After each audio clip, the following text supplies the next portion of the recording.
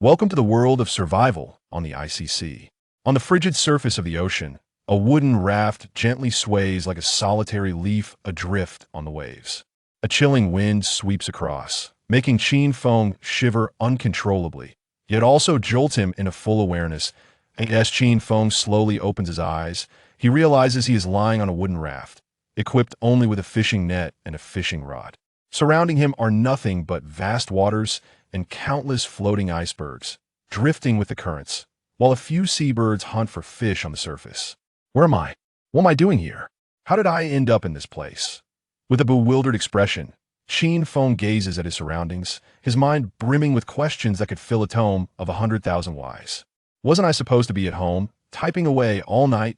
Chin Feng was once a struggling author on a novel website, spending 2.5 years merely scraping by with his attendance. Despite his lack of success, he tirelessly pursued his dream of becoming a writer, striving to bring joy to those readers in the comments section who earned millions monthly and were dashing and glamorous. He had worked like a steadfast mule, writing over 10,000 words daily. Yet, he inadvertently fell asleep, only to awaken in this unfamiliar world. Greetings, chosen ones. Suddenly, a cold, indifferent electronic voice resonates in Chin Feng's ears that he glances at his left wrist, where a blue bracelet rests, the voice emanating from it. Welcome to the world of survival on the ICC. This is a realm filled with cold and sea beasts, fraught with danger, yet brimming with opportunity.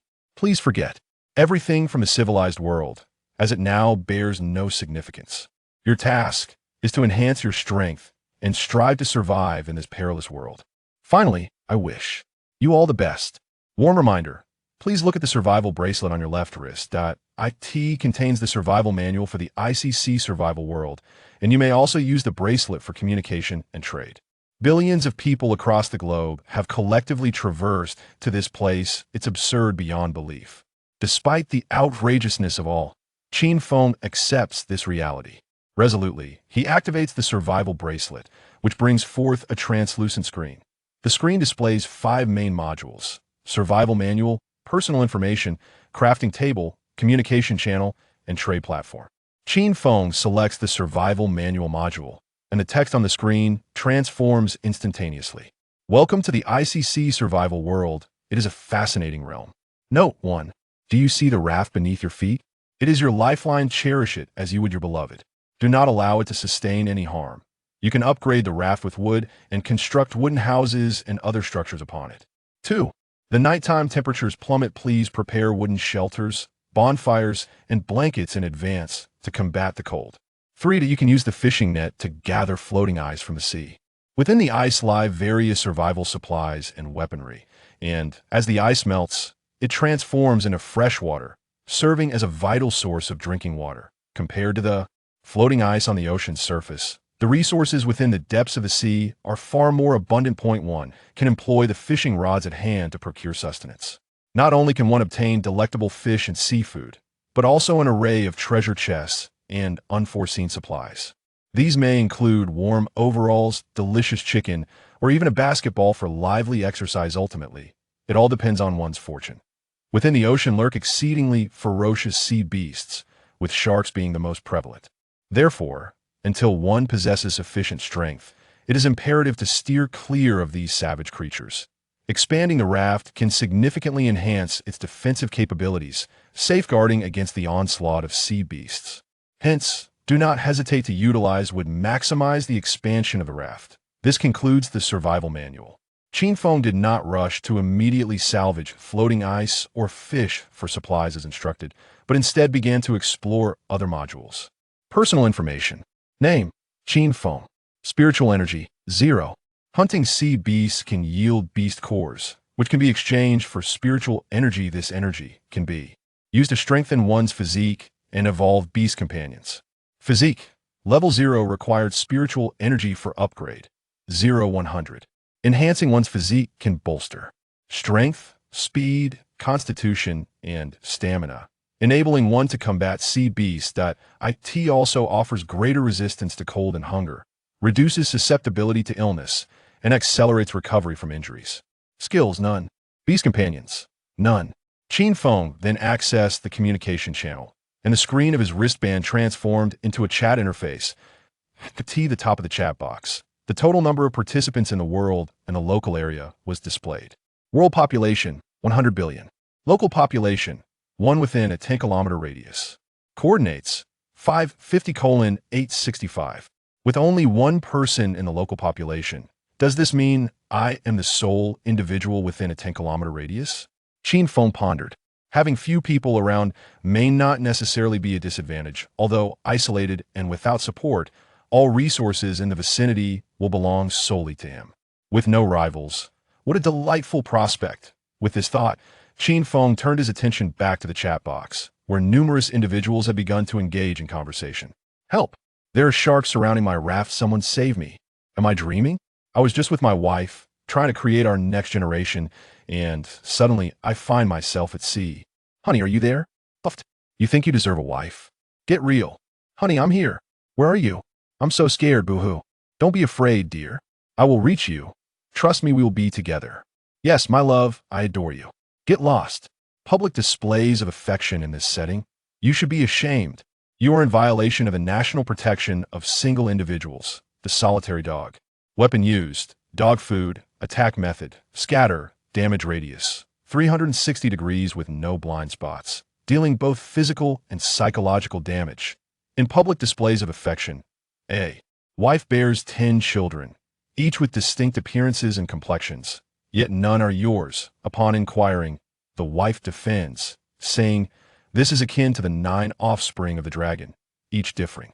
You believe her wholeheartedly, harboring no doubts. Goodness, you upstairs are truly ruthless. To commit murder and then strike at the heart. Am I perhaps traversing through time?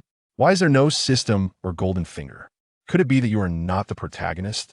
Dear friends, should any of you bind a system, acquire a ring, or find yourselves with an additional space or an old gentleman within you, do remember to inform me. I would gladly be your naive and sweet fiancé, and I shall never retreat from our engagement. Speechless little girl, have you read too many novels? By the way, siblings surnamed Yi, Lin, Xiao, and sure, do report and I shall certainly avoid you in the future. And what those named Tang, with sugar, vinegar, salt, and MSG, what fear could a Tang bear? Aha, guess what I just caught? A whole chicken. I thought I would only feast on fish from now on, but here I am with chicken. Oh, you are truly magnificent. Huh? One can indeed catch a chicken. Qin Feng was taken aback. He had previously deemed the contents of the survival manual as exaggerated, but now he no longer held such thoughts. All right, I must not fall behind. Qin Feng looked up, noticing the sun high in the sky. It was already noon. He needed to quickly retrieve floating ice and gather supplies, lest he face hunger come nightfall. As he picked up his fishing net, preparing for a significant catch, a cold, indifferent voice suddenly intruded violently into his mind, disregarding his capacity to endure. Beep, the Ocean Overlord system has been activated, binding host.o. A system? Qin Feng's eyes sparkled as a writer of novels. He was well acquainted with systems. Hee, it seems I'm a protagonist.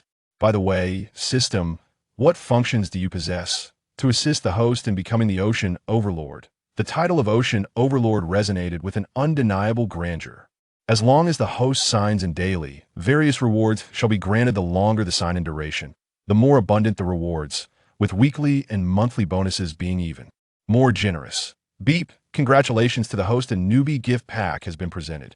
Would you like to use it? Use. Was there any need to ask? Of course, it was to be utilized. Congratulations to the host for receiving Survival Gift Pack 1, First Order Beast Core 10, and First Order Beast Companion, the Shark Siren 1. Chapter 2 Master, do you feel moved? With a sudden flourish, a package and 10 azure gemstones materialized in Qin Feng's hands. Yet, what truly startled him was the sudden appearance of a colossal shark, measuring 2 meters in length and weighing several hundred kilograms, as it lunged into his embrace. Qin Feng felt as though his very bones might shatter from the impact. The shark, like an affectionate companion, nudged its large head against him. Name, Jade Shark. Level, First Tier Sea Beast. Energy required for upgrade, 0-200. Sea Beast levels, ranging from 1st to 10th tier. Upon reaching 10th tier, the subsequent levels will be unlocked. Skills, none. Description, the Jade Shark is one of the most common sea creatures, its sharp teeth serving as formidable weapons. Possessing an acute sense of smell, it is particularly sensitive to the scent of blood, and is known for its hearty appetite. Its temperament is gentle. Characterized by a curious nature, it is prone to nibble on anything it encounters, such as the enticing aroma emanating from you. Suitable for steaming, braising, or grilling. It is believed to enhance physical vitality. Once a sea beast becomes a pet, it transforms into a loyal companion, posing no threat to its master. You can rear it with confidence. Master, master. As the jade shark had become Qin Feng's pet, a dialogue between them ensued. Are you speaking to me? Qin Feng was taken aback, then turned his gaze toward the shark nestled in his arms. It was a female shark, and her voice was melodious. Indeed. I'm the jade shark, your devoted little pet. I can assist you in fishing, retrieve distant ice floes, and even defend you against sea beasts should they attack. Hee hee. How do you find me, master? Am I not good to you? Are you not moved? Look at the sweat on my brow. It signifies my trepidation. Qin Feng forced a smile. The sudden appearance of the jade shark had startled him profoundly, and he had feared for his life. Even now, his heart raced tumultuously. In any case, could you kindly dismount from my person? My old back feels as though it might break under your weight. Oh, the jade shark complied, gracefully leaping into the sea, swimming excitedly around the raft. Phew, that nearly gave me a heart attack. Qin Feng wiped the sweat from his brow and turned his attention to the survival package and beast core in his hands. Item: survival package. Description: open to obtain a certain amount of survival supplies. Item: first-tier beast core. Description: a core from a first-tier sea beast, obtainable through hunting. Can be exchanged for 20 energy points, useful for enhancing physical strength and evolving pets. These are marvelous items. Truly, products of the system must be of the highest quality. Qin Feng chuckled, realizing he possessed 10 first-tier beast cores. Each core could be exchanged for 20 energy points, totaling 200 energy points for 10 cores. Since enhancing physical strength required only 100 energy points, he proceeded to exchange them. Acquired energy 200 upon opening his personal information. He was pleased to see the energy category change from 0 to 200. Enhance physical strength. Although he could have chosen to evolve the merman shark into a second-tier sea beast, Qin Feng resolutely opted for the enhancement of his physique. The reason was simple: the icy world was unbearably cold. Even in broad daylight, during the midday hours, the temperature barely hovered above 2 or 3 degrees Celsius. And Qin Feng felt as though he might be frozen solid. As night approached, the cold would only intensify, compelling him to strengthen his body to bolster his immunity against the frigid temperatures. Physique enhancement successful. Attained first-tier physique. With the enhancement complete, Qin Feng immediately sensed a warm sensation enveloping his body, alleviating the previous chill. He felt capable of enduring the biting winds. And even if he were to run naked atop ice blocks, he could withstand it. Of course, he could endure temperatures below 10 degrees. But anything plunging to minus 40 or 50 degrees would still leave him a mere ice sculpture. Next came the survival package. Qin Feng opened it with anticipation. Acquired: wood 100, stone 50, iron ingot 5, 5-pronged harpoon 1, backpack 1. Instantly, a plethora of items filled his view, nearly overwhelming the wooden raft to the point of sinking. Fortunately, he had a backpack. Upon seeing it, Qin Feng's spirits lifted. Item: backpack. Description: used for item storage. Reducing space occupation. Current storage capacity: 10 types. The backpack functions similarly to a spatial ring, although it could only store 10 different types of materials. The same type could be stored in unlimited quantities. For instance, if he stored wood in the backpack, he could subsequently secure 100, 1,000, or even 10,000 pieces within. In this regard, the backpack proved far more useful than a spatial ring. Qin Feng promptly placed the wood, stone, and iron ingots from the package into the backpack, retaining only the 5-pronged harpoon. Item: 5-pronged harpoon. Exquisite level. Description: an exquisite 5-pronged harpoon, with an extremely sharp and barbed end, making it difficult for fish to escape. It can also be wielded to fend off attacks from sharks and other sea beasts. Durability: 100-100. Weapon levels: common, good, exquisite, rare, epic, legendary, divine. This exquisite weapon from the novice package was quite impressive. Qin Feng's eyes sparkled with delight, and he initially planned to spear a fish to test the harpoon's might. However, the merman shark continued to circle the raft, creating an enchanting vortex that deterred other sea fish from approaching. Reluctantly, Qin Feng abandoned the idea. And there was the daily sign-in. Qin Feng would not overlook the system's features, and he promptly began the sign-in process. Sign-in. Sign-in successful. Acquired: steamed buns 5, small sea fish 10, First Tier Beast Core 5. First Tier Beast Pet Merman Shark 1. What? Wait a moment. Qin Feng exclaimed in surprise. Could this shark be preparing to give me a big hug? However, it was too late. As he spoke, a second merman shark appeared in his hand with a flash of light. Due to the enhancement of his physique, Qin Feng's strength had significantly increased, allowing him to avoid being directly pinned against the raft by the ferocious shark. Instead, he found himself cradled in its embrace before being tossed into the vast ocean. Goodness, this shark must weigh 300 to 400 kilograms. Thankfully, I had just fortified my body. Otherwise, I would have been crushed to smithereens. Qin Feng lamented, if my bones were to break. There would be no orthopedic doctor available for treatment. Master, your scent is delightful. May I take a bite? Get lost. Dare to bite me? Be careful, or I shall turn you into steamed shark. Qin Feng observed the second shark, which bore a striking resemblance to the first, save for the fact that it was a male. This one was quite the lecher, for upon sighting the female shark nearby, it displayed the enthusiasm of a dog spotting a bone, its eyes sparkling with adoration as it circled around her incessantly. Shark, master, I am here. In unison, the two fierce sharks responded to Qin Feng's command. It dawned on him that he needed to assign them names, otherwise, chaos would ensue in the future. Approaching the female shark, which was currently clutching a freshly caught fish in its jaws, he declared, from now on, you shall be known as Shark. Shark Eagle. I hope you can embody the ferocity of an eagle henceforth. Shark Eagle. The female shark blinked in surprise, her large eyes fixed on Qin Feng. Master, why do I feel as though you are insulting me? You are mistaken in your perception. Ah, no, it is you who misinterprets. With a swift change of subject, Qin Feng turned to the male shark, which was pathetically circling around Shark Eagle, with fins so elongated and robust. Akin to a fish's arms, you shall be called Shark, Shark Arm. Yes, that shall be your name. As he gazed at the two sharks, Qin Feng smiled inwardly, thinking, this is but my hidden dragon and phoenix, Shark Eagle and Shark Arm. Chapter 3. The second order sea beast, Shark Arm. The male shark stood in a daze, its wide eyes fixed upon Qin Feng with an expression of bewilderment. Master, that name sounds rather unappealing, doesn't it? Could we perhaps consider a different one? Absolutely not. What a splendid name it is. Splendid? The male shark turned to the Shark Eagle beside it and inquired, Miss Shark Eagle, do you find this name appealing? Indeed. The Shark Eagle replied dismissively. If you say it's appealing, then it must be so. From this moment forth, I shall be known as Shark Arm. Hee-hee-paw. What a sycophant. You've truly brought shame upon the shark kin. A sycophant, a sycophant. By the end, you possess nothing. Qin Feng cast a stern glare at Shark Arm, choosing to dismiss the banter. He then commanded the two sharks, Shark Eagle, Shark Arm, go gather the nearby floating ice for me. Yes, master.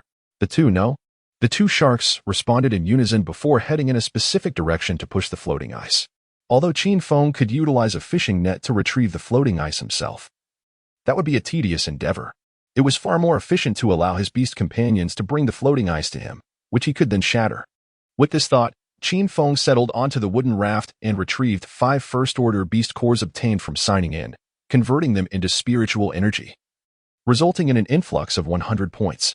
He then gazed with satisfaction at his personal information. Name, Qin Feng, Spiritual Energy, 200 Physique, First Order, Required Spiritual Energy for Upgrade, 200 Skills, None, Beasts, First Order Beast Companions. Jiao Shark 2. Now that I possess 200 points of spiritual energy, it is just enough to upgrade and evolve Shark Eagle and the others, Qin Feng murmured to himself, while he could also reinforce his own physique using spiritual energy. Shark Eagle and its companions, being sea beasts, would undoubtedly hold superior combat capabilities in the water compared to him, a land dweller. Moreover, should they encounter an assault from sea beasts, Shark Eagle and Shark Arm would be the first line of defense, necessitating their enhancement in combat prowess. Master, I am back, came the voice of Shark Eagle, which approached the wooden raft while pushing 5 small pieces of floating ice. Its 2 adorable big eyes stared intently at Qin Feng, seemingly awaiting praise. Master, here is the floating ice you requested. Splendid, splendid. Such obedience. Qin Feng replied with a warm smile, placing his hand upon Shark Eagle's head. Thinking Qin Feng was about to pet it, Shark Eagle excitedly nudged its large head over like an affectionate puppy. Evolved the beast companion. A luminous orb emerged from Qin Feng's survival bracelet, entering Shark Eagle's body. Subsequently, Shark Eagle's form began to expand at a visibly rapid pace, doubling in size. Originally measuring 2 meters in length and weighing several hundred kilograms, it now spanned an impressive 4 meters, with its weight likely exceeding 1 ton. Beast evolution successful. Obtained second-order beast companion, Jiao Shark 1. Roaring with excitement after its evolution, Shark Eagle opened its massive jaws and howled towards the sky, revealing dozens of sharp teeth. Exuding an aura of formidable power, the 4-meter figure exudes a sense of power, not only in the sea, but Qin Feng feels that even on land. He may not stand a chance against the Shark Eagle. Fortunately, the Shark Eagle is his devoted companion and poses no threat to him. Master, I feel an overwhelming surge of strength. The sensation of evolution is utterly delightful. As long as you find it pleasurable, that suffices. Regrettably, the experience lasts only a few moments, and he yearns for another. The Shark Eagle gazes at Qin Feng with longing eyes. Master, may I evolve once more? Not possible. Qin Feng replies, shaking his head. He currently lacks the spiritual energy to facilitate the evolution of his beast companion. What? Is that really the case, Master? The Shark Eagle sighs in disappointment. Qin Feng casts an exasperated glance at the Shark Eagle, pondering, why do I sense there is more to your words? To evolve, you require a beast core from a sea creature, and I do not possess enough cores at the moment. But there is one right here. The Shark Eagle points towards the licking shark arm pushing through the floating ice. Qin Feng is taken aback. Are you suggesting I extract the beast core from the shark arm to aid your evolution? Exactly. It would save me from this pestering lecher. As the shark arm approaches, it notices the Shark Eagle transformed into a second-tier sea beast, eyes wide with astonishment. Wow, Shark sister, you've grown so large. I find you even more appealing. Get lost. If you dare to disturb me again, I shall swallow you whole. To me, you are nothing more than a puny dog.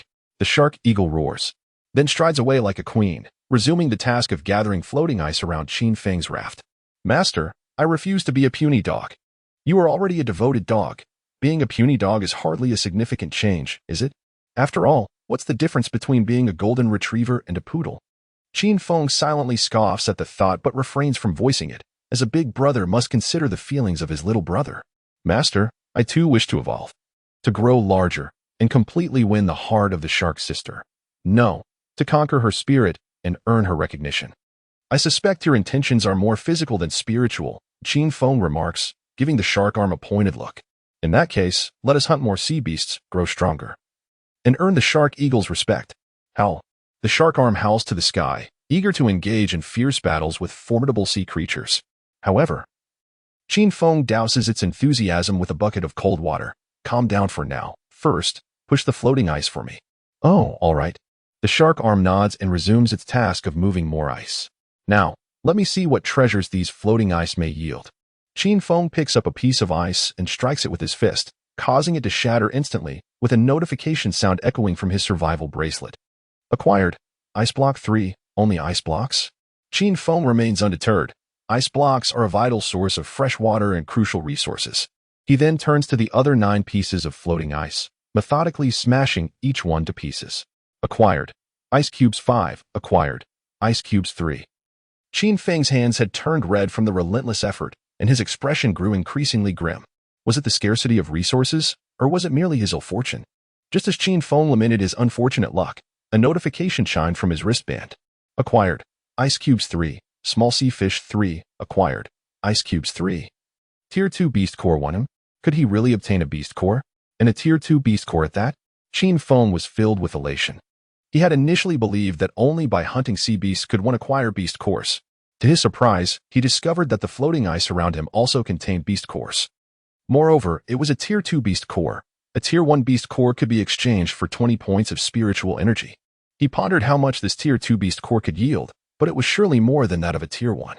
Item: Tier 2 beast core. Description: a beast core from a Tier 2 sea beast, obtainable by hunting Tier 2 sea beasts, can be exchanged for 50 points of spiritual energy. A potential exchange of 50 points of spiritual energy? That means if he hunted just 4 Tier 2 sea beasts, he could evolve his shark arm into a Tier 2 sea beast as well. Qin Feng was overjoyed. However, thus far, aside from the Shark Eagle and shark arm, he had yet to encounter any wild sea beasts. And then there were the 3 small sea fish. It must be said, these 3 fish were indeed diminutive, only as large as a palm, hardly sufficient to fill a gap in his teeth. Nevertheless, he was fortunate to have gathered a considerable number. In total, Qin Feng possessed 13 of these small sea fish, aside from the 3 he had just salvaged. He had received 10 as a daily sign-in bonus, along with 5 large buns, constituting his sustenance for the day. He needed to start a fire. Opening the crafting table. A plethora of synthesis options presented themselves, including the campfire. Campfire. Wood, 105. Stone, 55. Synthesize. A campfire materialized upon the raft. And due to the hard stone separating the flames from the raft, there was no need to worry about the fire igniting the raft. With the campfire now established, Qin Feng settled beside it to warm himself, placing 5 small sea fish nearby, preparing to roast them. Now that he had the campfire, a wooden hut was essential. Otherwise, as night fell and temperatures plummeted, he risked freezing to death or catching a cold. The campfire blazed brightly, and before long, the enticing aroma of roasting fish wafted through the air. Just as Qin Feng prepared to indulge in his delightful lunch, a sudden, frenzied roar echoed from afar, capturing his attention. What was that sound? Following the noise, Qin Feng turned to see a massive shark, over 2 meters long, hastening towards him. Irresistibly drawn by the scent of the roasting fish, its mouth agape, revealing teeth as sharp as steel. Its eyes glowed red, seemingly driven by hunger and desperation, making it a terrifying sight. Chapter 4, Conscience, yet in moderation. Oh, a sea beast? As the shark approached, Qin Feng felt not a trace of alarm, but rather an exhilarating thrill. What better opportunity to test the prowess of the shark sculpture and shark arm?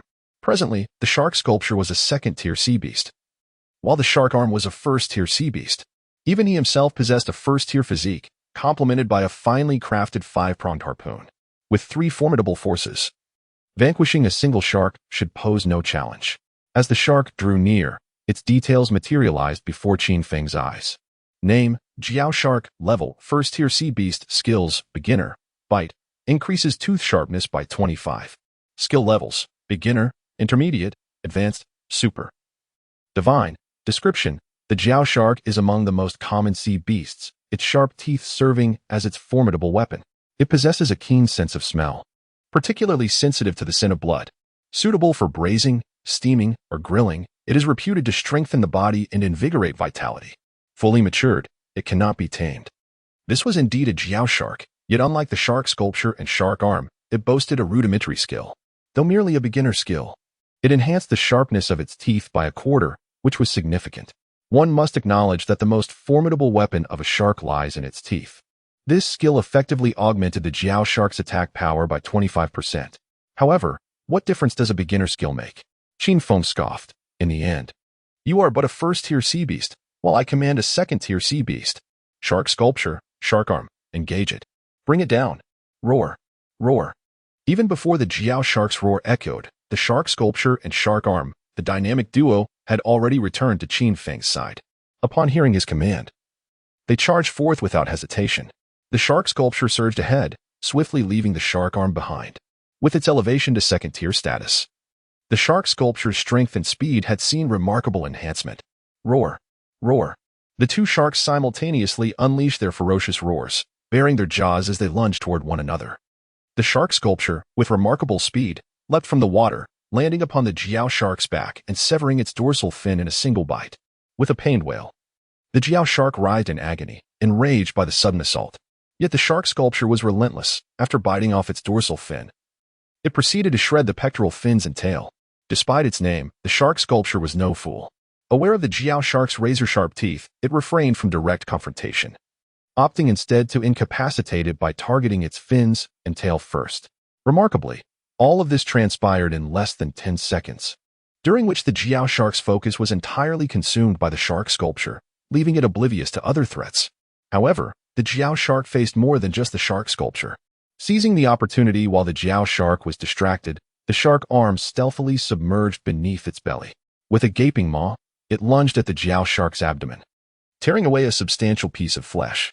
The Jiao Shark, in excruciating pain and suffering from excessive abdominal bleeding, grew increasingly feeble, ultimately succumbing to the combined onslaught of the shark sculpture and shark arm. In less than half a minute, a ferocious shark was vanquished. Remarkable. Qin Feng was left stunned. Although he knew that second-tier sea beasts were undoubtedly more formidable than their first-tier counterparts, he had not anticipated such overwhelming prowess. He could only articulate one sentiment. The second-tier sea beast is terrifying beyond measure.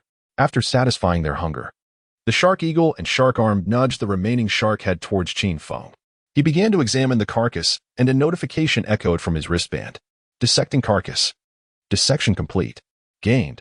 First tier sea beast meat X20. Gained. Sharp teeth X30. Gained. First tier beast core X1. Gained. Basic skill stone. Bite. Announcement. Congratulations on becoming the first chosen one in the IC world to slay a first tier sea beast, earning the title of Sea Hero. Oh, their essay title as well. I wonder what significance the title of Sea Hero holds, rather than the allure of the title. Qin Feng was more concerned with its utility. Title, Sea Hero, description, increases the combat power of the Chosen One and their beast companions by 10. The combat power of beast companions also receives a boost. How extraordinary. Qin Feng felt elated, although it was merely a 10 enhancement. The potential for elevating his companion's strength was remarkable. If he were to receive a shark beast companion through daily sign-ins, his collection would undoubtedly grow. Once the number of his beast companions reached 100, this 10 increase in combat power would become truly formidable. As the quantity soared to 1,000 or even 10,000, the significance of this title would amplify exponentially. This title is splendid. I am quite fond of it. With a smile, Qin Feng turned his attention to the other spoils. Item, Basic Skill Stone. Bite, description, a basic skill that can be learned by both the Chosen One and their beast companions. Upon learning, the sharpness of teeth is enhanced by 25. Marvelous. The beast companions can learn it as well. Qin Feng intended to bestow it upon his beast companion, as he had no need to augment his own bite. Soft food is far more appealing. He had no desire for anything tougher. Here you go, Shark Eagle. This is yours. He tossed the skill stone to the Shark Eagle, which, being a second-tier sea beast, would benefit significantly from the enhancement. Congratulations. Your beast companion has learned the basic skill, Bite. Current learnable skills, for 5. What is this? Each beast companion can only learn a maximum of 5 skills? How frustrating. Why reveal this now? Qin Feng pondered, if the Shark Eagle were to acquire 5 basic skills, it would be at a disadvantage against sea beasts of the same tier that possess intermediate or advanced skills. Alas, it cannot be helped. I shall simply invest heavily in nurturing the Shark Arm and my other companions. If the Shark Eagle becomes obsolete, so be it. Shark Eagle. Master, is this how you treat me? Setting aside thoughts of skills, Qin Feng continued to examine the spoils. Item, Sharp Teeth, description, the teeth of the shark. Usable for crafting weapons. In terms of weaponry, I possess a 5-pronged harpoon, and for the time being, I am not in one of arms. I can sell them at the trading platform. After saying this, Qin Feng cast his gaze upon the first-tier sea beast meat. Item, First-tier sea beast meat. Description, the flesh of a sea beast is exceptionally delectable, rich in protein and energy. Consuming it ensures one will not feel hunger for an entire day. Qin Feng had obtained a total of 20 portions of this sea beast meat, with each portion weighing 1 pound, thus amounting to 20 pounds in total. Originally, a single shark could weigh no less than 300 to 400 pounds. But the majority had been consumed by the shark sculpture and shark arms, leaving Qin Feng with merely 20 pounds. Nevertheless, this quantity would suffice for an extended period. He even made sure to leave a little for me. I suppose that shows some conscience on your part. There was no choice, after all. The shark head is quite unpalatable. Wouldn't you agree, Sister Shark Sculpture? This time, the shark sculpture did not engage in banter with the shark arms, instead nodding in profound agreement. Indeed, it is both fishy and foul-smelling and particularly tough. There was no option but to let the master consume it. I genuinely appreciate both of you. You truly have some conscience. Qin Feng lamented. These two, they possess a conscience, albeit a scant one. Fortunately, the shark head had been transformed into sea beast meat, eliminating its unappealing attributes. With 20 pounds of sea beast meat, I cannot consume it all alone. So I shall take it to the trading platform for exchange. Qin Feng resolved to retain 10 pounds of sea beast meat for himself, while the remaining 10 pounds would be listed for trade on the trading platform. Chapter 5. Skill Enhancement Stones. After placing 10 portions of sea beast meat on the trade platform, Qin Feng announced in the trading channel, Qin Feng, selling Tier 1 sea beast meat. 1 portion of sea beast meat can be exchanged for 20 portions of any materials, excluding ice blocks. Only 10 portions of sea beast meat are available, first come, first served. Qin Feng set the price of 1 portion of sea beast meat at 20 portions of other materials. Although this price was somewhat steep, the newly arrived individuals were primarily in need of sustenance. Thus, regardless of how exorbitant Qin Feng's pricing was, they had little choice but to comply. Unsurprisingly, after the announcement was made, the trading channel erupted instantaneously. What the heck? Sea beast meat. Did you manage to slay those sharks from the ocean? How did you accomplish that? I'm still shivering from the cold. The big shots have already begun hunting sea beasts. I'm in awe. Regrettably, I lack education. A simple exclamation suffices for my expression. Big shot, stop diving and come share your experience in hunting sea beasts. GG, you're incredible. Where are you? Send over your coordinates. I'd gladly come to warm your bed. Big shot, I too am willing to provide warmth. Don't be so rigid. Grant someone a chance. Please. I can only feel sympathy for Gigi. Mysterious and repulsive. Big shot, in such a short time, you've managed to hunt sea beasts. Have you acquired some kind of cheat, perhaps a system? Qin Feng was taken aback, thinking to himself, how do you know? The existence of the system must remain a secret. He promptly released another message to refute it. Qin Feng, to the one above, have you read too many novels? How could I possibly possess a system? Qin Feng, I merely salvaged a few Tier 2 beast cores, enhancing my physique to Tier 1, and fortuitously dispatched a small shark. Once this message was posted, it garnered the affirmation of several chosen ones. I can attest to the truth of what the big shot says. I salvaged a Tier 3 beast core, which can be exchanged for 100 points of spiritual energy, directly elevating my physique to Tier 1. I too have strengthened my physique. After reaching Tier 1, even without a shirt, I no longer feel as cold. I'm currently running naked on the ice. Are you still running naked? I'm nearly frozen solid. I also salvaged a beast core, but unfortunately, it was a Tier 1 core, only redeemable for 20 points of spiritual energy. How come all of you are salvaging beast cores? Your luck is incredibly fortunate. I only found a broken comb. What use does a man have for a comb? Am I meant to part my hair down the middle? I killed a Tier 1 sea snake and obtained its beast core, but I accidentally got bitten on the leg. What should I do? Is there a chance it's poisonous? Leg? Which leg? Humorous, to the one above. You seem off, Doge face. If it weren't for the fear of losing points, I'd definitely have something to say. Sigh. Only allowing the fair maiden to dance gracefully, forbidding the talented to compose exquisite verses. Were it not for the coordinates displayed in the channel, I would pen fierce words. Well said. When the big shot planned to retire from the literary realm, I vehemently opposed it. At that moment, it was evident that you were the one laughing the loudest. I have heard that when bitten by a venomous snake, the wound swells. You can ascertain the truth by examining your bitten leg. Alas, it seems so many have strengthened their physiques. I had thought it was merely the elite binding to a system. Qin Feng, how could there possibly be a system? Speaking of your vivid imagination, why not pen a novel? Hee, writing a novel is too tedious. I prefer to read novels, particularly the comments section. I have heard that the readers in the comments section earn millions each month. Handsome men and beautiful women abound, and many possess fortunes exceeding $1 billion. Brothers are accompanied by both Diao Chan and Deji, with a grand Xiao at their waist. Sisters are not only beautiful with sweet voices but can embody various personas. From cute to dignified, from salty to sweet, while simultaneously becoming rich and losing weight. Qin Feng had no time to entertain this individual and clicked on the trading platform, where several messages awaited him. Big shot. I will trade 20 pieces of wood for 1 portion of sea beast meat. Qin Feng, no problem. Qin Feng accepted the trade, and 20 pieces of wood instantly materialized in his hands. He stored them in his backpack, which could accommodate an ample quantity of wood. Big shot. I only have 10 pieces of stone. Can I exchange them for half a portion of sea beast meat? I beg you. I'm starving. Qin Feng, that is acceptable. Half a portion of sea beast meat equates to half a pound, a trade that is undeniably profitable. Great deity, greetings. I wish to exchange 10 portions of sea beast meat with you. Qin Feng, that will require 200 portions of materials.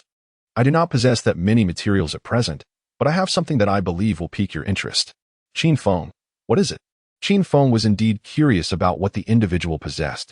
Shortly, a message arrived containing an image, revealing a vividly colored stone. Item, skill enhancement stone description, capable of elevating a skill's level by 1 tier, for instance, upgrading a basic skill to an intermediate level, thereby enhancing the skill's power and effectiveness. It is exceedingly rare. Goodness, just when one wishes to rest, a pillow appears. Upon reading the information about the skill enhancement stone, Qin Feng's eyes gleamed with excitement. He had just been worried that if the shark carving learned 5 basic skills, it might face disadvantages in the future. Now, he had discovered the skill enhancement stone. With it, Qin Feng could enhance the shark carving's biting skill.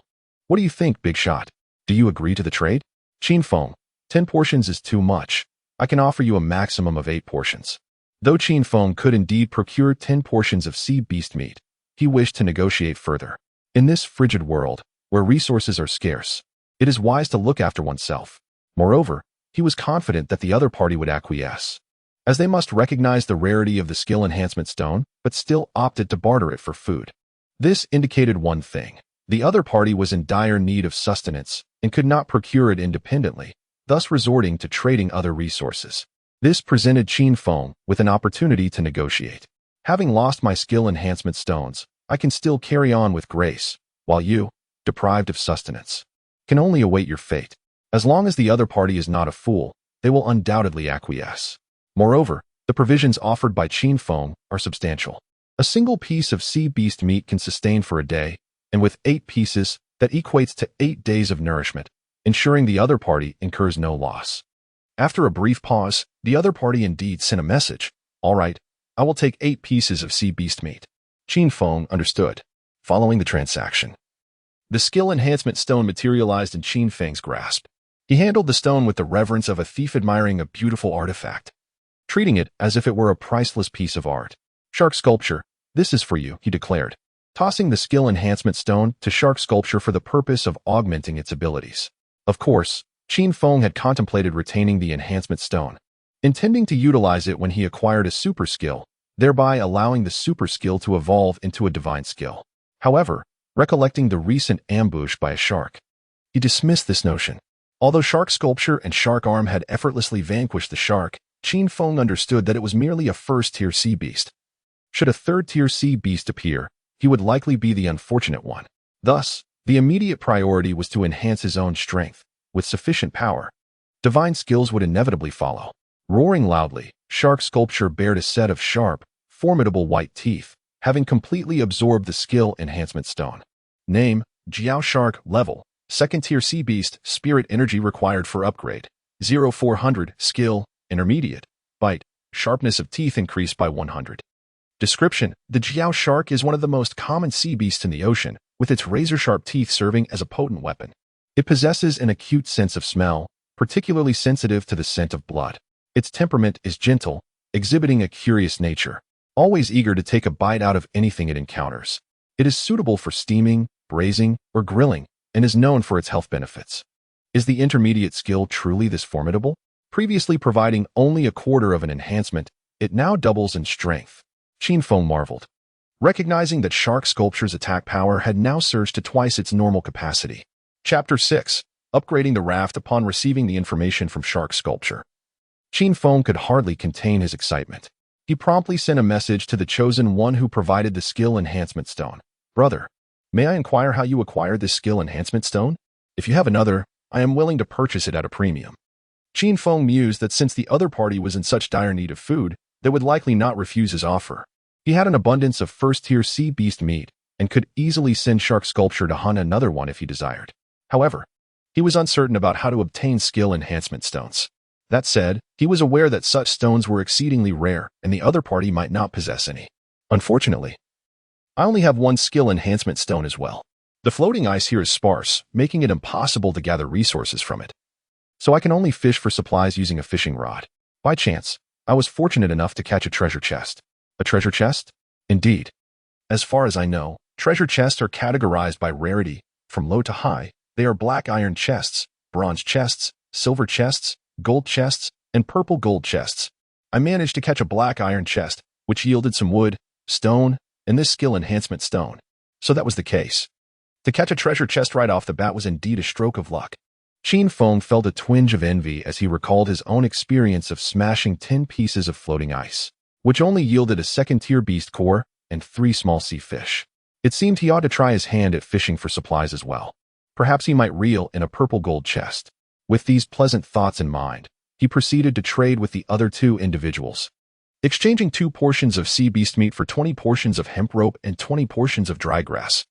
After converting the second-tier beast core and the recently acquired first-tier beast core into spiritual energy, Qin Feng began to indulge in a simple yet satisfying lunch. His meal consisted of 5 small sea fish, 2 large steamed buns, and a portion of sea beast meat. The small fish had a somewhat fishy taste, and after removing the scales and bones, there was hardly any meat left. However, The sea beast meat was quite delicious, despite being from a sea creature. It bore a slight chicken flavor and had an enjoyable texture. After lunch, Qin Feng glanced at the small wooden raft beneath him. Item: Wooden raft level 0, wooden raft level 010. Description: A 5 by 5 meter wooden raft, exceedingly fragile. Please upgrade promptly. Upgrade: Wood, 115.25. The current wooden raft was too small, as Qin Feng intended to construct a small wooden house upon it. A raft that is too diminutive would inevitably sink into the sea, so it was imperative to upgrade it to increase its area. Moreover, the survival manual had advised upgrading the raft as much as possible to enhance its defensive capabilities. Qin Feng would not gamble with his life. Now that he had a substantial amount of wood at his disposal, it was the perfect opportunity to upgrade the raft. Here, the raft was everything. Upgrade the raft. Raft upgrade successful. The raft's area has increased to 10 by 10 meters, and its defensive capabilities have significantly improved. With the sound of the notification, the raft's area swiftly quadrupled. Qin Feng cast his gaze once more upon the raft, which had now attained level 1. Item: Raft, level 1. Description: A 10 by 10 meter raft.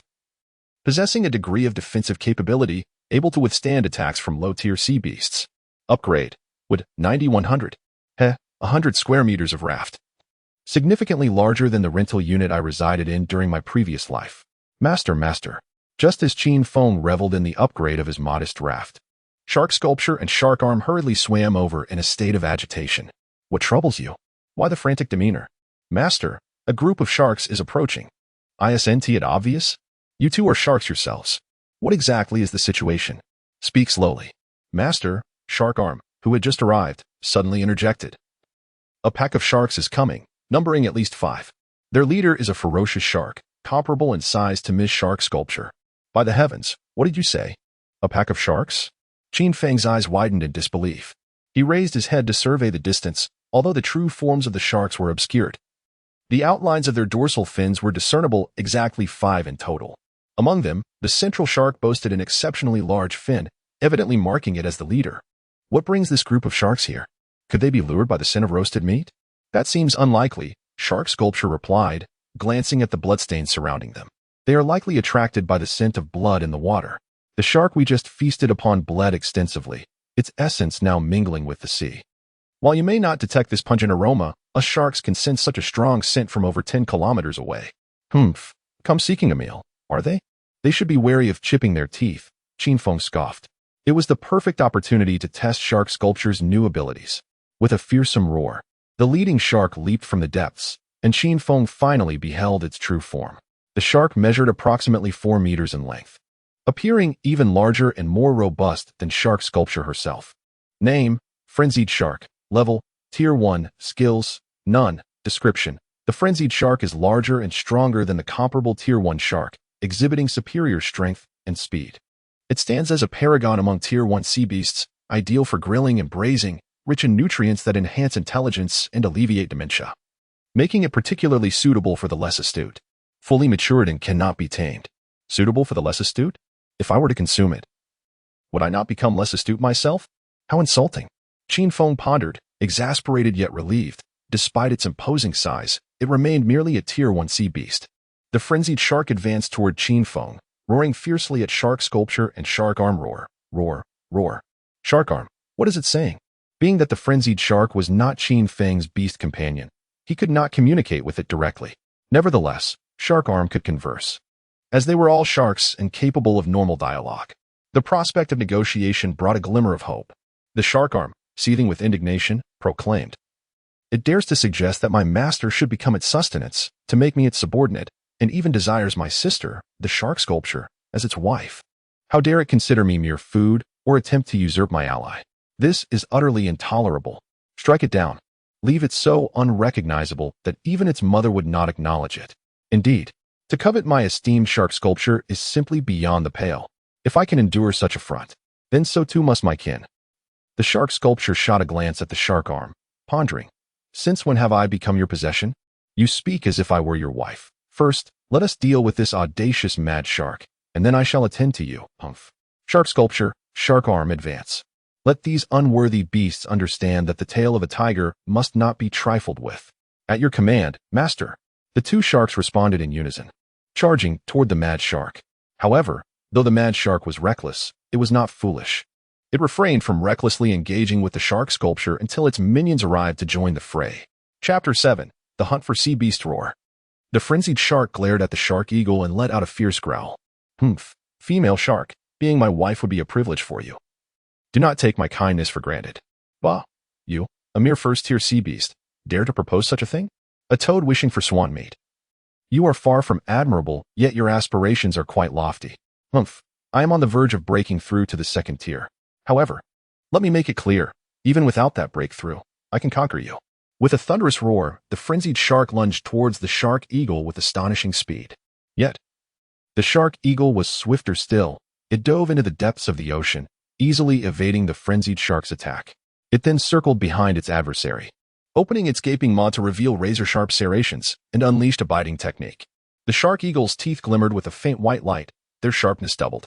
Coupled with the bonus from its title as a sea champion, the shark eagle's combat prowess surged to an impressive 110. It sank its teeth into the frenzied shark's tail, severing it cleanly in one decisive bite.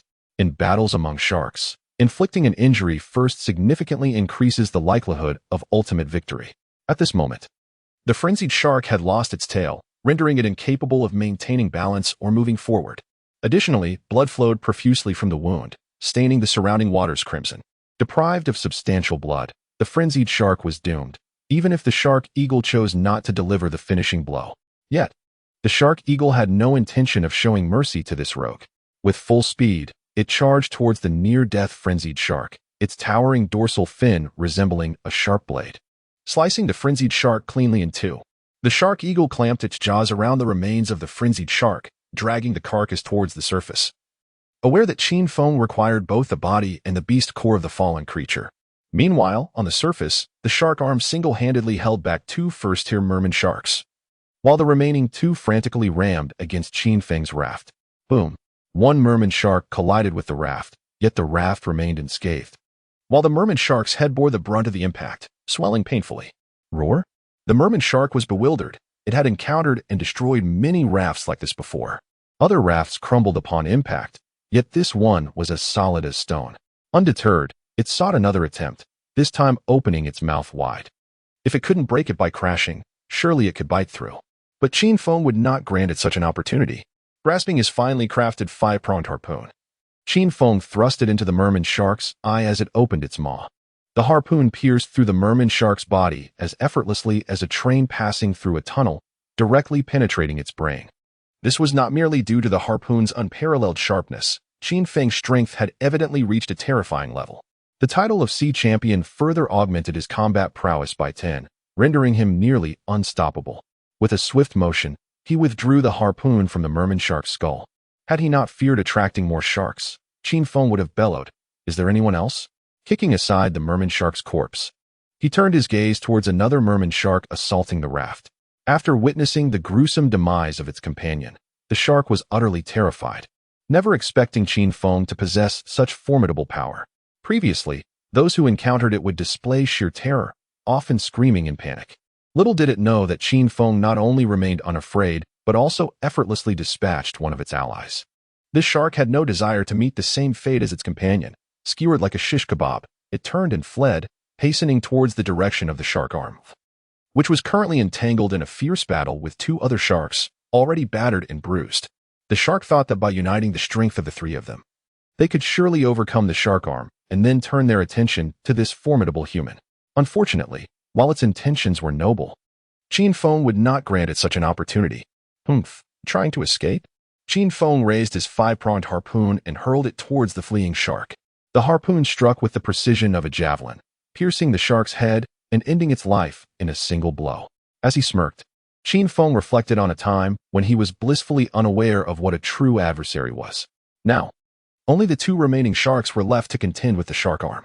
Being a first-tier sea beast, the shark arm was evenly matched with the two sharks, and holding its ground against them for this long was truly a feat. With a roar of fury upon seeing its companion slain by Qin Feng, one of the remaining sharks charged recklessly at the shark arm, aiming to bite its fin. "You dare to slay my brother? I shall retaliate." In response to this reckless exchange, the shark arm refused to back down. "If you seek mutual destruction, then I shall oblige." It opened its massive jaws and tore a chunk of flesh from the shark. However, just as the shark prepared to sever the shark arm's fin, a sudden jet of water struck its abdomen, propelling it away and sparing the fin. "Thank you, Sister Shark Eagle. I knew you cared for me." Indeed, that powerful water jet had been produced by the shark eagle's tail. "Come here, let me give you a kiss." "Get lost." The shark eagle, disdainfully swatting the shark arm's head with its tail, expressed its annoyance. The shark arm felt wronged, pondering the pain inflicted on a devoted admirer. Oh no, a fish. By such a humiliating blow. "Sickly one, stay out of my way and don't create more trouble." The shark eagle pushed the shark arm aside and took on the two remaining sharks herself. The shark arm was more than happy to comply. After holding its ground for so long, it was weary, yet its heart swelled with joy. Hee. Sister Shark Eagle saved me and allowed me to step back from the battlefield, which means she cares for me. Truly a devoted admirer. But in the end, left with nothing. The ensuing battle became a one-sided affair. The two 2-meter-long sharks were utterly insignificant before the shark eagle, especially since one was already injured. In less than half a minute, the shark eagle concluded the fight, presenting their corpses along with the remaining carcass of the frenzied shark to Qin Feng. Dissecting corpses. Dissection complete. Acquisition. First Tier Sea Beast Meat 120 Acquisition. First Tier Beast Core 5 Acquisition. Sharp Teeth 200. Well, the spoils this time are quite substantial. Qin Feng took the beast cores and exchanged the 5 cores for 100 points of spiritual energy, coupled with the spiritual energy he had previously acquired. Qin Feng now possessed a total of 170 points. He only needed an additional 30 points of spiritual energy to evolve the shark arm into a second-tier sea beast. However, Qin Feng could not indulge in his joy, for the nearby sea was stained crimson with blood, causing him to feel a twinge of unease. At that moment, he could distinctly smell the pungent scent of blood, not to mention the keenly sensitive noses of the sharks. It was imperative to leave this place, otherwise, the overwhelming stench of blood would only attract more sharks. Unfortunately, lacking wood pulp, he could only drift along with the current, but Qin Feng had devised a plan. Conveniently, he had previously exchanged a portion of sea beast meat for 20 lengths of hemp rope. His solution was simple. He would tie the hemp rope to the dorsal fins and tails of the shark sculpture and shark arm, allowing them to carry him away from this treacherous sea. Chapter 8.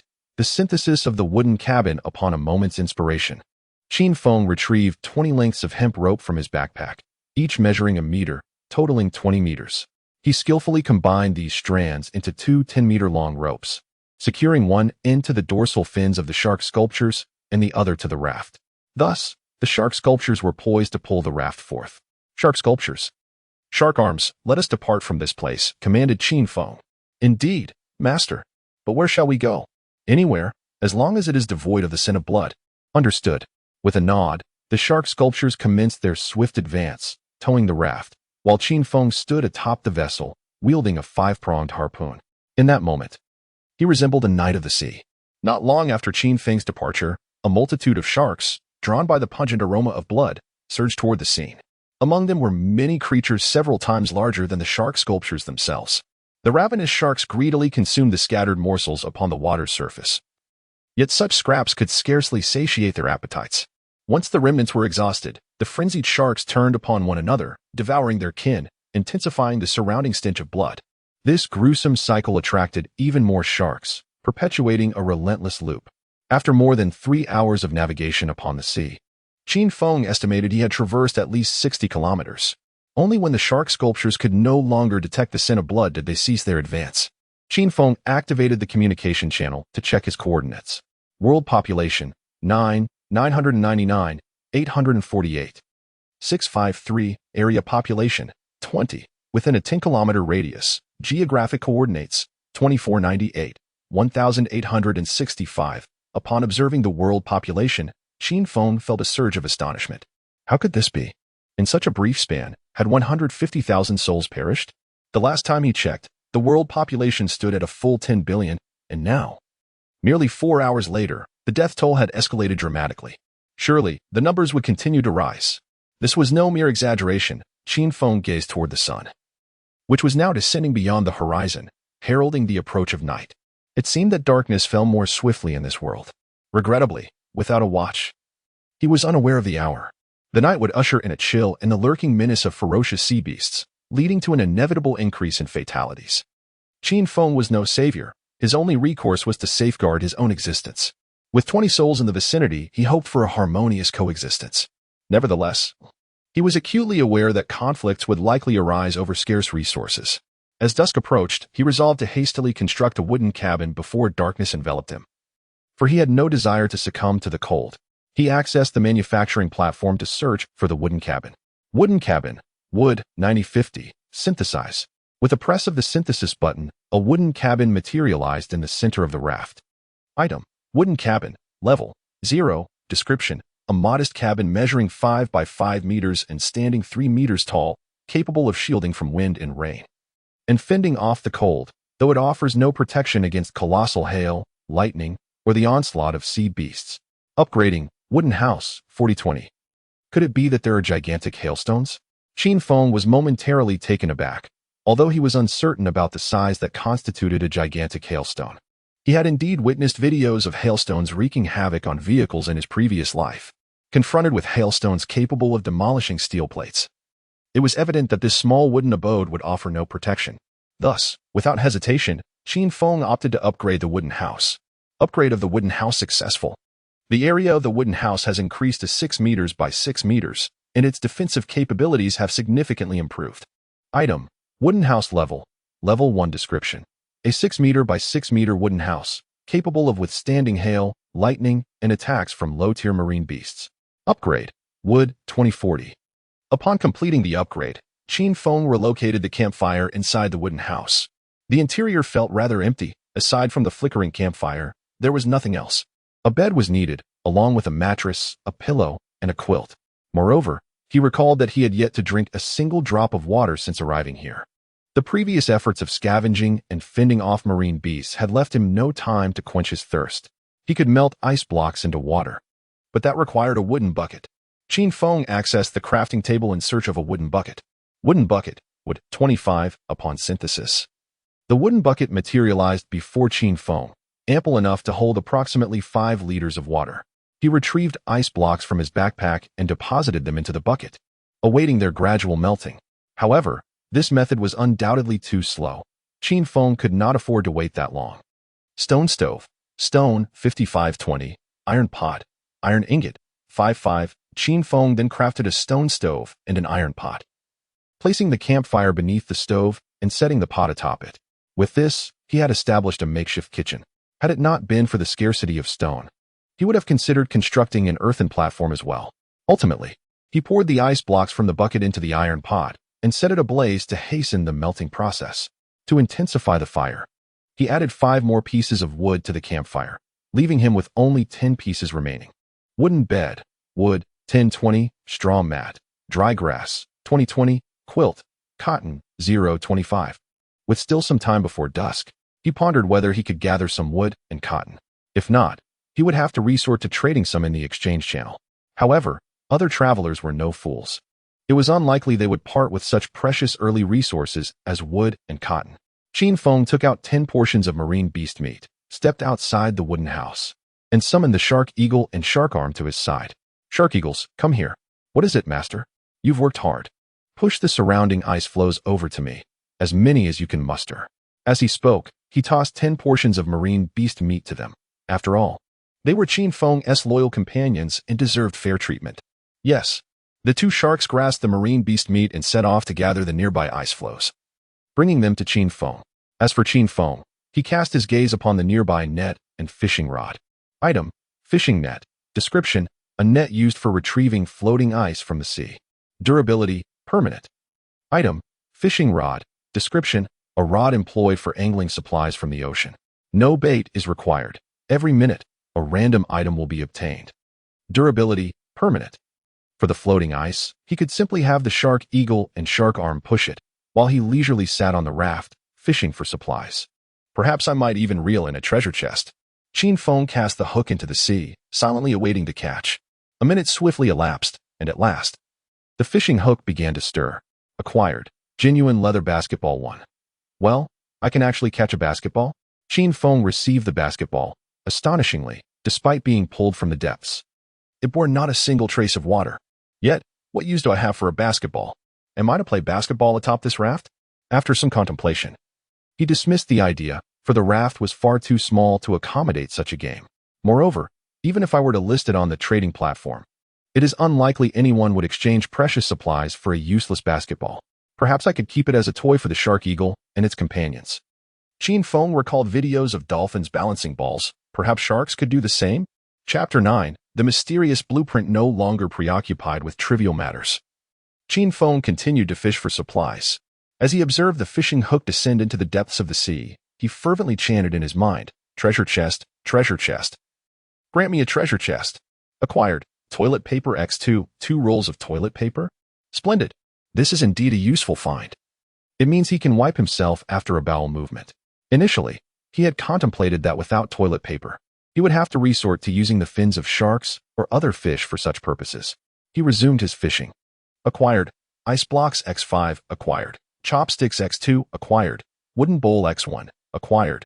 Wooden cup X1, acquired. Cotton X2. Chin Feng sat on the raft for over an hour, during which he managed to reel in quite a number of supplies, though most were rather inconsequential. Among them, ice blocks were the most plentiful, totaling 30 pieces. However, he also gathered some useful materials, such as 10 portions of cotton, 5 pieces of wood, and 5 units of iron ore. The iron ore was merely crude and required smelting in a furnace to yield refined iron ingots. Damn it, I refuse to believe I can't catch a treasure chest. Acquired. Sanitary napkin X1. Acquired. Black stockings X1. Acquired. Fishnet stockings X1. Goodness. The bounty of the sea is truly astonishing. One can even catch black stockings and fishnet stockings. I wonder if there are any body pillows, preferably life-sized. If only they featured illustrations of Tsunade, Kurumi, and Asuna, I would embrace it every night as I slumber. Acquired. Mysterious blueprint X1. What on earth is this mysterious blueprint? Item. Mysterious blueprint. Description. A rare, enigmatic blueprint. Upon being opened, it randomly grants a synthesis plan for technological or elemental weapons, such as firearms, staves, and more. Even staves exist? This defies logic. Well, considering one can fish out a basketball from the ocean, what constitutes logic anymore? Chin Feng grasped the mysterious blueprint and unfurled it. Initially blank, the paper soon illuminated with a radiant glow. As the light dissipated, the previously empty sheet became filled with text. Congratulations. You have acquired the synthesis blueprint for a revolver. Item. Revolver synthesis blueprint. Description. Allows for the synthesis of a revolver and specialized ammunition. The white paper transformed into a luminous orb, which then entered Chin Feng's survival wristband. He opened the wristband, and to his delight, a synthesis plan for the revolver and its bullets appeared in the crafting table module. Previously, the crafting table contained only basic survival gear and cold weapons, with no trace of firearms. However, now there was a synthesis plan for a revolver. With a pistol in hand, even on the raft, he could confront the sea creatures. The thought of entering the water to battle the marine beasts was daunting. Even with tenfold courage, he wouldn't dare.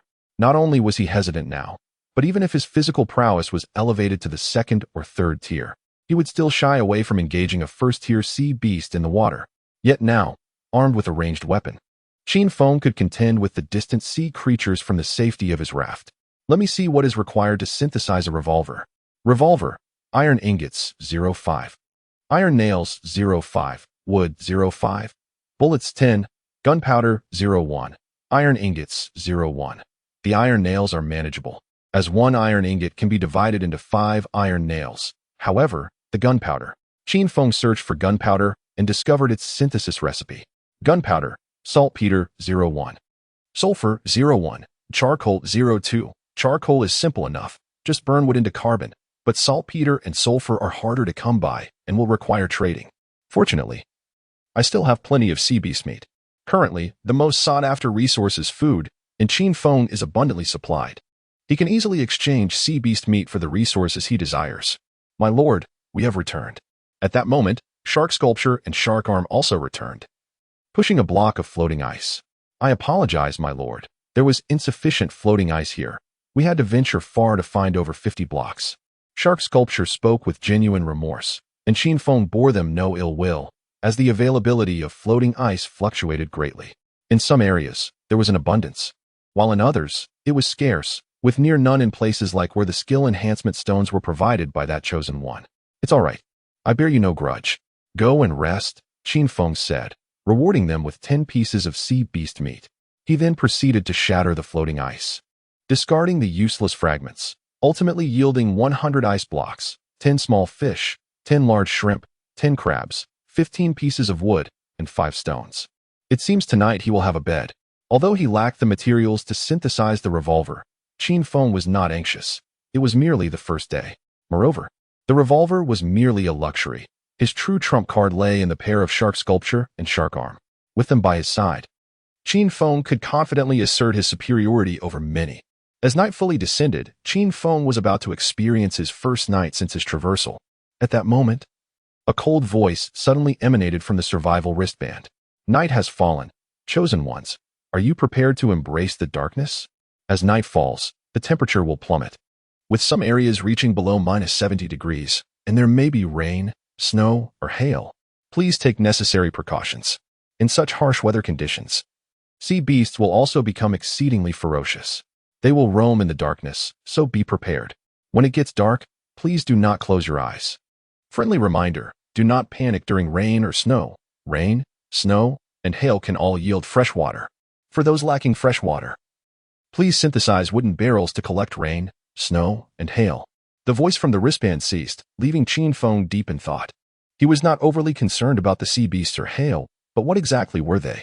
Since they were emphasized, their threat must be comparable to that of the sea beasts. Never mind it for now. What is a blessing may not always be so, and what is a curse cannot be avoided. In due time, the truth will reveal itself. As darkness fell, the temperature outside plummeted, colder than the winters of the north.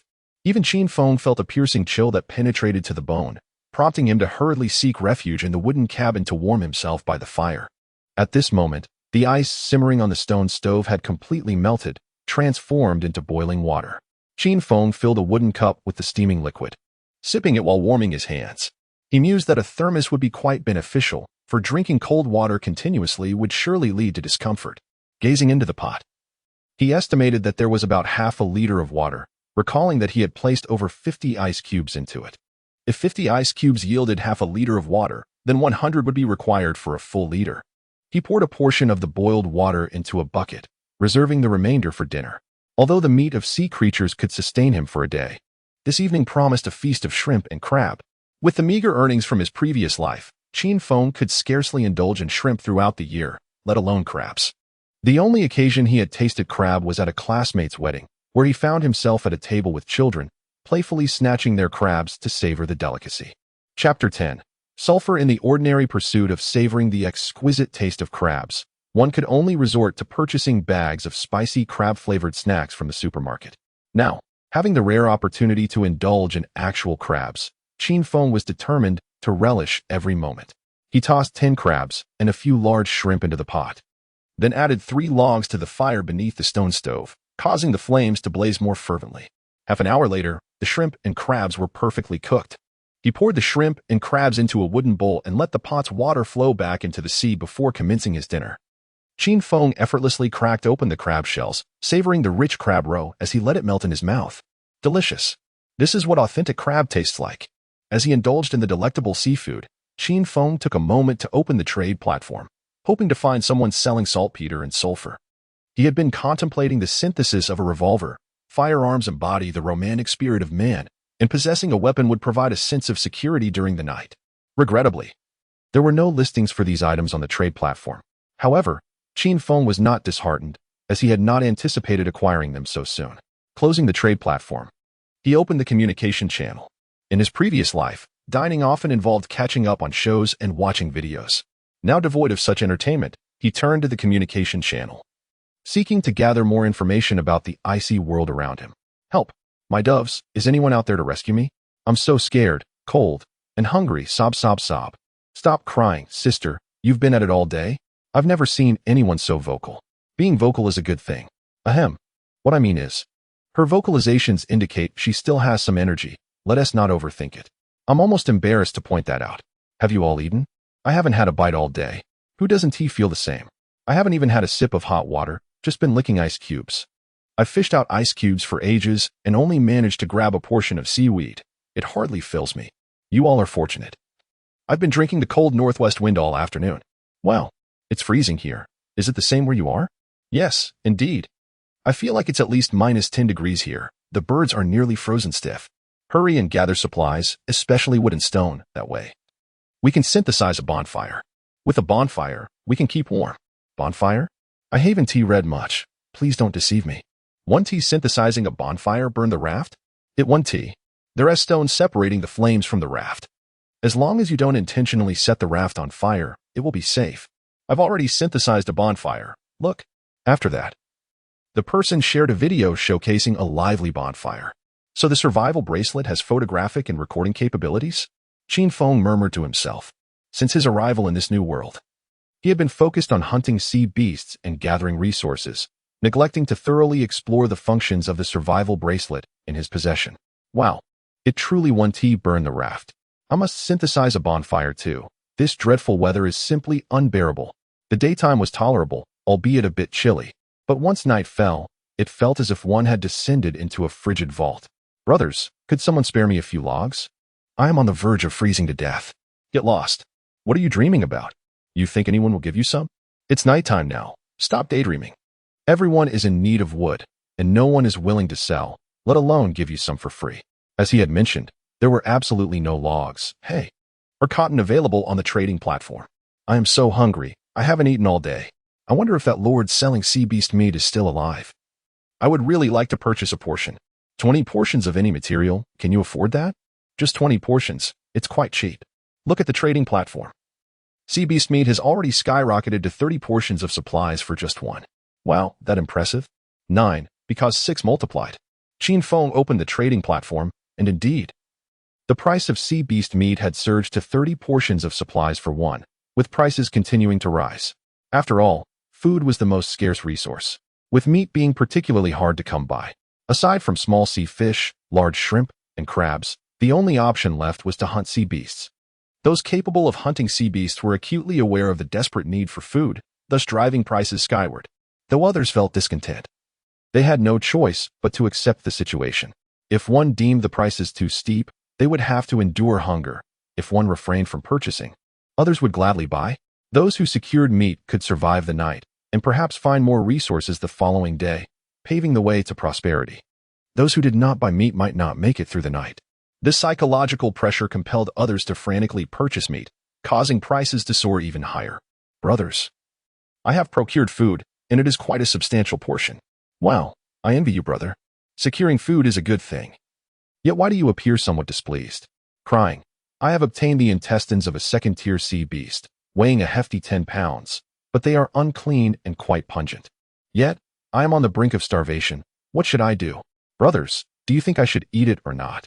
Ha ha, I have a plate of dubious intestines. If you don't eat it, you'll just go hungry. If you do eat it, you'll be consuming something quite foul. So what is your choice? A contemporary dilemma, is it? Brothers, does anyone have toilet paper? I am in quite a predicament. Having realized I have none, what should I do? Then just use your hand. Goodness, that's brutal. What if it goes wrong? That would be painful. You don't understand. Often, pain comes hand in hand with pleasure. And then I would have to eat with my hand. Ugh. Just thinking about it makes me feel ill. Ahem. Could you all behave a little more civilly? I'm trying to eat here. Must you repulse me? What? We are all starving here, and you still have food? Are you flaunting it? Brothers, let us continue to torment him. If we can't eat, he shouldn't be allowed to feast. Brothers, I am not jesting. I genuinely require toilet paper, and I am willing to barter with my supplies. Truly, my legs are on the verge of numbness. I implore you. A desperate plea for assistance. Sister, it is not that I am unwilling to help. Rather, I find myself without any toilet paper. And I am equally troubled about what I shall do tomorrow morning. This young lady is in need of toilet paper. Perhaps I could engage in a trade with her for some supplies. First, I shall inquire what materials she possesses, for if I find them unnecessary, I shall refrain from trading. Qin Feng chuckled, realizing that in these times, no matter what conditions he proposed, he believed the girl would acquiesce. Should she refuse, he would be left with no choice but to resort to his hands. Yet, if she truly did resort to that, he would hold her in high regard. With this thought in mind, he took out his toilet paper and sent the girl a private message. Qin Feng, Miss, do you truly desire this? Qin Feng, what I mean is, are you in dire need of toilet paper? Image. To substantiate his claim of possessing toilet paper, Qin Feng sent an image of it. I want it. I want it. I desperately need this. Brother, I am willing to exchange supplies. Qin Feng, what supplies do you have? Aside from some small sea fish, I possess 5 pieces of wood, 10 blocks of coarse iron ore, and over 30 portions of sulfur. Chapter 11. Indeed, you are all correct. What? Sulfur exists? Qin Feng was taken aback, and after rubbing his eyes, he feared he might have misread the situation, only to discover that he had not erred. This girl truly possessed sulfur. It was as if he had traversed 1,000 paths only to find that his quest had yielded results effortlessly. He never anticipated that the sulfur he had sought so diligently would be in the hands of this young lady. Do you actually have sulfur? Yes, indeed. I have quite a lot. After rummaging through the floating ice for a long while, I managed to acquire these aside from some ice blocks. Then why haven't you listed it on the trading platform? Upon posing the question, Qin Feng immediately felt it was rather foolish. Who would trade precious resources for sulfur? Because I thought no one would need sulfur. Currently, everyone is in dire need of wood, food, and the like. Who would require sulfur? Isn't that rather absurd? Are you subtly mocking me? It seems I should raise the price for you shortly. Brother, could you please give me some toilet paper? I'm willing to trade resources for it. My legs are so numb. All right.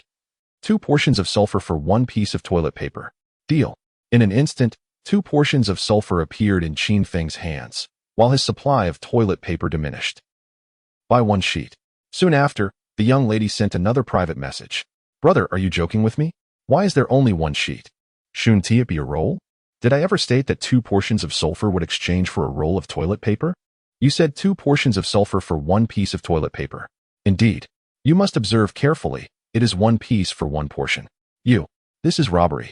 You could phrase it that way, but can you truly refuse me? Perhaps you should consider, aside from me, who else can provide you with toilet paper? Who else will allow you to trade sulfur for toilet paper? Do you intend to exchange your precious food for toilet paper? Qin Feng chuckled, for he aimed to acquire all the sulfur from her at the least expense. Moreover, his assertion was accurate. Only he offered transactions involving sulfur, while elsewhere, food was the sole medium of exchange. Besides, the food in the young lady's possession was already scarce. Miss, once you pass this village, there will be no such store. Soon, you will find yourself resorting to your hands, and that means digging after every bowel movement. You surely wouldn't want to resort to that after every visit to the restroom, would you? Consider this. You will also need your hands for washing clothes, cooking, and scavenging for resources. All right, I concede. Ultimately, she succumbed to Qin Feng's overwhelming persuasion, trading 30 portions of sulfur for 15 sheets of toilet paper. With sulfur secured, he now required saltpeter. Qin Feng stowed the 30 portions of sulfur into his backpack and subsequently retrieved 50 portions of sea beast meat, dividing it into 2 batches to list on the trading platform. He then announced in the communication channel, I am offering a handsome reward for saltpeter. 1 portion of first-tier sea beast meat in exchange for 5 portions of saltpeter. The news regarding the limited availability of 25 portions of sea beast meat, offered on a first-come, first-served basis, along with the extravagant offer from Qin Feng, who was willing to exchange 1 portion of sea beast meat for 15 units of iron or iron ingots, ignited a fervent commotion within the communication channel. Who is this person? Their generosity is astonishing. Others are trading for 30 portions of supplies, yet they only seek 5? Have you considered what they are trading for? Saltpeter. Who possesses such a rare commodity? I find myself curious about what this individual intends to do with it. I am aware that saltpeter can be used to manufacture ice blocks, but isn't it simpler to just retrieve ice directly? Why go through the trouble of creating ice blocks? More than that, I am intrigued by how this individual acquired such an abundance of sea beast meat. Did they engage in a fierce battle with the sea beasts? If so, they must be exceptionally formidable. How foolish. Clearly, they must have enhanced their physical prowess. Once one's physique is improved, they gain the strength to contend with sea beasts. With the right tools, slaying them becomes considerably easier. Saltpeter is inherently scarce. Even if one were to stumble upon it, most individuals would likely discard it without a second thought. Who would think to save it? Indeed, even if one were to exchange iron or for fresh meat, who could possibly gather 15 units of iron or in such a short span of time? Although Qin Feng was exclusively trading for saltpeter and iron ore, he nonetheless offered hope to many. Naturally, numerous individuals sent him private messages, pleading for a price reduction. However, Qin Feng disregarded such requests entirely. He understood that not everyone could procure 15 units of iron or ingots, yet with nearly 10 billion people present, surely a few fortunate souls would arise. As expected, within 5 minutes of the announcement, someone sent a private message agreeing to the trade. Qin Feng ultimately acquired 55 pieces of iron ore and 5 ingots. It was inevitable, as most individuals retrieved only iron ore, which necessitated smelting in a furnace to be transformed into ingots. Direct recipients of ingots were rare. Nevertheless, Qin Feng was satisfied. With such a substantial amount of iron ore, crafting a revolver was assured. The remaining challenge lay with the gunpowder. Once he obtained saltpeter, he could synthesize gunpowder. Just as Qin Feng was about to inquire if anyone possessed saltpeter, an incongruous voice interrupted. You are exceedingly selfish. Everyone has just arrived in this frigid world, enduring hunger. Food is of utmost value. Even a single grain of rice could be a lifeline for another. Yet you hoard such an abundance of food, refusing to share and instead profiting from the misfortune of others. Do you not perceive your own selfishness? Are you truly willing to watch countless individuals perish from hunger due to your greed? Upon hearing these words, a chorus of agreement erupted, with messages flooding in. Indeed. Who is this person? Is there no resin available? Great one. I implore you. You must have an excess of food if you can trade 50 portions of sea beast meat. Please. Consider sharing even a small amount to save us, perhaps 100 grams of sea beast meat per person. We would be eternally grateful for your benevolence. Yes, esteemed one. We beseech you. Do you truly have the heart to watch us perish from hunger? Indeed, is your sole concern the accumulation of wealth, devoid of any sense of compassion? Ah, how amusing it is that this brigade of keyboard warriors stands atop their moral pedestal to condemn me. Yet, do you perceive me as someone easily bullied? Your disdain is palpable, but I assure you, I can wield my words more sharply. Qin Feng swiftly dispatched a message in the communication channel. Qin Feng, yes. Indeed, you are all correct. At present, food has become exceedingly precious. Therefore, given its scarcity, I have resolved to. Qin Feng, I have decided to raise the prices. Originally, 5 units of niter could be exchanged for 1 portion of sea beast meat. This has now escalated to 10 units of niter for a single portion. Qin Feng, previously, 15 units of iron ore could procure 1 portion of sea beast meat. Now, it has been revised to 20 units of iron ore for a single portion. Chapter 12. Would you do me the favor of becoming my employee? Upon the announcement, everyone was left utterly speechless. They had never anticipated that Qin Feng would not only refrain from lowering his prices, but would instead raise them. Both saltpeter and iron ore surged by 5 units, while just moments ago, 5 individuals had been disparaging him. You are absolutely right, Qin Feng retorted. In these times of scarce food resources, how could I possibly exchange merely 5 units of saltpeter for 15 units of iron ore? That would be an egregious loss for me, would it not? Hence, I have resolved to increase my prices. Moreover, he continued, money may be lost and earned again. But if one loses their conscience, well, the profits would be even greater. Qin Feng was relentless, countering every jab with fervor. It mattered not whether he was in the right or wrong. His tenacity was unwavering. Goodness, you lot, with your cowardly remarks and self-righteousness.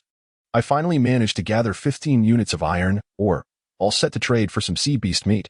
And now, thanks to your inhumanity, it's all gone to waste. How dare you insult me? I'm doing just that. What are you going to do about it? Let me tell you. Don't you dare let me find out your location, or I will make you regret it. I was just 1 unit of iron ore away from trading for sea beast meat, and now I need 6 more. What a shame. Indeed, it's all this group of fools' fault. In the communication channel, the tide turned overwhelmingly against those who were on the verge of amassing 15 units of raw iron. Upon seeing the price of sea beast meat rise, their fury was directed squarely at the keyboard warriors. The channel erupted with insults, and they became the target of scorn, thoroughly demolished by the onslaught of vitriol, too fearful to show their faces. Qin Feng reveled in the chaos. The satisfaction of retorting was delightful, especially watching his adversaries be overwhelmed by the backlash. Having enjoyed the spectacle, Qin Feng closed the communication channel and finished the last of the shrimp and crab in his bowl. Within the wooden cabin stood a stone stove and an iron pot. Yet he still required a wooden bed. With 2720, he crafted a wooden bed, which materialized instantly within the cabin, exuding a delightful fragrance that instilled a sense of tranquility. With the bed completed, he realized he still needed bedding. Grass mat, hay, 2020, quilt, cotton, 1220, pillow, cotton, 1210. Qin Feng fashioned a grass mat and, at the cost of 2 units of sea beast meat, procured 20 units of cotton from the trade platform, subsequently crafting a quilt and a pillow. Now it felt truly like home. With a smile, Qin Feng sat upon the wooden bed. It was still too early for sleep, so he turned his attention to his backpack, tallying the spoils of the day. Currently, his backpack contained 7 units of wood, 40 units of stone, 5 iron ingots, 60 units of iron ore, 130 units of ice, 2 units of cotton, 30 units of sulfur, 58 units of Tier 1 sea beast meat, 10 small fish, and several sharp teeth. Additionally, there were some black silk, a fishing net, a basketball, 2 rolls of toilet paper, and his 5-pronged spear. After reviewing his supplies, Qin Feng poured all 130 units of ice into a wooden barrel, anticipating that by morning, they would have transformed completely into fresh water. The pressing matter at hand is to locate saltpeter and to synthesize a furnace, of which 10 more stone materials are still required. Furnace, stone materials, 40-50, with the furnace in place. Qin Feng would be able to convert wood into charcoal and smelt iron or into iron ingots. Just as Qin Feng was preparing to succumb to slumber, a sudden chime resonated from his wristband, signaling the arrival of a private message. At such a late hour, who could it be? Qin Feng opened the wristband to check the message and discovered it was the girl he had robbed earlier, seeking to purchase toilet paper. This girl. Has she finished her business? Brother. Qin Feng, are you planning to lay an egg? Qin Feng, what does the ellipsis signify? Speak your mind, or let it out quickly. I'm tired. Ahem, I merely wish to inquire if you still possess any sea beast meat. I would like to buy some, but I lack iron, ore, and saltpeter. All I have now is sulfur. Qin Feng, I do. But it will cost you 20 portions of sulfur for 1 portion of sea beast meat. What? So exorbitant? This is nothing short of robbery. Qin Feng, find it too expensive? Then the price will rise to 25 portions of sulfur. I warn you, if you continue to complain about the cost, I shall increase it further. Keep it up, and soon you won't be able to afford it, starving in the dead of night. Don't come crying to me for a discount then. Will I beg you? I tell you. Even if I starve to death or am devoured by a sea beast after jumping into the ocean, I would never plead with you, you scoundrel. If I were to ever plead with you, I would call you father from that day forth. Qin Feng, suit yourself. So, this girl's name is Li Yusin? Quite a pleasant name indeed. With that thought, Qin Feng closed his eyes, ready to drift into sleep. However, an hour passed, and sleep eluded him, the sounds of waves and the roars of sea beasts echoing around him. Another hour ticked by, and just as he was on the verge of slumber, he was abruptly awakened by a series of incessant chimes. What the hell? Who could it be now? Just as he was about to find rest, he was rudely stirred awake. Who could endure such a disturbance? Daddy, feel free to interpret this as you will. Listeners may attempt to use a lowly or a mature voice for comedic effect. Daddy, I was wrong, Daddy. I am truly famished, my stomach growling incessantly. I agree to your price. Please sell me 1 portion of sea beast meat, Daddy, I beg you. XX, alas, such sundry behavior can ruin a life. Why couldn't she have just acted this way from the start? But do not think that this will absolve you of the offense of waking me. Qin Feng, 30 portions of sulfur. Why has the price increased again? Qin Feng, who told you to disturb my rest? All right. I will give you 60 portions of sulfur. I desire 2 portions of sea beast meat. Ultimately, 60 portions of sulfur exchanged hands, yet Qin Feng found himself perplexed. How did Li Yusin acquire such an abundance of sulfur? Qin Feng, Li Yusin, how did you come by so much sulfur? I have no idea. Whether it be salvaging from floating ice or fishing rods, I have amassed a considerable amount of sulfur. Moreover, for some unknown reason, it is not cold here at all. The seawater is quite warm. Behold, steam still rises, reminiscent of a hot spring. And not a single sea creature is in sight. Li Yusin sent a picture, and upon opening it, Qin Feng confirmed that indeed, the seawater was emanating heat. How could this be? Wait, sulfur and boiling seawater. A possibility dawned upon Qin Feng, an underwater volcano. When a volcano erupts, it releases copious amounts of magma, which in turn heats the seawater, and the volcano is rich in sulfur. The boiling water would deter cold-blooded creatures, such as fish and marine beasts, while also minimizing the presence of floating ice, thus explaining her struggle to procure food. Could you kindly share your coordinates? If you provide them, I shall grant you a substantial discount on marine beast meat, Qin Feng proposed. Absolutely. Thank you, dear brother. No, thank you, father. Li Yusin relayed her coordinates to Qin Feng, only for him to realize, with a sense of dismay, that they were separated by an immense distance of over 100,000 miles, making immediate travel implausible. It appeared that he would need to extend his support to Li Yusin. After crafting a revolver, he would undoubtedly require a significant amount of gunpowder, which necessitated a large supply of sulfur.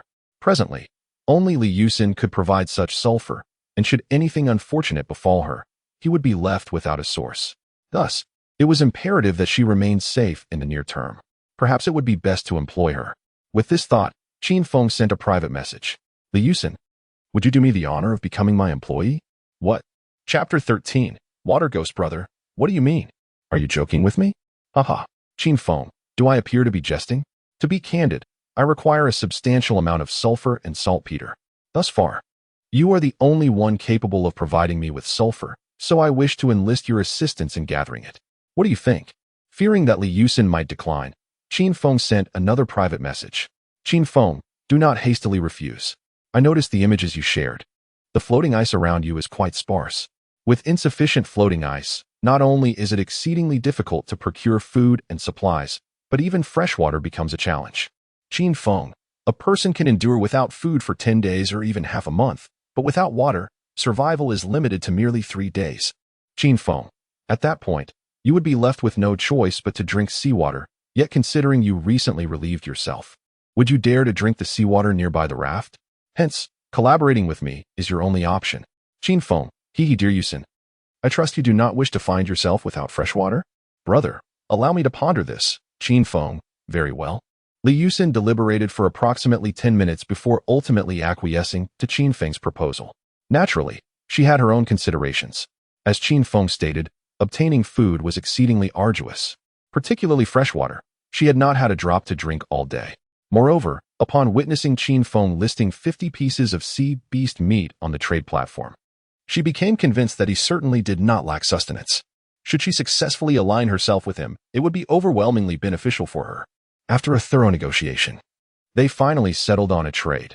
10 portions of sulfur for 1 portion of sea beast meat, and 20 portions of sulfur for 1 liter of fresh water, with other materials to be discussed separately. Since they were pursuing a strategy of modest profit through volume, Qin Feng was not overly stringent with the pricing. Furthermore, acquiring sea beast meat and fresh water was a trivial matter for him. Exchanging relatively inexpensive sea beast meat and fresh water for the sulfur necessary for crafting gunpowder was a lucrative deal for Qin Feng. As Li Yusin became an ally of Qin Feng, they added each other as friends. In both the public chat of the communication channel and private messages, all users remained anonymous, their avatars blank. Only upon mutual friendship could they discern each other's names, and the avatars would transform into their true likenesses. The avatars displayed unadorned photos, revealing whether one was a beauty or less fortunate in appearance. Qin Feng scrutinized Li Yusin's avatar and could not help but acknowledge her beauty. She was indeed a stunning figure, with an alluring physique and captivating curves.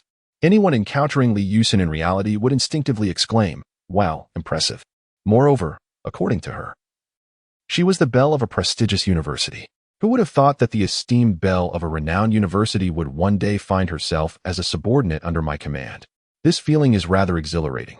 Gazing at Li Yusin's avatar, Qin Feng grinned and mused, "Let us work hard. If the opportunity arises, I shall promote you to my personal secretary. During the day, you shall attend to business, and when night falls." Just as Qin Feng was lost in this delightful reverie, Li Yusin unexpectedly sent him a private message. "Goodness me, Qin Feng, have you seen this? What is it? Why such a fuss?" "One should remain composed even in the face of calamity," Qin Feng replied. "And mind your manners. Do not forget, I am your employer and your father. Remember, you just called me dad a moment ago. Behave, and I shall buy you some oranges." "No." Brother Feng, quickly check the communication channel. Someone has captured footage of a ghost ship and water ghosts. A ghost ship? Water ghosts? Qin Feng paused, intrigued, and hurriedly glanced at the public chat, prompted by a girl who had uploaded a video. Presumably a girl, as a woman's voice resonated within. In the video, a shattered black vessel drifted aimlessly across the ocean. Adorned with a colossal skull, it was evidently once a pirate ship. For reasons unknown, this pirate ship had been reduced to ruins, now haunting the seas as a ghost ship. On the deck of the ghost ship, a horde of humanoid creatures, their bodies covered in scales, wandered aimlessly like zombies. The video concluded at this juncture. Were these monsters the water ghosts? Qinfeng pondered, continuing to peruse the subsequent chat logs. Beneath the ghost ship video, someone had shared an image detailing the water ghost. Name, water ghost, level, first tier, skills, none, description, water ghost, also known as drowned corpse or sunken body, is the form assumed by a human after being consumed by the ocean. With remarkable swimming skills, they navigate freely within the waters. Devoid of reason, they possess immense strength. Their teeth and claws infused with corpse poison. Their scaly skin enhances their defenses, with their sole weakness being the head. They actively prey upon humans, feasting on both humanity and sea creatures, and evolve further after consuming marine flesh. They are nocturnal, shunning sunlight, and operate solely under the cover of night. Water ghosts, are they not the zombies of the sea? Contemplating the description of the water ghost, Qinfeng mused. Furthermore, these water ghosts originate from humans. Could it be that upon death, if one were to fall into the sea, they would transform into a water ghost? But if that were the case, Qinfeng's expression shifted, and he hastily checked the world population. World population, 999, 950, 458. In just a day, nearly 500,000 individuals had perished. If all these 500,000 were to transform into water ghosts, it would lead to a truly terrifying tide of corpses. Moreover, with the water ghost's capacity for evolution, if they all advanced to second-tier water ghosts, it would spell even greater trouble. Help! Someone save me. That ghost ship is approaching. I see the ghost ship too. Eerie melodies are emanating from it. I'm terrified. Am I going to be devoured by water ghosts? Stay calm in the face of adversity. First, update your social media. Thank goodness there is no ghost ship here. Otherwise, I would surely be scared to death, regardless of the inevitability of escape. Let us ascend and perhaps behold the living skeletons. Ah, ladies, remain composed. In times of peril, we must uphold our reason. Lychee, how can I possibly procure lychee?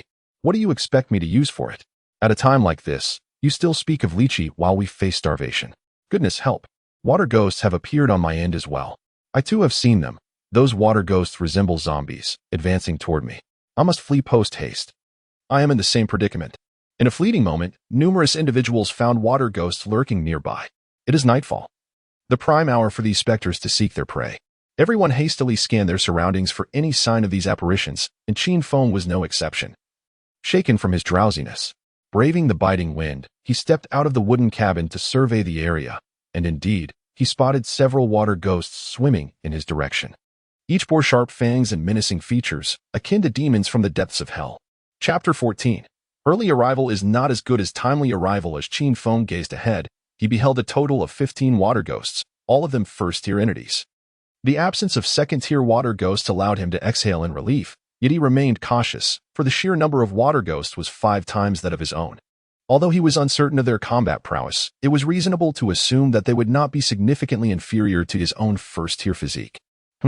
Despite being water ghosts, they are still humanoid monstrosities. In the ocean, how could they possibly rival the might of sharks?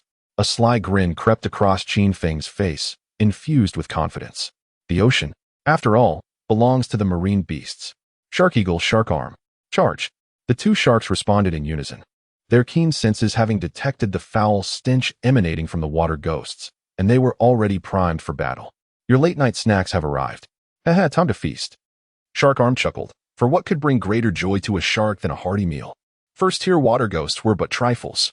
As second-tier sea beasts, Shark Eagle and Shark Arm had nothing to fear from them. Be cautious, their claws are venomous. Do not worry, master. With that, the two sharks darted toward the 15 water ghosts, while Qinfeng stood upon the wooden raft, gripping his 5-pronged spear and observing the fray. He mused, I must hasten to find saltpeter and swiftly synthesize a revolver. With a ranged weapon at my disposal, I could engage the water ghosts from the raft rather than merely spectate, powerless to act. While Qinfeng pondered the means to procure saltpeter, Shark Eagle and Shark Arm had already engaged the water ghosts. Shark Eagle led the charge, leaping from the surface of the sea. It then descended like a meteor.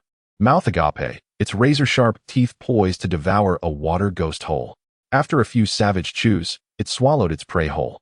As the ruler of the ocean, Shark Eagle dispatched the water ghost with the ease of an eagle snatching a chick. In less than 10 seconds, the water ghost had transformed into Shark Eagle's meal. Destined to become waste by the morrow, Shark Eagle's formidable size naturally attracted the attention of the majority of the water ghosts. Lacking intellect, sensation, and fear. They were driven solely by their instinctual hunger. To them, Shark Eagle was merely a substantial morsel. In a frenzy, 10 water ghosts surrounded Shark Eagle, with 3 attempting a sneak attack from behind, only to be sent flying by a single swipe of its tail. The remaining 7 lunged at Shark Eagle's body and fins, engaging in a frenzied biting assault. However, Shark Eagle's tough, resilient flesh rendered their efforts futile. Despite their desperate attempts, they could not pierce its skin. This predicament, however, incensed Shark Arm, who erupted in outrage. "How dare you bite my Shark Eagle sister? I've yet to take a bite out of her myself. You shall not have the privilege." With that, Shark Arm swiftly severed the heads of the 2 water ghosts before propelling itself toward Shark Eagle. "You scoundrels! My Shark Eagle sister's body belongs to me." After uttering a few words to the water spirit perched upon the back of the Shark Eagle, it opened its great maw and bit down, inadvertently catching the Shark Eagle's dorsal fin in the process. "Oh my, that hurt. Let go of me. I apologize. Dear Shark Eagle, it was unintentional, truly." Despite these words, the Shark Arm felt a surge of joy. For sharks, the expression of affection often manifests through a vigorous bite. Thus, to the Shark Arm, it had just bestowed a passionate kiss upon the Shark Eagle, which brought it secret delight. Observing the playful tussle between the Shark Eagle and the Shark Arm, Qin Feng exhaled in relief, sensing that the battle was nearing its conclusion. Yet, at that moment, a low growl reached his ears. He turned to see 2 water spirits climbing onto the wooden raft, brandishing claws menacingly as they approached him. Accompanying this sight was a jarring sound, akin to nails scraping a chalkboard.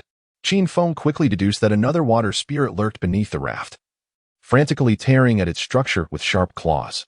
However, the raft had been upgraded to level 1, boasting a larger area and enhanced defenses. Even a shark could not breach it, let alone the claws of a water spirit. As the 2 water spirits rounded the small cabin and caught sight of Qin Feng, they bolted towards him like dogs spotting a bone. They were adept swimmers and swift runners, capable of competing in a 100-meter dash. One water spirit quickly reached Qin Feng, but met only the sharp tip of a harpoon in response. With a swift thrust, Qin Feng pierced it with 5 translucent holes, yet it seemed to be unfazed, charging toward him with unrelenting speed. Just like zombies, one must strike at their heads.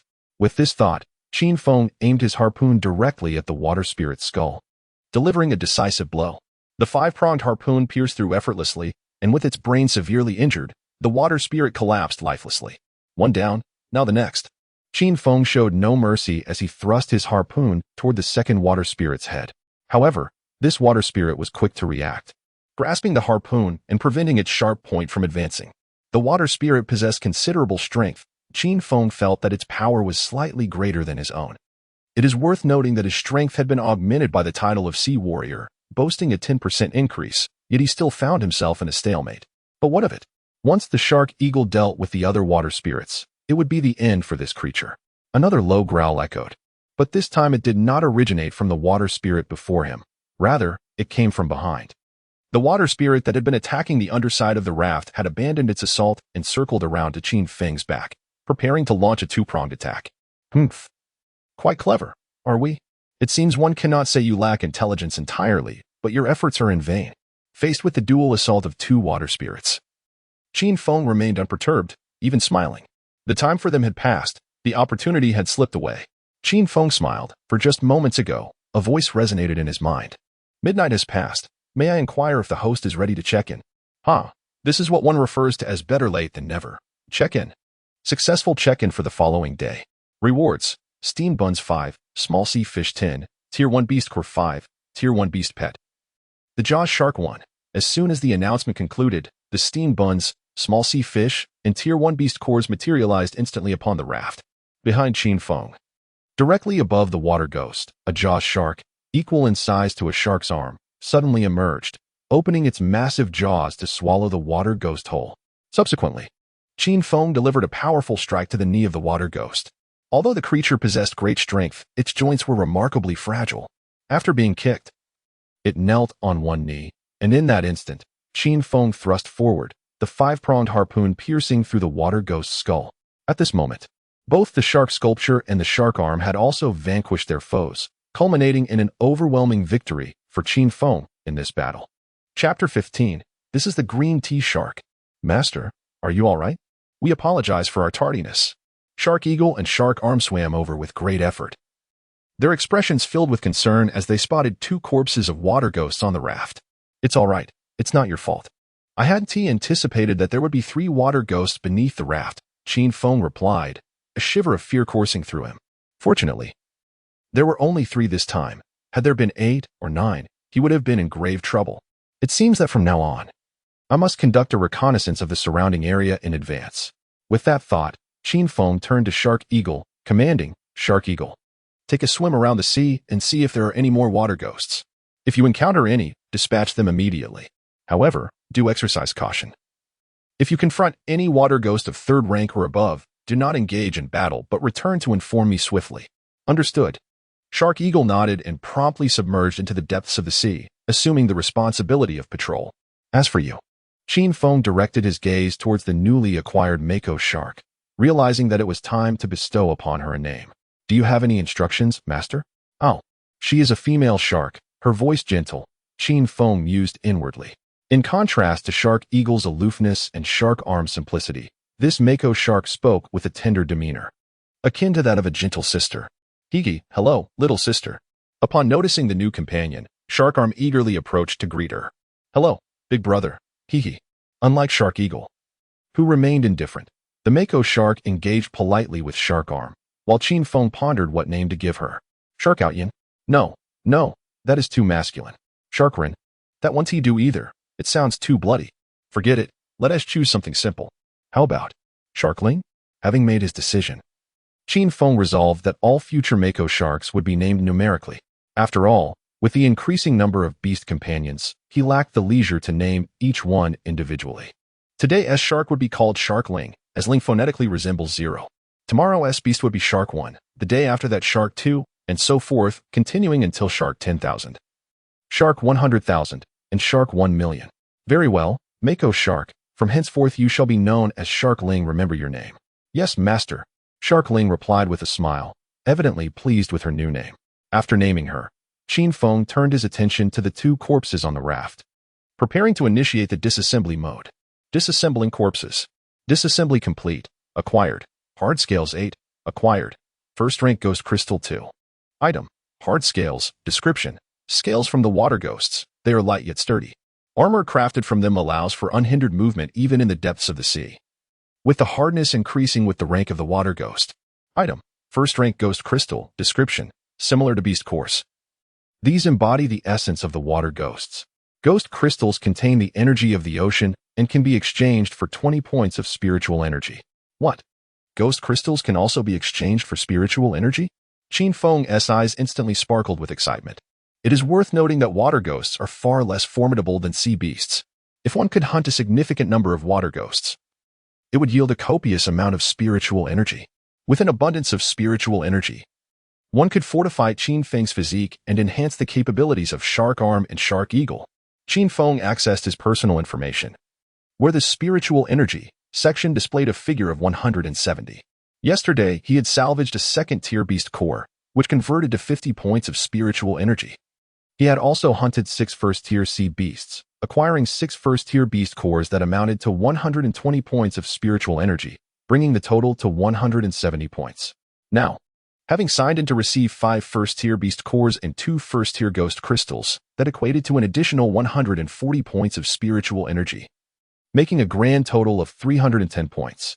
Upon exchange, the number in the spiritual energy section instantaneously transformed to 310. Shark Arm, come here, he called. Yes, master.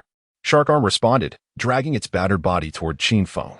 Its wounds were numerous, not inflicted by the water ghosts, but rather by the 2 sea beasts encountered earlier. The recent battle with the water ghosts had exacerbated its injuries. This is your reward, evolution of your beast companion. Beast companion evolution successful.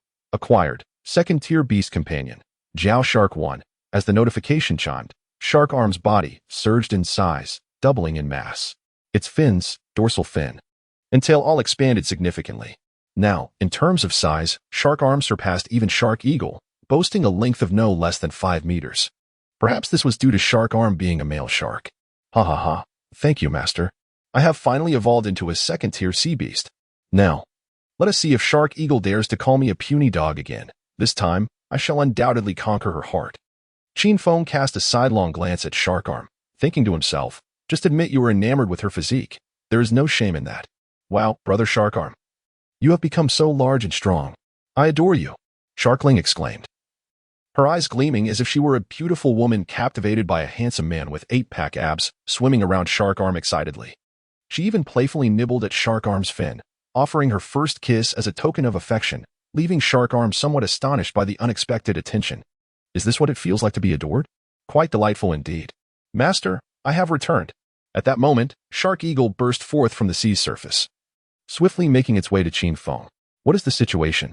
Are there any water ghosts nearby? At least within a 5-kilometer radius, none remain. I did not venture further afield. Good job. I prefer you not to stray too far from me.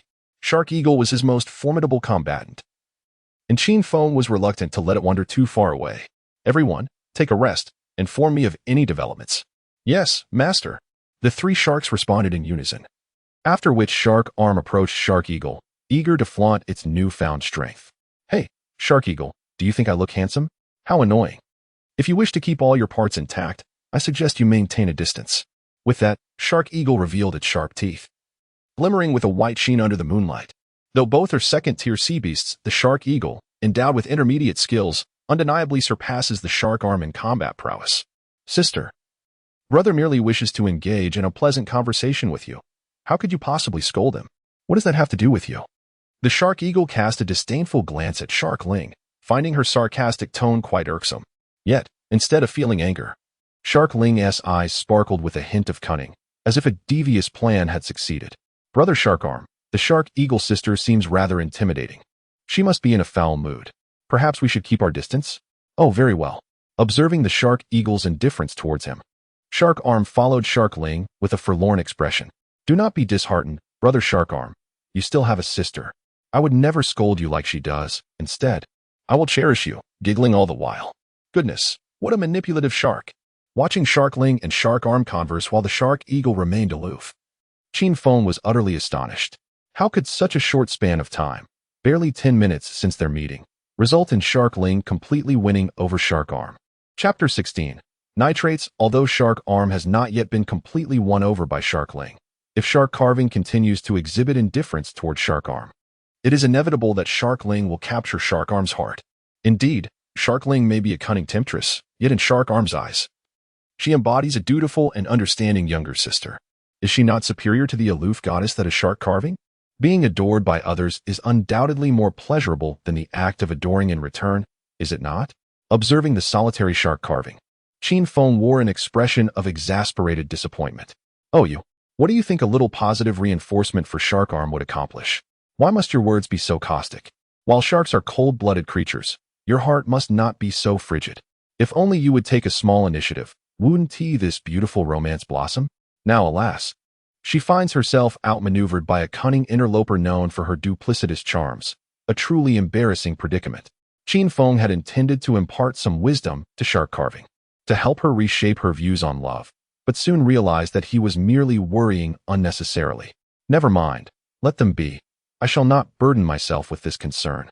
Upon entering the house, he opened the communication channel and discovered that everyone was engaged in discussions regarding the water ghost, as many had fallen victim to its attacks.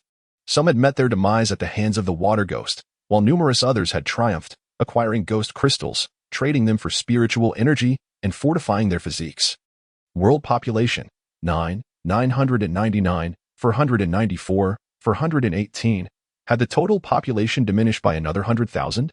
Qin Feng furrowed his brow. There were still several hours until dawn, and it was likely that more lives would be lost in the time to come. Brothers and sisters, I am offering high prices for ghost crystals, 1 ghost crystal for 2 pieces of wood. How absurd. Is that what you call a high price? Spare us the embarrassment. If anyone has beast cores or ghost crystals, please sell them to me. I am willing to exchange 1 ghost crystal for 3 small sea fish. Sea fish are food, far more valuable than worthless wood. Who says wood is useless? It's nighttime. How many are suffering from the cold and hunger? Who will trade with me?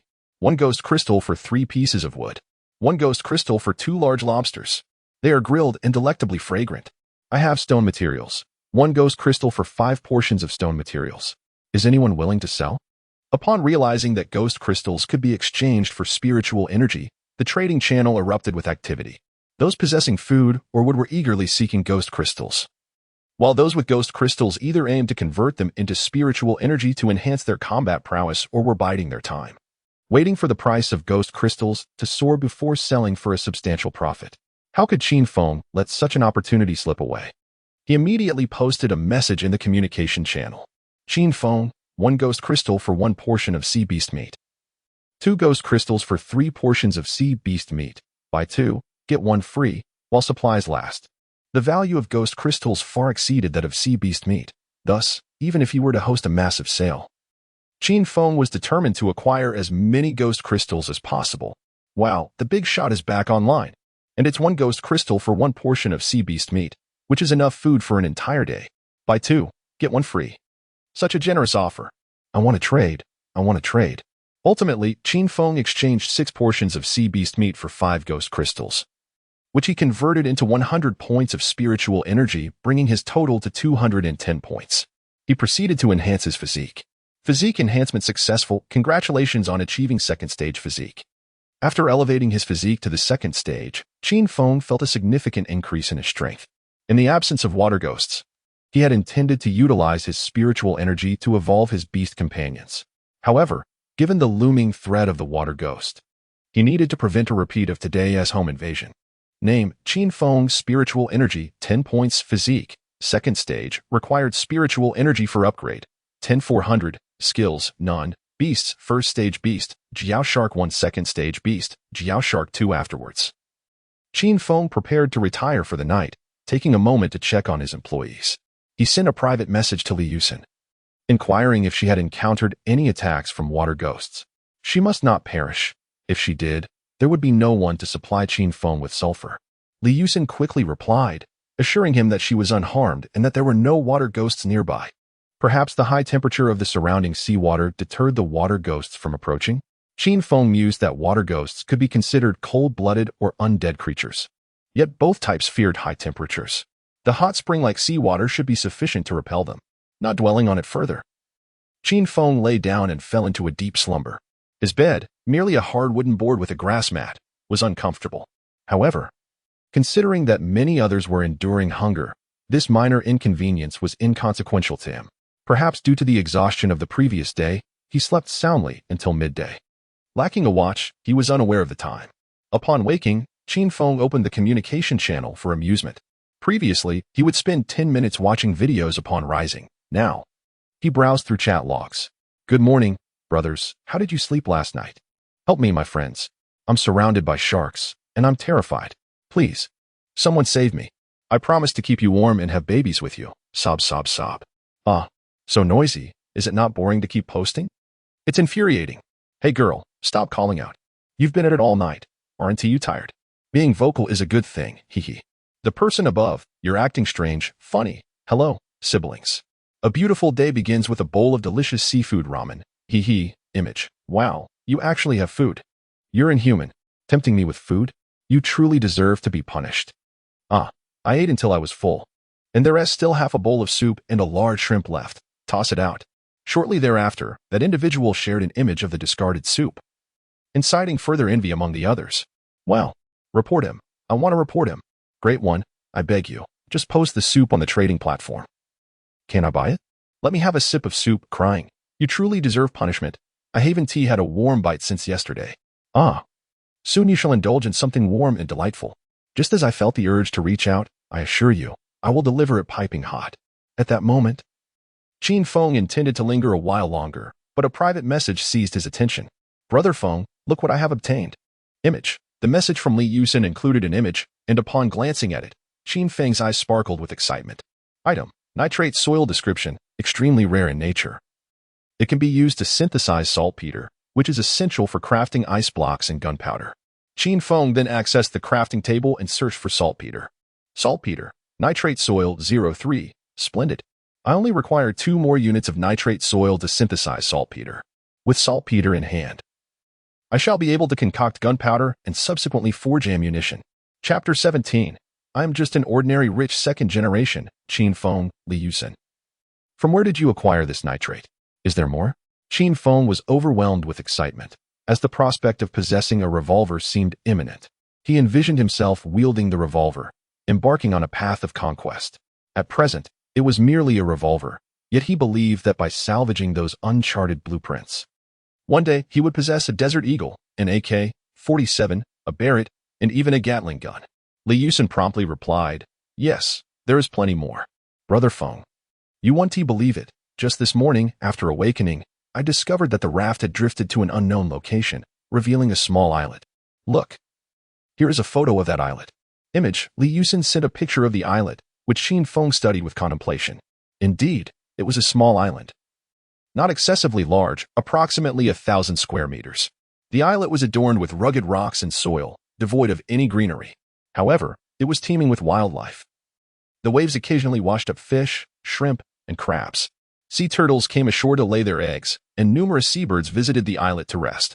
Brother Feng, this place is so comfortable and cool. It's far more pleasant than before, akin to a sauna. The heat was unbearable. Qin Feng was momentarily speechless. Such sentiments were best kept between them. Expressing such thoughts in a public chat would undoubtedly incite ridicule. Little did she know how many were braving the bitter cold, suffering in the frigid climate, while she luxuriated in a warm, spring-like sea, untroubled by sea monsters or water ghosts. How many would envy her? And yet, she dared to complain of the heat? Ha ha ha, Brother Feng, this place is just too delightful. From now on, I can take care of my business right here on the islet. No more squatting on the raft. You know, the water here is quite warm. After doing my business, it feels like I'm being boiled. It's quite overwhelming. And look, there are so many fish and crabs around the islet. Look at this abalone, it's enormous. So plump and juicy, it appears incredibly delicious.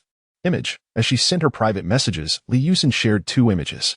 One depicted a palm-sized abalone, succulent and dark, surrounded by many others of similar size washed ashore by the sea. One could not deny the woman's remarkable fortune. The second image was a selfie of Li Yusin, reclining on the islet in a tattered JK skirt, revealing her fair, delicate skin, the fabric dusted with dirt. Her legs were adorned with a pair of alluring black stockings, albeit tattered, showcasing her beautiful legs. Admiring Li Yusin's selfie, Qin Feng mused, I could indulge in those legs for a year. Qin Feng, setting aside the discussion on the abalone's size and succulence, I am currently focused on the nitrate. Please inform me about its yield. The yield of the nitrate is abundant. There is plenty here. Volcanoes are inherently rich in nitrate and nitrite, and the excrement of sea turtles and seabirds, upon settling, can also form nitrate. Given the vast expanse of this reef island, it is certain that numerous seabirds come here daily to relieve themselves. After some time, a substantial amount of nitrate should accumulate. Then I propose exchanging 1 portion of marine beast meat for 10 portions of nitrate. How does that sound? Absolutely not. Unexpectedly, Li Yusin bluntly rejected Qin Feng's offer. This caught Qin Feng off guard. Did this girl dare to defy him? Did she really think that just because she had stumbled upon an island, she could disregard the hierarchy? I am no longer in need of food. There are abalone, large shrimp, crabs, small fish, as well as turtle and bird eggs here. I can sustain myself. But you lack water, don't you? Qin Feng's words struck home, revealing Li Yusin's vulnerability. Indeed, while she had food and drink, she lacked essential resources, wood, water, and iron ore. The floating ice surrounding the island was scarce. And even if all were harvested, it would yield but a meager supply of ice cubes. Furthermore, the absence of plants on the island meant there was no wood to be had. Without wood, there could be no campfire or wooden shelter, nor the means to craft a water bucket for collecting rainwater. Miss Li Yusin, you surely do not wish to be without water, do you? Thus, I wish to exchange for other resources, such as fresh water, ice cubes, and timber. That is acceptable. I have plenty of ice cubes. The temperature in Qin Feng's location was quite low, and there was an abundance of floating ice. Even if all the nearby ice were to be harvested, he could have the sharks pull a raft to other locations for further collection. Then let us agree on 20 portions of nitrate for 1 liter of water, shall we? We can discuss the other resources later. 1 liter of water required 100 ice cubes, while 20 portions of nitrate necessitated 60 portions of nitrate soil. Given that nitrate soil was exceedingly rare and ice cubes were plentiful, Qin Feng was indeed profiting from the exchange. All right, it's a deal. I shall gather the nitrate now. By the way, allow me to remind you, most nitrate is actually the accumulation of biological waste, so it is best not to lie down carelessly on the reef island. Are you implying? You guessed correctly. You cannot be certain that the place where you choose to rest is not a favored spot for other creatures' relief. You might very well be resting atop a mound of bird droppings. Ugh. Qin Ge, Please spare me the horror. I just finished eating several fish. And I need to go wash up. Washing up? If you're going to wash, then just wash. Don't tell me about it. Unless you're willing to show me on video. Not a chance. I refuse. How about this? If you show me on video, I will offer you half-price services for future exchanges. Does that sound agreeable?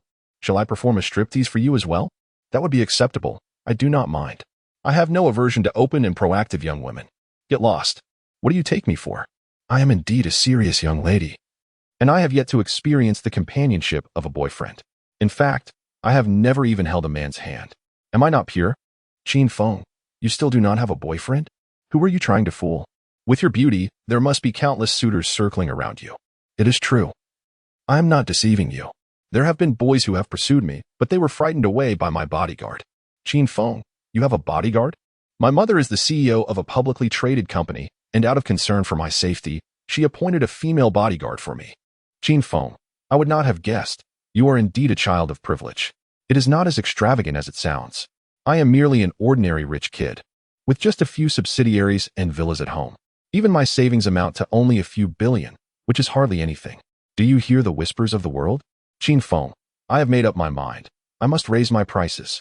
This is simply too audacious. Do not. Dear Feng, I have erred, dear brother. Qin Feng chose not to disclose his hypothesis regarding the undersea volcano to Li Yusin. Firstly, he was uncertain whether the waters surrounding her truly harbored a volcanic presence. Secondly, he feared that if she became aware of a potential underwater volcano nearby, she might be frightened enough to vacate the area. If that were to happen, there would be no one to provide sulfur and saltpeter. Surely, it could not be that dire? Even if there were an undersea volcano, it might not necessarily erupt. And even if it did, could it possibly evaporate the entire ocean? At most, the temperature of the water might only rise a few degrees, which is hardly significant.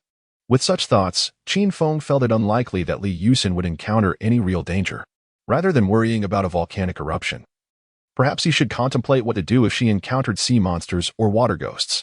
Perhaps I could craft a revolver for Li Yusin, enabling her to protect herself should she find herself in peril. Chapter 18, The Underwater Forest. Moreover, I need not concern myself with the possibility of her betraying me or becoming my adversary in the future. Qin Feng smiled. For the bullets for the revolver were something he alone could synthesize. The enigmatic blueprint was procured by him. Thus only he possessed the ability to forge the revolver and its accompanying ammunition. Consequently, even if he were to provide Li Yusin with a firearm, he harbored no fears of her inflicting harm upon him. However, should any misfortune befall Li Yusin, he would find himself bereft of sulfur and saltpeter. After engaging in conversation with Li Yusin for a while, an hour swiftly elapsed. Qin Feng began to prepare lunch, adding 2 pieces of wood to the bonfire, followed by half a liter of water and some marine beast meat. To synthesize the revolver, he still required a substantial amount of wood and stone. The synthesis furnace demanded stone. Wood was necessary for smelting iron ore, and charcoal for gunpowder also required wood for combustion. Acquiring stone was manageable. He could request it from Li Yusin, who had discovered an islet. Judging by the photographs of the islet, Qin Feng was certain it harbored an abundance of stones. With such a plethora of stones, a significant quantity of materials would undoubtedly follow. The most pressing concern now was wood. In the ICCs, wood ranks just below food and fresh water as a vital resource for survival. Without wood, one cannot kindle a fire for warmth. Particularly after enduring a night of frigid temperatures, those who had suffered the cold would undoubtedly treasure wood as a precious commodity. To procure a substantial amount of wood, one would need to locate a forest. How splendid it would be if they could discover an uninhabited isle with vegetation. Yet, Qin Feng acknowledged that the likelihood of such an occurrence was almost negligible. In the icy seas, land masses resembling islets were already a rarity, let alone an uninhabited isle flourishing with plant life. Furthermore, the frigid temperatures of the icy seas plummeted to several degrees below zero at night in such harsh conditions.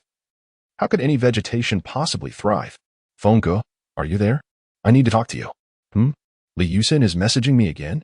What could she possibly need? Has she found the saltpeter? Qin Feng furrowed his brow. Apathetic employees were hardly commendable. Qin Feng, I'm here. What's the matter now? Fengge, please check the public chat in the communication channel. Someone has discovered the underwater forest. I wonder what your thoughts are on this. What? The underwater forest? Upon reading those 4 words, Qin Feng's eyes sparkled with excitement. Just as he longed for rest, an opportunity presented itself, perfectly timed. He hurriedly exited the private message to peruse the public chat, where all the chosen ones from around the globe were fervently discussing this revelation, igniting a flurry of activity within the communication channel. As Qin Feng scrolled through the chat history, he came across someone proclaiming the discovery of the underwater forest. Brothers and sisters, look what I have found.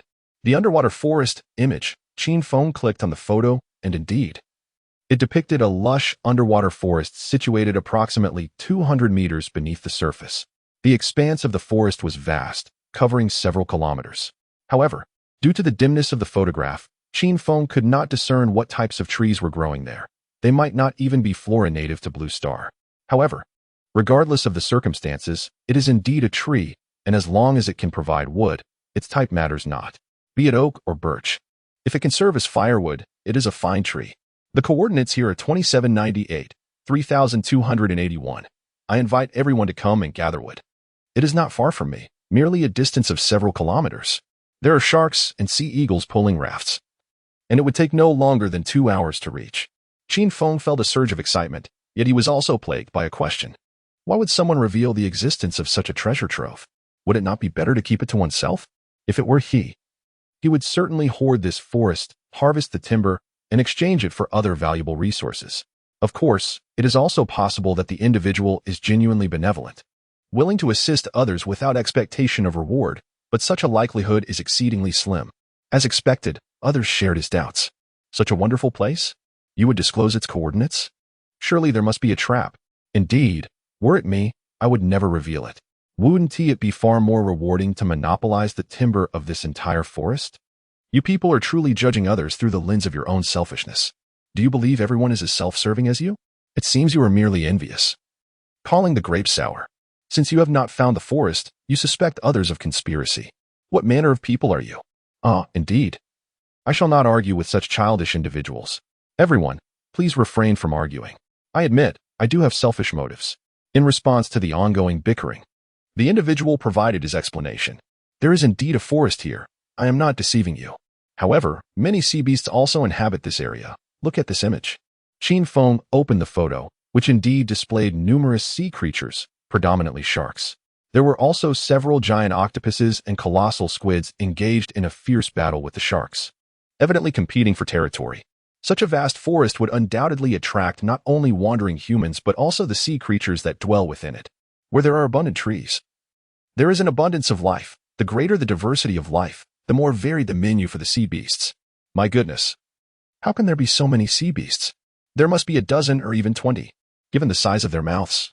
I fear my less than 100-pound frame might barely suffice as a snack. Be confident, eliminate the might. Less than 100 pounds. Why do I feel you are indulging in a bit of pretentiousness? I feel I could match it 3 to 7, 3 seconds to end the battle, and 7 seconds for it to chew and swallow me whole. If so many sea beasts were to launch a collective attack, what would we do in the face of a beast tide? No worries, I shall take action. Good heavens, you are quite the show-off. You underestimate me, that year. I walked with my hands in my pockets, oblivious to the concept of an opponent. I see you with your hands on your head, not knowing how to defend yourself. Ahem, everyone, allow me to finish. My thought is that the chosen ones who have fortified their bodies nearby have gathered together. Let us vanquish these sea beasts, and then this forest shall belong to us. In due time, these trees will be ours to harvest. This is also the reason I disclosed the coordinates. You speak so lightly of it? Although we have enhanced our physiques in the water, we are hardly a match for the sea beasts of the same rank. Moreover, there are more than 20 sea beasts there. Advancing would be akin to sheep entering a tiger's den. Are you suggesting we march to our deaths? What is your true intention? No, you misunderstand. Did you not notice that group of sea beasts engaged in mutual slaughter? The battle has already concluded. The giant octopus and the colossal squid have perished, and the sharks have suffered severe losses, leaving only 5, all gravely wounded. My intention is to strike while they are vulnerable and to take their lives.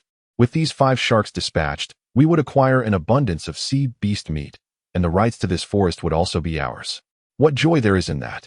So, who among you is willing to join? Chapter 19. A prosperous fortune. Upon uttering these words, the dissenting voices in the communication channel diminished significantly, while the chorus of support grew ever louder.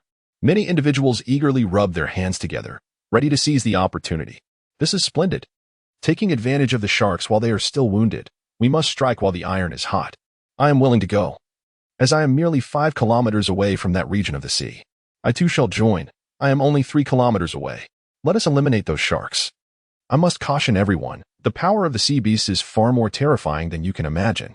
Thus, those lacking in physical fortitude or without formidable weapons should refrain from coming. To do so would only lead to demise. This is not an exaggeration. Hee. I fortuitously salvaged a few beast cores yesterday, which have elevated my strength to the first tier. I am eager to engage in battle with the sea beasts. Last night, I dispatched 3 water ghosts and killed 2 small sea snakes, gaining 100 points of spiritual energy to enhance my physique. Are you the brother who was bitten by the sea snake on the thigh? You're still alive? What manner of speech is that? I am perfectly well. Having been bitten on the thigh by the sea snake, I survived the ordeal and even gained resistance to poison. I meant to inquire if your little brother is still alive. Did he manage to avoid being bitten? Humorous, you little rascal. Brother, since you have slain the sea snake, did you obtain its fangs and venom glands? Those are the containers for the sea snake's venom. I acquired both the fangs and the venom glands.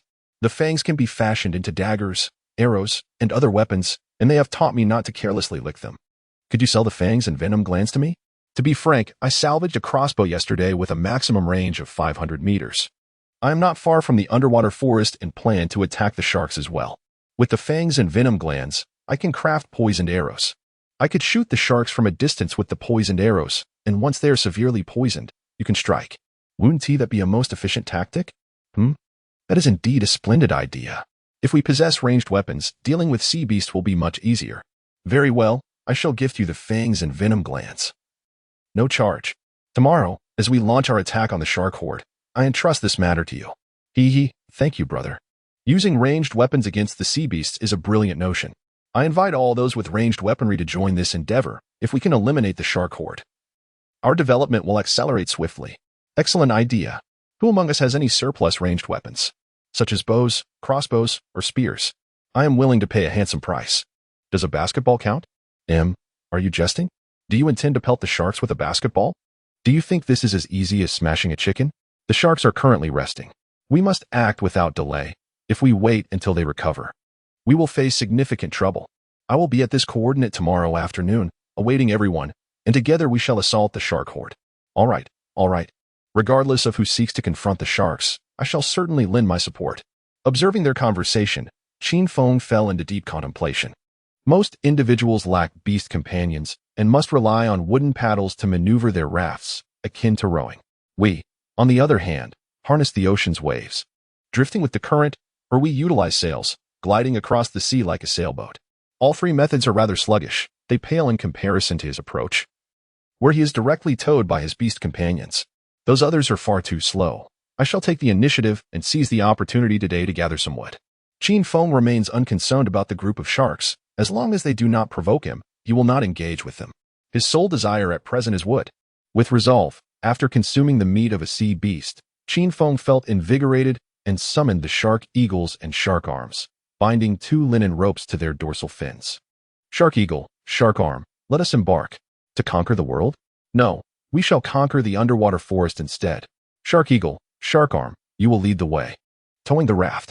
Shark Ling, you are responsible for keeping a vigilant watch of our surroundings. Alert me immediately if anything seems amiss. Yes, master. Shark Ling, who had been cozily entangled with Shark Arm, responded eagerly, casting a flirtatious glance at him, leaving him utterly captivated. Brother, I will be away for a moment. All right. Go ahead, Xiaoling. The master's task is of utmost importance. Do not worry, brother. I shall return shortly to keep you company. You need not be anxious. I will accompany you for a lifetime, she giggled. Upon hearing Shark Ling's words, Qin Feng marveled inwardly. What splendid charm. In just one night, she has managed to steal Shark Arm away from Shark Eagle? Yet, if I were Shark Arm, I too would undoubtedly choose Shark Ling. Vixen. Shark Eagle scoffed, casting a cold, disdainful glance at Shark Ling. However, the usually obedient Shark Arm unexpectedly countered, do not say such things, in my heart. Shark Ling is a thoughtful and caring little sister. I cannot be bothered with you.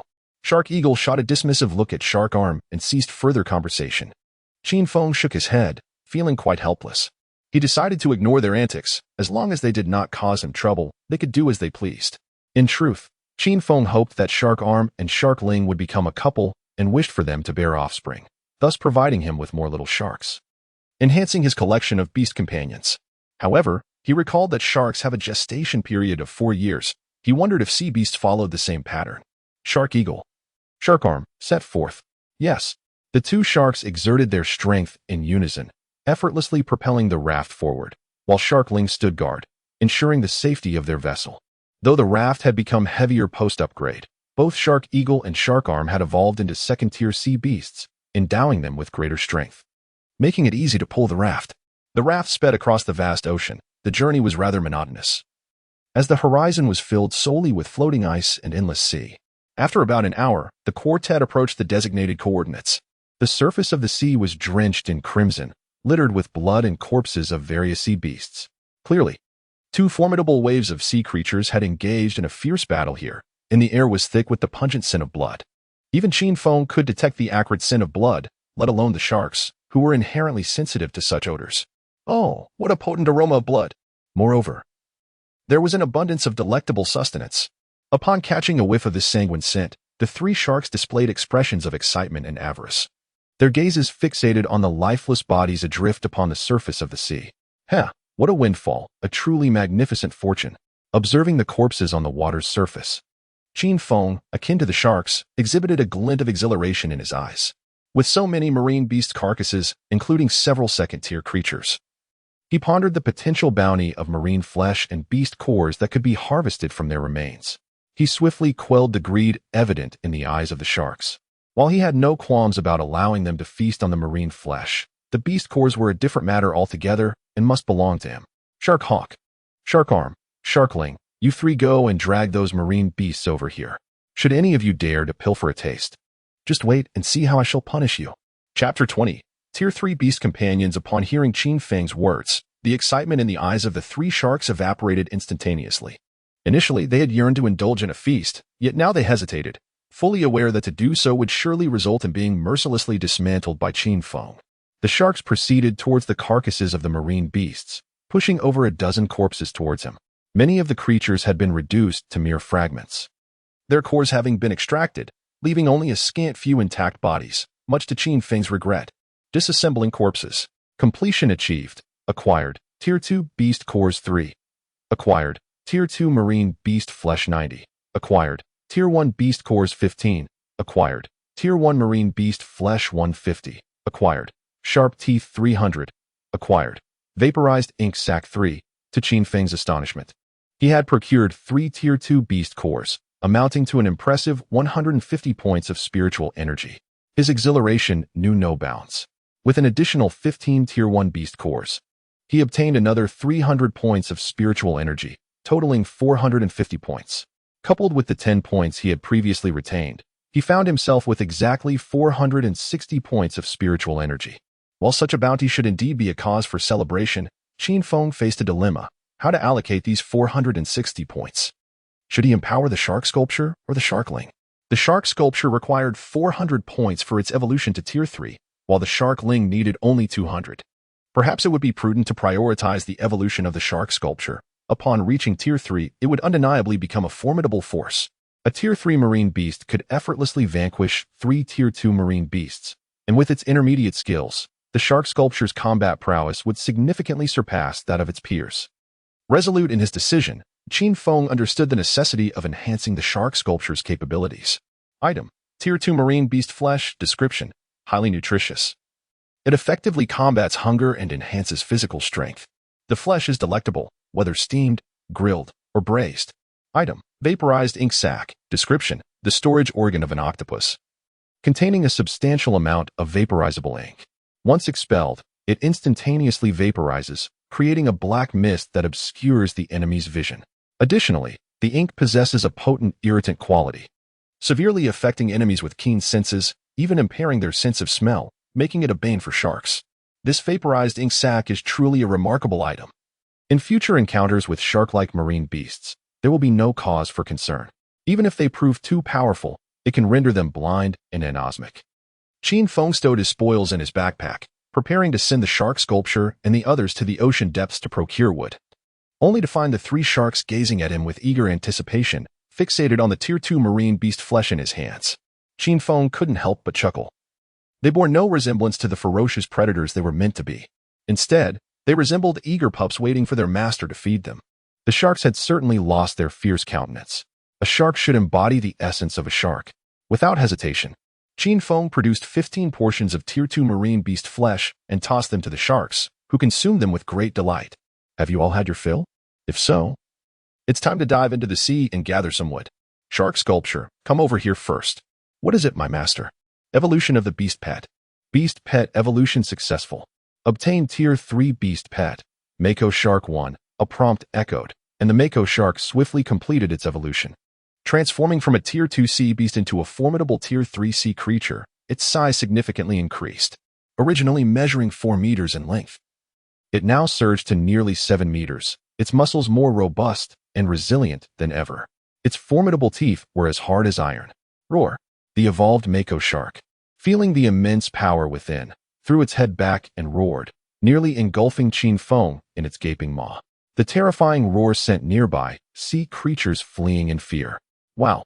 Sister Mako Shark, you've grown so large and majestic, exclaimed Shark Arm and Shark Ling, their eyes sparkling with admiration.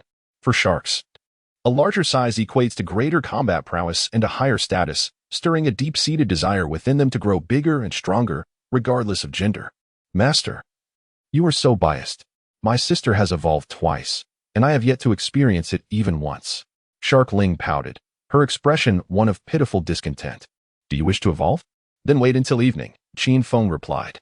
The significant event he referred to was, of course, the hunt for water ghosts, which were far easier prey than sea beasts. For now, you all head into the sea and retrieve some wood for me. Yes, master. The Mako Shark was the first to plunge into the water, followed by Shark Arm, with Shark Ling bringing up the rear, all of them colliding with the timber. Shark Ling opened her mouth wide, revealing her sharp fangs, and bit down on the trunk of a large tree. This unknown tree was remarkably resilient, managing to withstand the bites of the sea beast, yet Shark Ling's incisors still left a trail of bite marks on the trunk. What? It's so tough? Let me try again. Undeterred, Shark Ling took a few more bites at the trunk, but still failed to sever it. Damn it. This thing is both thick and hard. My jaw is starting to ache. Ling Mei, let me take over. Observing Shark Ling's struggle, the chivalrous Shark Arm could not stand idly by and quickly came to assist. His strength far surpassed that of Shark Ling. He opened his mouth wide and left a massive bite mark on the trunk, then struck it heavily with his powerful tail. With a resounding crash, the tree fell, too heavy for both to hold. Ling Mei, your strength is too limited. Just focus on transporting the wood for our master. I'll handle the biting. Okay, thank you. Brother, Shark Ling beamed sweetly, then picked up the broken wood and swam towards Qin Feng. Master, here is the wood you requested. Wow, what a thick piece of wood. Qin Feng marveled as he picked up the 5-meter-long timber, his eyes filled with astonishment. Item, sea tree, description, a unique plant that grows in the ocean, providing ample oxygen for marine life. It can be broken down into it using an axe. Qin Feng opened the crafting table and located the axe. There were 5 types of axes: wooden axe, stone axe, iron axe, copper axe, and gold axe. Each type of axe possessed its own advantages and disadvantages. Among the wooden and stone axes, the former is cost-effective while the iron axe boasts unparalleled sharpness. The copper axe is noted for its durability, whereas the golden axe excels in felling trees at a remarkable speed, albeit with the least endurance. Presently, Qin Feng possesses neither copper nor gold ingots and can only forge an iron axe. Iron axe, iron ingots 5-2, wood 5-3, upon synthesis. A flash of white light illuminated the scene, and a pristine iron axe materialized in Qin Feng's grasp. He struck the tree forcefully with the iron axe, and a series of notification sounds echoed in his ears. Decomposing tree. Acquired. Wood 10 pieces of lumber, each over a meter in length, appeared in Qin Feng's hands, filling him with exuberant delight as he stowed the wood into his backpack. Master, I have returned too. At that moment, the shark eagle arrived, clutching an even larger sea tree, thicker and longer than the one brought back by Shark Ling. The shark eagle, being a third-tier sea beast, employed a rather straightforward and forceful method to acquire the sea tree. While Shark Ling resorted to striking the trunk, the shark eagle uprooted the sea tree entirely, resulting in its impressive size. Chapter 21. The forge with a single stroke of his axe, Qin Feng heard the familiar notification sound once more. Decomposing wood. Acquired. Wood 20. A grin spread across his face as he added the 20 pieces of wood to his inventory. You all continue gathering wood. We shall feast tonight, he declared with enthusiasm. Absolutely. A feast tonight. At the mere mention of food, Sharkling eagerly dove into the depths of the sea to assist Shark Arm in collecting wood. Though Shark Eagle remained silent, the glimmer in his eyes betrayed his hunger. Seated on the wooden raft, Qin Feng perused the communication channel, where many were still engaged in discussions about the underwater forest, contemplating their journey there. The prospect of establishing a settlement resonated with him. It would pave the way for economic growth and a better life in this icy aquatic realm. Some even envisioned the creation of a village, a town, or even a maritime city atop the underwater forest. Little did they know, while they indulged in their lofty dreams, he was already in the process of developing the forest. Disregarding the communication channel, Qin Feng opened a trading platform, where a number of individuals were actively purchasing beast fangs, venomous teeth, and toxic glands, items seemingly devoid of value. Yet, these materials could be synthesized into arrows. Others sought to acquire bows, crossbows, slingshots, darts, throwing knives, and wrist-mounted crossbows. In the absence of advanced weaponry, these ranged weapons provided the utmost sense of security. With a smirk, Qin Feng mused, I shall soon wield a handgun while you remain fixated on outdated items like bows and crossbows. However, he recognized this as an opportunity to offload his surplus beast fangs. Possessing over 300 shark-like beast teeth, Qin Feng deemed them unnecessary for his purposes and decided to trade them for more useful resources. He accessed the trading platform and listed his 360 beast fangs for sale. These fangs, harvested from the corpses of shark-like seed beasts, included even those from second-tier creatures. He then made an announcement in the communication channel. Qin Feng, sharp beast fangs for trade, seeking stone, minerals, and other rare resources. 10 fangs for 1 unit of material.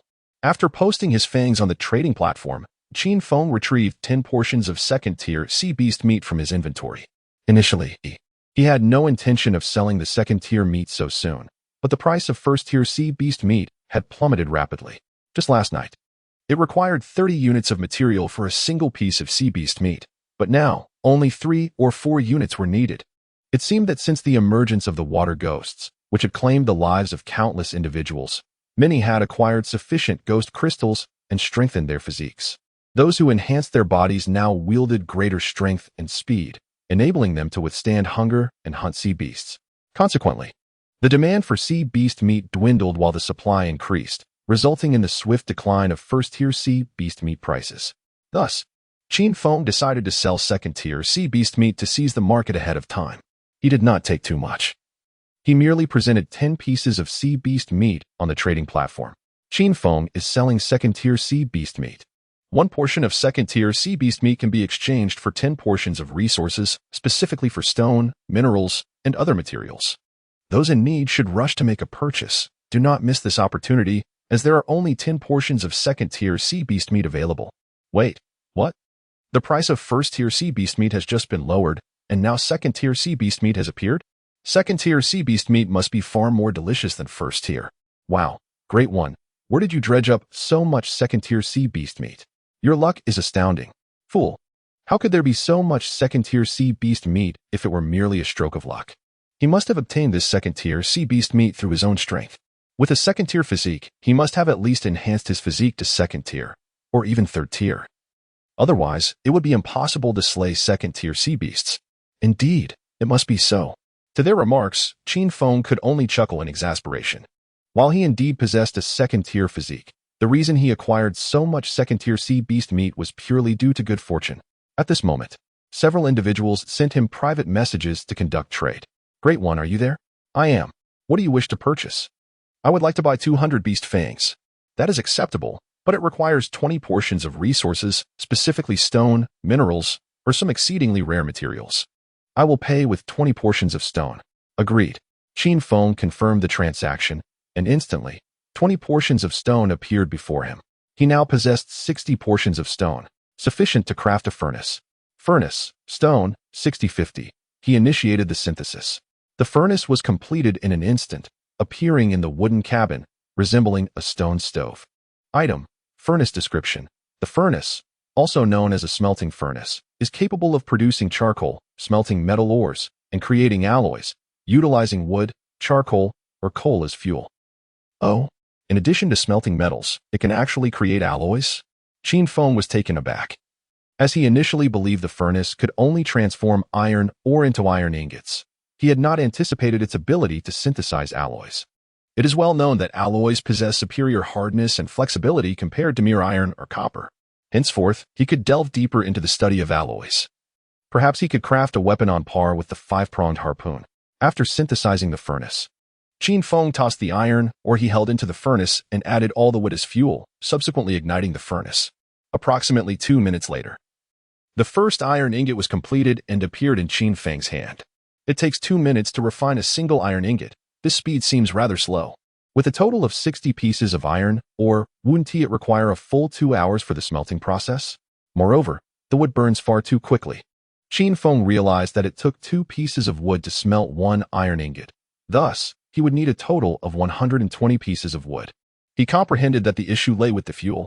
Were charcoal or coal to be employed as the energy source, the duration of the smelting process and the consumption of fuel would be significantly diminished. Fortunately, the discovery of this underwater forest provided a sufficient supply of timber. Otherwise, he would have been at a loss regarding where to procure such an abundance of wood. However, that said, the timber must be converted into charcoal. Charcoal would expedite the process and reduce energy expenditure. Although the underwater forest boasted an ample quantity of marine trees, in the future, as Qin Feng aspired to develop the economy and enhance strength, he would undoubtedly require vast quantities of metallic ores. Thus, it remained uncertain whether the wood from this underwater forest would suffice for incineration. Utilizing new energy sources was one aspect, yet another emerged. Qin Feng leaned over the raft and called out to the depths of the sea. "Shark Eagle, come quickly." No sooner had he spoken than a massive, gaping maw unexpectedly appeared before him, nearly engulfing him whole.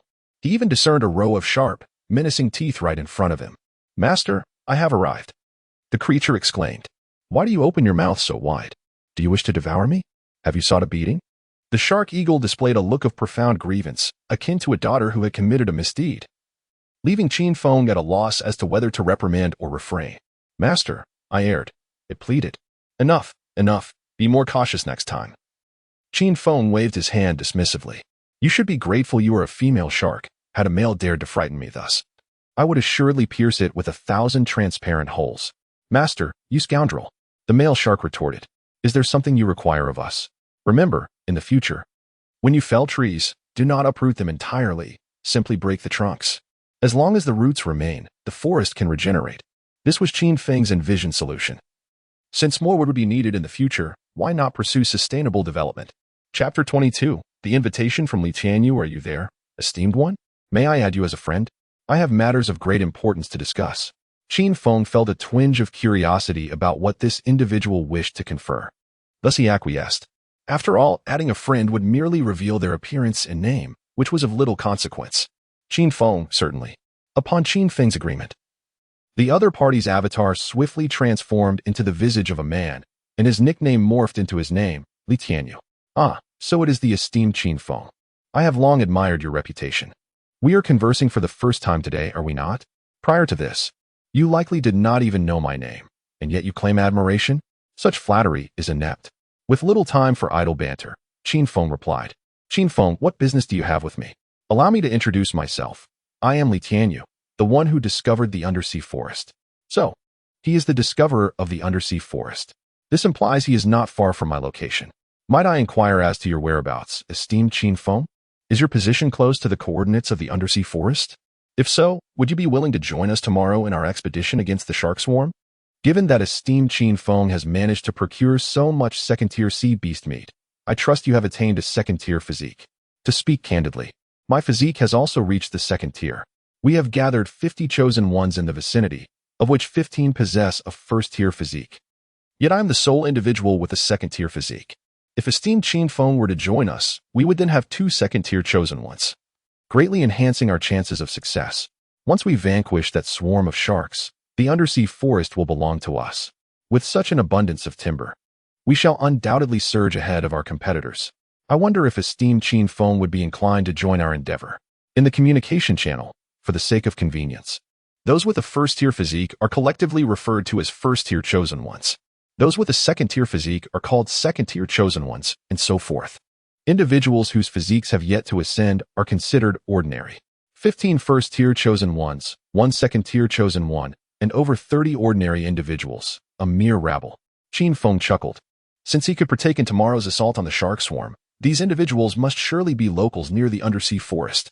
After all, if they were too far away, they could not possibly reach the vicinity of the undersea forest in a single day. In essence, these individuals are the most formidable within a radius of several dozen kilometers around Qin Feng. Initially, he harbored concerns about potential threats to his safety. However, it now appeared that the most formidable among them, Li Tianyu, was merely a second-tier chosen one, while Qin Feng possessed a third-tier sea beast pet, rendering them incapable of posing any threat to him. With this in mind, Qin Feng promptly declined Li Tianyu's proposal. Qin Feng, I regret to inform you that I am, in fact, too far from the undersea forest. I certainly cannot reach it within a single day. Very well, I apologize for the intrusion, esteemed Qin Feng. Qin Feng had already commenced harvesting sea trees. He had no intention of sharing the riches of the undersea forest with anyone else. Secondly, Qin Feng remained unaware of the true strength of the sea beasts, should there be third or even fourth-tier creatures among them. Embarking on a quest against the shark horde would be tantamount to courting death. Until the enemy's capabilities were clarified, he would not act recklessly, for he would not jest with his own life. Thirdly, Qin Feng could not fully place his trust in Li Tianyu, despite the latter's flattering words, which suggested a selfless nature. One can never truly know the heart of another until Li Tianyu's character was ascertained. He would not easily trust the individual on the other side of the screen. Were I the protagonist of a novel? Such naivety would surely draw the ire of the discerning readers in the comments section. After a while, Li Tianyu sent another message. Esteemed one, I wish to purchase some beast fangs from you. Qin Feng, certainly, one portion of stone, mineral, or rare resource can be exchanged for 10 beast fangs. What do you have? I possess no stone or minerals, but I do have medicinal herbs. Would you be interested? Image attached, Li Tianyu shared a photograph of a tender herb along with its description. Item, medicinal herb. Description, the most common herb. It can be used in a potion furnace to concoct various remedies, such as cold medicine, antipyretics, hemostatics, energy tonics, and wound-healing medicines, among others. I have 10 medicinal herbs. Would you be interested? Qin Feng, I require them. Naturally, Qin Feng would need them. In future encounters with aggressive creatures like sea beasts and water ghosts, injuries were a distinct possibility. Having such remedies would facilitate swift recovery. Furthermore, these medicinal products could also be utilized by his beast companions. He recalled that just yesterday, Shark Arm had been severely wounded by 2 shark beasts, and he certainly did not wish for any of his subordinates to fall victim to the sea beasts. Qin Feng then accessed the manufacturing station to examine the potion furnace. Potion furnace, stone, 1030, iron ingots, 430. It required 30 portions of stone and 30 iron ingots. No wonder Li Tianyu did not attempt to create the potion furnace himself, as it demanded such an abundance of resources. Moreover, merely possessing a potion furnace was insufficient without fuel, which consisted of wood, charcoal, and coal. This was likely one of the reasons why Li Tianyu was eager to hunt the shark horde and seize resources from the underwater forest. Ultimately, Qin Feng traded all 160 beast fangs to Li Tianyu in exchange for 10 medicinal herbs and a mechanical wristwatch. With the watch in hand, Qin Feng could keep track of time, for he did not wish to muddle through his day. He checked the watch, which was already set, revealing that it was 5:30 in the afternoon. In the icy world, darkness fell early. By 5:30, the sun had already dipped below the horizon. The air here was rife with the scent of blood, which could attract the sea beasts at night, prompting Qin Feng to hasten his departure. Summoning Shark Eagle and the others, he prepared to leave. During this interval, Shark Eagle, Shark Arm, and Shark Ling had delivered over a dozen sea trees. After disassembling them, Qin Feng obtained a substantial 250 pieces of wood, sufficient for his needs for a considerable time. Subsequently, the Shark Eagle and Shark Arm pulled the raft away from this maritime expanse, though not venturing too far, as they would undoubtedly return the following day to explore the underwater forest. Moreover, an intriguing spectacle awaited the morrow, for Qin Feng was eager to witness how Li Tianyu and his companions would confront the shark horde. 2 hours swiftly elapsed after finishing his dinner. Qin Feng proceeded to feed the shark eagles. During this feeding, he discerned a significant issue. As the shark eagles' ranks ascended, their physiques enlarged considerably. To mobilize such colossal bodies required an abundance of energy, necessitating a greater intake of sustenance. Currently, A single shark eagle demanded 50 pieces of first-tier sea beast flesh merely to feel somewhat satiated. Should the shark eagle indulge freely, it could easily consume 200 pieces of first-tier sea beast flesh. It appears that he would need to hunt sea beasts with greater frequency in the future. Chapter 23. Crafting the revolver. Despite the fact that Shark Eagle remained unwaveringly loyal to Qin Feng even when hunger gnawed at him, Qin Feng could not bear to let his devoted companion go hungry. Such a neglectful elder brother would hardly qualify as a good one.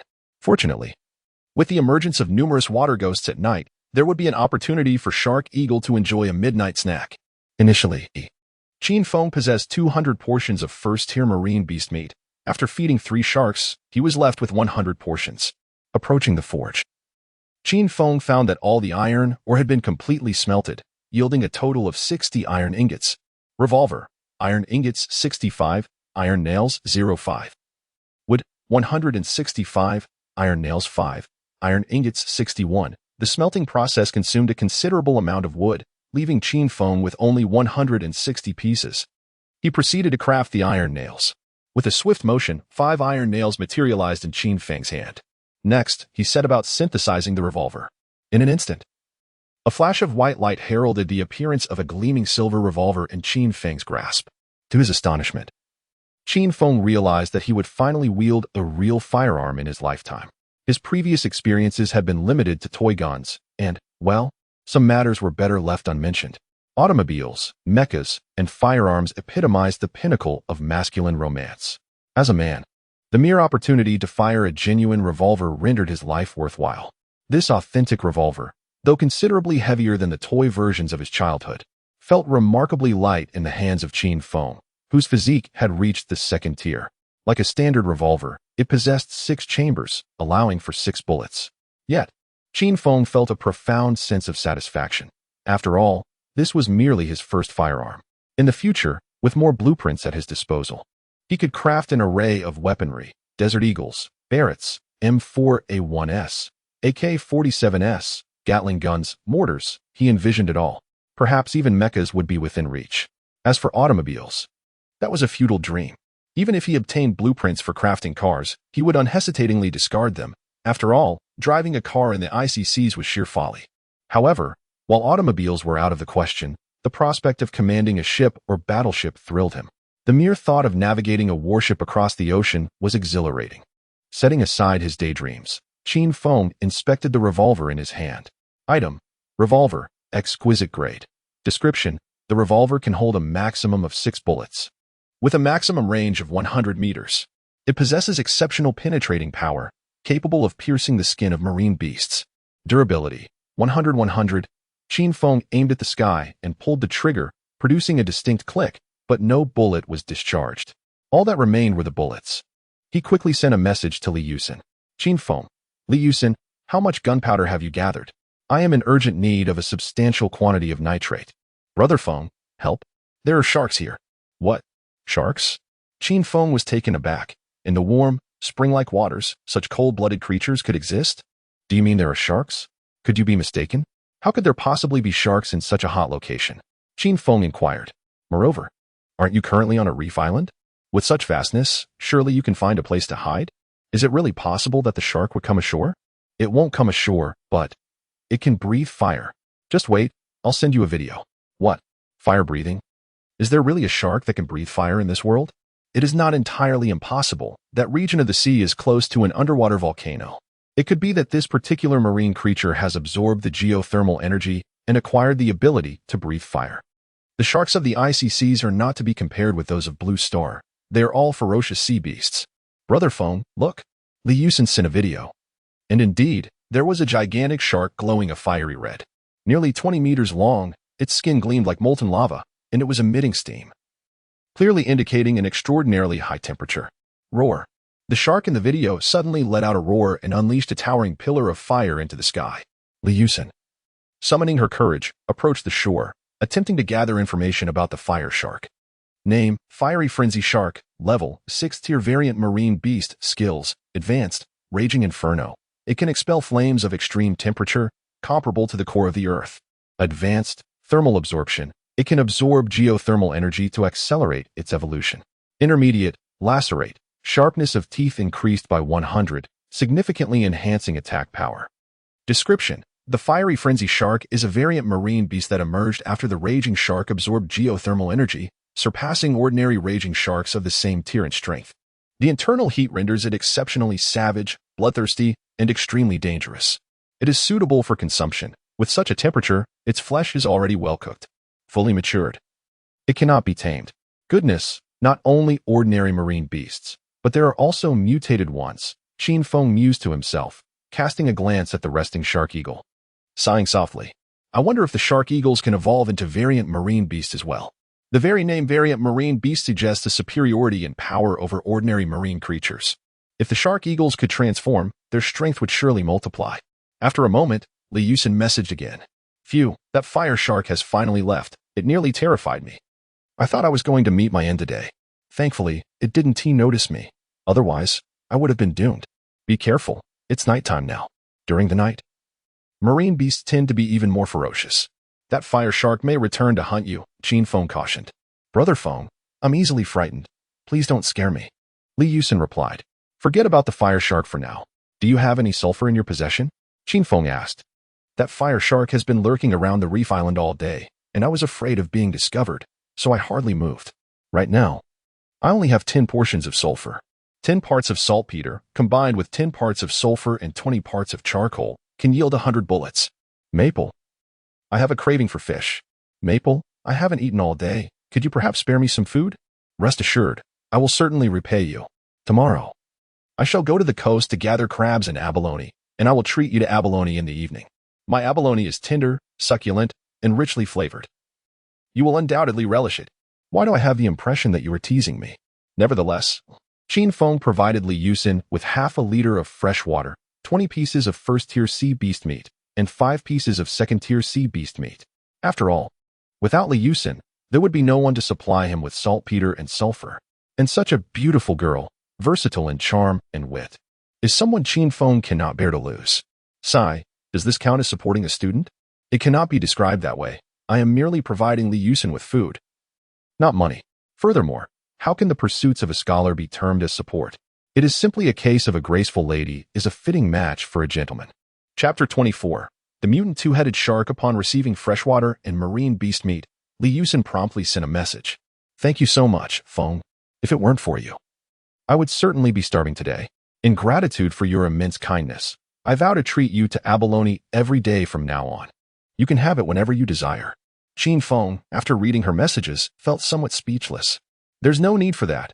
Abalone can easily cause heatiness if consumed in excess. Instead, it would be better if you could provide me with a few more portions of sulfur and saltpeter. That would be far more beneficial. After receiving 10 portions of saltpeter from Li Yusin, Qin Feng immediately began to prepare for the synthesis of gunpowder. In addition to saltpeter, charcoal was also required. Qin Feng opened the furnace and placed 20 logs inside, using them as fuel before igniting it. Much like smelting metals, the process of producing one piece of charcoal required 2 minutes and consumed 1 log. Thus, to create 20 pieces of charcoal, it would take 40 minutes. As the minutes swiftly passed, by 8 o'clock in the evening, 20 pieces of charcoal finally materialized in Qin Feng's hands. Item: charcoal. Description: produced from wood through the furnace. It can be used for smelting metals, refining pills, and crafting weapons with greater efficiency than raw wood. It can also be used for making skewers. Gunpowder, saltpeter, 10-1, sulfur, 91, charcoal, 22. He proceeded to synthesize the gunpowder. In an instant, 10 portions of gunpowder appeared in Qin Feng's hands, followed by the synthesis of bullets. Bullet 10, gunpowder, 10-1, iron ingot, 57-1. He synthesized the bullets. Once again, a flash of white light illuminated the area, and 100 silver bullets emerged before Qin Feng. Eagerly, he grasped one bullet and loaded it into the chamber of his revolver, then aimed skyward and pulled the trigger. Bang! The sound of the gunshot echoed, and the bullet soared into the heavens. With that gunshot, the Shark Eagle, Shark Arm, and Shark Ling were abruptly awakened. What a racket! What on earth was that? Is there trouble? Are there enemies? I was just dreaming of frolicking with 20 female sharks in the sea. Qin Feng shot a glance at Shark Arm, inwardly scoffing. A battle with 20 female sharks? Can your body withstand that? Are you capable, little dog? Never mind, never mind. I'm merely testing a new weapon. You all rest, but wait, It's possible that water ghosts may appear tonight as well. It would be best for the two of you to rest, while the other keeps watch. If you spot any water ghosts or marine beasts, notify me immediately. Yes, master. The three sharks responded in unison, with Shark Eagle taking the first watch, Shark Arm second, and the weakest, Shark Ling, third. Having made all necessary preparations, Qin Feng was not in a hurry to sleep. Rather, he felt an eager anticipation for the arrival of the water ghosts, wishing to test his revolver on them. Feeling somewhat bored, Qin Feng lay on his bed and opened the communication channel. Sigh, night has fallen again. I wonder how many lives will be lost tonight. I glanced at the world's population, and now there are only 9,998,853,000 left. Just 2 days and 1 night have passed, and over 100 million people have perished. It is indeed a predicament. We are scattered across the globe, rendering assistance to others impossible. I propose that we gather in a singular location, perhaps at the coordinates 100, 100. This way, we can unite. Are you foolish? What if we encounter sea beasts along the way? We can keep one eye open while we sleep at night, wary of water ghosts. Humph. What are water ghosts? As a first-tier chosen one, I shall demonstrate my prowess to them. Help! Is there a gallant soul willing to rescue me? I haven't eaten all day, and I have yet to experience love. I do not wish to perish. Alas, here we go again. My dear lady, have you become addicted to this? Must you shout so? I hope you exhibit such fervor in bed as well. You up there, something seems amiss. Humor, my lady, send me your coordinates, and I shall promptly come to be your husband. If you truly send your coordinates, I would like to join as well. Perhaps we can all go together. Humorous. Take me along. We four must ensure our well-being together. You brutes, how can you be so heartless? She is but a child. Where is the justice? Where is the fairness? Where is the location? Do not bring so many. It will spoil humor. Were it not for the fear of losing points, I would certainly have a few words to say. Master, master. Upon hearing the call from the Shark Eagle, Qin Feng hurriedly exited the small wooden house and saw the Shark Eagle swimming frantically towards him. What is it, Shark Eagle? Have you spotted a water ghost? Yes, indeed. A kilometer away on the surface of the sea, there are over 30 water ghosts. However what? They are currently engaged in a fierce battle with a second-tier sea beast, thus they cannot attend to us at the moment. Oh, such fortune? Qin Feng chuckled. This is precisely the scenario of the clam and the snipe, where the fisherman benefits. I shall seize this opportunity. The beast core of the second-tier sea beast and the ghost crystals of the water ghost shall be mine. With this thought, Qin Feng commanded, let us go. It is time for a midnight feast. Haha, another late-night snack awaits. At the mention of a midnight feast, the eyes of the three sharks gleamed with avarice. Let us proceed. Upon reaching the battleground of the sea beast and the water ghosts, Qin Feng beheld a two-headed shark being besieged by a throng of water ghosts. A two-headed shark? Name, two-headed shark. Level, second-tier mutated sea beast. Skills, none at present. Description, the two-headed shark, originally brothers, has become a conjoined shark due to the influence of pollutants. It exhibits a ferocious temperament, proving more formidable than the ordinary shark. It can be steamed or braised. Now fully grown, it cannot be tamed. Another mutated sea beast, and a conjoined shark at that. Did the mother of this two-headed shark inadvertently consume nuclear waste? How did such a creature come into existence? After a moment of lamentation, Qin Feng turned his attention to the water ghosts attacking the two-headed shark. Among them, the majority were first-tier water ghosts, accompanied by 5 second-tier water ghosts. It was precisely these 5 second-tier water spirits that hindered the double-headed shark. Otherwise, the first-tier water spirits would have been devoured by this formidable creature. With a fierce growl, the water spirits, possessing an acute sense of smell, quickly detected the fishy scent emanating from the sharks and swam unhesitatingly towards Qin Feng's raft. Ah, how fortuitous! On this dark and windy night, I shall unleash a chaotic slaughter. Sharks, stand down. Without my command, you are not to engage. Qin Feng's words effectively restrained the 3 sharks, who turned to him with puzzled expressions, their heads tilted in confusion over their master's intentions. Qin Feng offered no explanation, silently retrieving a revolver and loading it with 6 bullets. In his pocket lay dozens more, ready for swift replacement once the current ammunition was exhausted. He aimed the gun at the swiftly approaching water spirit. 100 meters, 90 meters, 80 meters, 50 meters. Master, what are your intentions? The water spirit was now less than 50 meters from the raft. Did you truly intend to eliminate it with that slender, short, and feeble weapon? Qin Feng shot a disdainful glance at the shark. Who do you look down upon from afar? 30 meters, 20 meters, now. With a decisive pull of the trigger, the bullet erupted from the chamber, striking the water spirit directly between the eyes, resulting in instantaneous demise. Chapter 25, The Chaotic Slaughter. This little gadget possesses quite an intriguing capability, capable of obliterating the head of that water ghost in a single shot. As Qin Feng dispatched a first-tier water ghost with a single bullet, Shark Ling's eyes sparkled with excitement. Being Qin Feng's beast companion, it naturally hoped for its master to grow ever stronger. The more formidable Qin Feng became, the more it could satiate its own hunger. Brother Sharkarm, what is the name of this little contraption of our master? I have heard the master refer to it as a pistol. Humph. I never expected the master's firearm to be so short, so slender, and so diminutive, yet capable of striking a target 20 meters away with such precision. Indeed. It seems this battle is inconsequential to us. With a clever glint in its eye, Sharkarm glanced at Shark Sculpture but did not linger, swiftly redirecting its attention back to Qin Feng. Throughout the day, Sharkarm had scarcely conversed with Shark Sculpture, likely having come to a realization, rather than attempting to curry favor with the aloof goddess, it would be wiser to seek the adoration of a devoted admirer. Setting aside such thoughts, as Qin Feng's bullet shattered the water ghost's skull, the surrounding water ghosts, upon hearing the gunfire, hastily swam towards the small raft. Ah, splendid. Watch as I dispatch each of you one by one. It is a rare opportunity to wield a true firearm. A single shot simply will not suffice.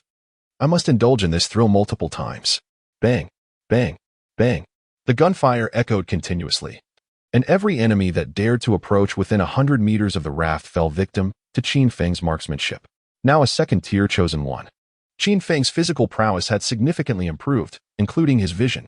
Even amid such darkness, he could discern the surrounding elements, not left in utter obscurity.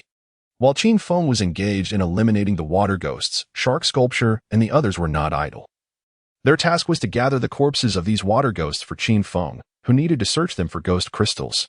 Roar, roar, roar. Sensing the demise of their subordinates, the 5 second-tier water ghosts could no longer remain passive and charged frantically towards Qin Feng. Second-tier water ghosts possessed greater strength, swifter speed, and their scales were more resilient than those of the first tier. Let me see how formidable the second-tier water ghost truly is. Qin Feng reloaded his pistol and aimed at the chest of one of the second-tier water ghosts, pulling the trigger. The bullet erupted from the barrel, piercing through the chest of the second-tier water ghost. Witnessing this, Qin Feng felt a surge of elation. As long as he aimed for the head, even a second-tier water ghost could be felled with a single shot. He wondered, however, if he could vanquish a third-tier water ghost. Alas, there were none present to test his aim. Though the bullet had penetrated its chest, the second-tier water ghost continued its relentless advance towards Qin Feng, soon entering the 20-meter radius of the raft. Having grown weary of the skirmish, Qin Feng aimed at the heads of the 5 second-tier water ghosts and pulled the trigger 5 consecutive times. Bang, bang, bang, bang, bang. 5 bullets accurately pierced the skulls of the second-tier water ghosts. At 20 meters, the gun reigned supreme. Master, Shark Sculpture innocently inquired, what about within 20 meters? Within 20 meters, well, haha. Qin Feng replied with a subtle smile. Within a span of 20 meters, the gun was both precise and swift. As he spoke, Qin Feng instructed the 3 sharks, Shark Eagle, the remaining water ghosts shall serve as your late-night snack, but remember to regurgitate their heads for me. I require their ghost crystals. Yes, master. The 3 sharks sprang into action, swiftly dispatching the remaining water ghosts. Meanwhile, Qin Feng approached the wounded 2-headed shark, though severely injured. The creature bared its teeth at him. The 2 massive heads gaped wide, attempting to bite Qin Feng as if he were mere fodder. However, Qin Feng was not one to allow such a fate. Since taming it was no longer an option, it would instead become our dinner. My pets have recently developed quite the appetite. Qin Feng reloaded his revolver and fired 6 shots at the 2 heads of the 2-headed shark, 3 bullets for the left head and 3 for the right, ensuring neither was neglected. Struck by the 6 bullets, even a 2-headed shark could not withstand such an onslaught, succumbing immediately. Moreover, it had previously been targeted by 30 water ghosts, leaving it gravely injured, which made it all the more effortless for Qin Feng to claim its life. After vanquishing the 2-headed shark, Qin Feng began to inspect the corpse. Disassembling the corpse. Disassembly complete. Gained. Second-tier Beast Core X2. Gained. Second-tier Sea Beast Flesh X100. Gained. Sharp Teeth X100. Truly, as a variant sea beast, it harbored two beast cores within. Observing the two azure orbs in his palm, Qin Feng toyed with them. Regardless of their tier, beast cores from sea beasts always appeared as blue orbs, resembling glass balls, albeit in varying sizes. The second-tier beast core was somewhat larger than its first-tier counterpart. The presence of two beast cores within this two-headed shark elucidated why its power far exceeded that of ordinary sharks of the same tier. With two cores, its attack potency was effectively doubled. This is likely the reason why variant sea beasts surpass their ordinary counterparts in strength. Upon the return of Shark Eagle and the others, Qin Feng meticulously extracted the ghost crystals from the water ghosts' heads. From this singular battle, he had acquired 2 second-tier beast cores, 5 second-tier ghost crystals, and 25 first-tier ghost crystals. Both the second-tier beast cores and ghost crystals could be exchanged for an equivalent amount of spiritual energy. After redeeming all the cores and crystals, Qin Feng amassed a total of 850 points of spiritual energy, adding to the previous 60 points, culminating in 910 points of spiritual energy. Announcement: congratulations! You have become the first chosen one to slay a second-tier sea beast in the IC world. The title of Sea Hero has been upgraded, and you have obtained the title of Sea Knight. Oh, another title acquired? It seems that being the first to slay a high-tier sea beast grants one a title with attribute bonuses. As he pondered this, Qin Feng examined his new title. Title: Sea Knight. Description: the chosen one and their beast companions receive a 20 increase in combat power. With the elevation of his title, the designation of Sea Hero faded into obscurity, replaced by that of Sea Knight. Thus, it appears that both my beloved companions and I shall experience a remarkable enhancement in our combat prowess, elevating it by 20%. This revelation fills Qin Feng with uncontainable joy, for this title proves to be immensely advantageous for him. It seems I must also devote time to advancing my titles in the future. Given that the first individual to vanquish a sea beast is awarded a title, I am determined to grow stronger and become the first to defeat both the third and fourth-tier sea beasts. At this juncture, Qin Feng recalled the necessity of upgrading the levels of Shark Spirit and Shark Arm to bolster their combat abilities. He expended 600 points of spiritual energy to elevate Shark Spirit to the second tier, and subsequently raised Shark Arm to the third tier. Although he could have swiftly upgraded Shark Talon to a fourth-tier sea beast with just 800 points of spiritual energy, he chose to refrain from such favoritism. It would be unwise to overly favor Shark Talon while neglecting his other companions, as it might incite discontent among the other sharks. Thus, Qin Feng prioritized the enhancement of Shark Arm and Shark Spirit. Chapter 26: The Struggle in the Live Stream After Upgrading Shark Eagle and Shark Ling. Qin Feng found himself with only 310 points of spiritual energy left. Whether to enhance himself or his beast companions, such a meager amount of energy was insufficient. Well, I shall await tomorrow's sign-in, he chuckled. Each day of signing-in granted him 5 first-tier beast cores, amounting to 100 points of spiritual energy. By tomorrow, he would be able to elevate Sharkling to a third-tier sea beast. Compared to augmenting his own physique, Qin Feng preferred to bolster the combat prowess of his beast companions. With a handgun in hand, he could confront formidable sea beasts from the safety of his raft, sparing himself the folly of plunging into the waters to engage in direct combat with such creatures. Fighting sea beasts in the water would be sheer madness. At present, he had 60 bullets remaining and needed to conserve them. Today, Qin Feng had indulged himself, fulfilling his desire to fire a real handgun. Moving forward, he would rely on Shark Eagle and the others, for their combat strength was, after all, a gift. As for the handgun, it was a weapon of lethal capability best reserved for critical moments. Shark Eagle, Shark Arm, let us depart towards the vicinity of the underwater forest. With the demise of the two-headed shark, its blood had stained the ocean, the sin of which would undoubtedly attract other sea creatures, perhaps even higher-tier beasts. Thus, it was imperative to vacate the area swiftly. Understood, Master. Shark Eagle and Shark Arm propelled the raft towards the underwater forest. Ding ding. At that moment, Qin Feng's survival bracelet emitted a series of chimes. Someone had sent him a private message. It was late at night, and most likely it was from Li Yusen. He pondered whether this young lady was so accustomed to her privileged status that she lacked basic courtesy, disturbing him with messages at such an hour. Regrettably, the private messaging feature in the communication channel lacked a blocking option. Otherwise, Li Yusen would have been the first to be silenced. Brother Feng, have you seen the live stream? It's absolutely thrilling. Qin Feng, live stream? What live stream? Of course. The live stream of the Chosen Ones battling the Fishman pirate group. The viewership has already surpassed 2 billion. Almost everyone still awake is glued to the stream. Brother Foam, you're not actually asleep, are you? It's barely late. It was nearly midnight. He could only be thankful that he had not succumbed to slumber just yet. Otherwise, she would surely regret it. With a mental sigh, Qin Feng exited the private message and opened the public chat interface of the communication channel. Indeed, at the top of the interface, there was a pinned notification indicating that a live broadcast was in progress. Upon entering the live stream, a translucent light screen materialized before him. The display showcased a colossal wooden sailing ship, measuring at least 20 meters in length, adorned with a white skull emblem on its sail. As lightning flashed, the skull appeared particularly menacing. Undoubtedly, this was a pirate ship. Upon the vessel stood a group of humanoid creatures, most grotesque in form, their bodies covered with hardened fish scales. Even a stone axe would struggle to inflict harm upon them, underscoring their extraordinary defensive capabilities. These humanoid beings predominantly exhibit characteristics reminiscent of marine life, which has led the fortunate individuals in the live stream to naturally refer to them as merfolk. Perhaps due to their upbringing in the ocean and their habitual swimming, these merfolk are typically robust and possess abilities akin to those of marine creatures. For instance, a shark merfolk boasts arms as sharp as blades, a dorsal fin protruding from its back, and a mouth filled with menacing teeth reminiscent of a shark's. The shark merfolk leaps from the deck of a pirate ship, plunging directly into the sea, charging forward with ferocity. Before the shark merfolk, a substantial gathering of fortunate individuals has materialized.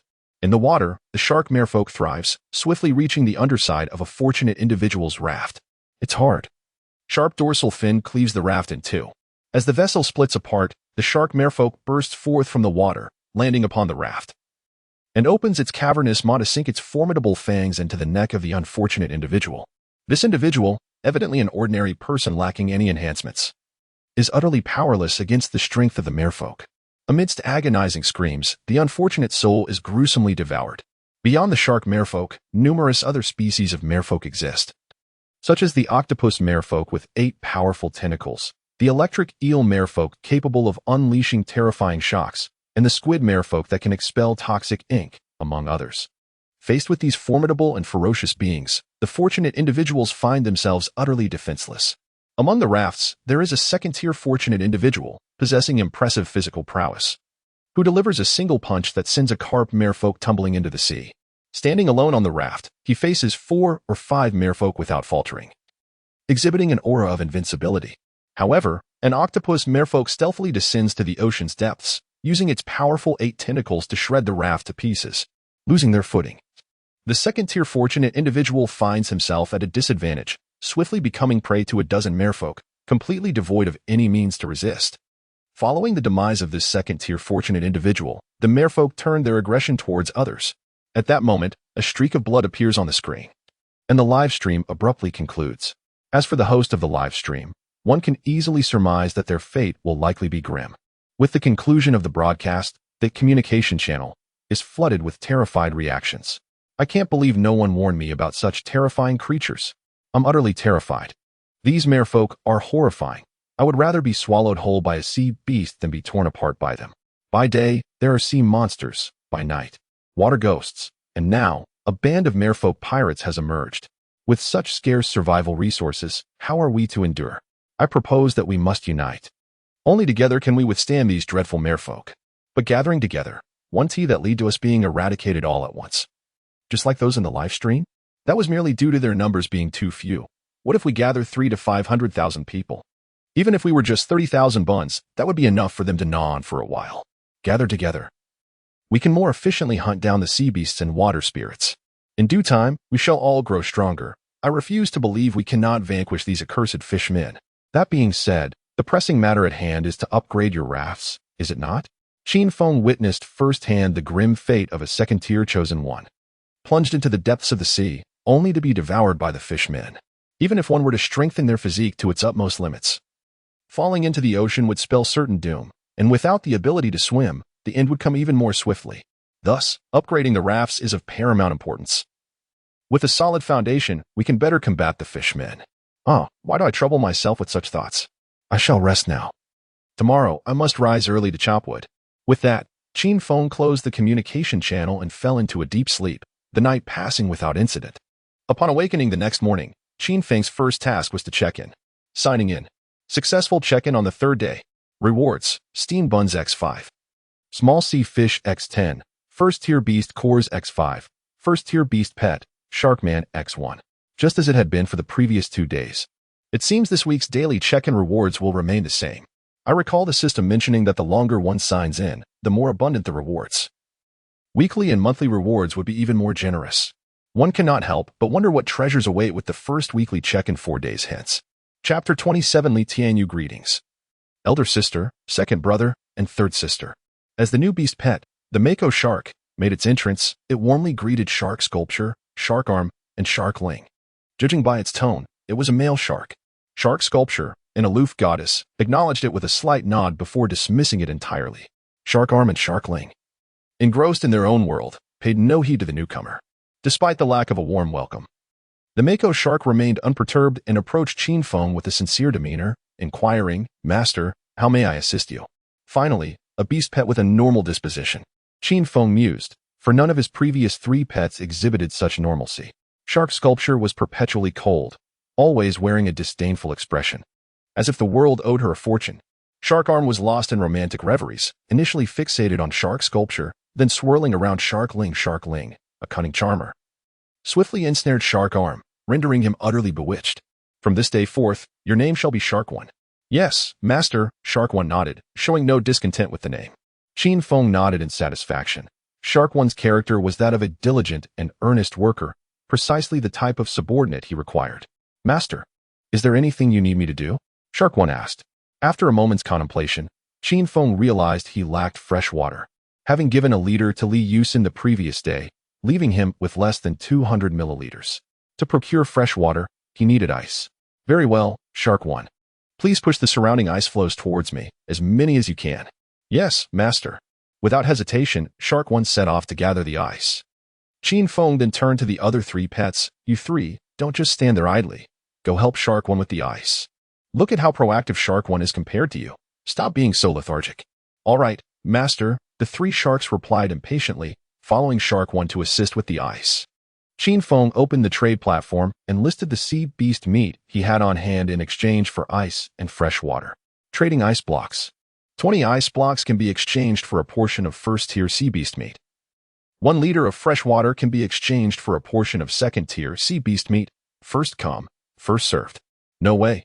Is this for real? Ice blocks for sea beast meat? How generous. It seems the big shot is in dire need of fresh water. I want to trade. I lack everything except for ice blocks. Me too. I haven't eaten in 2 days. There's plenty of ice around, but no food. What bad luck. I want to trade as well. In a mere 10 minutes, the remaining 100 portions of first-tier sea beast meat were snatched up. Moreover, 10 individuals purchased second-tier sea beast meat. Acquiring second-tier sea beast meat required 1 liter of fresh water, equivalent to 100 ice blocks.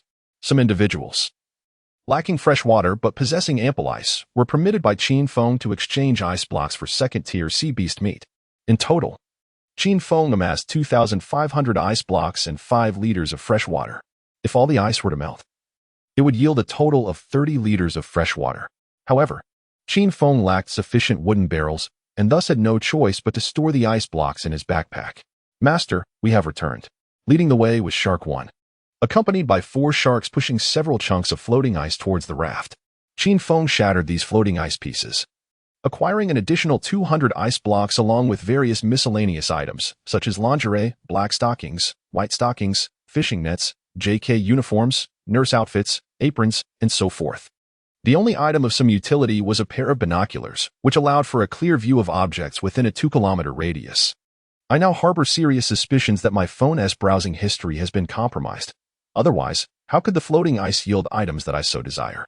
As he picked up a JK uniform, Qin Feng mused, perhaps I should sell these to Li Yusin? Then she could wear them for me, and if possible, record a video. Hehehe. At this thought, a wicked smile crept across Qin Feng's face.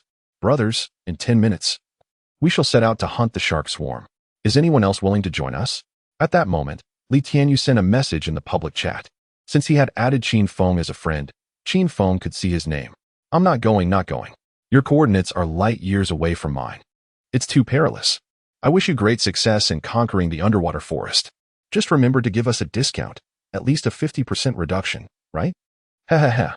Brother, if you're willing to give me a 50% discount, I'll keep you warm in bed, Moa. Boss, why not host a live stream? Let me see your gallant figures. The chat channel was filled with voices cheering for Li Tianyu. Although Qin Feng had no intention of assisting, he decided to take a look. Perhaps he could seize the opportunity to benefit while those chosen ones and sea beasts engaged in mutual destruction.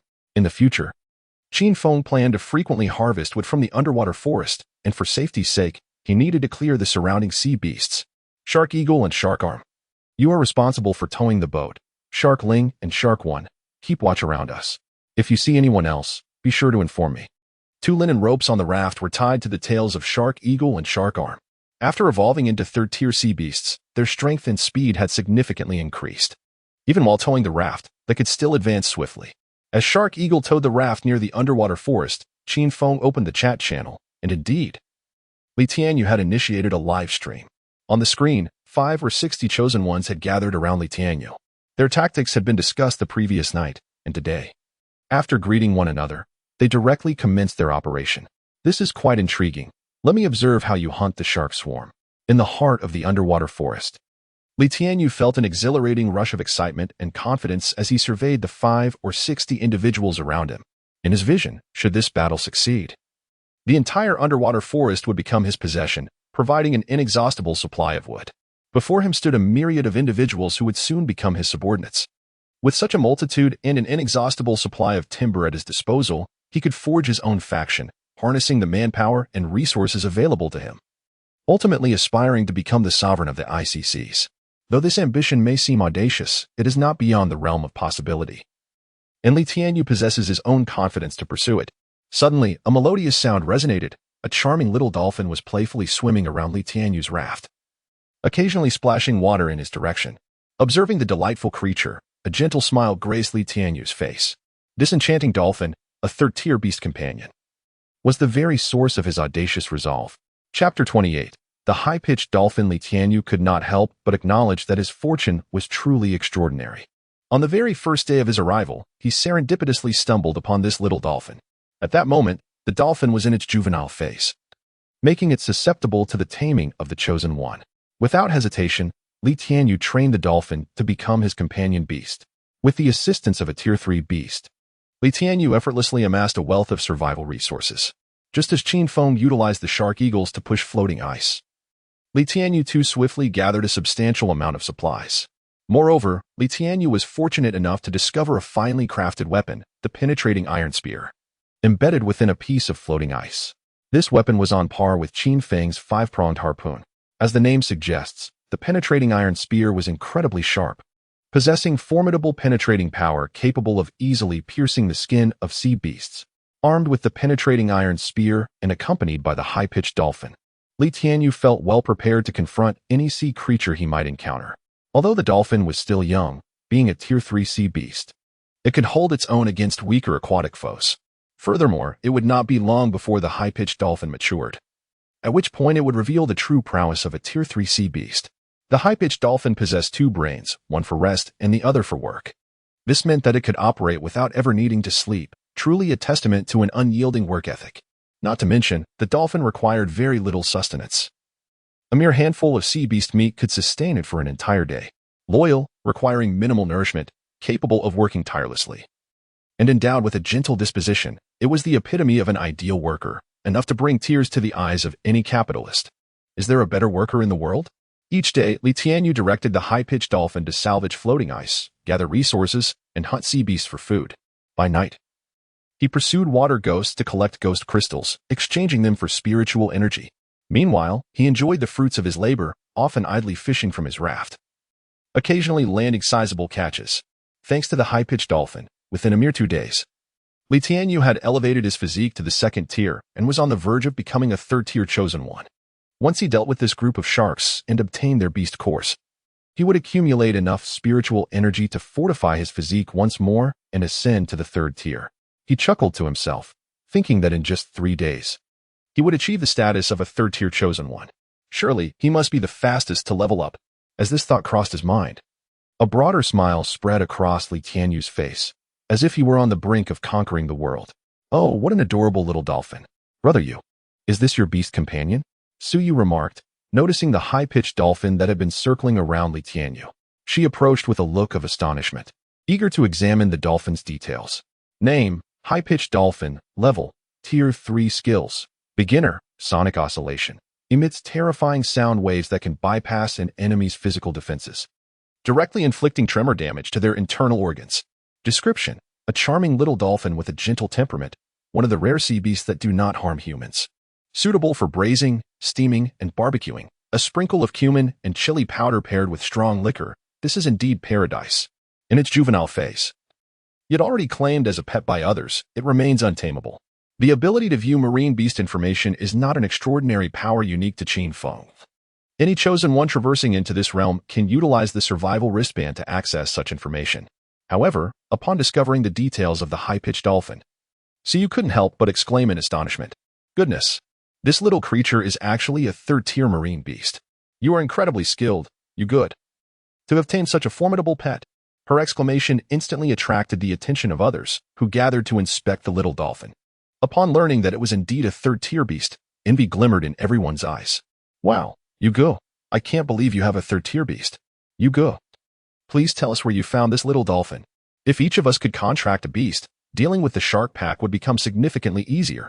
"Indeed. That's a splendid idea. After all, we are in the ocean, and we stand no chance against marine beasts. Why not become beast tamers and use marine creatures to confront marine threats?" At that moment, all eyes were filled with admiration and goodwill directed towards Li Tianyu, who had become the revered figure among them. Li Tianyu himself relished this adoration. Who wouldn't he wish to be idolized by others? Setting aside the little creature for now, our primary goal is to confront the marine beasts that have taken residence in this underwater forest. Those beasts have sustained injuries, and now is the opportune moment to eliminate them. The others nodded in agreement, gripping their weapons tightly. Ever since they had seen the high-pitched dolphin, their spirits had soared, bolstering their confidence for the forthcoming endeavor. They thought, with a third-tier marine beast at our side, what is there to fear? The fervent battle spirit in their gazes toward Li Tianyu was palpable. They could hardly contain their eagerness to join him in action. However, despite the marine beasts being wounded, they remain formidable in their natural habitat. The ocean is their domain. For us humans, falling into the sea is akin to stepping into the gates of doom. Hence everyone must remain vigilant against the beast's ambushes and maintain their composure. Rest assured, Yugu, there are merely a few fish, with so many of us. We'll surely prevail. Suyu chimed in with a smile, flexing her arms to reveal her toned physique. Though a girl, she exhibited strength that rivaled any man. Li Tianyu glanced at Suyu, nodding slightly in appreciation. Suyu was strikingly beautiful, with an alluring figure that turned heads. Anyone who caught a glimpse of her would momentarily widen their eyes, internally exclaiming in awe. At that moment, several individuals, captivated by Suyu's beauty, approached her. Locking eyes before shyly lowering their gazes, a lewd smile creeping across their faces, each harboring their own unspoken thoughts. Though Suyu is indeed a striking beauty, in this frigid oceanic realm, beauty holds little value. What truly captivates Li Tianyu is Suyu's remarkable survival instincts. Currently, Suyu stands as a first-tier chosen one, the sole female among 15 first-tier chosen, on the verge of ascending to a second-tier chosen. Upon her sudden arrival in this world, unlike other girls who succumbed to panic and despair, she maintained her composure and contemplated her survival. This resilience alone surpasses that of most individuals. As Li Tianyu withdrew his gaze from Suyu, he gestured for everyone to disperse, instructing them to arm themselves and maintain a distance of 50 meters. At his command, the others promptly formed a semicircle around him. Once the encirclement was nearly complete, Li Tianyu procured 3 wooden barrels. These barrels did not contain water, but rather the blood of sea beasts, with chunks of their flesh steeped within, including several pieces from second-tier sea creatures. Using the blood and flesh as bait, he was confident that the sea beasts would take the lure. After pouring the blood from the 3 barrels into the ocean, Li Tianyu hastily retreated to stand alongside the others. Their next task was to await the arrival of the sea beasts, whose keen sense of smell, particularly that of shark-like creatures, could detect the scent of blood from miles away. Chapter 29. The giant octopus. As long as there were sea creatures nearby, they would undoubtedly be drawn to the scent of blood. 5 or 6 minutes passed, yet the surface of the ocean remained eerily still. What could be amiss? Why had the sharks not arrived? Perhaps they had fled? That would be fortuitous. In such a case, this underwater forest would belong to us. Indeed, once we had timber. My foremost endeavor would be to construct a quaint wooden cabin, followed by an abundance of bonfires, carelessly feeding them as if it were free. These past 2 nights have been dreadfully frigid. Who could argue otherwise? The prolonged absence of sea creatures prompted many to indulge in idle chatter. Li Tianyu found it peculiar. Given the acute sense of smell possessed by marine beasts, they should have sensed the blood by now. Little one, go investigate the situation, Li Tianyu instructed the high-pitched dolphin. With a nod, the dolphin plunged into the depths, perfectly suited for the reconnaissance task due to its keen vision and hearing. Moments later, the dolphin resurfaced, emitting urgent sounds as it relayed its findings to Li Tianyu, trembling in evident fright. The dolphin's distress only intensified Li Tianyu's grave expression. "What is the little dolphin saying?" Su Yu inquired, unable to comprehend the dolphin's speech, as she was not its master. However, Li Tianyu's demeanor left little doubt that it was not good news. "Everyone, scatter. A formidable creature is approaching." "What? The sea beasts have finally arrived?" "Huh. Just wait until I put a few holes in those sharks' heads." Brothers, prepare for action. Everyone readied themselves for battle as the ocean began to stir. A surge of waves crashed forth, and with a thunderous sound, 5 colossal tentacles burst through the surface, each adorned with numerous sharp barbs. They ensnared several floating pieces of marine flesh and dragged them into the depths. What is that? It was not a shark-like creature after all. TCH. Instead of the expected shark, we have summoned an octopus beast. Li Tianyu remarked coldly, surprised by this unforeseen development. "See you. Check the information on this octopus. Determine its rank and any potential abilities." "All right, I will." As the 5 long, thick, and grotesque tentacles emerged, Siyu was taken aback and swiftly used her survival ring to inspect the octopus beast's details. Meanwhile, the octopus had finished consuming the marine flesh it had ensnared. However, that meager amount was insufficient to satiate its appetite, and it naturally turned its gaze toward the 50 individuals. The octopus raised its massive head above the surface, its fierce eyes fixated intently on Li Tianyu.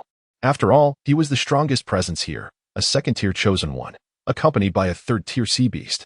The colossal octopus possesses a remarkably large head, towering at 3 meters, while its 8 tentacles each extend to 6 meters in length. These powerful appendages are adorned with barbs, significantly enhancing its offensive capabilities. Name: Giant Octopus. Level: Second Tier. Skills: None. Description: a cephalopod marine creature with 8 tentacles, although not as ferocious as shark-like beasts. It should not be underestimated. Harmless and suitable for culinary delights such as takoyaki and grilled octopus, it is certainly tempting to envision its delectable flavors. Fully matured, it cannot be tamed. "Brother Yu, this is a second-tier marine beast with no special skills," reported Siyu to Li Tianyu. "Humph, merely a second-tier creature?" Li Tianyu chuckled. Although second-tier marine beasts are formidable, he had ways to handle them. The emergence of this giant octopus was somewhat unexpected, yet it was merely a second-tier beast. Not something to fear. Brothers, do not be afraid. This is just an ordinary octopus. Let us unite, and we shall surely vanquish it. Once we slay this octopus, I will treat everyone to a barbecue tonight. Haha, splendid.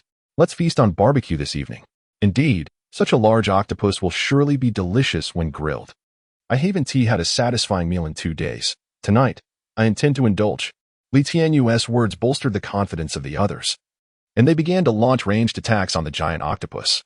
In an instant, bows and crossbows unleashed a flurry of arrows, all aimed directly at the octopus's massive head. These arrows were not only formidable in level but also coated with potent toxins. Those without bows utilized other ranged weapons: rocks, short spears, javelins, and even lead balls and basketballs were repurposed as armaments. Various projectiles struck the giant octopus, causing it considerable annoyance. Among the most troubling for the giant octopus were the sharp arrows, which were exceedingly pointed, capable of piercing its exterior from 20 meters away. While the penetrating power of the arrows alone could not inflict severe harm, the venom on their tips caused it great distress. Furthermore, with its reach limited to 6 or 7 meters, it could only endure passive assaults, which was its most vexing predicament. With a thunderous roar, the giant octopus dove beneath the waves, preparing to launch an assault from the depths. It was not foolish. It recognized that these individuals were standing on wooden rafts. If it could destroy these rafts, the people would become easy prey, helpless before its might. Humph, has that large octopus fled? Ha ha ha, even marine beasts now fear us. And it is a second-tier creature. How easily it was driven away. What a pity to let such a large fish escape. I truly wish to savor the taste of a second-tier octopus. Indeed, it seems tonight's barbecue is no longer an option. As the giant octopus retreated, many faces lit up with excitement, particularly among the ordinary folk. They had long been the ones hunted by marine beasts, with many having witnessed these creatures devour humans, naturally instilling in them a profound fear of such beasts. However, at that moment, they had surprisingly managed to drive away a sea beast, a formidable second-tier creature. And the exhilarating sensation of hunting such a powerful adversary intoxicated them. While others reveled in their triumph, Li Tianyu wore a concerned frown. For the high-pitched dolphin had warned him that the colossal octopus had not yet ventured far. Everyone, be cautious. That giant octopus is still lurking nearby. Do not let your guard down. Haha, what is there to fear? As long as it dares to show its head, we shall all shoot it together. With so many of us, how could we possibly fail to slay it? Indeed, watch me pierce it with my arrows. Before the bravado could be fully expressed, the individual's voice abruptly ceased. Surrounding him, 8 tentacles shot forth simultaneously, encircling him. This is bad. It's the giant octopus. Quickly, shoot it. Aim for its face. Chapter 30. The Mantis and the Cicada. Just as the crowd contemplated launching arrows at the colossal octopus's tentacles, they realized that although the 8 appendages encircled the chosen one, considerable gaps remained between them. To shoot arrows recklessly at this juncture would not only fail to harm the giant octopus, but could also result in their companions being grievously wounded. While others hesitated to draw their bows, the giant octopus was not inclined to grant them the luxury of time. One of its tentacles pierced directly through the chosen one's body. With a horrified gasp, the unfortunate individual looked down to see a spear-like appendage protruding from his chest. Help me, he managed to lift a trembling hand towards his companions in a desperate plea, but before he could utter another word, the tentacle yanked him into the depths of the sea. Soon, the waters around his raft were stained crimson. Although they could not witness his demise, the outcome was undoubtedly grim. How could it be that he perished so swiftly? Witnessing this harrowing scene, the onlookers were momentarily paralyzed, unable to comprehend how their jovial companion had met such a swift end. A wave of sorrow washed over them, but the giant octopus showed no mercy. Feasting on the flesh and blood of the chosen one, reveling in its triumph as it danced joyfully in the ocean, its 8 tentacles stirring the currents in exuberance. Gazing up at the surface, it beheld over 50 rafts adrift, each representing a morsel of potential sustenance. Relishing the taste of its recent prey, a glint of greed shone in the octopus's eyes. With the fervor of a student rushing to the cafeteria after class, the giant octopus surged towards another chosen one's raft. Employing the same tactic, it ensnared the unfortunate individual with 4 or 5 of its tentacles. It was cunning enough to recognize that this strategy would deter the humans from attacking recklessly, thus allowing it to feast unimpeded. In the blink of an eye, the giant octopus dragged the chosen one into the depths and swallowed him whole. Infuriated, the observers realized how cunning the giant octopus was, lurking beneath the waves and only revealing a few tentacles at a time. Any attack they launched risked injuring their comrades. And even if they succeeded in severing one of its appendages, it would not deter its grim intentions. Yet, if they refrained from striking, it would swiftly claim another life. What were they to do? As the giant octopus claimed yet another victim, Li Tianyu was consumed by fury. These individuals were to be his subordinates, and witnessing their demise was akin to a dagger to his heart. However, he found himself at a loss for effective solutions. Should he summon the young dolphin? But could a juvenile of such a species truly contend with an adversary of such immense size? At that moment, Siyu spoke up, her voice cutting through the tension. Brother Yu, I have a plan, but it requires the assistance of that little one. As she spoke, she gestured towards the young dolphin nearby. Very well. As long as we can eliminate that creature, I shall abide by your words. With a nod, Siyu swiftly drew forth a wooden paddle, propelling herself forward while maintaining a safe distance from the others. Lacking a beast companion, she relied solely on the paddle to maneuver her raft. Once sufficiently distanced from the others, Siyu brandished a piece of bloodied second-tier sea beast meat, raising it high to desperately attract the attention of the colossal octopus. Upon detecting the scent of blood and the enticing aroma of the meat, the giant octopus was indeed lured in. It lifted its gaze to the raft where Siyu stood, noting the space between her vessel and the others, and thus felt emboldened to charge towards her without fear of reprisal. 2 of its tentacles shot forth, aiming for Suyu's vulnerable back. However, she was no ordinary individual. With her physique reaching the first tier, her auditory and reflex capabilities far surpassed those of the common folk. Sensing the impending attack from the octopus's tentacles, Siyu maintained her composure and swiftly seized a trident from her raft. Though it was a trident, It resembled a harpoon, merely distinguished by its 3 prongs. With great force, Suyu thrust the trident toward the approaching tentacle, piercing it with a satisfying squelch. The octopus let out a pained bellow as one of its appendages was skewered. Yet before it could retaliate, a small dolphin swiftly emerged before it. The high-pitched dolphin belonging to Li Tianyu. Suyu's strategy was to act as bait, drawing the giant octopus towards her raft, while allowing the dolphin to launch an attack from beneath the waves. Ultimately, when the octopus could no longer endure, it would breach the surface, vulnerable to a devastating strike.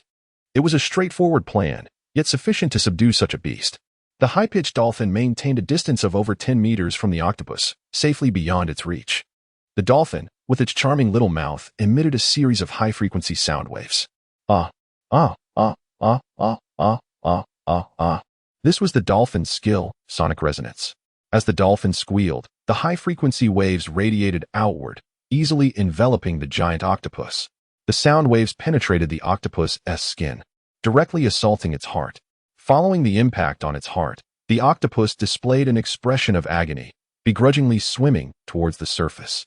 Meanwhile, the remaining chosen ones had formed a circle above, eagerly awaiting the emergence of the giant octopus. When it finally breached the surface, it was taken aback to find all the participants poised with their weapons, ready to strike. Li Tianyu was the first to act, hurling his piercing iron spear at the colossal octopus. As a second-tier chosen one, his physical strength was formidable. In his hands, the spear flew like an arrow, piercing the octopus's brain and slaying it instantly. Bravo! Witnessing the octopus's demise, an exuberant cheer erupted from the crowd. Following the celebration, the gaze of all present turned towards Suyu, filled not only with admiration but also profound respect. In this battle, Suyu played an indispensable role. Had she not willingly acted as bait to lure the colossal octopus, victory would have remained elusive. Now, Suyu stands as the sole girl in this place. As there were initially 2, the other having fallen victim to the maw of the giant creature. Yet, the gazes directed at her are devoid of malice or greed, instead brimming with respect. Her audacity to serve as bait alone earns her the admiration of all. Without her, one cannot fathom the number of lives that might have been claimed by the monstrous octopus. Brother Yu, you are the one who vanquished the giant octopus. Would you like to inspect its carcass? Suyu offered, stepping back to grant the opportunity to Li Tianyu. Li Tianyu shook his head, replying, "You deserve the most credit for slaying the colossal octopus. I shall not contest this with you. Please, go ahead. Hee. Since Brother Yu insists, I shall not be modest." Suyu smiled, gently placing her hand upon the bloodstained corpse, feeling no revulsion within her heart. Before long, the remains of the giant octopus transformed into 200 portions of second-tier sea beast meat and a second-tier beast core. Chapter 31. The yellow sparrow in the rear. With this second-tier beast core in hand, I shall ascend to the ranks of a second-tier chosen one. Suyu smiled with a subtle grace, for she was merely a few points of spiritual energy away from her goal. And this second-tier beast core could conveniently bestow upon her 50 points. While others envied her swift acquisition of such a valuable treasure, none dared to seize it from her. After all, it was a reward earned through peril, rightfully hers for the taking, and with her enhanced physique, her overall combat prowess would be significantly bolstered. Without hesitation, Suyu exchanged the second-tier beast core for spiritual energy and proceeded to fortify her body. A flash of white light enveloped her, transforming her figure into something even more slender and alluring. Her long legs appeared to stretch further. Originally standing at 165 centimeters, she now seemed to have reached an impressive height of 170 centimeters. Her complexion became even fairer and more radiant, and, of course, certain aspects of her anatomy had also grown more pronounced, reminiscent of 2 cantaloupes, evoking a desire akin to that of indulging in cantaloupe milk. The others, upon witnessing Suyu's newfound beauty, could not help but shyly avert their gazes, unable to meet her eyes, instead daring to glance only at her chest. "What is the matter with you all?" Suyu was taken aback, having yet to realize the extent of her transformation, perplexed as to why her companions were suddenly so bashful. Looking down, her cheeks flushed a delightful crimson, adding to her charm. It became apparent that her attire was no longer fitting, particularly her top, which resembled a cropped shirt. Had it not been for her formidable second-tier physique, those lecherous gazes might have surged forth. Even Li Tianyu and his aquatic companion, the high-pitched dolphin, found themselves captivated by Suyu's presence. It seemed that human and marine creature aesthetics could align, though the dolphin inexplicably harbored an impulse to butt heads with her. not particularly fond of being scrutinized.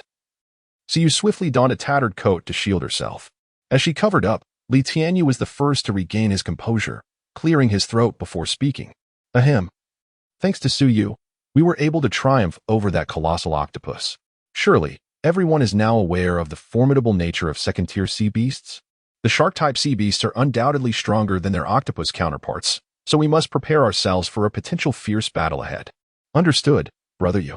The others nodded in agreement, their expressions reflecting a shared understanding. Li Tianyu then began to draw blood, hoping to attract the sea beast with the scent. Yet, as night fell, the anticipated shark-type sea beast had yet to make an appearance.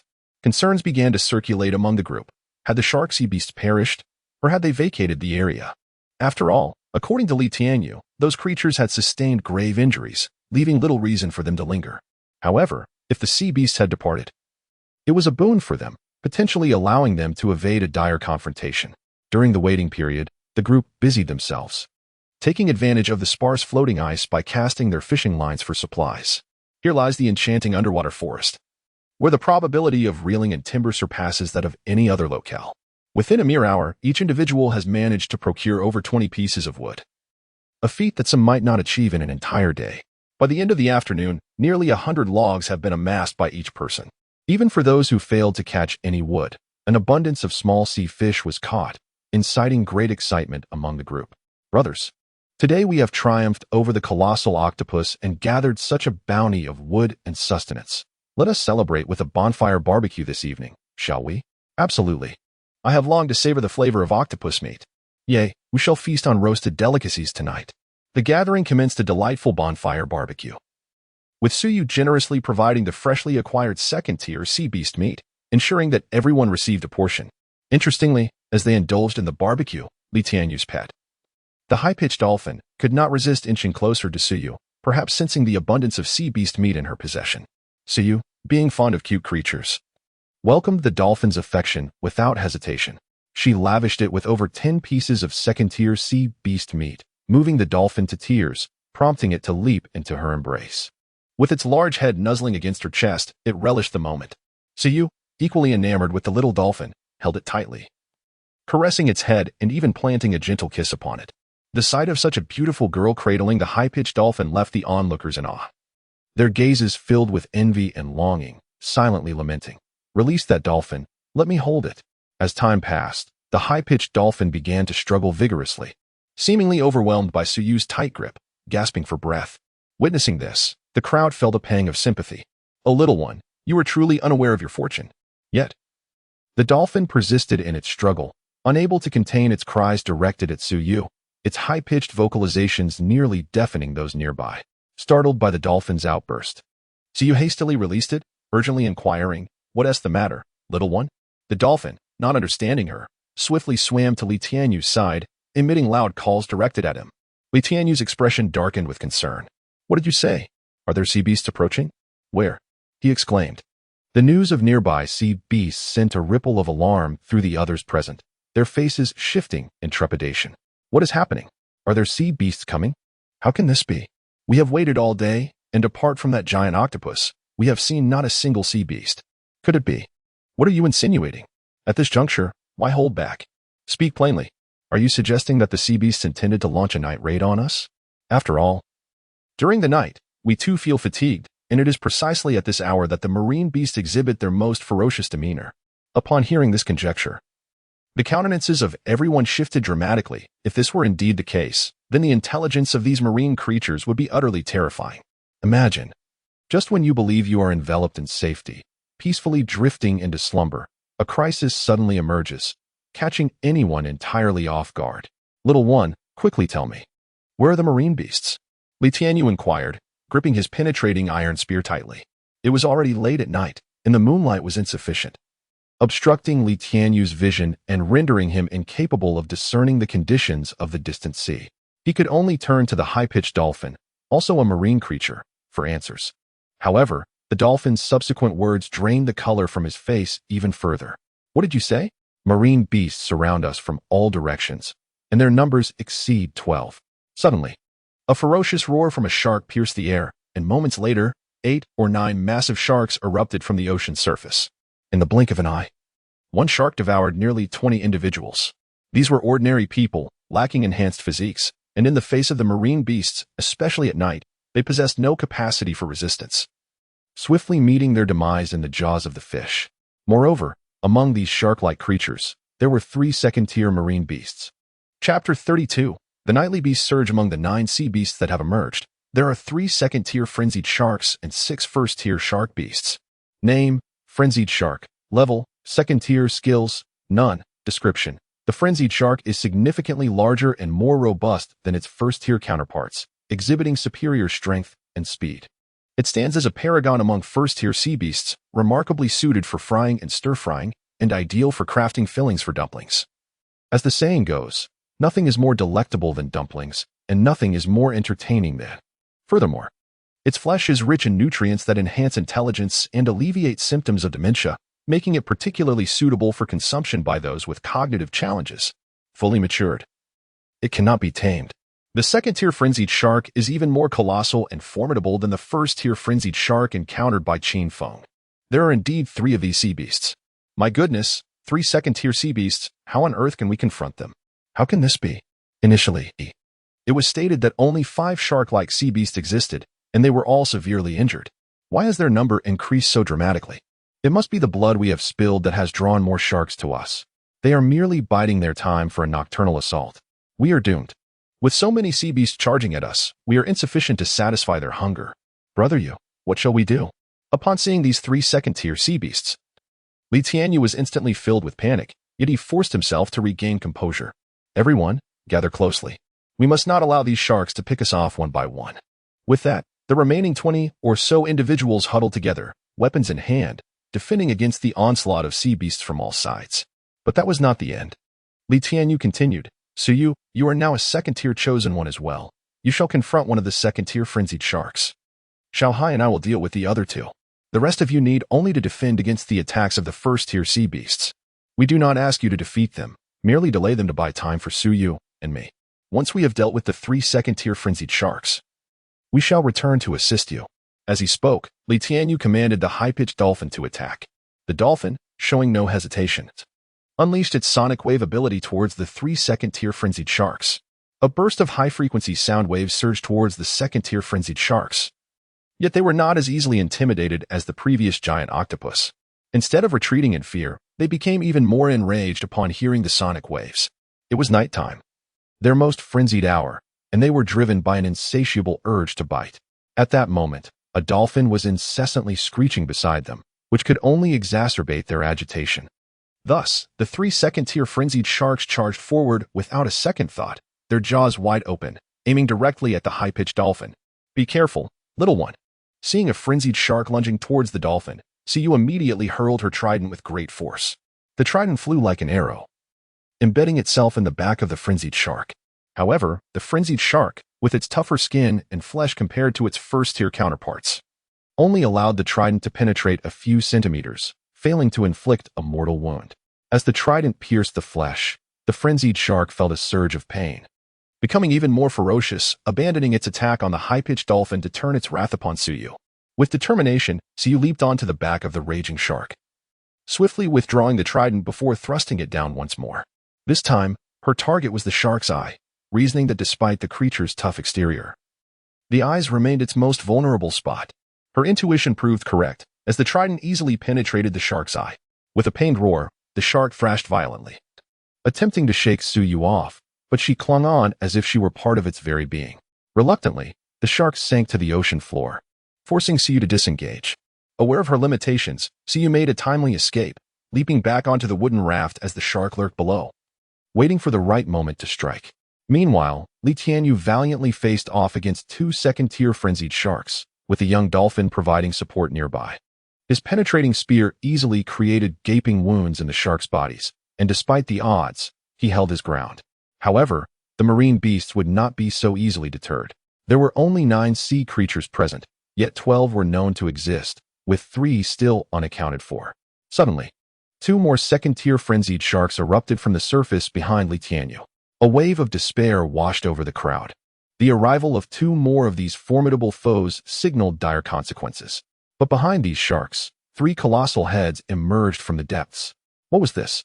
3 shark heads? Did this signify 3 additional sharks? Could it be that this group contained a total of 14 sea beasts, including 7 second-tier frenzied sharks? The prospect of facing 7 second-tier frenzied sharks was daunting. Yet, something seemed amiss with those 3 sharks. From a distance, a massive shark swiftly descended into the ocean, accelerating towards the surface. Upon its emergence, it revealed itself before the astounded onlookers, moving with a speed far surpassing that of the 2 second-tier sharks. In an instant, over a dozen individuals were claimed by the sea, including 2 first-tier chosen ones. While the loss was tragic, it unveiled the true nature of this giant shark. It was a 3-headed frenzied shark, ferociously powerful and classified as a 3rd-tier creature. Clearly, this was a mutated sea beast of a caliber far beyond that of ordinary 3rd-tier creatures. Name: 3-headed frenzied shark. Level: 3rd-tier mutated sea beast. Skill: intermediate, water arrow barrage, capable of condensing water elements from the ocean to form arrows, launching remote attacks on enemies in all directions, with an effective range of 60 meters. Description: the 3-headed frenzied shark, a product of genetic mutation, possesses 3 conjoined heads, exhibiting a violent temperament and low intelligence. Its motto is, "I am the great shark, fierce and fearsome, fond of devouring little children. You, dear children, beware." Ah, perfect for frying. Surely you have tasted fried ribbonfish, but what about fried shark? Are you not tempted to try? Fully grown and untamable, a 3rd-tier mutated sea beast. This is my first encounter with such a terrifying creature of the deep. Do we still need to fight? If the sight of those 2 second-tier mad sharks had instilled a flicker of despair in the hearts of the crowd, then upon witnessing this 3-headed mad shark, despair has enveloped them entirely. No thought of resistance remains. All they desire is to flee from this wretched place. Run, retreat, preserve the green hills. And there will be no fear of firewood. Let us go. We are doomed. There is no way we can outrun the 3-headed mad shark. As long as I can outpace you, that suffices. In a moment, the crowd surged to escape, but the 3-headed mad shark would not grant them such an opportunity. It had waited an entire day for this moment. Roar. The 3 heads of the mad shark lifted simultaneously, their mouths aglow with blue light, the very essence of the ocean's water element. This rich essence coalesced into a blue sphere, from which countless sharp water arrows erupted. These arrows, akin to bullets, mercilessly struck down all the fleeing individuals positioned before, to the left, and to the right of the 3-headed mad shark. Of the more than 50 present in the morning, fewer than 10 now remained, the toll of death and injury grievous. Chapter 33. I have a secret to my astonishment. There exists a 3rd-tier mutated sea beast. Fortunately, I declined Li Tianyu's invitation to join him in exterminating the sea creatures. At this moment, Qin Feng was situated in a maritime region not far from the underwater forest, engrossed in a live broadcast, where he was presented with the detailed information of the 3 frenzied sharks. The broadcast had concluded, and prior to its end, Qin Feng observed a pool of blood on the screen, suggesting that the individual live-streaming had likely met a grim fate. Gazing upon the rampaging trio of frenzied sharks, Qin Feng furrowed his brow. Even with the formidable Shark Eagle, Shark Arm, Shark Ling, and Shark E by his side, he dared not confront this pack head-on. The 3 frenzied sharks were 3rd-tier mutated sea beasts, possessing a ranged attack skill, accompanied by 5 second-tier sea beasts and 6 first-tier sea beasts, rendering their combat prowess formidable. Nevertheless, I cannot permit them to continue their dominion over this underwater forest. It must remain under my control. With this thought, a resolute glimmer appeared in Qin Feng's eyes. "Sharkling, come here." Upon hearing Qin Feng's call, Sharkling swiftly swam over. "What is your command, master?" "I shall assist you in evolving." Currently, Sharkling was a 2nd-tier sea beast, requiring 400 points of spiritual energy for the upgrade, and Qin Feng happened to possess exactly 410 points. Gently, he patted Sharkling's large head, facilitating its evolution into a 3rd-tier sea beast. Beast evolution successful. Acquired 3rd-tier beast, Jiao Shark 1, after the evolution. Qin Feng was left with a mere 10 points of spiritual energy. Now, having transformed into a 3rd-tier sea beast, Sharkling measured an impressive 6 to 7 meters in length, comparable in size to Shark Eagle and Shark Arm. With 3 3rd-tier sea beasts and 1 1st-tier sea beast at his disposal, Qin Feng felt confident in his ability to triumph over the 3 frenzied sharks. As for the 2nd-tier frenzied sharks and 1st-tier Jiao sharks, he regarded them with indifference. After all, he possessed a revolver, capable of precise shots within 100 meters. He could easily eliminate the sharks before they approached, the only concern being the long-range assault of the three frenzied sharks. Beasts, we shall proceed to that underwater forest. At your command, master. The four sharks revealed their sharp fangs in unison, their eyes brimming with madness. Shark Eagle and Shark Arm took charge of the raft, while Shark Ling and Shark E safeguarded the rear. Meanwhile, on Li Tianyu's side, only a handful of individuals remained. The ordinary folk had perished, and those who survived were enhanced individuals. At this juncture, the living were too preoccupied to hunt sea beasts. Their sole desire was to flee this cursed place. As long as the green hills remain, one need not fear the absence of firewood. High-pitched dolphin, let us depart swiftly. Li Tianyu even abandoned his small raft, choosing instead to ride upon the back of the high-pitched dolphin, allowing it to drag him away. Though he felt a twinge of regret for the small raft, he reasoned that acquiring another would be simple enough. If he could find some wood, he could even construct another raft. There was no time for such concerns now. Survival took precedence. In this moment, Li Tianyu disregarded his companions, opting to venture forth alone. Brother Yu, where are you going? Upon witnessing Li Tianyu's sudden departure, Su Yu was instantly struck with alarm, her delicate face paling in an instant. With Li Tianyu's retreat, it meant she would have to confront the three second-tier frenzied sharks alone, an outcome that was undoubtedly fatal. Each of the others thought to themselves, let everyone fend for themselves. If one survives, it shall be a blessing. Li Tianyu ran away without a glance back. What sort of person is this? Wasn't it promised that we would advance and retreat together? To abandon us thus? How foolish we were to refer to him as Brother Yu. The others silently cursed, centering their wrath around him, condemning Li Tianyu's ancestors in a torrent of invectives. Yet, Li Tianyu paid no heed to their grievances. All that mattered was escaping this perilous place, by any means necessary. But could he truly escape so easily? Roar. The three heads of the frenzied sharks raised towards the sky, howling in unison, exchanging glances. Humph, thinking to flee? It shall not be so simple. He. Since you have come, do not be in such haste to depart. With your physique reaching the second tier, you must be quite delectable. And there is even a third-tier little dolphin, perfect for a side dish. Let us proceed and tear them apart. After their brief exchange, the three heads directed their immense bodies towards Li Tianyu. The speed of the frenzied sharks far surpassed that of the high-pitched dolphin. 100 meters, 90 meters, 60 meters, 50 meters. This is adequate. At 50 meters, just within range, the central head of the three frenzied sharks emitted a flash of blue light from its jaws, swiftly launching a volley of sharp water arrows. Whoosh, whoosh, whoosh. The water arrows were exceedingly sharp, swiftly catching up to Li Tianyu and piercing directly through his chest. Ouch! Li Tianyu cried out in pain, lowering his gaze to find 5 gaping wounds in his chest, blood gushing forth uncontrollably. With a closing of his eyes, his balance faltered, and he plummeted into the depths of the sea, meeting a tragic demise. With Li Tianyu's death, the high-pitched dolphin became a creature without a master, diving into the depths, its speed undiminished in its escape. As for vengeance for Li Tianyu, the contract was dissolved, leaving no ties. There was no point in seeking revenge, survival was paramount. The high-pitched dolphin surged through the waters, and after a brief moment, it abruptly halted upon encountering 3 colossal figures ahead. It was the Shark Eagle, Shark Arm, and Shark Ling, their sizes rivaling that of the pursuing frenzied sharks. It was over, truly over. With a ferocious tiger behind and a pack of wolves ahead, this was indeed a grim fate. The high-pitched dolphin lamented, closing its eyes in despair, bracing for the arrival of death. Huh? Is that not Li Tianyu's high-pitched dolphin? Qin Feng was taken aback, having seen this dolphin during a live stream, which had astonished him at the time. Initially, he believed he was the sole possessor of a third-tier beast companion, only to discover that others had them as well. Shark Arm, go and retrieve that high-pitched dolphin for me. Yes, master, I shall go and slay it. Shark Arm responded eagerly, having long desired to taste dolphin meat. As Shark Arm prepared to charge at the high-pitched dolphin, a voice interrupted. Wait, are you out of your mind? Qin Feng cast a sidelong glance at Shark Arm and then remarked, I did not instruct you to kill it. I merely requested that you retrieve it for me. Do not let it escape, for I have my uses for it.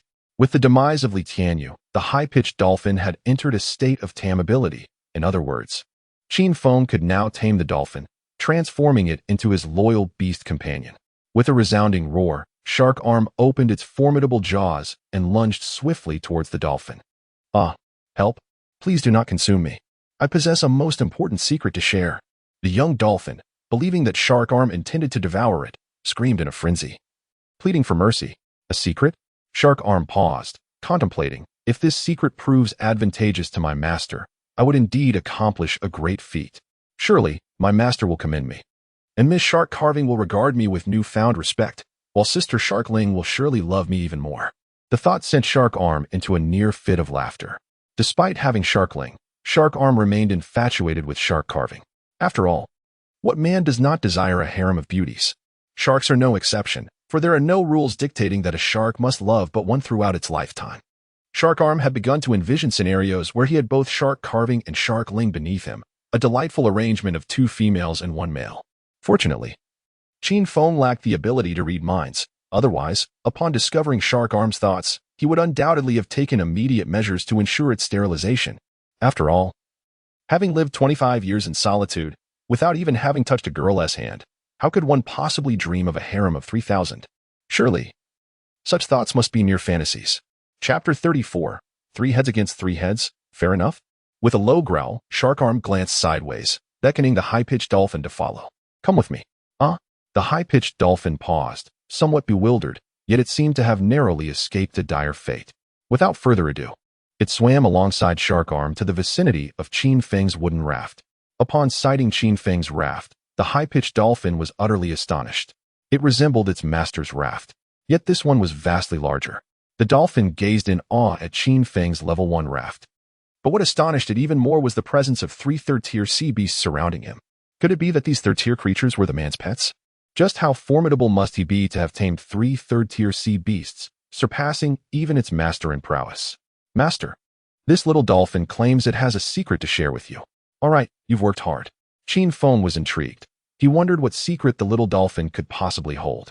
However, since he had not yet formed a contract with the high-pitched dolphin, communication was impossible, and he decided to set it aside for the time being.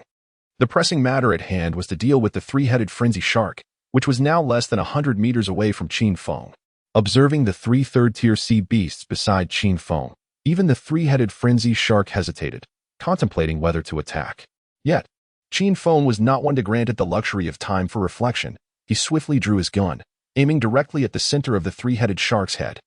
The 3-headed frenzy shark, noticing Qin Feng's subtle movement, dismissed it as inconsequential, thinking, what harm could a small, slender toy possibly inflict? Little did it know. Calamity was upon it. Bang! Qin Feng decisively fired, the bullet whistling through the air and piercing the center of the 3-headed shark's head. Roar! The 3-headed frenzy shark howled in pain. Yet being a third-tier sea beast, its tough hide and flesh meant that a single shot would not be enough to vanquish it. However, inflicting injury was certainly within reach. Wounded, the 3-headed frenzy shark glared fiercely, its crimson eyes fixated on Qin Feng. Although it could not comprehend the source of such formidable power from that handgun, it was entirely certain that it was this man who had inflicted the injury. Roar! The 3-headed frenzy shark bellowed in fury, charging towards Qin Feng at breakneck speed, but Qin Feng was not to be trifled with. Shark Eagle, Shark Arm, Sharkling. It's your turn. Attack fiercely. Understood, Master. The 3 third-tier sea beasts lunged at the 3-headed frenzy shark, engaging in a savage clash of teeth and jaws. While it was 3 against 1, both sides bore 3 heads, making for a rather equitable battle. Wouldn't you agree? Master, what about me? Should I assist as well? Seeing Shark Eagle and the others engaging the 3-headed frenzy shark, the earnest Shark One also wished to lend a hand. Qin Feng felt a swell of gratitude. Now, that is what one would call a dedicated employee. Which employer wouldn't he appreciate a worker who voluntarily puts in extra hours without expecting overtime pay? Shark One, you need not join. Just keep an eye on this little fellow for me. The shark is merely a first-tier sea beast, still lacking in strength. Sending it to confront the 3-headed ferocious shark could result in a disastrous outcome, akin to a meat bun thrown to a dog, with no hope of return. Qin Feng reloaded his handgun, continuing to aim at the 3-headed ferocious shark, occasionally firing a shot. The 3-headed ferocious shark and the Shark Eagle engaged in battle, surprisingly holding their ground. With a low growl, the Shark Eagle signaled to Shark Arm and Shark Bell. You two, flank it from the sides while I hold it from the front. Shark Arm and Shark Bell nodded slightly, maneuvering to the left and right flanks of the 3-headed ferocious shark, charging in to bite. The 3-headed ferocious shark roared in fury, as if to say, just because the tiger does not roar, do you think I am a sickly cat? Its 3 mouths simultaneously emitted blue light, transforming into dozens of sharp water arrows that were unleashed towards the 3 sharks. What? This is bad. Quickly, evade. The 3 sharks were taken aback. hastily dodging the piercing water arrows, but their speed was astonishing. Despite the Shark Eagle's attempts to evade, they were still struck by the water arrows. Fortunately, the three sharks possessed incredible defense. Otherwise, they would have been riddled with holes. The three-headed ferocious shark seemed unwilling to engage in a prolonged battle with the Shark Eagle, continuously unleashing its water arrows with reckless abandon, as if they were free of cost. Even when the Shark Eagle submerged to the ocean floor, the three-headed ferocious shark's water arrows remained locked onto them. Although the effective range of the three-headed ferocious shark's water arrow skill was limited to 60 meters, within that distance, the arrows maintained their speed, unaffected by the water, unlike bullets, which lose their potency underwater. The Shark Eagle signaled to Shark Arm and Shark Bell to execute a coordinated attack. Shark Arm and Shark Bell willingly acted as decoys, drawing the three-headed ferocious shark's water arrows. Meanwhile, the Shark Eagle swiftly swam behind the three-headed ferocious shark, sinking its teeth into its tail. The Shark Eagle unleashed its biting skill, enhancing its teeth's sharpness twofold. With tremendous biting force, it severed the three-headed ferocious shark's tail in a single bite. Yet, merely severing the tail was insufficient to quell its vengeance, to avenge the earlier attack. The Shark Eagle discarded the severed fishtail and continued to tear at the upper body of the three-headed ferocious shark. In agony, the three-headed ferocious shark let out pained howls from its three heads. Vivid red blood stained the entire ocean expanse. Seated on the wooden raft, Qin Feng could not discern the battle's progress beneath the waves, but suddenly, a smile crept onto his face. "Ah, it worked," Qin Feng rejoiced, as a notification tone echoed in his ears. "Announcement, congratulations. You have become the first chosen one to slay a third-tier sea beast in the IC world. Your title of Sea Knight has upgraded to that of Sea General. Haha, I truly am the first chosen one to slay a third-tier sea beast. Let me see what abilities the Sea General title grants." Title: Sea General. Description: the chosen one's and sea beast's combat power increases by 30. Ah, just as I anticipated. A 30 boost in combat power. Now, both Qin Feng and his beast companion boast a combat strength of 130 of their original capabilities. After a while, the three sharks returned, each clutching a nearly devoured fish head in their mouths. Clearly, the bodies and tails of the fish had been entirely consumed. I knew they would not leave me any remnants.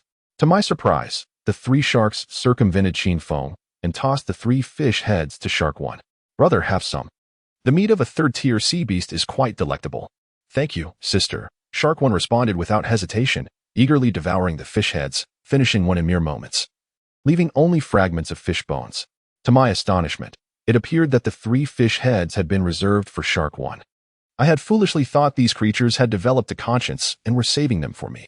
Qin Feng tightened his fists, wishing he could immediately fire a few shots at their heads. He internally chanted, "I cannot retaliate. They are my dear little brothers. Any mistakes are mine alone.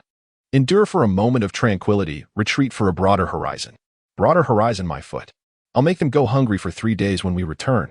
Ignoring them, Qin Feng picked up the three fish heads and began to examine the remains, disassembling the corpse. Disassembly complete. Acquired. Third-tier sea beast meat 10. Acquired. Third-tier beast core 3. Acquired. Intermediate skill stone.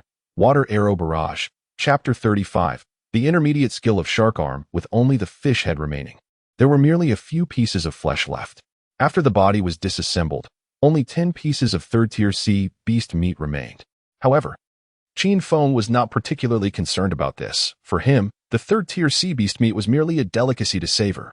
What truly delighted him were the 3 third-tier beast cores and the intermediate skill stone. Item: third-tier beast core. Description: can be exchanged for 100 points of spiritual energy. Used for evolving beast pets and strengthening physique. Item: intermediate skill stone. Water arrow barrage. Description: an intermediate skill stone, upon use, allows one to comprehend the intermediate skill, water arrow barrage. 3 third-tier beast cores would yield a total of 300 points of spiritual energy. Moreover, there was also an intermediate skill stone. Qin Feng muttered to himself as he converted the 3 third-tier beast cores into 300 points of spiritual energy, then glanced over at Shark Arm. "Shark Arm, come here. Is there something you wish to command, master? This is for you."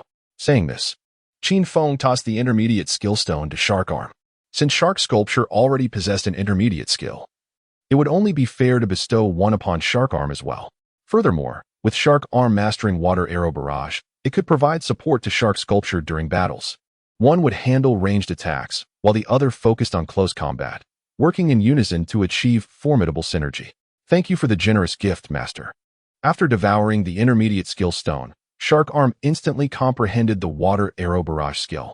Qin Feng observed Shark Arm's attribute panel, nodding slightly in approval. Name, Shark Arm. Level, 3rd tier, spiritual energy required for upgrade. 310-800. Skill, intermediate, water arrow barrage. Can condense the water element from the ocean into arrows, launching them at enemies from all directions. Effective range is 60 meters. Description, Shark, the most common shark in the IC world, possesses considerable strength. Male. With a penchant for females, it is a typical flirt, suitable for steaming, braising, barbecuing, hot pot, and more. Just thinking about it makes one salivate. Well, it seems this fellow's flirtatious nature is deeply ingrained. After acquiring the intermediate skill, Shark Arm could not resist circling around Shark Sculpture, showcasing its newfound ability. Ha. Miss Shark Sculpture, now I too possess an intermediate skill. Hee. Humph. So what? Shark Sculpture snorted coldly, clearly unimpressed. It even shot a disdainful glance at Qin Feng, thinking how biased the master was. Such a powerful skill, yet it was given to this infatuated creature instead. No. Seeing Shark Arm's arrogant demeanor was infuriating. It needed to find an excuse to bite him. Let me think of some unfounded accusation. While Shark Sculpture was lost in thought, Shark Ling, the little green tea, could not help but approach Shark Arm. Congratulations on acquiring an intermediate skill. Shark Ling gazed up with her big, adorable eyes, fixated on Shark Arm, almost like a little fan. Her eyes blinked playfully, as if saying, "Oh brother, you are amazing. Greetings, dear brother, your prowess is truly remarkable." One must wonder, which male creature could possibly withstand such strength? No need for modesty. The Shark Arm felt a flush of embarrassment under Shark Ling's gaze. Brother, might you showcase your intermediate skill? Indeed, I too am eager to witness it. The earnest Shark had joined them. His curiosity piqued as he gazed at Shark Arm, eagerly anticipating the display of intermediate prowess. Shark Arm reveled in the attention, basking in the adoration of the onlookers. Very well, allow me to enlighten you. Behold my. With that, Shark Arm opened his cavernous maw. A brilliant blue light igniting within, as a torrent of water elements coalesced into a radiant azure sphere. He then directed his gaze forward, summoning his strength, and forcefully propelled a sharp water arrow forth. Directly in its path lay a floating ice block, which shattered upon impact, splintering into a myriad of crystalline shards. And the resources contained within vanished entirely. But that was merely the beginning. Following the initial arrow, Shark Arm unleashed a barrage of water arrows, launching a dozen in rapid succession. Each arrow struck the ocean's surface, inciting tumultuous waves that soon dissipated into the ether. What a magnificent display of water arrows! Exclaimed Shark E, while Shark Ling nodded in awe, her eyes alight with admiration for Shark Arm. Indeed, brother, you are truly extraordinary. Hee. Oh, Ling Mei. This skill possesses even greater potential. Shark Arm began to gather water elements anew, for the aquatic realm was abundant with them. Soon, he formed another azure sphere, this time aimed directly at Shark Ling. Brother, what are you planning? Do you intend to strike me down with your water arrow? Shark Ling's face registered both confusion and fear, unsure of Shark Arm's intentions. Not just Shark Ling, but even Qin Feng was taken aback, concerned for Shark Ling's safety. He hastily interjected, Shark Arm, cease this at once. Do not harm Shark Ling. Fear not, Master, I would never inflict harm upon Ling Mei, Shark Arm chuckled, before once again directing his focus towards Shark Ling, summoning his strength anew. A column of water surged towards her, splashing against her face. What? This is not a water arrow? Qin Feng was taken aback. The stream emitted from Shark Arm was not an arrow but rather a gentle jet of water, flowing forth at a leisurely pace, akin to a garden hose at full throttle. Ahem, brother Shark Arm, please refrain from spraying water. Your stream has entered my mouth. Shark Ling coughed a few times, swallowing the water, but Shark Arm's output was so copious that she struggled to keep up. Very well. Shark Arm ceased his watery assault. After swallowing the last mouthful, Shark Ling suddenly exclaimed in surprise. I hadn't noticed earlier, but now that I reflect, what is it? Shark Ling, are you feeling unwell? Qin Feng inquired with concern, simultaneously casting a fierce glare at Shark Arm, as if to convey, if anything were to happen to my second daughter, I shall hold you accountable. Sterilization would be the least of your worries.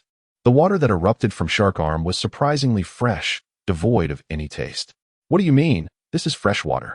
Qin Feng exclaimed, his face a picture of astonishment. In the frigid realm of the ice sea, there were only two methods to procure fresh water.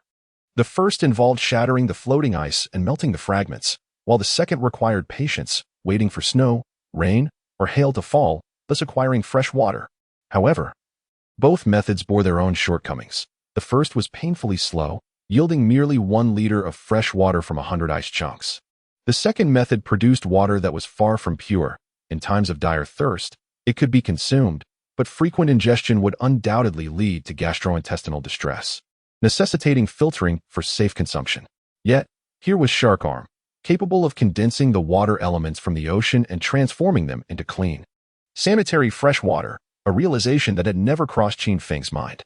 Chapter 36. The awakening of a strange attribute. Could it be that with the Shark Arm, I will have an inexhaustible supply of fresh water? Qin Feng's eyes sparkled at this thought. In the communication channel, many individuals were struggling to access clean water. Some were hindered by a scarcity of nearby ice flows, unable to procure sufficient fresh water, such as Qin Feng's beautiful colleague, Li Yusen. Others had managed to obtain fresh water, but it was contaminated, leading to unpleasant gastrointestinal distress. The discomfort of such an ordeal was exacerbated by the absence of toilet paper, leaving one to resort to unsavory alternatives. The very notion of that was revolting, especially when considering the necessity of eating afterward with the same hands. Although the fresh water produced by the Shark Arm might be deemed inferior, Qin Feng could still sell it to others, as long as he remained silent about its origin. Who would suspect that it was expelled from the mouth of a shark? With the newly acquired skill of water arrow barrage, was he not the most formidable presence here? Even the shark sculpture sister would be no match for him. The Shark Arm felt elated, having often been overshadowed by the shark sculpture. Now, with its intermediate skill, it was time to revel in its newfound prowess. Upon hearing this, the shark sculpture's eyes widened in indignation, resembling a cat whose tail had just been stepped on. The tides were about to change. In this domain, the distinction between king and queen was becoming increasingly blurred. Who says so? It retorted defiantly. If you have the guts, come challenge me one-on-one. One-on-one it is. Who's afraid? With its intermediate skill, the Shark Arm was brimming with confidence against the shark sculpture, especially since its skill was a ranged attack. The advantage was clearly in its favor. With this thought, the Shark Arm struck a boastful pose and shouted at the shark sculpture, "Come over here, if you dare." Without hesitation, the shark sculpture charged toward the Shark Arm, who promptly unleashed its intermediate skill. It gathered the elements of water and initiated the water arrow barrage. In this icy ocean realm, water elements were abundant, requiring no conservation. With a powerful thrust, the Shark Arm launched a flurry of sharp water arrows aimed directly at the shark sculpture's head. However, the Shark Arm, unwilling to harm the aloof goddess, ensured that the arrows merely obstructed rather than inflicted pain. Yet, the shark sculpture was incensed, akin to a stunningly beautiful woman on the street being catcalled by a group of ruffians. The disdain was palpable. The shark sculpture did not hold back. It immediately employed its biting skill, shattering and swallowing all the water arrows shot by the Shark Arm. Subsequently, it dashed toward the Shark Arm, initiating a comical chase where it ran, and the other pursued, as if in a game of cat and mouse. However, both the shark sculpture and the Shark Arm were third-tier shark beasts, with similar sizes, strengths, and speeds. Thus, the shark sculpture found itself unable to catch up to the Shark Arm. As it ran, the Shark Arm couldn't help but laugh triumphantly. Laughter echoed through the air, a display of confidence as one boasted of their strength. Yet, amidst the bravado, a sudden shift occurred. The fierce shark, agitated by the arrogance of another, found itself powerless to retaliate. In a moment of desperation, it resorted to the ultimate weapon of a girl, tears. A heart-wrenching wail erupted, filling the surroundings with sorrow. As tears cascaded down, the shark turned away, refusing to meet the gaze of its adversary. The sight of such despair rendered the other momentarily bewildered. Panic set in. Had this gone too far? Abandoning any thought of escape, it hurriedly approached, using its broad fins to gently stroke the distressed shark's head in a bid to offer comfort. "Dear sister, do not cry. It was merely a jest. I had no intention of bullying you. In my heart, you shall always be my dear sister." Just as solace seemed to take effect, the distressed shark's demeanor shifted dramatically. With a powerful roar, it lunged behind its companion, seizing its tail in a fierce grip, yet refraining from inflicting harm. "Ah, so I have caught you at last. Can you not distinguish between ranks? To be so brazen before me is a folly of epic proportions. What of your tears? Were they not but a ruse? Was it not necessary?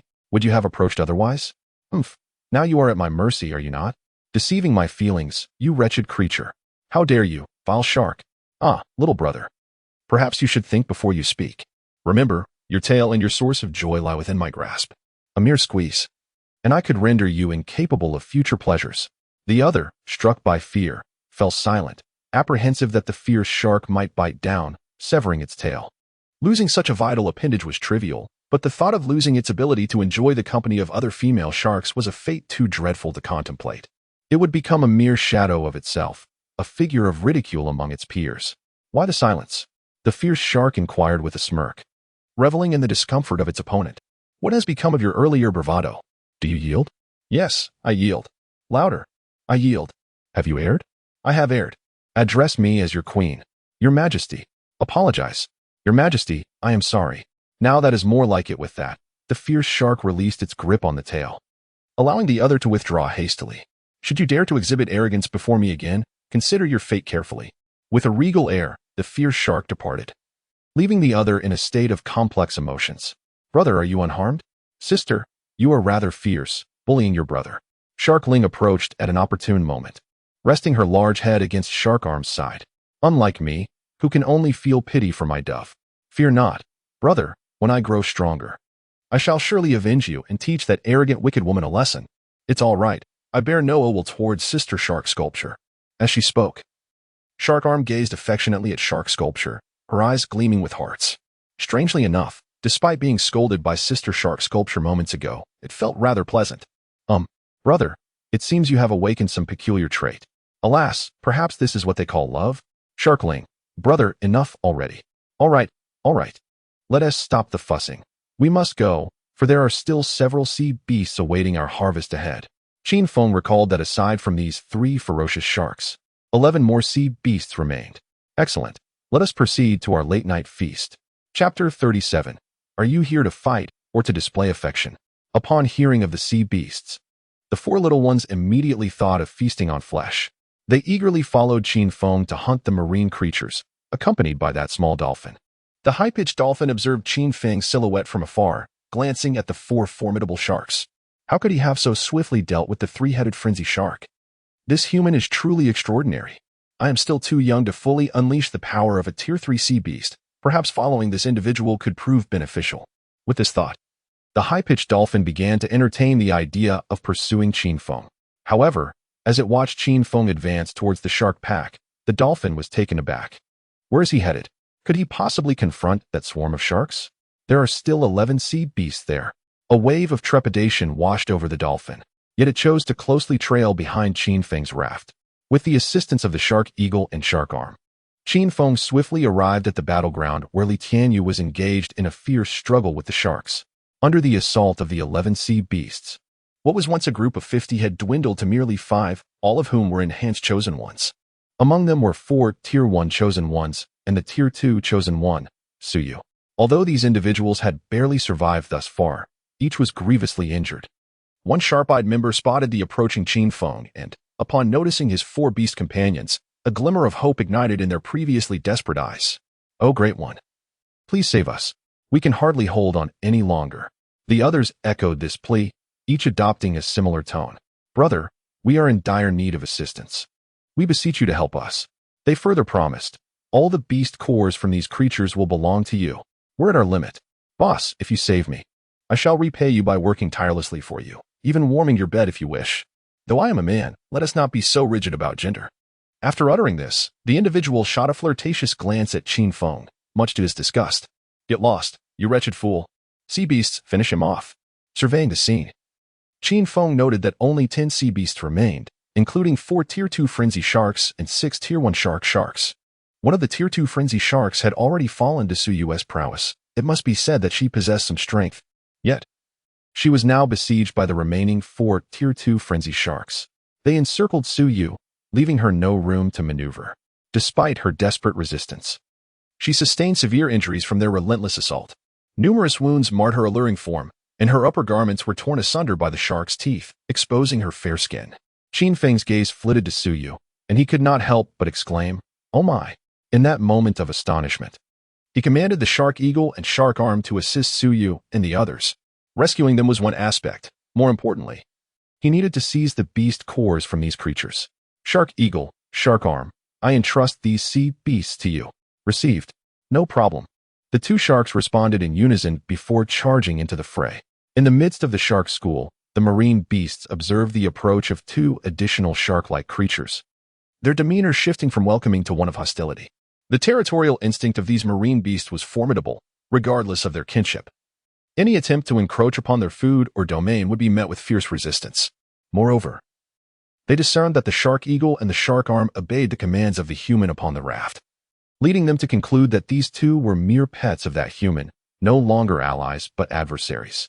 Consequently, as the Shark Eagle and Shark Arm charged forward, the leading quartet of second-tier frenzied sharks abandoned their pursuit of Suyu, pivoting instead to confront the Shark Eagle and Shark Arm. In their estimation, these two third-tier shark-like beings posed a far greater threat than the second-tier chosen one, Suyu. Though the four frenzied sharks were of the second tier, their size inherently surpassed that of their third-tier counterparts, the Shark Eagle. Thus, they were nearly equal in stature. Huh, you dare approach? Truly seeking your demise.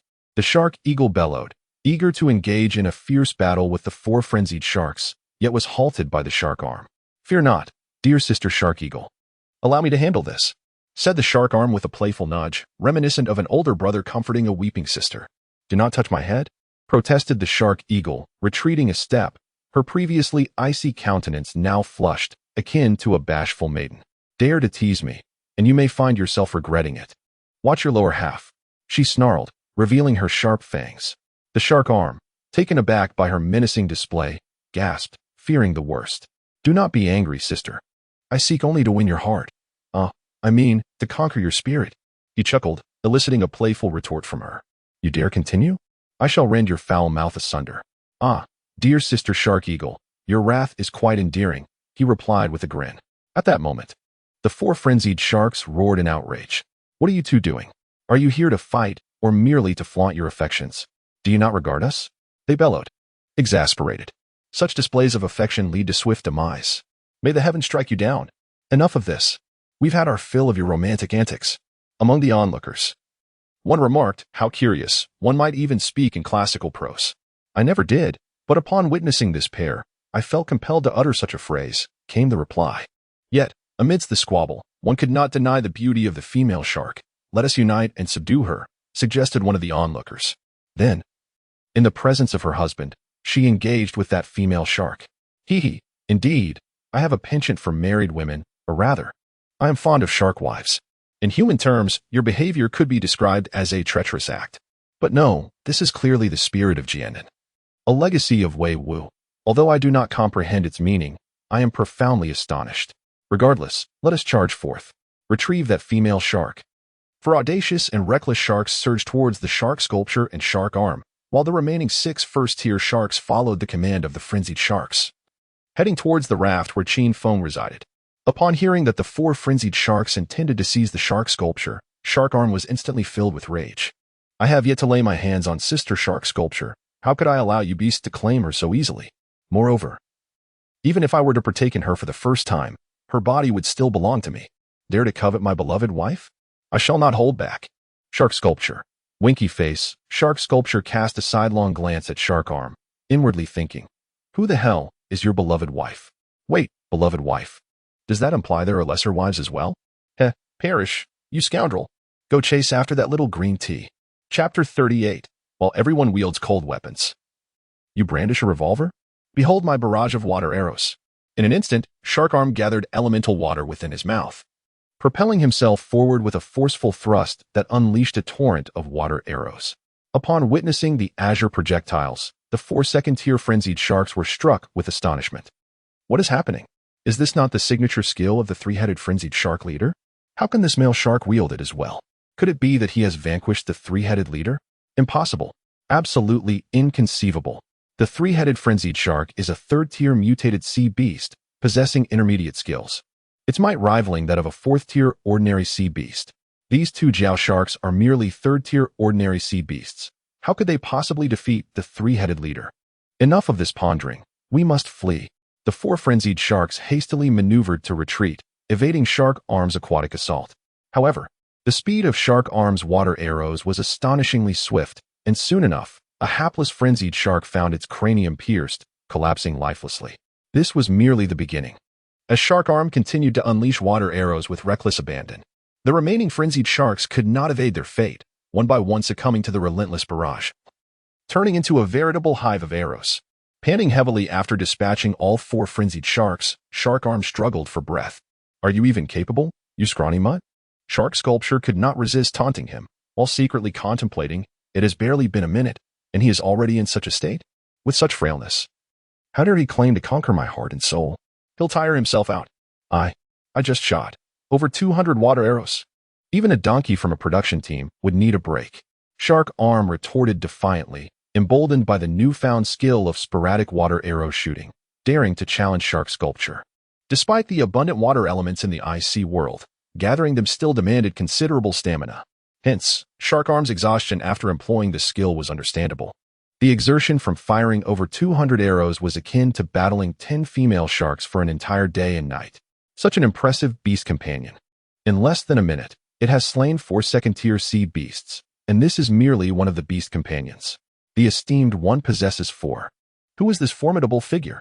Such powerful companions, even surpassing UGE's high-pitched dolphin. Bah, why even refer to him as Yu-Gul? He is nothing but a scoundrel who abandoned his comrades. A man spat disdainfully, his expression icy, evidently unable to forgive Li Tianyu's desperate actions for survival. Meanwhile, 6 first-tier Jiao sharks ferociously assaulted Qin Feng's wooden raft. However, the reinforced raft possessed sufficient defense to withstand the onslaught of first-tier sea beasts. Humph. A bunch of oblivious fools. Qin Feng sneered at the approaching 6 Jiao sharks, then drew forth his revolver, loaded with bullets. Bang, bang, bang, in rapid succession. He fired 6 shots, each bullet finding its mark and exploding the heads of the sharks. Within this brief span of less than a minute, all 6 Jiao sharks met their demise. Goodness, he possesses a firearm. Among the 5 survivors, one man gazed at the revolver in Qin Feng's hand, his eyes wide with astonishment. It truly was a revolver. Indeed, it possessed immense power, having discharged 6 times, resulting in 6 lifeless bodies before the formidable figure. Did this not imply that a single shot had vanquished a foul shark? Had we begun with 50 revolvers, we would have had no fear of the swarm of sharks or that 3-headed mad shark. We certainly would not be reduced to just the 5 of us. Damn. The iron crossbow in my hand suddenly seemed lackluster. How could it be fair that while we wielded cold weapons, he was armed with a revolver? Is this the river? Is it just? Speaking of which, how did this remarkable individual come to possess a firearm? Could it be that the novel enthusiast in the communication channel had predicted this? Had the Great One awakened a system, a weapon system, enabling him to employ various modern arms? A system? That seems improbable, does it not? Why is it improbable? Otherwise, how do you explain that in merely 3 days since the Great One's awakening, he has acquired a gun and 4 beast companions? Have you been reading too many novels? At that moment, the only woman among the 5, Suyu, looked at the others with a serious expression and spoke slowly. I surmise that this esteemed individual must have also salvaged a mysterious blueprint, and what he has crafted is indeed that revolver. Mysterious blueprint? Suyu, what exactly is a mysterious blueprint? Moreover, you just mentioned also, does that mean you too have obtained a mysterious blueprint? Yes. Suyu nodded, not concealing anything, but rather sharing all she knew with the others. To elaborate on the mysterious blueprint, there exists a minuscule probability of fishing one out from the ocean or from floating ice. Once acquired, the mysterious blueprint grants access to synthesis schemes for both technological and magical weapons. With the appropriate materials gathered, one can then synthesize corresponding technological and magical arms. Naturally, this encompasses not only firearms, but also advanced devices, such as ships and submarines. A close friend of mine salvaged a mysterious blueprint for synthesizing a ship. However, creating the ship requires 10,000 iron ingots along with numerous other materials. Thus, possessing a mysterious blueprint does not guarantee a significant lead over others. So, Suyu, what can your mysterious blueprint synthesize? Mine? Suyu shook her head with a wry smile. My mysterious blueprint can synthesize a diving suit, but I currently lack the materials needed for its creation. I see. The group fell silent. Meanwhile, on Qin Feng's side, he instructed the Shark Sculpture and Shark Arm to push the corpses of 4 second-tier mad sharks and 6 first-tier sharks before him, commencing his examination of the bodies. He procured 300 portions of first-tier sea beast meat, 200 portions of second-tier sea beast meat, 6 first-tier beast cores, and 4 second-tier beast cores. All the sea beast meat was placed into his backpack, while the beast cores were immediately exchanged for spiritual energy. The 10 beast cores yielded a total of 320 points of spiritual energy, which, combined with the previous 310 points, amounted to 630 points of spiritual energy. Qin Feng expended 600 points of spiritual energy to upgrade Shark 1 from a first-tier sea beast to a third-tier sea beast. With a hearty laugh, I too have ascended to the rank of a third-tier sea beast, thanks to your generous bestowal, my esteemed master. The shark, affectionately known as Shark 1, nuzzled against Qin Feng and earnestly vowed, I assure you, I shall dedicate myself wholeheartedly to serve my master, to the utmost of my abilities, until my last breath. Whatever my master commands shall be my law. Should you instruct me to head east, I shall never veer westward. Oh, who could possibly refuse such a diligent and earnest employee? Qin Feng raised his hand to affectionately stroke Shark 1's large head, feeling a surge of satisfaction as he mused, with Shark 1 included, I now possess 4 third-tier beast companions. I must surely be ahead of the majority of the chosen ones. Oh, how could I nearly forget that little dolphin? Once I tame that high-pitched dolphin and allow it to mature, I shall have 5 third-tier beast companions at my disposal. Chapter 39, Taming the Soprano Dolphin. With this thought in mind, Qin Feng approached the rear of the raft and gazed at the soprano dolphin. At that moment, the dolphin timidly trailed behind the raft, trembling with fear. For massive sharks loomed nearby, fixated on it, rendering it motionless. It resembled a small shrimp, cowering in submission. Qin Feng turned his attention to the dolphin, and the survival wristband displayed its basic information.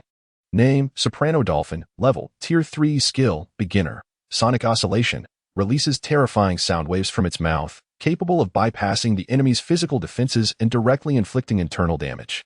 Description, a charming little dolphin with a gentle disposition, one of the few marine creatures that do not harm humans. It is suitable for braising, steaming, and grilling, sprinkled with cumin and chili powder, paired with strong liquor, truly a taste of paradise. In its juvenile stage, it can be tamed. Now, the soprano dolphin was ready to be tamed by Qin Feng. At that moment, the survival wristband emitted a timely prompt. Ding! Detecting a tameable juvenile marine beast. After taming, it will become a loyal pet, never to betray. Do you wish to tame it? Tame. Is there any need for deliberation? To refuse would be foolish. Initiating pet taming. As the prompt sounded, a radiant white light enveloped the soprano dolphin. Pet taming successful. Congratulations on acquiring a Tier 3 pet, Soprano Dolphin 1. Upon being tamed by Qin Feng, the soprano dolphin obediently nodded and performed a gesture of respect, a sweet, melodious feminine voice emanating from its mouth. Clearly, the dolphin was a girl, a delightful little loli. Enough, no need for such formalities. Rise. Yes, master. The soprano dolphin replied in an enchanting lowly voice, which was truly delightful, an exquisite blend of youthful charm and innocence that Qin Feng relished. Speaking of lowly voices, it reminded him of the 6 archetypes of Kugamiya-ri. Now, you are the 7th archetype. The 7th archetype? The dolphin tilted its adorable little head, pondering for a moment, then asked in confusion, what is Kugamiya-ri? Regardless, as long as master is happy, that is what matters. By the way, little one, what is your name? Qin Feng suddenly inquired, realizing he could not continuously refer to her as the soprano dolphin or little one. She should possess her own name. A name? The soprano dolphin shook her head. I do not have a name. My previous master merely called me little one. Then I shall bestow a name upon you. How about Tuning? The name sprang to Qin Feng's mind. Since the shark pet's name began with Sharkling, it seemed fitting for the dolphin pet to start with Tuning, followed by Tuning 1, Tuning 2, Tuning 3. However, as soon as the thought crossed his mind, Qin Feng shook his head repeatedly. Such a charming, lowly-voiced dolphin deserved a name far more graceful. Ah, since you are a soprano dolphin, you must possess a lovely voice. Henceforth, you shall be called Jiao Jiao. The name Jiao Jiao sounds charmingly akin to and, instantly evoking the image of an adorable little girl. Jiao Jiao, Jiao Jiao.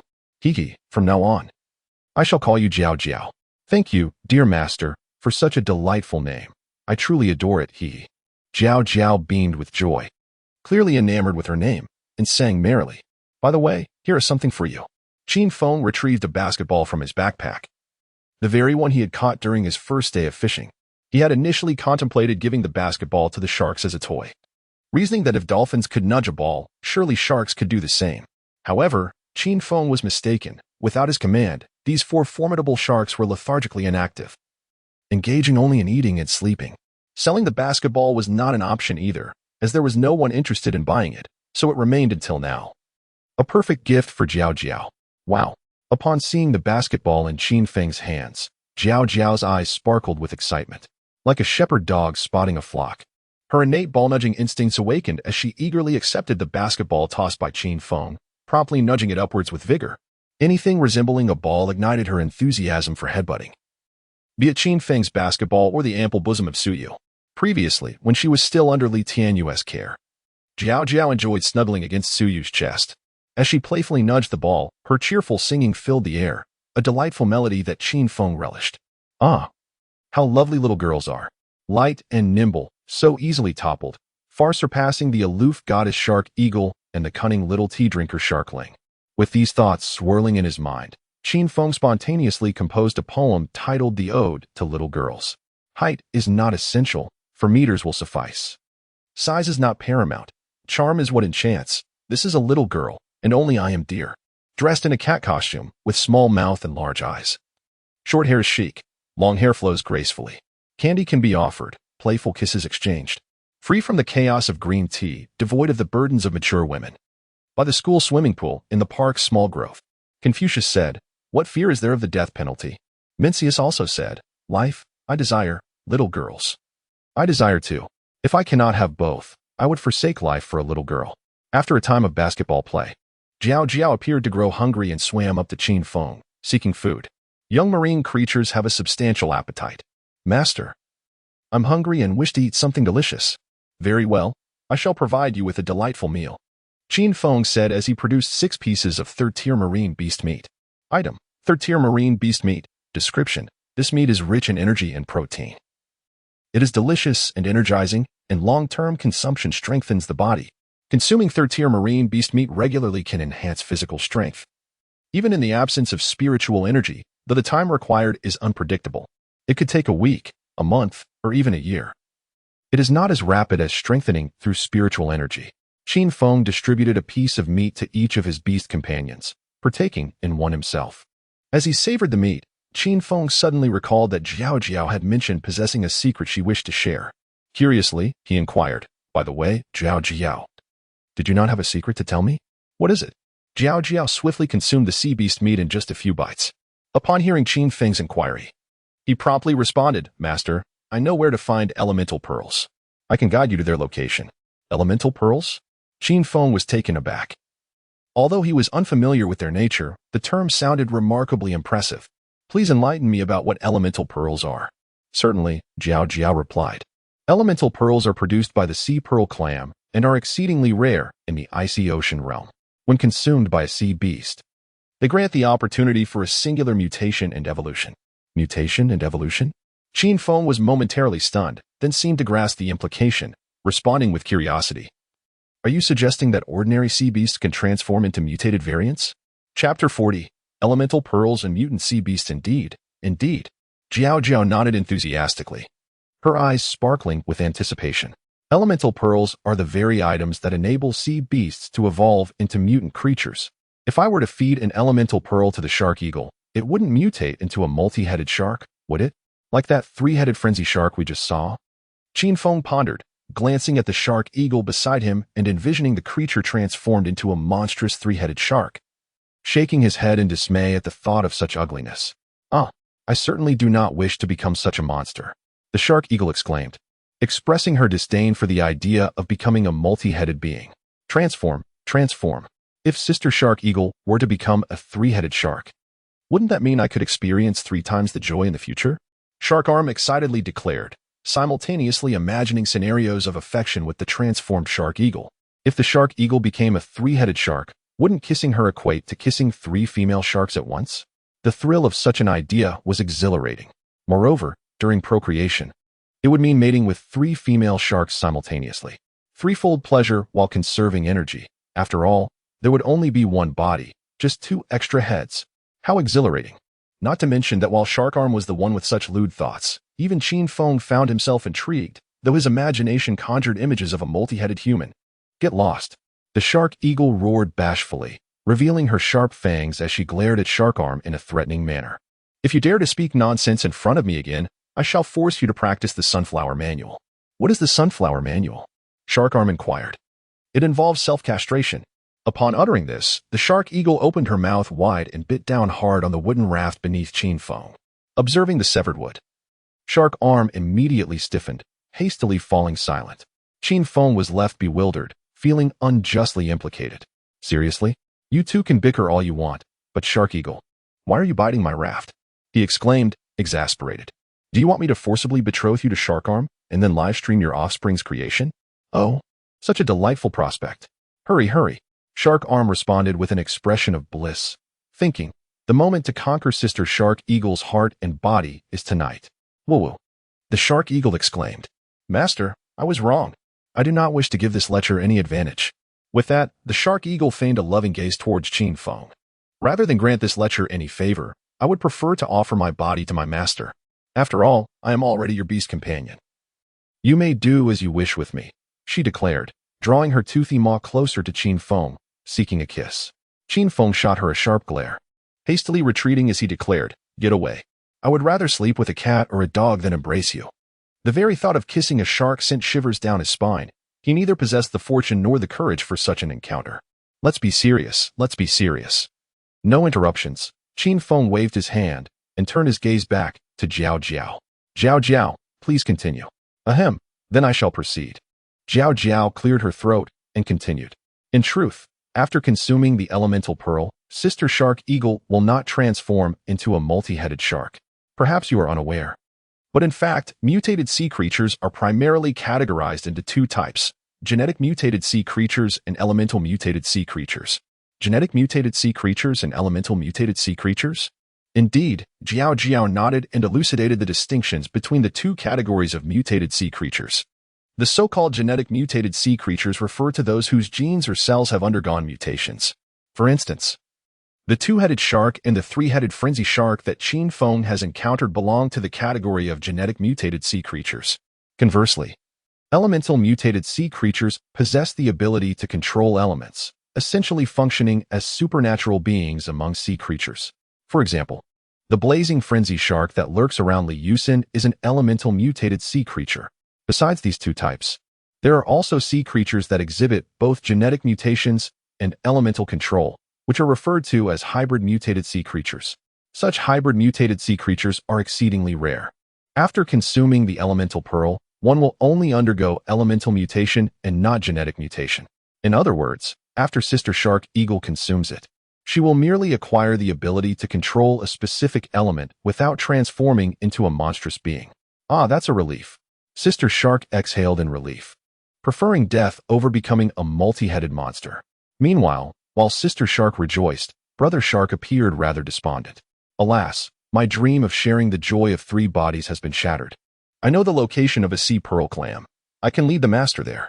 When the time comes, please be sure to share an elemental pearl with me, Jiao Jiao exclaimed excitedly, her big, watery eyes fixed intently on Qin Feng. I have a question. Since you know the location of the sea pearl clam, why don't you open it yourself and retrieve the elemental pearl? The shell of the sea pearl clam is too hard for me to crack, Jiao Jiao explained the reason. Not only can I not open the shell now, but even when I grow up, I may not be able to do so. However, the master has a pistol, and the teeth of the older brothers and sisters are quite sturdy. I believe they should be able to open the shell. Then, let's take a rest first. And tomorrow we shall seek out the sea pearl clam. All right, I shall take the watch, master. You can rest assured. The diligent shark one volunteered for the night watch. But Qin Feng shot at a disapproving glance. Scram. If you can't speak, then don't. No one considers you mute. Just as Qin Feng was about to return to the small wooden house to sleep, he heard someone calling him. Great God! Great God! Turning around, he saw Suyu calling out to him, with 4 others following behind, cautiously shouting from a distance.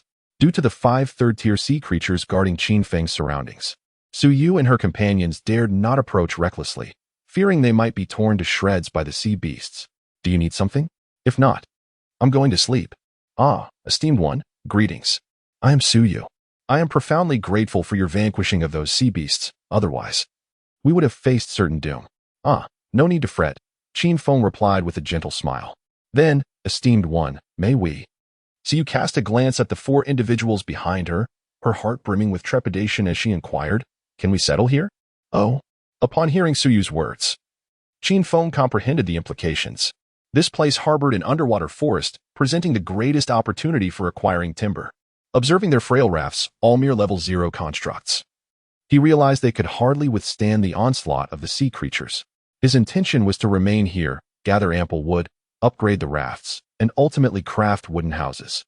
Qin Feng nodded and replied, "Indeed, no problem. You may stay." He harbored no concerns about Siyu competing with him for resources. At most, they would utilize their fishing rods to catch some wood. However, Qin Feng possessed a distinct advantage. He could command his beast companions to venture into the sea and fell trees, effortlessly accumulating hundreds of pieces of timber each day. Having consumed the meat and gnawed on the bones, it would not be a hardship to spare them some broth, thus allowing him to appear magnanimous. Chapter 41. The Mutant Water Ghost. Please stay. Having more people around adds to the liveliness. Just refrain from making any strange noises at night, as there is no soundproofing here. Thank you, great deity. Thank you, great deity. Thank you, great deity. Suyu exclaimed, overwhelmed with gratitude, nearly prostrating herself before Qin Feng. She understood, well, that with 5 third-tier sea beasts at his command, Qin Feng could easily drive them away and claim dominion over this underwater forest. However, his decision to allow them to remain granted them a glimmer of hope for survival. Here, wood was readily available, and they would not succumb to the biting cold at night. Furthermore, they could upgrade their rafts, crafting wooden houses like Qin Feng, enabling them to thrive in this icy realm. No need to be so formal, Qin Feng replied before preparing to return to his wooden cabin. By the way, great deity, what is your name? Qin Feng, he answered without turning back, stepping into the cabin. After a long day, he was genuinely exhausted. Everyone, make the most of your rest. Tomorrow, once we gather enough wood, we too can reside in wooden houses like our great deity, Qin Feng. Indeed, I refuse to spend another night in this frigid wasteland. We must collect ample wood tomorrow. I want a bed. I want blankets. I want to sleep beside a beautiful woman. Dream on. In dreams, anything is possible. Surrounding Qin Feng's raft, Suyu and the others collapsed into slumber. After battling the sea beasts for so long, they were utterly drained. Their small raft was less than 20 meters from Qin Feng's, which provided them with a profound sense of safety. Having traversed into the icy world for 3 days, none of them had ever experienced such a peaceful and sound sleep. Luo Gang was one of the 5 survivors. After miraculously enduring the first day as a first-tier chosen one, he had come today to follow Li Qianyu in hopes of a better life. Little did he know that fortune would elude him, almost leading him to a watery grave. Thankfully, Lady Luck had not forsaken him. He had narrowly escaped death. Now, lying comfortably on his raft, the crackling campfire beside him warded off the chill of the biting wind. After approximately 3 hours of slumber, Luo Gang rose to relieve himself. A piercing, frigid gust swept through, chilling him to the bone.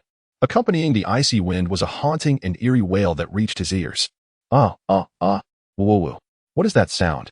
Luo Gang wondered, peering into the darkness illuminated by the firelight, searching for the source of the mournful cries. To his astonishment, he beheld a colossal ice floe, akin to a small iceberg, drifting toward them with the current. The source of the lamentation emanated from that very floe. Alarmed by the sight of such an enormous mass approaching, Luo Gang hastily roused Suyu, momentarily forgetting to adjust his trousers. Suyu, wake up. Something terrible is happening. What is all the noise? What is going on? Suyu, utterly exhausted, rubbed her sleepy eyes and, upon opening them, was confronted with the sight of Luo Gang's abdomen and thighs. And, well, she inadvertently saw everything that she ought not to have seen. Oh my goodness. A rogue. Suyu's face instantly flushed crimson, and she instinctively let out a shriek, followed by a swift punch. Accompanied by a sound reminiscent of breaking eggs. Luo Gang cried out in anguish. As a second-tier chosen one, Suyu possessed formidable strength. Perhaps Luo Gang would find joy elusive from this point onward. Alas, what a pitiable fellow. Hey, were you not told to keep it down? What is all this commotion? Qin Feng emerged from the wooden cabin, annoyance etched on his face. He then beheld Luo Gang, trembling on the ground in agony, and Suyu, her cheeks flushed with embarrassment. What is going on here? Qin Feng, Great One, look over there. A massive floating ice mountain is colliding towards us, and it seems to be accompanied by a strange wailing sound. A strange wailing? Qin Feng tilted his head to listen, and indeed, He discerned a mournful cry. What should we do now? Let us dodge this iceberg first. Shark Eagle, Shark Arm, pull the raft. Shark Eagle and Shark Arm promptly began to maneuver Qin Feng's raft away. The raft was directly in the path of the drifting ice. If they failed to act quickly, it would be obliterated in an instant. Shark Eagle, Shark Arm. Su Yu stared in bewilderment at the two large sharks pulling the raft, pondering. Is this really Shark Eagle and Shark Arm? Their names are rather uninspired, aren't they? Could it be that Qin Feng is hopeless when it comes to naming things? It seems he is not cut out for writing novels. Otherwise, his new book would surely flop. Whoa, whoa, whoa, whoa. As the floating ice drew ever closer, the pitiful wailing became increasingly distinct. What on earth is happening up there? Qin Feng, perplexed, estimated the iceberg to be around 15 meters high. And with dawn yet to break, he remained oblivious to what lay atop it. Master, what shall we do? Should I shatter the ice? Shark Eagle inquired, revealing its sharp fangs. Yet, Qin Feng shook his head. Such a massive iceberg, you cannot break it. Just keep watch over the hut. I will take a look. Master, are you sure?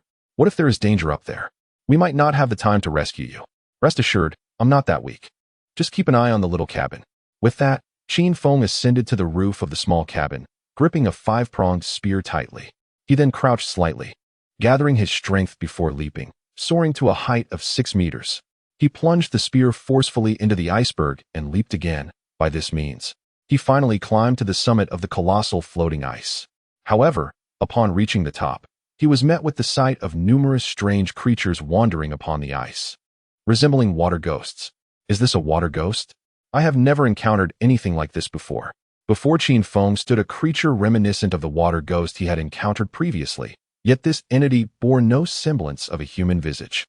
It was a creature in its truest form, devoid of any human features. With a tongue extending up to 3 meters and razor-sharp fangs, its body was covered in scales, and its limbs were robust and powerful. Name, Ghoul, level, 2nd rank, skills, none. Description. The Ghoul, a variant of the water ghost, represents a formidable strength-oriented mutation of the ordinary water ghost. It possesses unparalleled might, surpassing even that of its aquatic counterparts within the same rank. With claws and fangs laced with potent venom. Although its speed of movement is sluggish, its highly flexible tongue is an incredibly powerful weapon. A ghoul? Essentially a mutated water ghost, I suppose? It stands to reason. If there are mutated sea beasts, the existence of mutated water ghosts should not be so surprising. Chapter 42. My dear, times have changed. Qin Feng chuckled lightly, diverting his gaze from the ghoul before him to observe the surroundings. In addition to 10 ordinary water ghouls and 5 ghouls, there existed another variant of water ghoul. Name, Shadow Assassin Ghoul. Level, Tier 2. Skills, none. Description. The Shadow Assassin Ghoul is a speed-oriented variant of the ordinary water ghoul. If the ghoul is considered the warrior among water ghouls, then the Shadow Assassin is the assassin. It boasts remarkable speed in both movement and attack. However, it is quite fragile, with its scales being considerably weaker than those of the ordinary water ghoul. In total, there were 20 water ghouls, 10 ordinary and 10 variant. At this moment, these 20 water ghouls were oblivious to Qin Feng's presence, as they were engaged in a fierce assault against a sea beast. Well, Qin Feng was uncertain whether this creature could truly be classified as a sea beast. It was a bear, entirely snow white, resembling a polar bear, yet significantly larger in size. Towering at 3 men's height, it was robust, with a pair of powerful claws that appeared immensely formidable. Name, Blizzard Bear. Level, Tier 3. Skills, Basic, Rampaging Charge, speed increased by 100. Utilizing its terrifying physique to crush enemies. Basic, Claw Rend, the power and sharpness of its claws enhanced by 50, exhibiting tremendous destructive capability. Intermediate, Blizzard Roar, can unleash a frigid blizzard from its mouth, obscuring vision and freezing foes. Description. The Blizzard Bear, though unable to survive in the ocean, is still considered a sea beast. Its physical strength is terrifying, its snow-white fur provides substantial defense, and it is an adept swimmer. It is ideally suited for steaming with shark fins. The culinary delight of shark fin and bear paw is unparalleled. As Mencius once stated, one cannot have both fish and bear paw. Today, I shall indulge in both. Fully grown, it cannot be tamed. The Blizzard Bear appeared somewhat dazed and adorable, particularly with its large head resembling that of a Samoyed. Behind the Blizzard Bear lay an ice cave, its lair. Within this cave resided a recently born Blizzard Bear cub, trembling and whimpering, possibly from hunger or fright, emitting a mournful cry that Qin Feng recognized as the cub's voice. The adult blizzard bear was preoccupied with battling the water ghouls and could hardly attend to its offspring, and it was already gravely injured. It seemed that this bear had recently given birth, leaving it physically weakened. Otherwise, it would not have suffered such injuries from these Tier 2 variant water ghouls. Qin Feng observed the adult blizzard bear, now struggling against the ghouls. Its weakened state and the overwhelming number of adversaries had brought it to the brink of collapse. In addition to fending off the ghouls, the mother blizzard bear had to remain vigilant against the ambushes of the shadow assassins. At that moment, a remarkably swift shadow assassin ghoul darted around to the back of the blizzard bear, intending to invade the ice cave and consume the cub first. Roar. Upon witnessing this scene, the blizzard bear was filled with fury, immediately raising its sharp claws to strike heavily at the shadow assassin. However, the shadow killer moved with astonishing speed, effortlessly evading the assault of the blizzard bear and lunged into the icy cavern with claws bared. Bang! At that moment, a gunshot rang out, and a bullet, swift as lightning, shot forth, piercing directly through the head of the shadow killer. The defense of the shadow killer was inferior to that of an ordinary water ghost, and thus the bullet easily dispatched this creature. The one who fired the shot, saving the cub of the blizzard bear, was undoubtedly Qin Feng. Observing the mother blizzard bear, who, despite her weakened state, fought valiantly against 20 water ghosts to protect her child, Qin Feng felt a surge of empathy. However, more pressing was the fact that the mother blizzard bear was on the brink of death, likely to perish soon. At that point, the cub would be left an orphan sea beast, ripe for Qin Feng's contract. A third-tier sea beast, possessing 3 skills, 2 basic and 1 intermediate. Such a formidable creature was not to be overlooked. How could he allow a shadow killer to bring about its demise?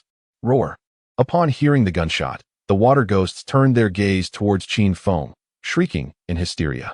The mother blizzard bear, though unfamiliar with Qin Feng, understood that he had saved her child, and thus could not be an enemy. Growl. One shadow killer glanced at its companion, issuing a low growl that signaled it to lead a few others to eliminate Qin Feng. The remaining 4 shadow killers charged towards him, accompanied by 10 ordinary water ghosts. The appearance of the shadow killers was terrifying, reminiscent of the vengeful spirits from horror films, with long hair obscuring their faces and a miasma of blood enveloping them. One could only wonder if they might suddenly emerge from the screen. The shadow killer moved with incredible swiftness, closing the distance to within 7 paces of Qin Feng in the blink of an eye. However, Qin Feng remained unperturbed, quietly raising his revolver and pulling the trigger. Bang! Another shot rang out, and the head of the shadow killer fell. No matter how fast it was, it could not outpace a bullet, and at such close range. Evasion was impossible. Its brain was obliterated. Alas, at 7 paces, the gun was quick, and within 7 paces, it was both accurate and swift. Indeed, times have changed. Bang, bang, bang. A series of gunfire erupted, and the water ghosts that had besieged Qin Feng were swiftly eliminated. Witnessing this scene, the remaining ghouls were filled with fury. They abandoned their assault on the blizzard bear and charged recklessly towards Qin Feng, intent on reducing him to ashes. Roar.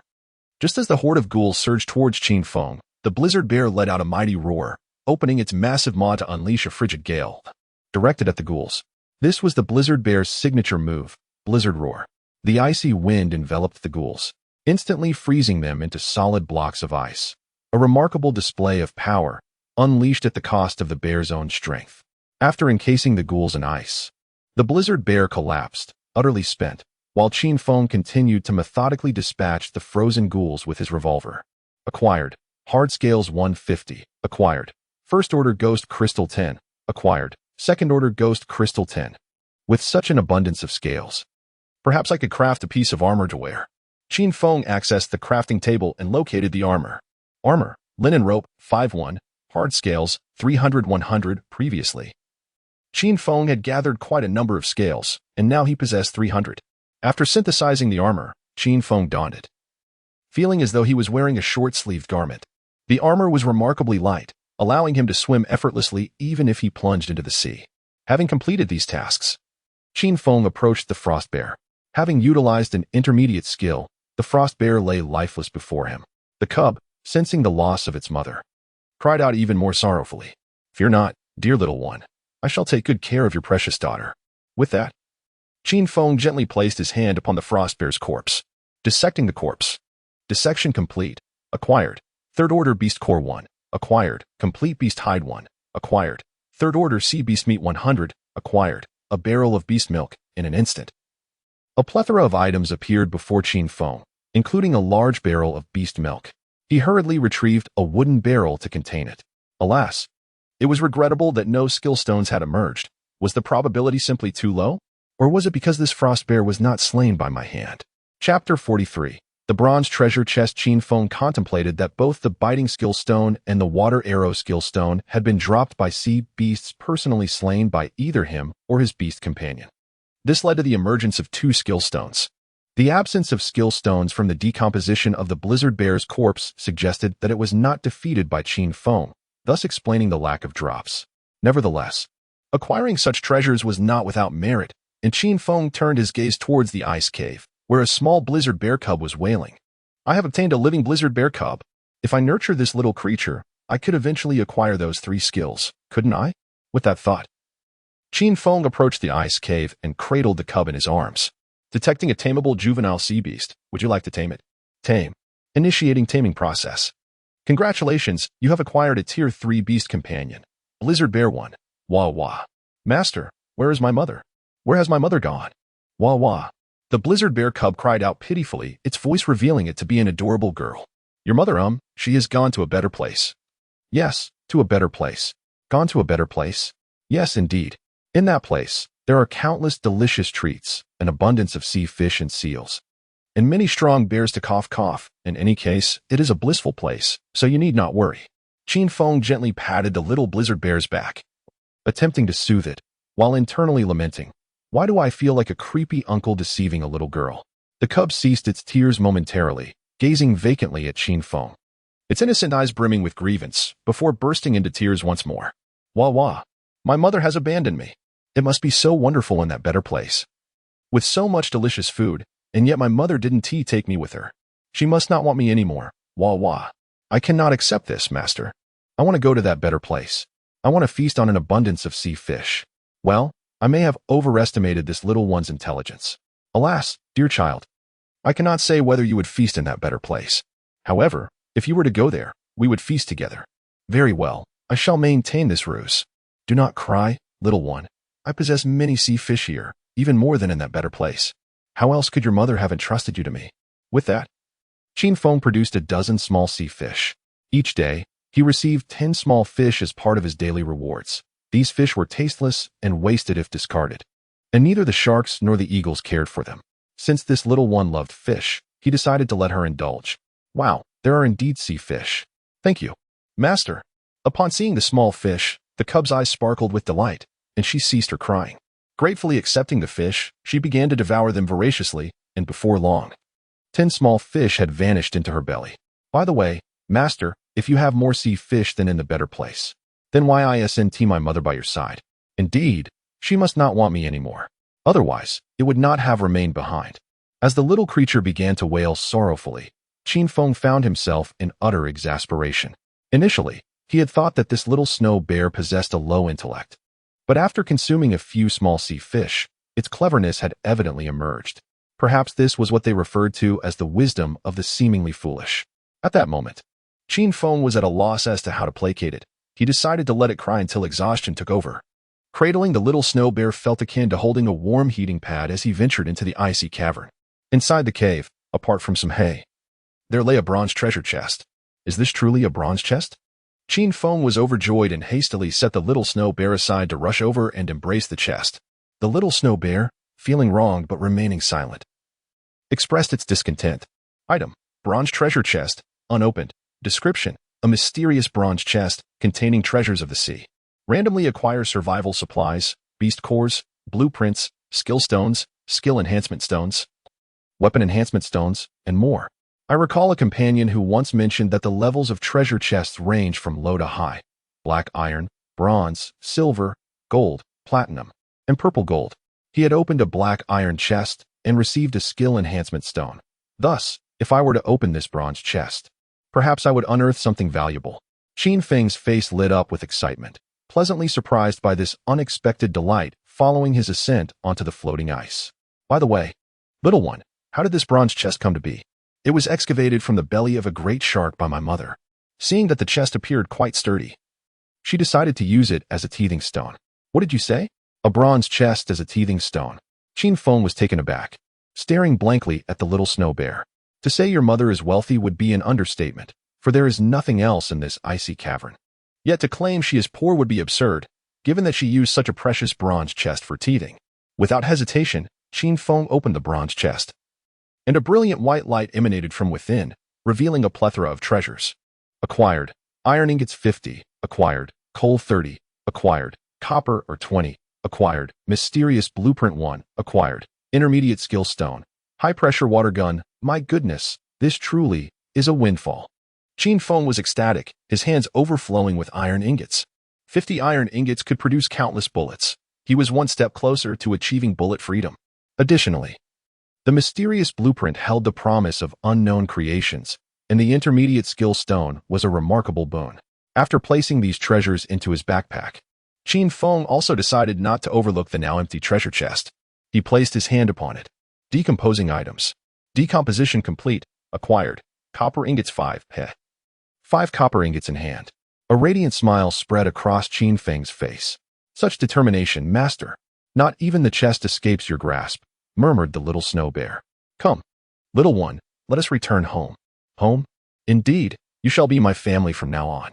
Indeed, I must bestow upon you a name. What shall it be? Observing the plump, round form of the little blizzard bear, it resembles a delightful dumpling from afar. Since you bear such resemblance to a large dumpling, let us call you Roundy, shall we? Very well, whatever my master decrees shall be. Off we go. Qin Feng picked up Roundy and dashed to the edge of the floating ice. Shark Eagle, I shall drop Roundy. You are responsible for the catch. Rest assured. It is in my capable hands, Shark Eagle replied. All right, I am about to release Roundy. Do not be afraid. With that, Qin Feng hurled Roundy from the floating ice, entrusting Shark Eagle with the task of catching him. As Roundy descended, Shark Eagle gradually opened his mouth. What on earth are you doing? Qin Feng exclaimed. Oh no, this is a disaster. Roundy lamented. Master, you sly trickster, you conspired against me. Shark Eagle leapt up, clasping Roundy in his beak before depositing him onto the wooden raft. He then turned to Qin Feng and declared, Master, it is now your turn, I assure you. I will catch you with utmost precision.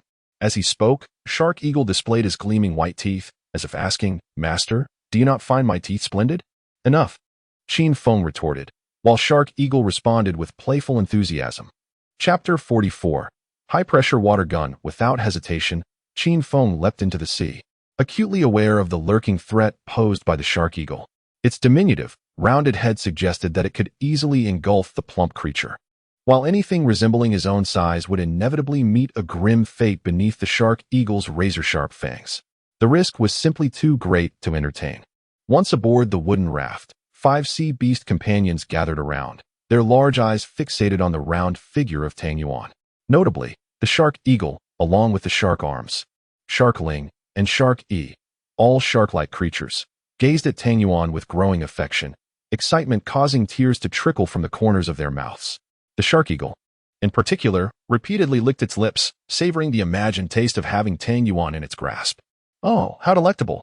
Tang Yuan, sensing the predatory glances from the Shark Eagle and its companions, quickly clutched Qin Feng's leg with its snowy white paws. Clearing his throat, Qin Feng introduced the newcomer. Ahem. Allow me to present Tang Yuan, my 6th beast companion. From this moment on, she shall be your sister. Let us all coexist harmoniously. Yes, master, you can rest assured. We will treat Tang Yuan with utmost care. Qin Feng mused to himself. I can only imagine that they have already deemed Tang Yuan a potential meal. This thought was intolerable. He could not allow this motley crew to feast upon her. After all, her 3 skills alone warranted her protection from the Shark Eagle and its ilk. Come, Tang Yuan. Let us retreat indoors. At your command, master. Tang Yuan was eager to leave, fearing that the Shark Eagle might succumb to temptation and make a meal of her. Upon returning to the cozy wooden cabin, Qin Feng gently placed Tang Yuan on the bed, envisioning how comforting it would be to snuggle with her warm form as a pillow through the night. He set down his backpack and retrieved the intermediate skill stone. Item: Intermediate skill stone.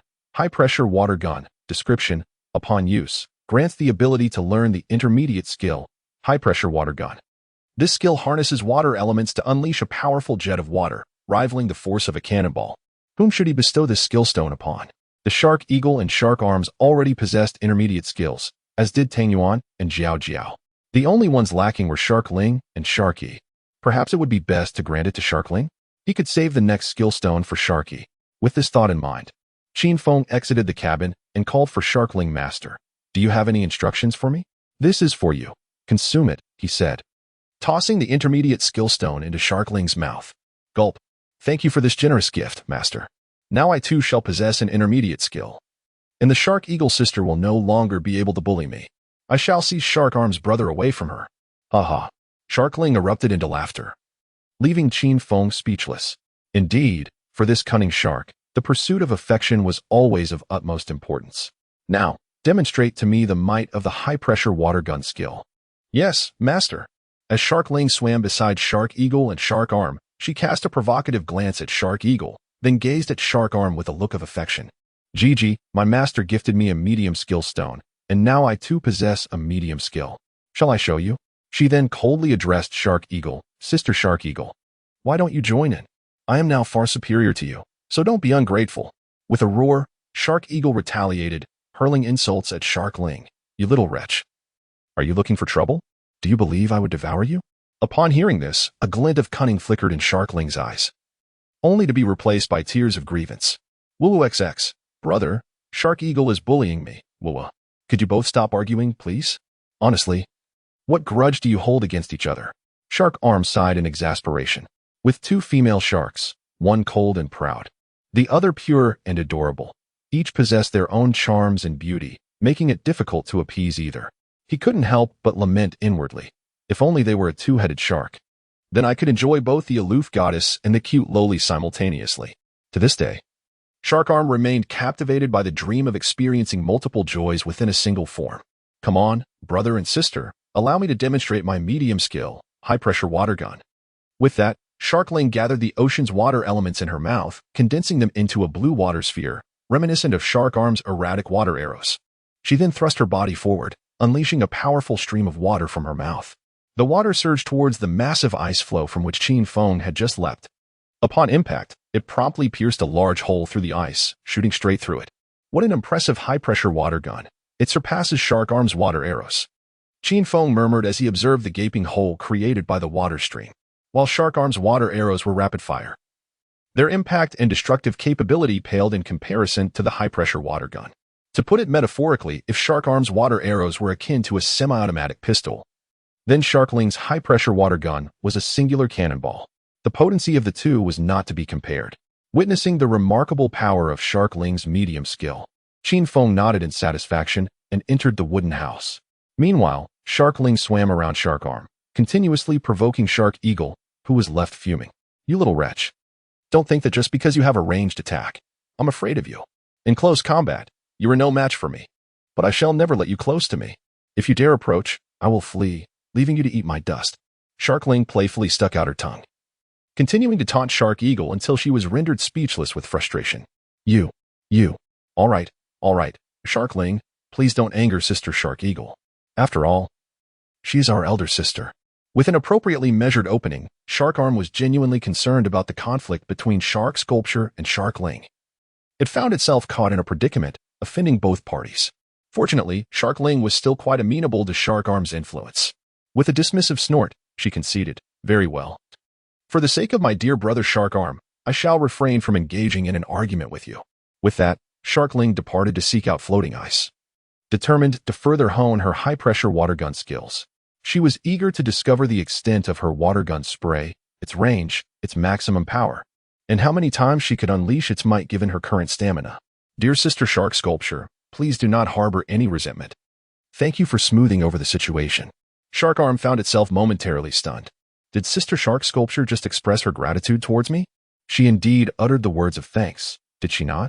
Ha, that aloof and proud Sister Shark Sculpture actually thanked me. Could this indicate her acknowledgement of my worth, suggesting the potential for our relationship to deepen? Like a lovesick puppy, Shark Arm reveled in the joy of receiving a mere thank you from its heart's idol, dancing with exuberance. Observing Shark Arm's foolish grin, Shark Sculpture reverted to her icy demeanor. Though I expressed my gratitude, do not presume that I have developed any fondness for you, you lecherous creature. Bah, I meant you, lecherous shark. Alas, such pride could be a lifelong burden. If Qin Feng were to witness this, he would undoubtedly remark thus. Chapter 45. Desert Eagle. Upon returning to the quaint cabin, Qin Feng retrieved the beast cores and ghost crystals he had just acquired. In total, he possessed 10 first-tier ghost crystals, 10 second-tier ghost crystals, and 1 third-tier beast core. The 10 first-tier ghost crystals could be exchanged for 200 points of spiritual energy, the 10 second-tier ghost crystals for 500 points, and the single third-tier beast core for 100 points, culminating in a total of 800 points of spiritual energy, including the remnants from before. He now had a grand total of 810 points. Enhancing physique. Physique enhancement complete. Congratulations on achieving a third-tier physique. As the notification chimed, Qin Feng felt an overwhelming surge of power coursing through him, as if he could shatter boulders with a single punch. And even a night submerged in icy waters would not chill him. Moreover, with the augmentation of his physique, his appearance underwent a remarkable transformation. He grew taller, reaching a height of 185 centimeters, and his visage evolved into one of striking handsomeness. In his previous life, he would undoubtedly have been the type to thrive on looks alone. His entire body became a testament to muscular strength, significantly enhancing his physical prowess, including his endurance. He could easily endure a day and night of combat with a girl without faltering. It could be said that the term weakling would henceforth be irrelevant to Qin Feng. Personal information. Name, Qin Feng. Spiritual energy, 410. Physique, third tier. Spiritual energy required for upgrade, 410. 800. Skills, none. Beast companions, third tier beasts, for sharks. 1 blizzard bear. 1 high-pitched dolphin. Haha. With a third tier physique and such an array of beast companions, what do I have to fear in this icy realm? Qin Feng beamed with joy, then took out the mysterious blueprint obtained from the bronze treasure chest. After previously acquiring the synthesis plan for a revolver, he was eager to see what this new blueprint would yield. As he unfurled the mysterious blueprint, a flicker of white light emanated, accompanied by a notification from his wristband. Congratulations on acquiring the synthesis blueprint for the Desert Eagle pistol.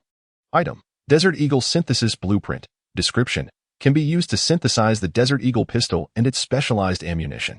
Goodness, it's the Desert Eagle pistol? Qin Feng was immensely thrilled. The Desert Eagle was far more renowned than the revolver, and its power was likely superior as well. Eagerly, he examined the synthesis requirements for the Desert Eagle. Desert Eagle: iron ingots 97.5, iron nails 0.5, wood 0.5, ammunition X10, iron ingots 97.1, gunpowder 0.1. Perhaps due to the nature of small firearms, the materials required for synthesizing the Desert Eagle were identical to those for the revolver, even down to the ammunition components.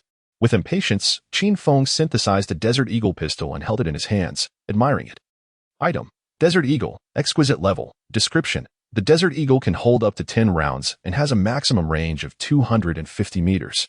Its penetration power is extraordinarily high, capable of easily piercing the hides of third-tier sea beasts. Durability, 100-100. The range astonishingly reaches 250 meters, capable of inflicting damage on even the formidable third-tier sea beasts. Upon reading the description of the Desert Eagle pistol, Qin Feng's face was suffused with amazement. In terms of both range and power, the Desert Eagle far surpasses the revolver.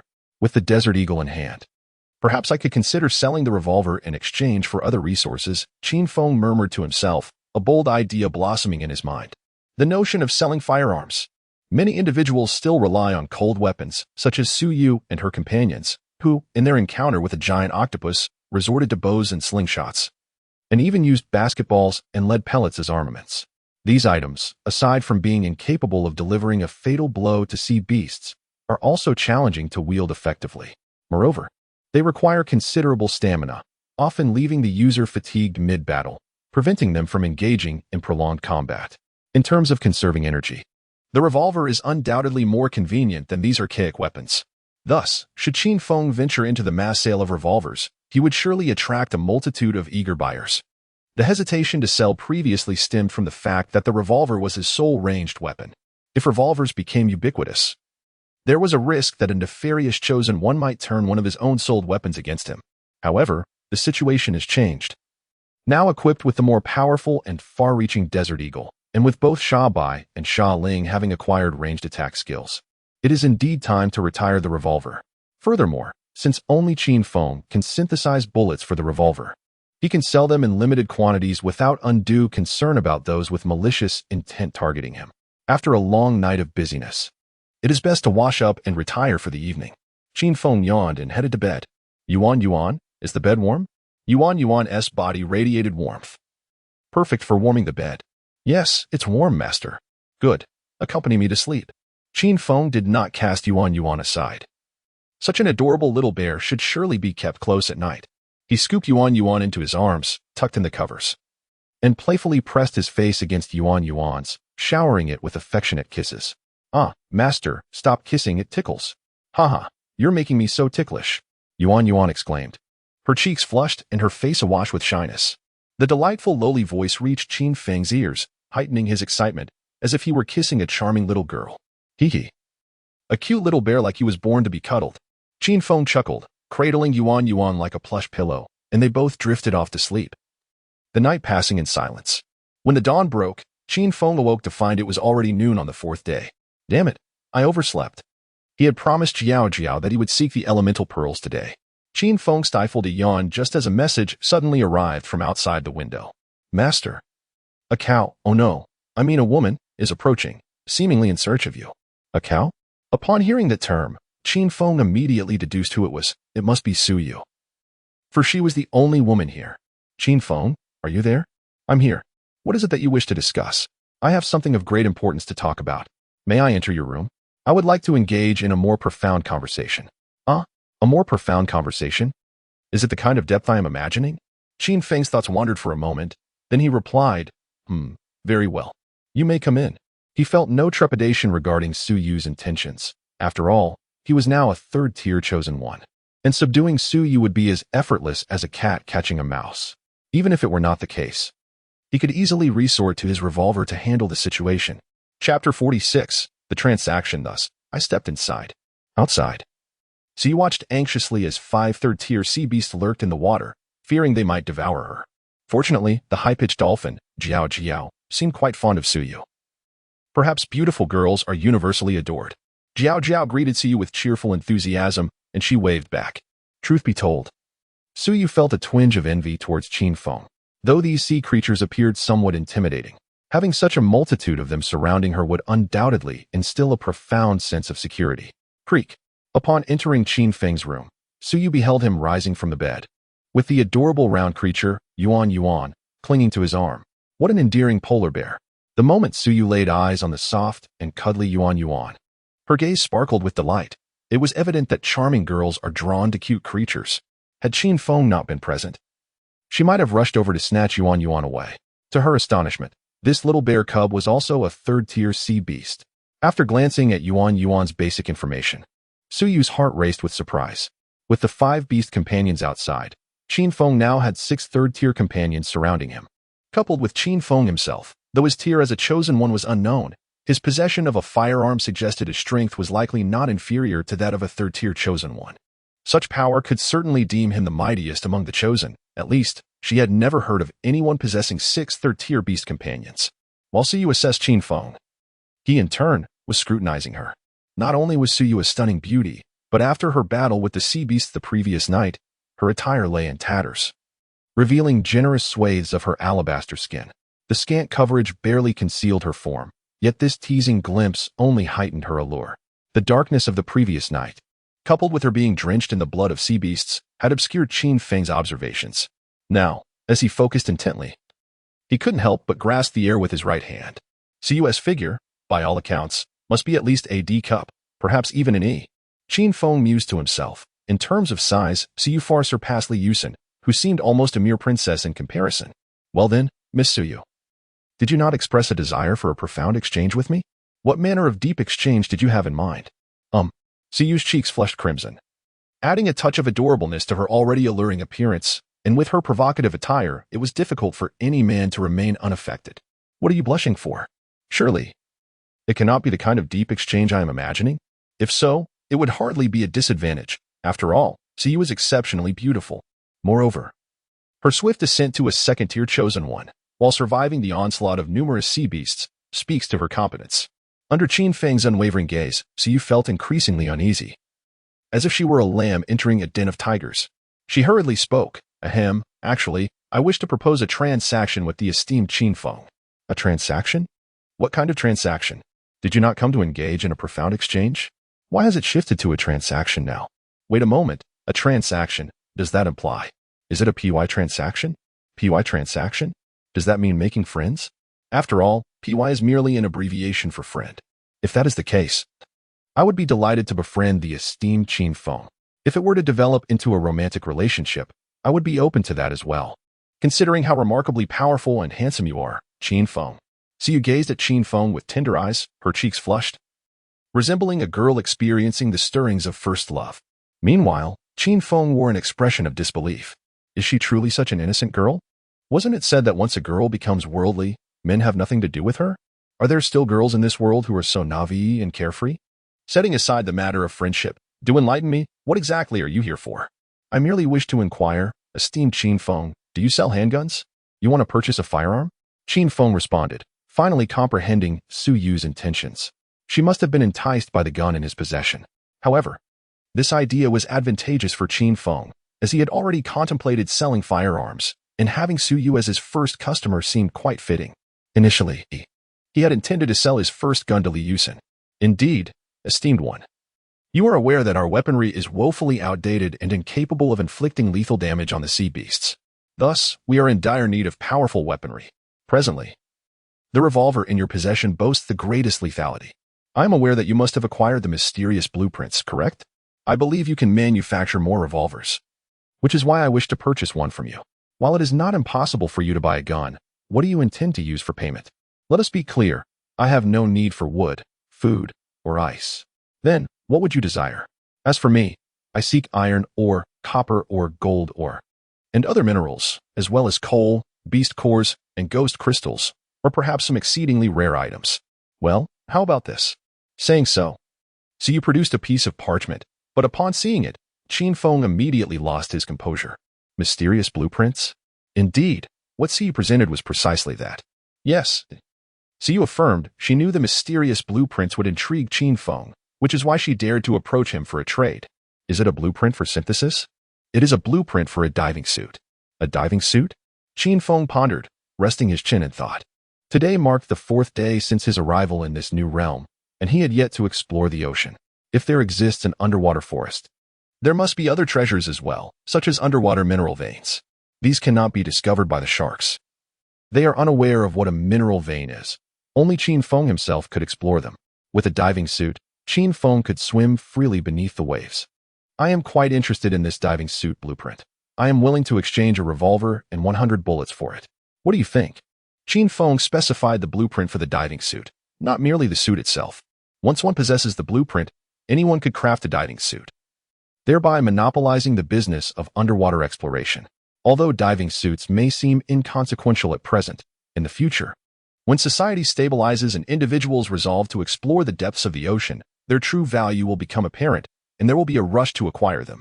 Qin Feng aspires to master the blueprints for these diving suits entirely, thereby monopolizing this lucrative trade.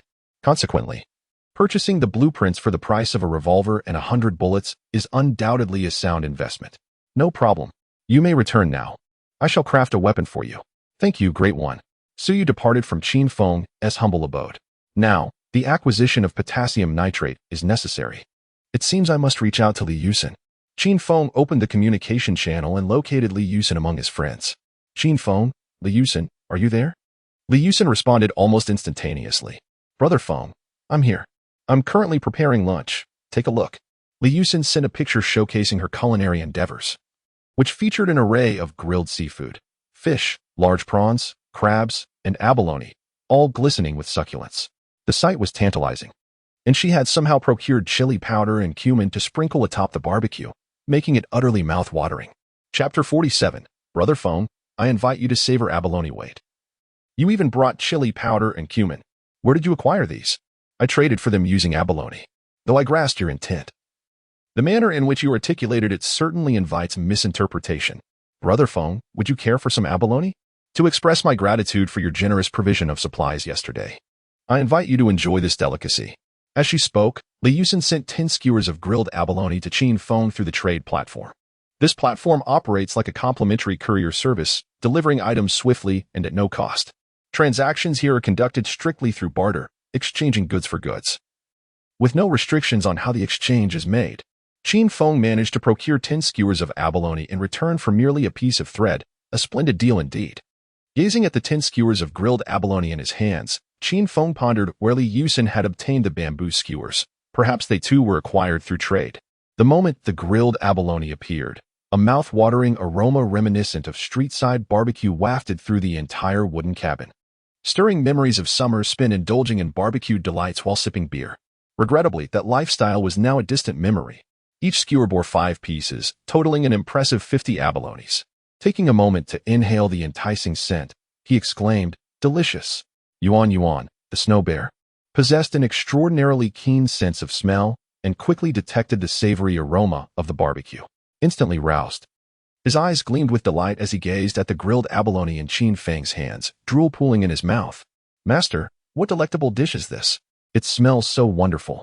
Here, take 5 skewers and savor them at your leisure." "Thank you, master. You are the best." With that, Yuan Yuan snatched the grilled abalone and scampered away to feast heartily.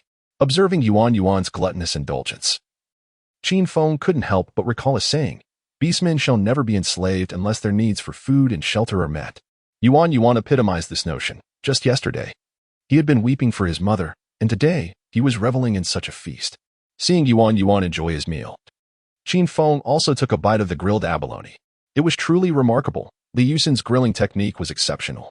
The abalone was perfectly cooked, retaining its succulent juices, and each bite was rich and tender.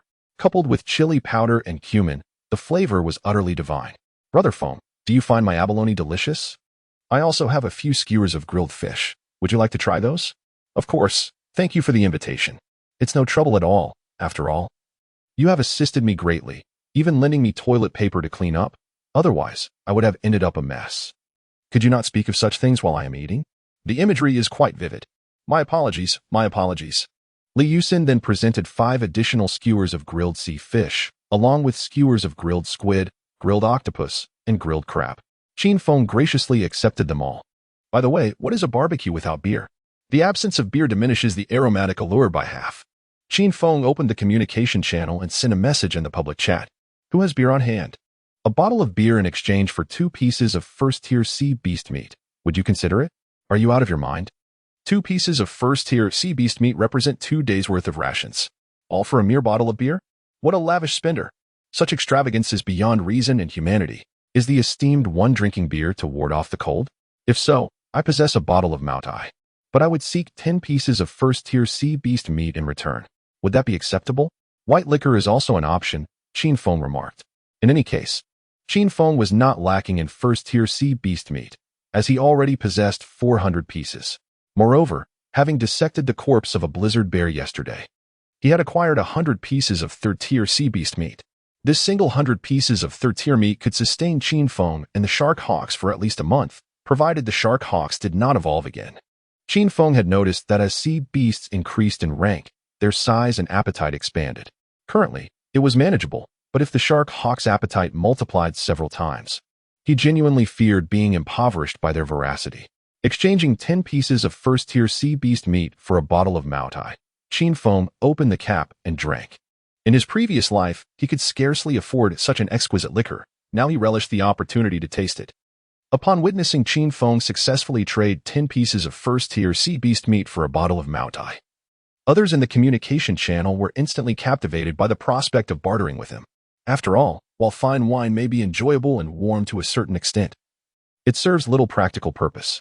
In contrast, 10 pieces of sea beast meat equate to 10 days of sustenance, an offer difficult to resist. Esteemed one, I too possess fine liquor, even better than Maotai, stronger and more fragrant, providing greater warmth. I would only require 8 pieces of sea beast meat. I have some as well. I have 5 bottles of the beer you desire. And I can offer a 10% discount if you trade 2 pieces of sea beast meat per bottle. Just 9 pieces of sea beast meat. And all 5 bottles are yours. I wish to exchange as well. Do you enjoy wine, esteemed one? Begone. Surely the esteemed one drinks for warmth, not to savor wine. Beer and wine, with such low alcohol content, are hardly suitable for this scenario. Thank you for your kind intentions, but my purpose in drinking is not solely for warmth. It is rather that eating barbecue with plain water lacks flavor, and I thought a few bottles of wine would enhance the experience.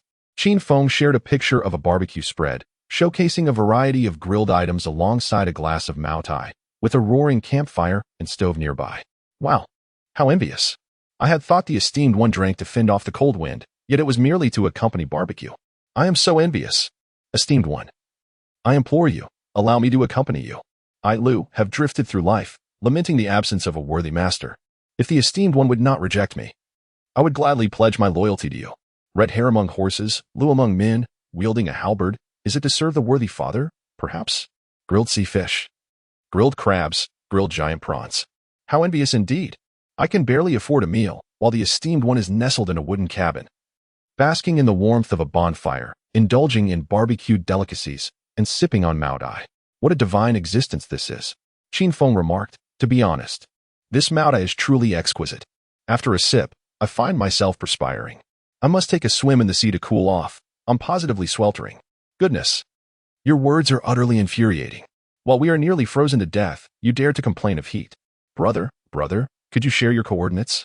I would gladly come to warm your bed, asking for nothing in return.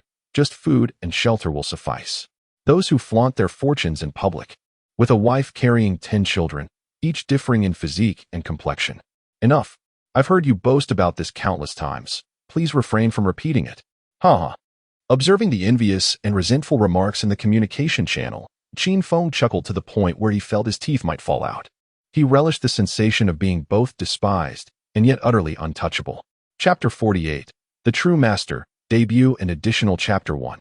After finishing the barbecue, Qin Feng began addressing serious matters, inquiring with Li Yusen. How much nitrate do you currently possess? Approximately 30 pieces. This reef island has an abundance of sulfur and saltpeter. Please hand them over to me. I promise to reward you with something splendid shortly. All right. Li Yusen presented Qin Feng with 30 pieces of nitrate. With these in hand, Qin Feng was poised to manufacture 300 bullets. The most pressing need now was charcoal. With 120 logs available and having acquired 20 pieces of coal the previous night, he decided to utilize the coal for charcoal production.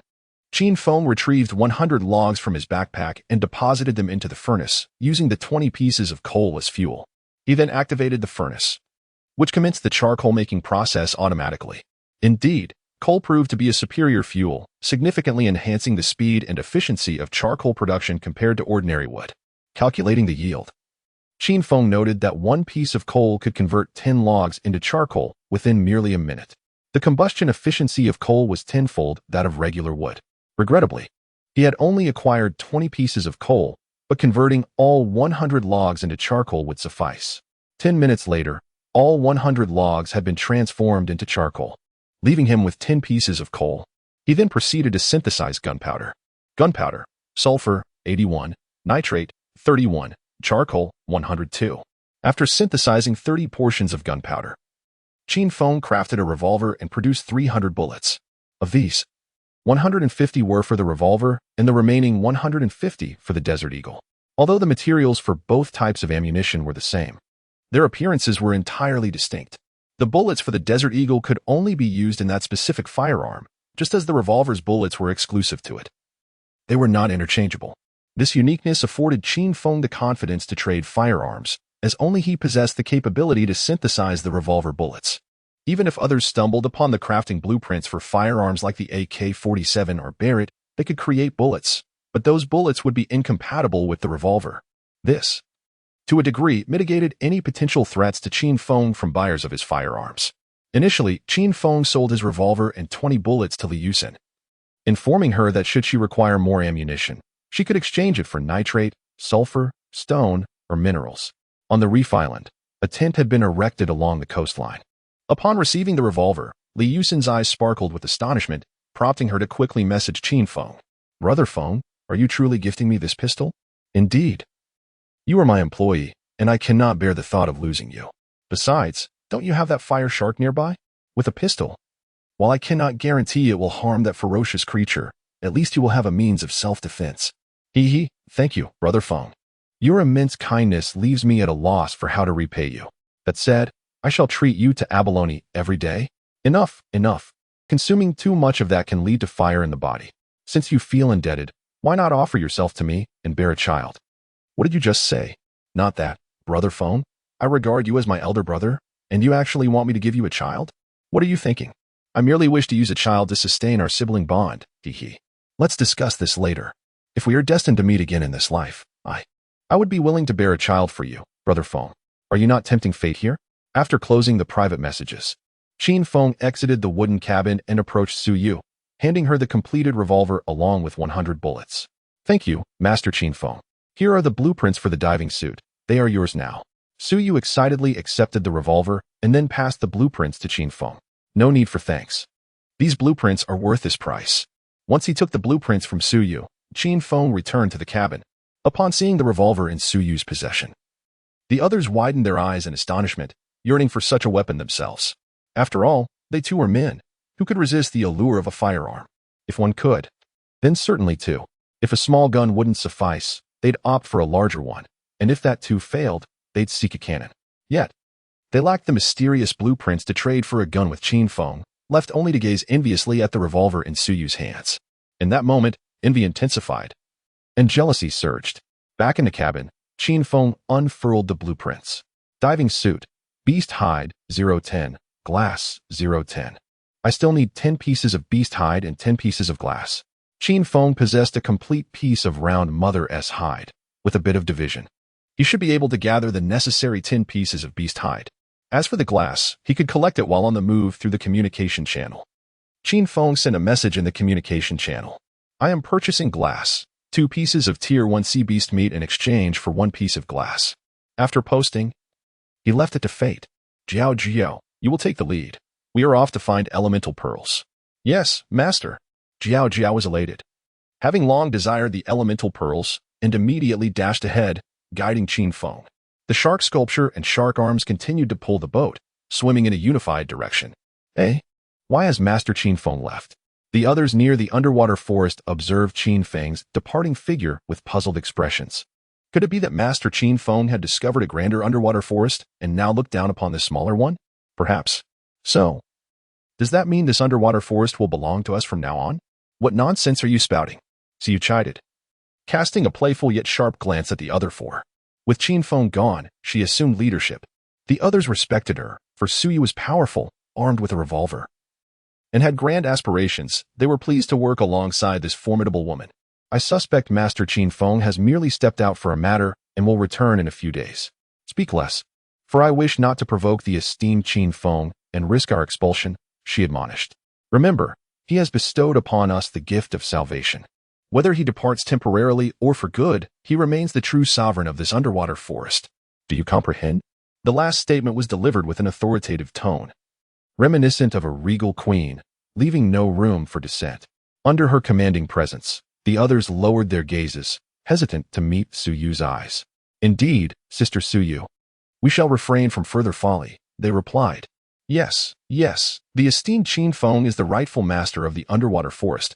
We possess only the right to use, not to own. Very well, that is more like it. In that case, let us continue to harvest the timber, striving to upgrade our rafts and construct wooden dwellings, just as Qin Feng has done. Yes, Sister Su Yu. Chapter 49, The Grey Mako Shark, second chapter of the debut update. 2 days have swiftly passed, marking the 6th day since my arrival in this realm. Qin Feng has completed 3 sign-ins. The steamed buns and small sea fish need not be elaborated upon, as they have all been crafted by Qin Feng and Yuan. Over these 3 days, Qin Feng has acquired 15 first-tier beast cores, which he exchanged for 300 points of spiritual energy, bringing his total to 710 points. However, whether for evolving sea beasts or enhancing his physique, he requires 800 points, thus falling short. In addition to the beast cores, Qin Feng has also obtained 3 beast companions named Shark 2, Shark 3, and Shark 4. As the number of companions continues to grow, Qin Feng realizes he lacks the time to name each one individually. For the sake of efficient management, he has organized the shark-type companions into 2 teams based on gender. The female sharks are overseen by Shark Eagle, the captain, and Shark Ling, the vice-captain. The male sharks are managed by Shark Arm, the captain, and Shark 1, the vice-captain. Qin Feng himself assumes the role of the Grand Captain, overseeing all shark-type sea beasts, including Yuan and Jiao, who are not sharks. In the future, any directives Qin Feng wishes to issue will be communicated directly to Shark Eagle and Shark Arm, who will relay the commands to their respective subordinates. After all, it is prudent to avoid male sharks managing female sharks, lest there be unforeseen consequences. As the number of sharks continues to swell, Qin Feng ponders whether it might be wise to establish a code of conduct, such as a monogamous system. He certainly does not wish for his companions to be embroiled in love triangles, leaving the offspring of the female sharks uncertain of their lineage. Beyond monogamy, it is imperative to formulate a registration system for shark marriages, ensuring there are no scenarios resembling my dear. You wouldn't want your husband to find out, would you? Sigh, I have unwittingly invited trouble upon myself. It is not I who risk being unfaithful, yet I find myself worrying over my companion's potential indiscretions. Moreover, as long as my girlfriend is swift in her choices, no one can impose such a fate upon me. After a brief moment of lamentation, Qin Feng strides to the raft, relishing the ocean view. In this frigid marine world, who could possibly admire the scenery with the same tranquility as he? Others are frantically gathering resources, fighting for every fleeting moment of survival. Jiao, how much longer until we reach the location of the sea pearl clam? Approximately a few hours more, master. Rest assured, we shall arrive by tonight at the latest. However, there is something I am uncertain whether to disclose. Then speak freely. You've prompted me, so I cannot silence you. Well, the sea pearl clam itself is mobile, and during this time, other sea beasts may have discovered it as well. And thus, I cannot ascertain whether the sea pearl clam still resides in the location I previously identified. Damn it. Qin Feng shot Jiao a glance. If the sea pearl clam is no longer where you remember it to be, then these past 2 days would have been in vain. Jiao, listen closely. Qin Feng regarded Jiao with a smile that did not reach his eyes, instilling a sense of dread in the little dolphin, causing goosebumps to rise on its skin. If we return empty-handed this time, prepare yourself for a steaming fate, he warned. Jiao exclaimed, Please, master, spare me. I do not wish to become a steam dolphin. She whimpered, her eyes brimming with tears. Oh yes, steam dolphin sounds delectable. Shark Arm drooled as he spoke. Shark Carving added, I prefer it braised. Sharkling chimed in. I enjoy it simmered with other seafood. Kelp and large shrimp combined with dolphin would surely be delicious. Shark One remarked, nutritionally speaking, the dolphin's head is the most beneficial part. Its eyes can enhance vision and alleviate eye fatigue. Moreover, its brain can boost intelligence and mitigate aging. Yuan interjected, then I shall claim Jiao's fin. Let us prepare a cola-flavored fin dish, shall we? Shark Carving suggested. How about this? The fin goes to Yuan, the head to Shark One, and we can divide the body and tail into 3 portions. I will feast on braised dolphin, Shark Arm on steamed dolphin, and Sharkling on assorted seafood stew with dolphin. I concur. Count me in. I second the motion. Indeed, let us save some appetite for dinner later. The elder sharks finished their meal, inquiring, Can we have the remaining dolphin soup? The 3 newly arrived sharks drooled in anticipation. Jiao was taken aback, realizing the clear intentions laid before her. Terrified, she could only hope that the precious sea pearl clam remained where it was in her memory. Hours flew by in a blink, and as the sun dipped below the horizon, night approached in less than an hour. We must hurry and retrieve the sea pearl clam. Otherwise, we will face the dangers of sea beasts and water ghosts after dark. Jiao, go check if the sea pearl clam is still there. Yes, master. Jiao swam over, appearing as if she had not eaten, her spirit drooping as she fervently prayed that the clam had not been taken by other sea creatures. Please, sea pearl clam, you must still be there. My life depends on you. I would trade a decade of my lifespan for the clam to remain in its spot, and an additional 20 years for the many elemental pearls it holds. Upon reaching the seabed, Jiao was overjoyed to see the familiar clam shell, her eyes sparkling with delight as tears of joy filled them. Ha! Wonderful! The sea pearl clam is still here. My life is spared. I shall not be torn apart by those foul sharks to become braised or steamed dolphin. Overwhelmed with excitement, she hurried towards the clam. The sea pearl clam was immense, its shell measuring over 5 meters in length, resembling a shell magnified many times over. The shell reflected a spectrum of sunlight, creating a breathtaking sight. Jiao swam beside the clam, eager to open the shell, but her strength was insufficient to pry it apart. Reluctantly, she decided to bring the sea pearl clam back for Qin Feng to find a way to open it. Roar! Jiao was contemplating taking the sea pearl clam when a terrifying roar echoed, nearly deafening her. She then sensed a colossal object rapidly approaching her direction.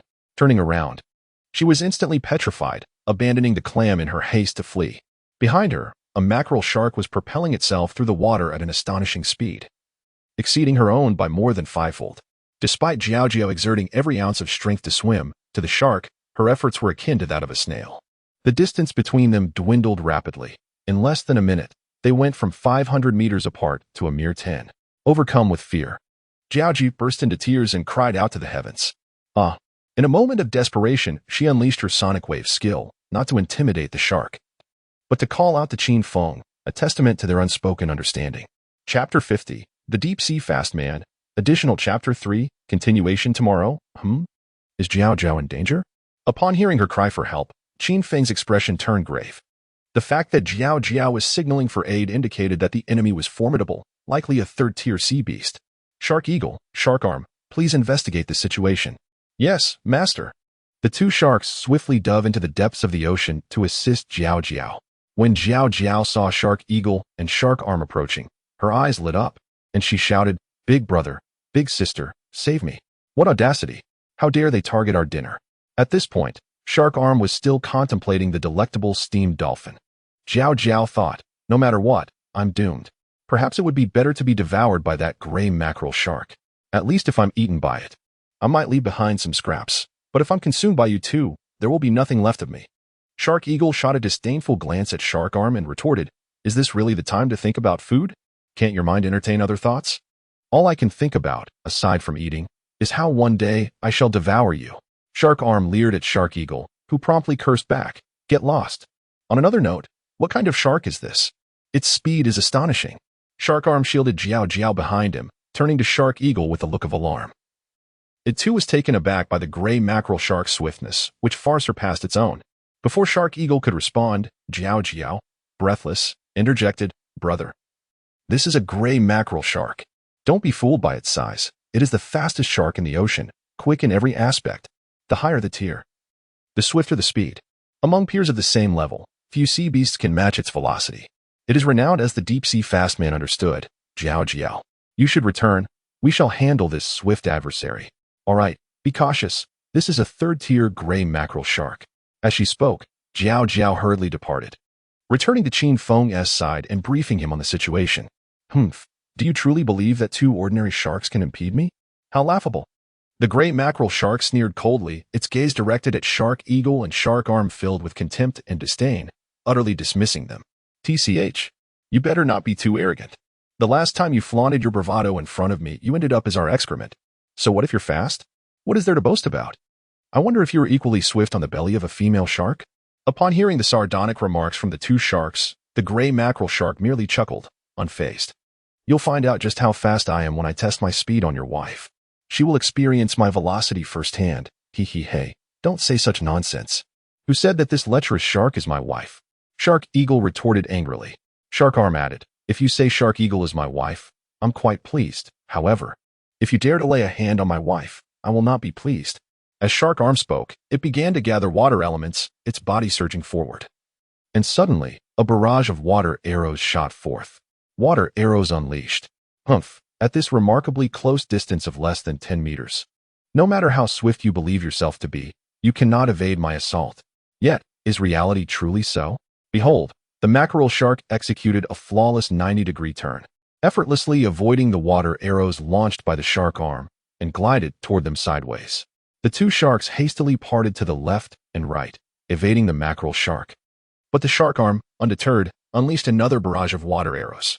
I refuse to believe I cannot vanquish you. Let the water arrows fly, one by one.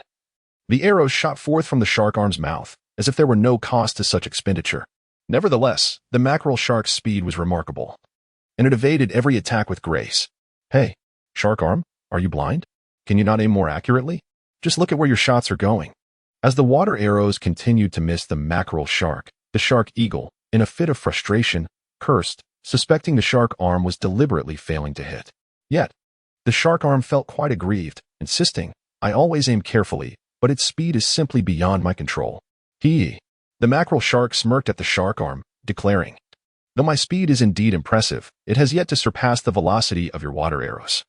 The reason I can so effortlessly elude your attacks lies in my ability to discern the direction of your shots through the movements of your eyes and the sounds of the arrows in the water. With my reaction speed, I can dodge any assault. Many sea creatures are aware that our mackerel shark lineage boasts the swiftest movement in the ocean. However, what they fail to comprehend is that our reaction speed is even more extraordinary. This grants us the ability to evade any close-range attack, unless faced with a wide-area assault. No attack can hope to strike us. In the realm of combat, speed is the ultimate defense. The Shark Eagle retorted coldly, after all this talk. You've revealed your fear of wide-area attacks, suggesting that you believe we cannot contend with you in any case. Surely you have grown overly arrogant. Indeed. I share this with you because I must also inform you that, in comparison to our movement and reaction speed, our attack speed surpasses them all. So swift that you will not even realize your demise. The mackerel shark surged toward the shark arm, which promptly released water arrows in an attempt to thwart it. Yet, the mackerel shark deftly evaded the assault and lunged to bite the shark arm. Shark arm, evade. Just as the mackerel shark was about to sink its teeth into the shark arm, the shark eagle pushed the shark arm aside. However, the mackerel shark redirected its focus, biting down fiercely on the shark eagle's back and tearing away a piece of flesh. The shark eagle cried out in pain, letting out a sharp scream. Shark eagle sister, you scoundrel! Witnessing the shark eagle being bitten in its bid to protect itself, the shark arm was instantly consumed by rage and charged fiercely at the mackerel shark. Are you in a hurry? Excellent, I relish the sight of your fury. Though you cannot hope to catch me. Ha ha ha, you are destined to trail behind me, choking on my dust. The mackerel shark accelerated, while the shark arm pursued with all its might. Yet, the mackerel shark's speed was vastly superior, leaving the shark arm in its wake. Damn it. How can this beast be so incredibly swift? Yet the mackerel shark surged towards the direction of Qin Feng's raft. On the raft, Qin Feng gazed at the breathless Jiao Jiao. What did you say? You encountered a remarkably swift third-tier mackerel shark? Indeed, master. The mackerel shark is the fastest shark in the ocean. Its velocity is incomparable to that of the ordinary shark species like the shark sister. You cannot fathom just how swift it truly is. I believe I can imagine. Master, I am not jesting. That creature moves with astonishing speed. Jiao Jiao. Take a look back. Is the mackerel shark you mentioned that one? Jiao Jiao turned around and, indeed, spotted the mackerel shark charging towards them. Name, mackerel shark, level, third tier, skills, intermediate, speed burst, increases movement speed, reaction speed, and attack speed by 200. Description, the mackerel shark. Relatively small in size and streamlined in form, is the swiftest among shark-type sea beasts, earning the title of deep-sea speedster, despite its remarkable speed. Its physical defense is notably weak, far inferior to other sea beasts of the same tier. It is best suited for steaming or braising, and the shark meat is reputed to enhance vitality and stamina, making it suitable for those with physical deficiencies. Fully matured and cannot be tamed. Chapter 51. The Destruction of the Mako Shark. That's him. That's the one. Jiao Jiao exclaimed. But wasn't he held back by Sister Shark Eagle? Could it be that Sister Shark Eagle and the others have already? Don't be ridiculous. Qin Feng shouted. However, to be prudent, he opened the survival bracelet to take a glance. Seeing that there were still 7 shark beasts left, he breathed a sigh of relief. This confirmed that both Shark Eagle and Shark One were still alive. As the Mako shark approached, Shark Ling and Shark One proactively organized their shark beasts to confront the impending threat. 5 sharks formed a line, with Shark Ling positioned at the center, poised to launch the main attack. Another ragtag bunch. The Mako shark's eyes revealed a hint of disdain upon spotting Shark Ling, and it swiftly darted toward her. Today is my lucky day. Watch me swallow you all whole. You think you can devour me so easily? Shark Ling retorted. High-pressure water cannon. She unleashed a powerful jet of water, which surged forth like a dragon toward the Mako shark. Yet, the Mako shark remained unfazed, slightly tilting its body to evade the oncoming torrent. What? Shark Ling gasped in astonishment. The Mako shark's speed was astonishing. Only Qin Feng understood the situation. Just as the high-pressure water cannon was about to strike, the Mako shark activated its speed skill, doubling its reaction time, thus allowing it to evade Shark Ling's attack with ease. Qin Feng furrowed his brow and commanded, Shark Ling, Shark One, get back. What? Master? Do you intend to confront this Mako shark yourself? That's impossible. Its speed is too formidable. We may not even be its match, let alone you. Shark Ling and Shark One protested. Follow my orders and retreat. Qin Feng bellowed. Seeing his resolute demeanor, Shark Ling and Shark One ceased their objections and withdrew with their respective subordinates. Realizing that both Shark Ling and Shark One had stepped aside, the Mako shark understood the situation. Ah, so these sharks are the pets of that human. No wonder the sharks and dolphins can coexist peacefully. Well then, Let me capture the thief by seizing the king first. I'll eliminate their master and then devour those 3 first-tier shark beasts. As for the 3 third-tier sea creatures, after I dispose of them, I'll present them along with the sea pearl clam to Brother Long surely. He will value me even more. The Mako shark cackled, oblivious to Qin Feng's comprehension of its intentions. With his Desert Eagle pistol firmly in hand and the bullets chambered, Qin Feng prepared for the shot. Roaring, the Mako shark leaped from the surface of the sea, hurtling toward Qin Feng. Observing the audacious Mako shark, Qin Feng smirked coldly, then abruptly raised his Desert Eagle and pulled the trigger. Bang, bang, bang. 3 bullets flew forth, striking the Mako shark directly in the brain. In midair, the Mako shark had no means of evasion, and the Desert Eagle's power was sufficient to penetrate the skin of a third-tier sea beast. After being struck by 3 bullets, the mackerel shark fell onto the surface of the sea, gasping for breath. It shouted a few words towards Qin Feng before meeting its tragic end. Witnessing the swift demise of the mackerel shark at his hands, Qin Feng felt an overwhelming urge to shout, "Is there anyone else?" He chuckled softly, remarking on the shark's rapid demise, a fitting tribute to its reputation as a deep-sea predator. He then inquired, "Sharkling, what were the last words of the mackerel shark?" It proclaimed, "Human, do not revel in your victory. Though I am on the brink of death, Brother Long will avenge me. You are no match for him, haha." With those words, it succumbed to its fate. Brother Long? Qin Feng was momentarily taken aback. The name sounded reminiscent of a ruffian. One must ponder, do dragons truly exist in this world? This question remained shrouded in mystery. Yet Qin Feng believed that if dragons did inhabit this realm, they would undoubtedly be fearsome sea beasts. Shaking his head to dispel such thoughts, Qin Feng commenced the dissection of the mackerel shark's carcass. Dissecting the carcass. Dissection complete. Acquired. Tier 3 Sea Beast Meat X50. Acquired. Tier 3 Beast Core X1. Acquired. Intermediate Skill Stone. Speed. Not too shabby. This intermediate skill stone is quite a boon. Qin Feng picked up the skill stone and examined it. Item: Intermediate Skill Stone. Speed. Description: upon consumption, grants the comprehension of the intermediate skill speed, enhancing one's movement speed, reaction speed, and attack speed by 200. Shark 1. This skill stone is yours. Without hesitation, Qin Feng tossed the intermediate skill stone to Shark 1, as it was the only one among his Tier 3 sea beasts lacking a skill. Thank you for the gift, Master. Shark 1 quickly swallowed the skill stone, instantaneously mastering the speed skill. Sister Shark Sculpture, hold on. You must not be harmed. If you perish, I will miss you dearly. Sob, sob, sob. Shark Arm wept profusely, making it seem as if Shark Sculpture had already met her demise, which only served to irritate Shark Sculpture. Would you kindly cease your lamentations? I am not dead yet. Spare me your mournful cries. If you continue, I may well perish from your incessant wailing before the injury does me in. Shark Sculpture shot a glare at Shark Arm and swiftly swam to Qin Feng's side. Upon noticing a chunk of flesh missing from Shark Sculpture's back, with blood gushing from the wound, Qin Feng was taken aback. Shark Sculpture, are you all right? Is the injury severe? It's nothing, Master, just a minor wound. I'm a Tier 3 sea beast. It will take more than this to bring me down. That's a relief. Qin Feng sighed, though he remained cautious. While the wound might not be life-threatening, he feared for Shark Sculpture's well-being due to the risk of infection exacerbating the injury. He promptly traded 20 pieces of Tier 1 sea beast meat from the trade platform for some hemostatic medicine and bandages. Uncertain whether these supplies could treat a sea beast, he decided it was prudent to staunch the bleeding first. Qin Feng climbed onto Shark Sculpture's back and meticulously bandaged the wound. Observing Qin Feng's tender care, Shark Sculpture felt deeply touched and nudged Shark Arm, saying, "Learn from this, Master. This is the true embodiment of concern for me. Proactively tending to my wounds rather than wailing like you do.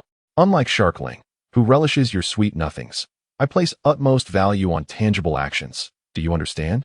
After dressing Shark Diao's wounds, Qin Feng turned to Jiao Jiao. "Jiao Jiao, is the sea pearl clam still around?"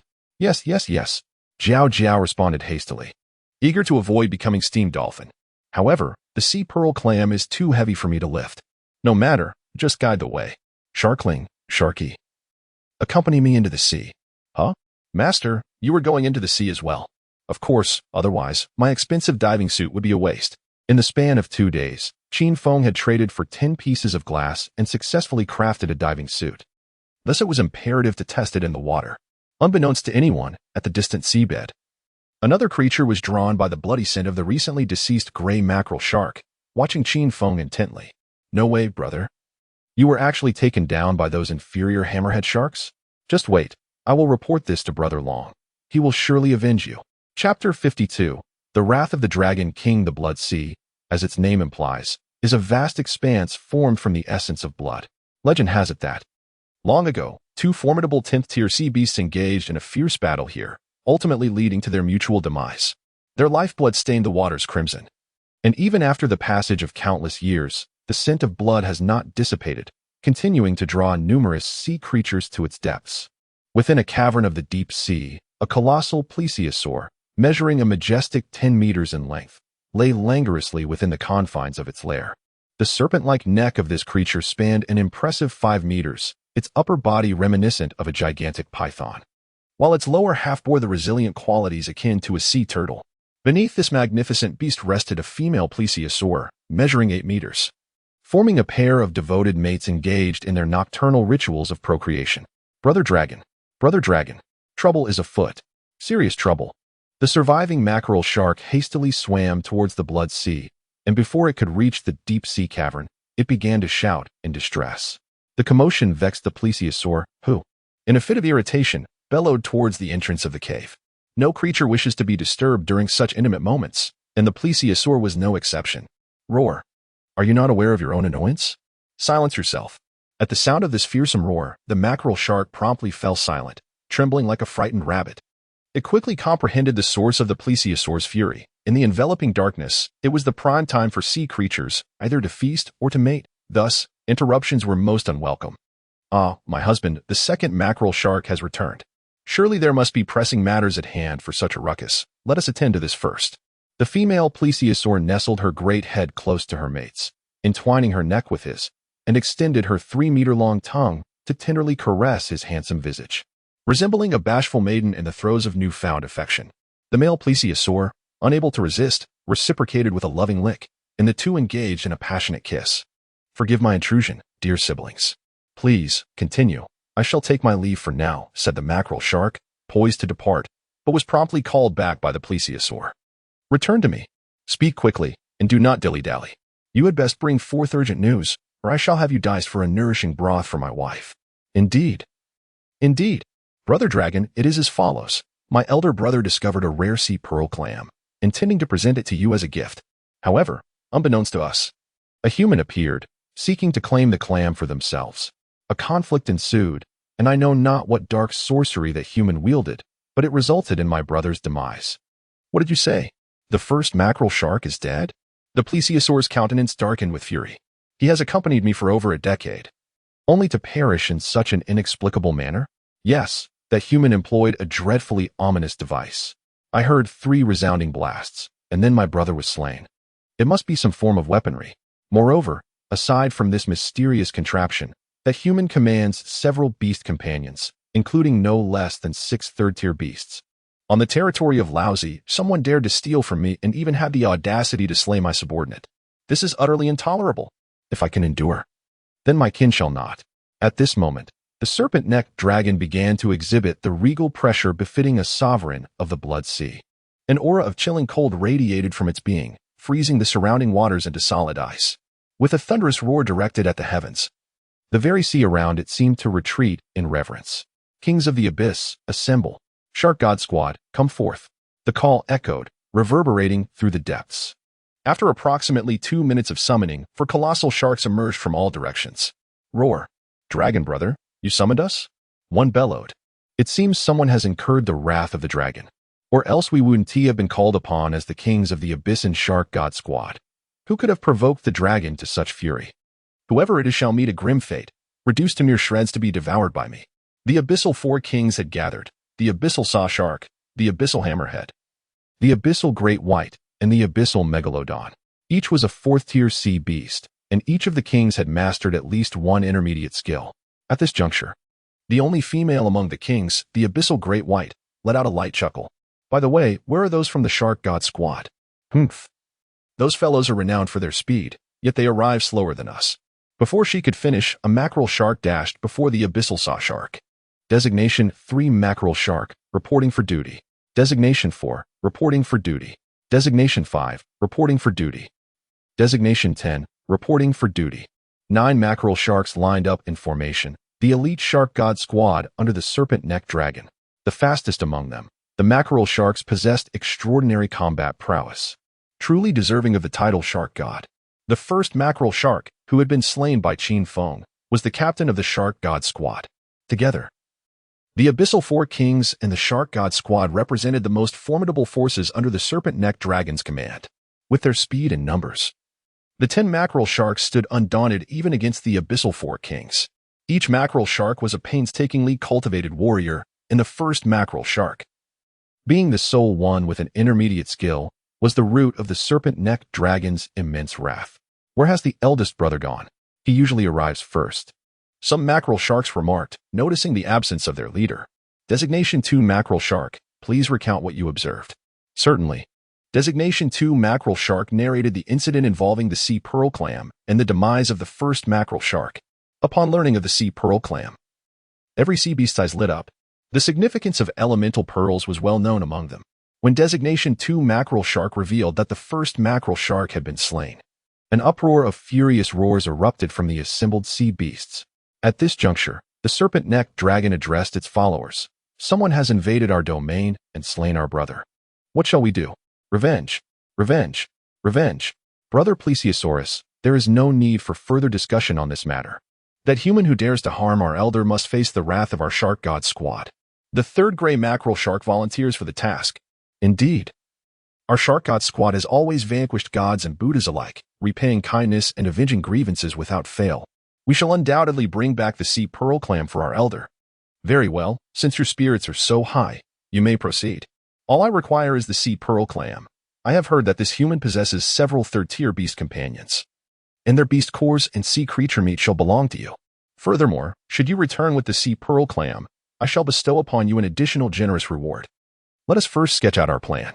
Upon hearing the promises made by Plesiosaurus, the 9 gray mackerel sharks appeared invigorated, their fighting spirit ablaze. Thank you, Brother Dragon. We shall return swiftly. The 9 gray mackerel sharks departed the deep-sea cavern with remarkable speed, following the second gray mackerel shark towards the direction of Qin Feng. After the shark god squad's departure, Plesiosaurus issued instructions to the Abyssal Four Seas King. Abyssal Brokenwood Shark, at your service. Take a group of sea beasts and follow closely behind the shark god squad. If the situation turns dire, ensure the retrieval of the sea pearl clam. If possible, do your utmost to safeguard the shark god squad, as I do not wish for any further casualties among my subordinates. Brother, are you perhaps being overly cautious?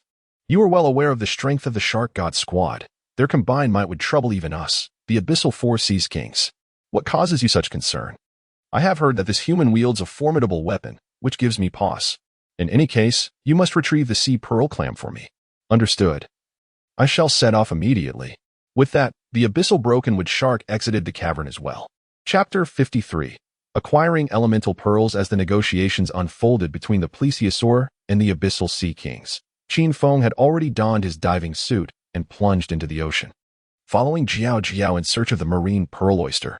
The diving suit he wore possessed the remarkable ability to automatically store oxygen from the water, allowing the wearer to breathe underwater for half an hour, after which they would need to resurface for air. Moreover, the suit, crafted from the hide of the blizzard bear, provided excellent insulation against the frigid waters, ensuring that even when submerged in icy depths, one would feel no chill. Approximately 10 minutes later, under Jiao Jiao's guidance, Qin Feng finally located the marine pearl oyster. Name: Marine pearl oyster.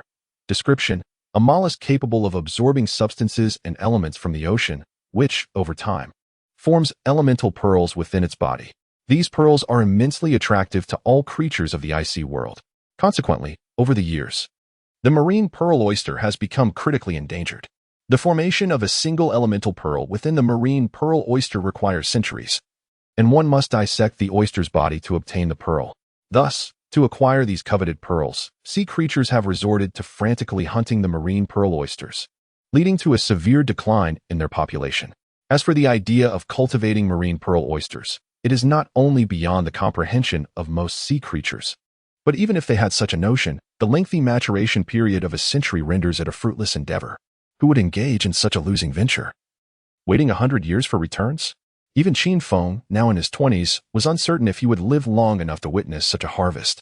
Approaching the marine pearl oyster, Qin Feng attempted to pry open its shell with his hands. However, as Jiao Jiao had warned, the shell was exceedingly hard and impervious to his efforts. With limited time remaining in his diving suit, he resorted to bringing the marine pearl oyster onto the wooden raft. Shark Ling, Shark E, assist me in transporting the marine pearl oyster to the raft. Yes, master. Qin Feng gathered robust seaweed from the ocean floor, which was strong enough to serve as makeshift ropes. He expertly bound the oyster and secured the other end of the seaweed to the dorsal fins of Shark Ling and Shark E, instructing them to carry the oyster away. Once back on the raft, Qin Feng scrutinized the marine pearl oyster closely. All his beast companions gathered around, their eyes gleaming with greed as they gazed at the oyster, yearning for the possibility of acquiring an elemental pearl. Yet, they understood the rarity of such pearls. Finding even one within a single marine pearl oyster would be fortunate. The notion of multiple pearls was simply fanciful. Since I cannot pry it open, I shall shatter it instead.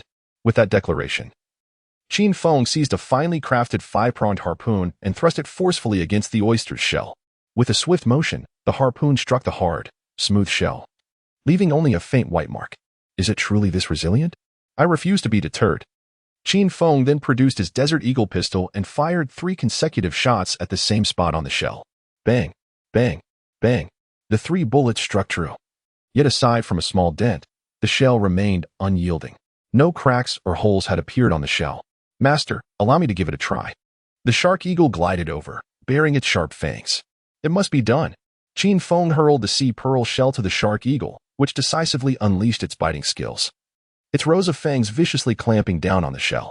After several attempts, the Shark Eagle's teeth were nearly shattered, yet the shell remained intact. Master, this approach is futile. If we cannot breach the shell, we shall never acquire the elemental pearl. Indeed, it is a vexing predicament. The exquisite treasure lies before us, yet remains inaccessible, a most frustrating situation. It is akin to a stunning beauty arriving to keep you company, only to inform you that she is indisposed. Does it not feel more unbearable than consuming excrement? We must devise a method to pry open the shell. I still need the Shark Eagle and others to evolve. But how? At that moment, Qin Feng suddenly turned around and caught sight of the roaring bonfire in the wooden cabin, inspiration striking him like a lightning bolt. He added 10 pieces of charcoal to the fire, causing the flames to blaze even more fiercely. Subsequently, Qin Feng positioned the sea pearl shell over the flames, allowing the intense heat to sear the shell. What is the master doing? Does he intend to melt the shell with fire? Such a notion seemed implausible. How could the flames of a bonfire melt such a hard shell? Nevertheless, the master undoubtedly had his own reasoning. We merely needed to trust in him. As time gradually passed, Qin Feng's desire for the elemental pearl intensified, particularly after hearing that the Shark Eagle had nearly been killed by a blue mackerel shark. He realized that merely increasing the number and level of his beasts was insufficient. He must enhance their true strength, ensuring they would not suffer when facing equally ranked sea creatures. The mackerel shark was merely an ordinary shark, even at a higher level. It remained just that among its peers. If the mackerel shark represented an average adult, then the mad shark and blue mackerel would be akin to specially trained commandos. How could an ordinary person hope to contend with such elite forces? And the mutated sea creatures resembled superhumans, capable of standing against hundreds or thousands in battle. This was true hard power. What Qin Feng needed were elite sea beasts capable of facing 100 foes. To confront 1,000 was unrealistic, but he would be content with 100. The elemental pearl could facilitate the evolution of the Shark Eagle into such an elite sea creature. After enduring over 2 hours of roasting in the flames, the fire had significantly diminished. Qin Feng removed the sea pearl shell from its perch, having been exposed to the heat for 2 hours. The shell was warm but still unbroken. However, Qin Feng remained undeterred, presenting the fire-heated side of the shell to Shark Ling. Shark Ling, unleash your high-pressure water gun upon the shell with all your might. Understood. Shark Ling released its high-pressure water gun skill. Following the fiery ordeal, the shell had become quite brittle. As it was struck by the torrent of water, the temperature plummeted, and with a thunderous crack, the shell shattered instantaneously. Splendid! It has finally broken. After the shell shattered, Qin Feng swiftly dispatched the sea pearl clam with a 5-pronged spear. The sea pearl clam, being merely a mollusk and not a beast of the ocean, did not yield a beast core upon its demise. Following the clam's defeat, Qin Feng excavated 3 elemental pearls from its interior. These three elemental pearls radiated a luminescent blue-white glow, akin to luminous pearls, illuminating the darkness. Item: Elemental Pearl, Water. Description: the most common type of elemental pearl, yet exceedingly rare. It is consumable by any creature, enhancing their level and granting a singular opportunity for a variant evolution. Post-evolution, it bestows the ability to manipulate seawater, allowing even non-aquatic beings to breathe freely in the ocean. Note: any creature may consume only one elemental pearl throughout its lifetime. Failure to adhere to this will result in catastrophic consequences. Caution is advised for juvenile aquatic beasts. Exceptions apply to variant aquatic beasts possessing more than 2 beast cores. Chapter 54, Variant Evolution. Fourth Order Sea Beasts, Additional Chapter 1. In Qin Feng's possession lay 2 azure pearls and 1 alabaster elemental pearl. He proceeded to examine the white pearl. Item: Elemental Pearl, Ice. Description: an elemental pearl of the ice attribute, rarer than its water counterpart. Consuming it grants the ability to command ice and snow. Note: any creature may consume only 1 elemental pearl throughout its lifetime. Otherwise, it risks catastrophic demise. Caution is advised for juvenile sea beasts. With the exception of variant sea beasts possessing 2 or more beast cores. Jiao Jiao leaned closer to Qin Feng, her gaze fixated on the ice attribute elemental pearl. As she approached, a chilling aura enveloped her, causing her eyes to widen in astonishment. Master, this is an ice attribute elemental pearl. It is far more precious than the 2 water attribute pearls. Master, there are 3 elemental pearls here.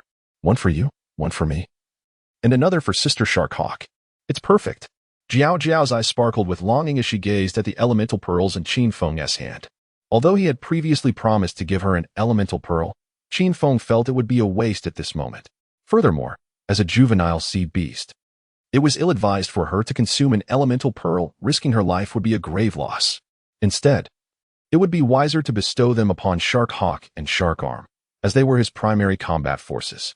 Jiao Jiao, you are still young and cannot consume an elemental pearl just yet. Let us give these 3 to Shark Hawk and the others for now. Once you have matured, I will certainly find you a new elemental pearl. Well then, Jiao Jiao felt disheartened, yet she understood the truth in Qin Feng's words.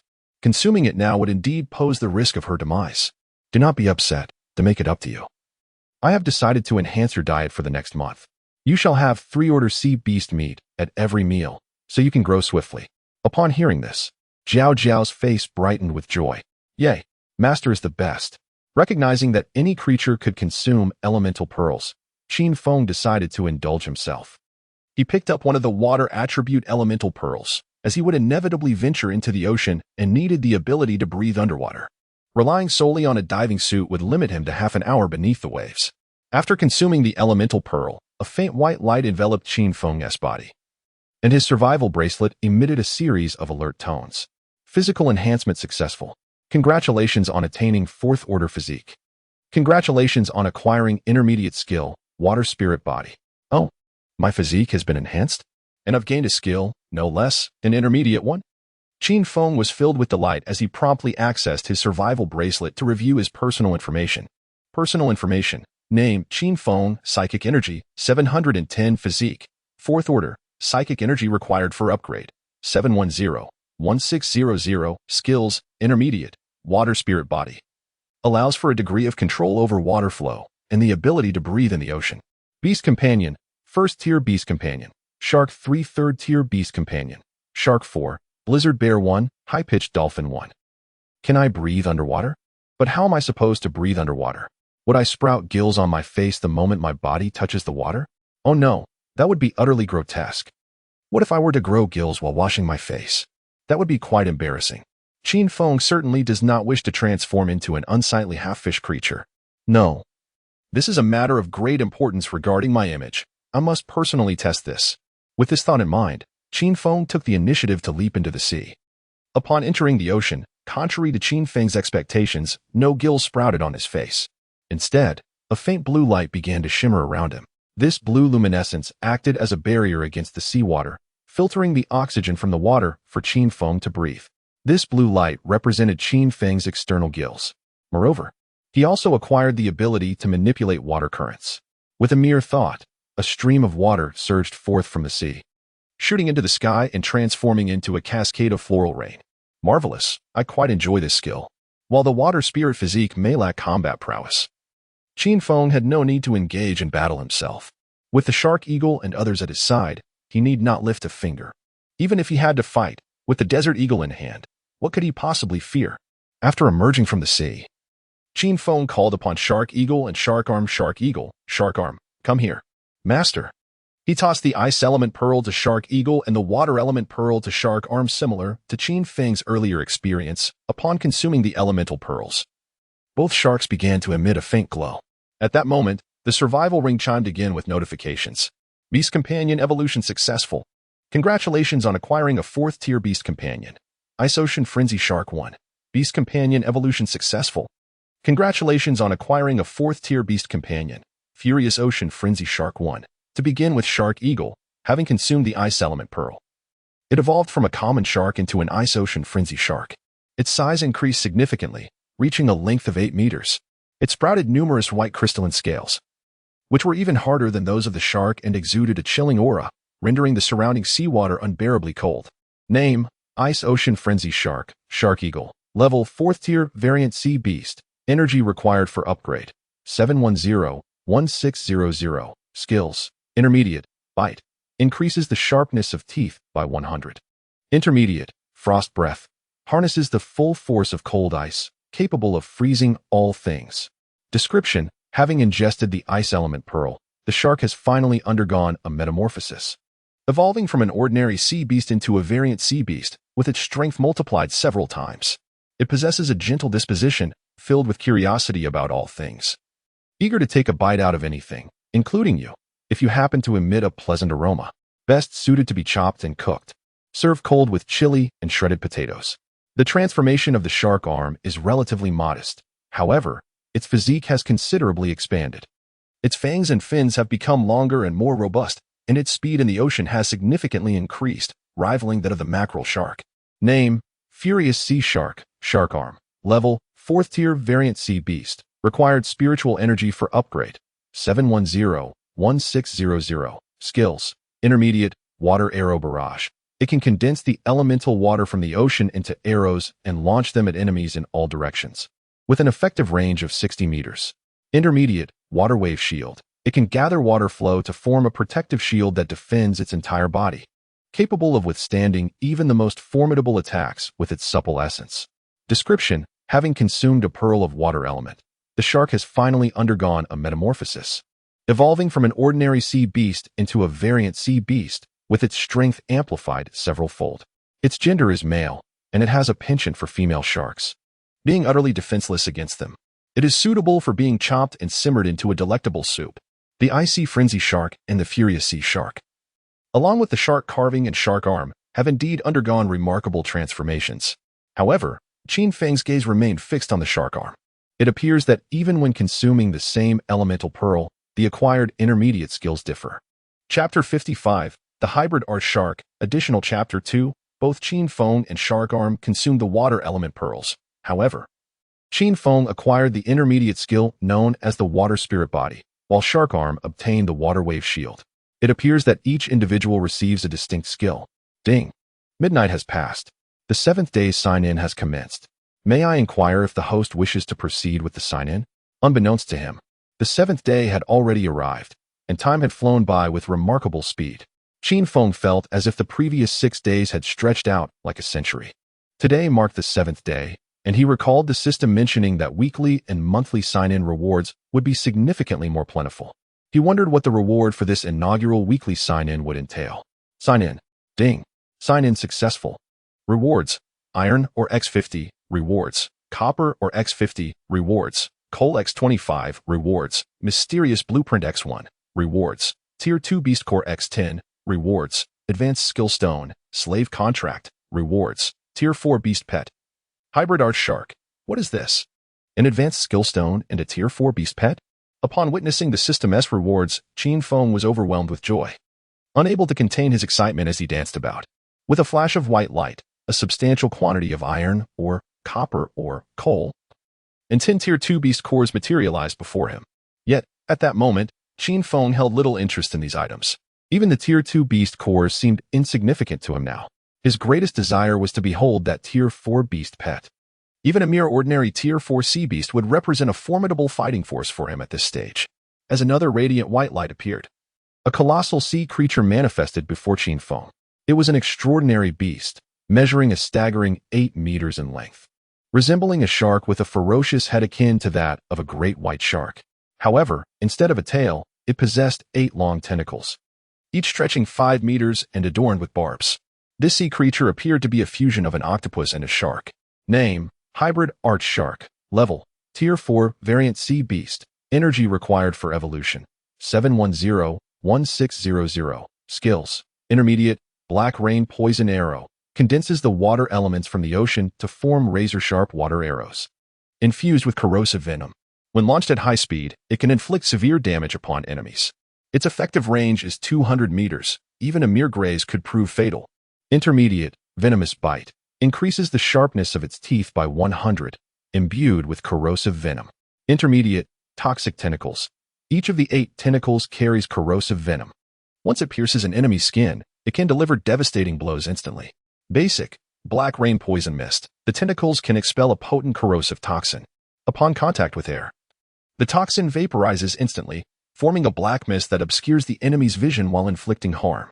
Basic. Regeneration. Inheriting the regenerative abilities of an octopus, it possesses remarkable healing capabilities. Even if a tentacle is severed, it can regenerate swiftly. Introduction. The hybrid species, the variant shark octopus, is a fearsome marine creature born from the genetic amalgamation of the frenzied shark and the colossal blue-ringed octopus. Possessing the formidable strength of a shark coupled with the agility of an octopus, this creature is rather lascivious, as its 8 tentacles allow it to mate with 8 female sharks simultaneously, reveling in the pleasures of a harem.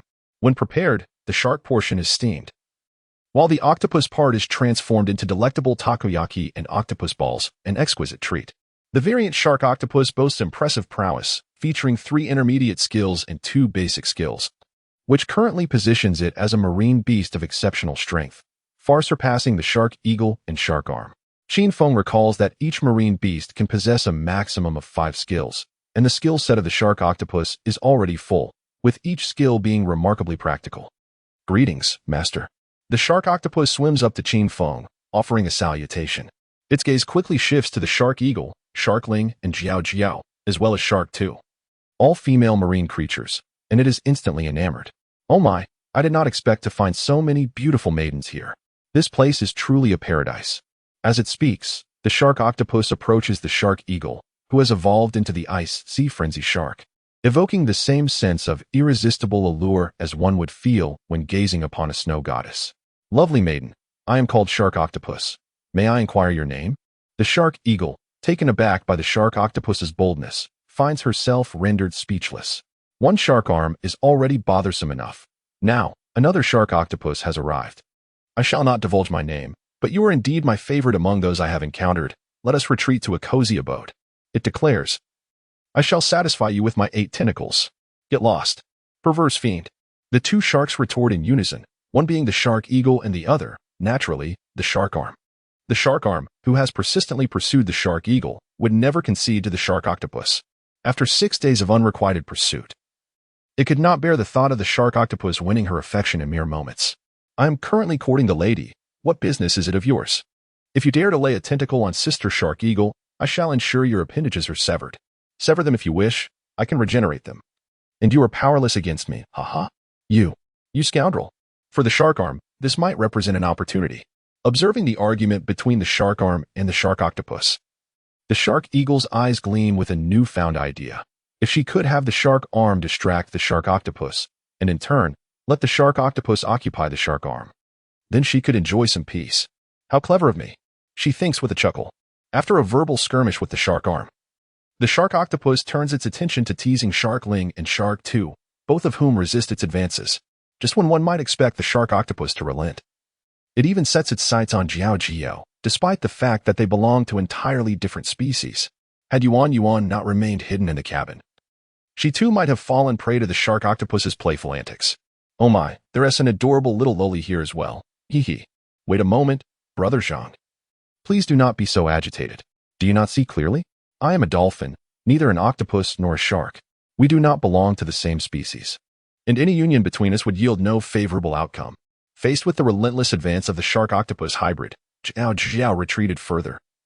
Her heart racing at the sight of the shark's menacing demeanor, nearly brought to tears by fear. Fear not. I am, in fact, a hybrid of shark and octopus. If we were to unite, our offspring would inherit the genes of a shark, an octopus, and a dolphin. They would possess the strength of a shark, the agility of an octopus, and the intelligence of a dolphin. What a splendid prospect. Wait. Hold on, Brother Zhang. I am still a juvenile sea creature. I am but a child. Are you not afraid of a 3-year waiting period? You are not human, and besides, little Lolas are so adorable. Uncle, I must confess, I have a fondness for little Lolas. Ha ha ha. Master, this uncle is a pervert. Enough, Shark Zhang. Grant me some peace for a while. Observing Shark Zhang's disposition, Qin Feng mused to himself, the monogamous system of marine creatures must be firmly upheld. Chapter 56. Surprises abound if the practice of monogamy is not instituted, with Zhang Sha, a formidable sea beast. It seems inevitable that he will have his way with all the female sea beasts. This cannot be allowed. As the elder brother, it is my responsibility to ensure that the younger ones are not plagued by infidelity. However, with Zhang Sha's arrival, we seem to have gathered a collection of scoundrels and deceptive individuals. Qin Feng cast a glance at Zhang Sha, then at Xiaoling, a rogue and a manipulative beauty. Indeed, they are well matched. Perhaps I should facilitate a union between them. Turning my attention away from Zhang Sha, I redirected my focus to the other rewards available for collection. Copper ore, iron ore, and coal were all neatly tucked into my backpack. I then picked up the high-level skill stone and began to examine it. Item: high-level skill stone, slave contract. Description: upon use, one can comprehend the advanced skill, slave contract. This allows one to forge a contract with any creature. Once the contract is established, the counterpart will become your slave. The master can command the slave to perform any task, and the slave will not refuse. What a remarkable treasure! Previously, Qin Feng could only tame juvenile sea beasts like Jiao Jiao and Yuan Yuan, but now, with the slave contract skill, he could tame mature sea beasts. Moreover, unlike the limitation of only being able to tame sea beasts, this slave contract permits agreements with any creature, which implies that even humans could be bound by such a contract. The thought brought a smile to Qin Feng's face. If I were to have Li Yusin and Su Yu sign the slave contract, would they not become my slaves? I could then command them to don maid outfits and alluring lingerie, and they would be unable to refuse, would they?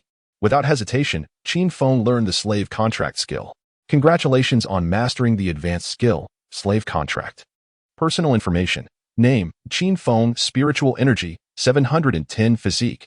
4th stage, required spiritual energy for upgrade, 710-1600. Skills: advanced, slave contract. Allows the signing of a contract with any creature. Upon signing, the counterpart becomes your slave, at your command. Intermediate, water spirit body. Enables control over water flow to a certain extent and allows breathing underwater. Beast companions. 1st stage beast companions. Jiao Sha 3 3rd stage beast companions. Jiao Sha 2, Blizzard Bear 1. High-pitched dolphin 1 4th stage beast companions. I Sea Mad Shark. Furious Sea Mad Shark, exotic Zhang Shark. Haha, at last, I possess an advanced skill. And I can hardly contain my excitement at the prospect of contracting advanced sea beasts. Qin Feng mused, if only I could directly contract a 10th stage sea beast. Even if it were merely a juvenile, it would be a monumental upgrade. Of course, these were just musings. Unless fortune smiles upon me in an extraordinary manner. Such an event remains far-fetched. Next came the mysterious blueprint. Qin Feng picked it up, uncertain of what it might yield this time. As he unfolded the blueprint, his wristband emitted a series of notification sounds. Congratulations on obtaining the synthesis blueprint for a wooden-handled grenade. Item: schematic for wooden-handled grenade. Description: acquire the synthesis plan for the wooden-handled grenade. Upon glimpsing the contents of the schematic, Qin Feng's composure faltered instantly. A grenade, a formidable weapon indeed. How splendid it is to have access to such an item. Eagerly, Qin Feng began to scrutinize the synthesis plan for the wooden-handled grenade. Impatient to craft one for experimentation. Wooden-handled grenade. Wood 15.5, gunpowder 0.10, fuse 0.1. Alas, how careless I was. Had I known, I would not have squandered all my gunpowder on crafting Desert Eagle ammunition. What a blunder indeed. The materials required for synthesizing the wooden-handled grenade are readily obtainable. Although Qin Feng currently possessed scant wood, returning to the underwater forest to gather a substantial amount would be effortless. Furthermore, He had also located the synthesis plan for the fuse within the manufacturing station. Fuse 10. Flax rope 01. A single piece of flax rope can be decomposed into 10 fuses. The trade in shark carvings and shark arms involves the use of flax rope. When the time comes, I shall visit the trading platform to exchange for some flax rope. A single piece of first-tier sea beast meat should suffice to procure several lengths of flax rope. Qin Feng was brimming with anticipation to synthesize the wooden handle grenade to arm himself. Though uncertain of its power, he presumed it would not pale in comparison to the Desert Eagle. Finally, he picked up the 10 second-tier beast cores and 1 third-tier beast core, which he had obtained from slaying the gray mackerel shark, to exchange for spiritual energy. 11 beast cores vanished, transmuting into 600 points of spiritual energy that surged into Qin Feng's being. The spiritual energy section now displayed a total of 1310 points. Sharkling, come here. Sharkling swam to Qin Feng's side, and he gently placed his hand on the creature's large head, uttering the command to evolve his beast companion. Beast companion evolution successful. Congratulations on acquiring a 4th-tier beast, Jiao Shark 1. Now, Sharkling had ascended to a 4th-tier sea beast. While not as formidable as shark carving, shark arm, or octopus shark, it nonetheless bolstered overall combat prowess. Very well, we shall rest for the night. At dawn, we will return to the underwater forest. With that, Qin Feng urged the sea beasts to rest, while he lifted the round creature, Yuan, and gently placed it on the bed. For 3 consecutive days, Qin Feng found himself slumbering alongside Yuan. It was impossible to resist. Yuan was irresistibly adorable, its fur soft and warm, akin to a heated water bottle, making it delightful to embrace.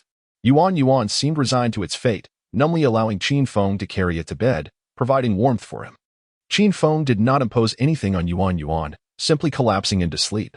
Just as he was on the brink of slumber, the survival ring suddenly emitted a dazzling blue light, jolting him awake. What on earth is happening? Why is my survival ring glowing? He exclaimed. Yuan, did you happen to gnaw on the survival ring while you slept? I assure you, should my survival ring be damaged, you shall face the consequences of being transformed into shark fin soup. Yuan replied. It is not my fault. This is entirely not my doing. Ding. Greetings, surviving chosen ones. At that moment, a chilling voice suddenly resonated from the survival bracelet. Congratulations on having passed the initial trial. Now, over 1 billion individuals have strengthened their physiques to become 1st-tier chosen ones, with many advancing to 2nd-tier, 3rd-tier, and even 4th-tier chosen ones. I extend my heartfelt blessings to you all and hope that you will continue to forge ahead in your future endeavors. Furthermore, starting today, the regional power leaderboard will be unveiled, allowing you to observe the rankings of those within a 10-kilometer radius, drawing inspiration from the formidable figures of high power as you strive for excellence. Moreover, from this month onward, the last 3 days of each month will be designated as the polar night. When the polar night descends, dark clouds will obscure the sun. The stars will fade into obscurity, and light will cease to exist. During this time, all sea beasts and water ghosts will become frenzied, their strength surpassing their usual capabilities, and they will launch savage assaults on you, the chosen ones. Please prepare yourselves accordingly. Finally, I hope that a month from now, I will still witness your vibrant spirits. If you find it truly unbearable, remember that death may not be an unwelcome release. Chapter 57. Shrimp Soldiers and Crab Generals. The frigid voice ceased. Yet Qin Feng's heart remained unsettled. In the final 3 days of each month, the polar night would descend. In this icy oceanic realm, a month consists of merely 28 days. Presently, it was the 7th day, indicating there were still over 2 weeks until the polar night arrived. The concept of the polar night is not difficult to grasp. On Blue Star's Antarctic, there exists both the midnight sun and the polar night, simply characterized by 3 consecutive days without sunlight. If one were on Blue Star, enduring several days devoid of the sun would be inconsequential, providing an opportunity for a sound slumber. However, in the icy ocean world, the scenario is drastically different. Here, countless terrifying sea beasts and water spirits roam, along with marauding fishermen pirates that assault humanity. For them, the polar night signifies the prime hunting time. With a modicum of intellect, one could surmise that once the polar night arrives, the chosen ones would suffer considerable casualties. Yet, it appears that the number of enhanced chosen ones has exceeded 1 billion. It seems that the era ahead will belong to these individuals. When the polar night descends, those who have yet to enhance their physiques may well become fodder for the sea beasts and water spirits. Qin Feng opened the communication channel, and as expected, It was already in a tumultuous uproar. What should we do? If the polar night comes, are we doomed? Stop the nonsense. The current population still stands at 9.5 billion. Even if we consider 9.5 billion buns, it would suffice for those sea beasts for a while. How could they possibly eliminate us in just 3 days? Sigh. I envy all of you who have enhanced your physiques. I still have not done so. What shall I do in the future? As a third-tier chosen one, I advise you ordinary folks that the most pressing matter is to enhance your physiques. Only with strength can one hunt sea beasts. Next, gather supplies, especially food and weapons. With provisions and arms, one can remain calm. Furthermore, band together for warmth. Those within a 30-kilometer and 50-kilometer radius should unite. Strength in numbers will surely help us endure the polar night. What a joke. Big shot, how pretentious you are. You're already a third-tier chosen one. Brother, do you need your sister to warm your bed? I'm quite affordable. Just provide 3 meals a day, and I'll be content. Sister, come to me. I guarantee you'll be well-fed, humorous. Pay up there. You're acting strange, humorous. We're recruiting. The Explosive Heaven Gang is looking for members. Come one, come all, don't miss out. The Explosive Heaven Gang is officially recruiting. Any first-tier chosen ones can register at coordinates 5418, 54,188 to join. Second-tier chosen ones will directly assume the roles of squad leaders and department heads. Third-tier chosen ones may become elders or even deputy leaders. Fourth-tier chosen ones. Simply join our Explosive Heaven Gang, and I will hand over my position as the leader to you. Additionally, those who have not yet enhanced their physiques but possess experience in hunting sea beasts, unique skills, or rare items are welcome to join. In summary, the Explosive Heaven Gang does not support idlers. Here, there is an abundance of food and fresh water. We possess ample strength and confidence to endure the polar night. We warmly welcome everyone to sign up. Wow, the Explosive Sky Gang has emerged. I want to sign up. Darn it. You let the Explosive Sky Gang get ahead. I, the leader of the Explosive Earth Gang, hereby announce. The Explosive Earth Gang is officially recruiting members. Welcome everyone to sign up at coordinates 1458, 14588. Just as the Explosive Sky Gang arrives, now we have the Explosive Earth Gang? In the IC world. There is no land to speak of. Let's see how your Explosive Earth Gang manages to explode. Ahem. Since both leaders of the Explosive Sky Gang and Explosive Earth Gang are here, I, the leader of the Explosive Sea Gang, shall also join the fray. Welcome everyone to sign up at coordinates 521, 1314. Wow, the Explosive Sky Gang, Explosive Earth Gang, and now another Explosive Sea Gang. I suggest you 3 gangs merge into one and be named the Explosive Star Gang. After all, you seem to have blown up the planets. The IC administration has commenced recruitment. Welcome everyone to sign up. The Western Sea Tang sect is also recruiting. We invite all chosen ones to join. I, the Holy Fire Meow Meow sect, am also recruiting. We aim to become the largest gang in the IC world. Our motto is, Holy Fire Shines Brightly. For all my disciples, meow meow meow. I, the Bright Moon Dog sect, refuse to accept this. I, the Starlight Mouse sect, also refuse. If you are dissatisfied, let us have a match. I've been eyeing you with disdain for a while. Let us fight then. Come over here. Sigh, indeed, the greatest enemy of cats is dogs. The Holy Fire Meow Meow sect and the Bright Moon Dog sect have both emerged. Observing the flurry of individuals in the communication channel establishing their own gangs, sects, and organizations, Qin Feng was left utterly astonished. Perhaps I should establish a sect as well? Qin Feng glanced at the sleeping Shark Hawk, Shark Arm, Shark Ling, Shark One, and Zhang Shark, and a name came to mind. Let us call it the Cold Wind Shark sect. The motto shall be, Cold winds fierce, cold winds howling. All my disciples, roar roar roar.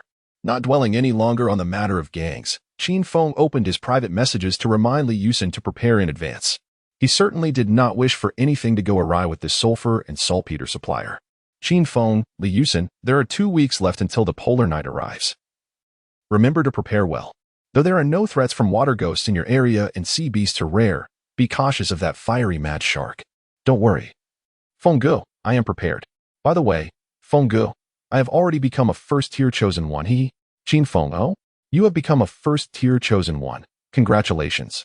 Not only that, but I also have 2 powerful beast pets.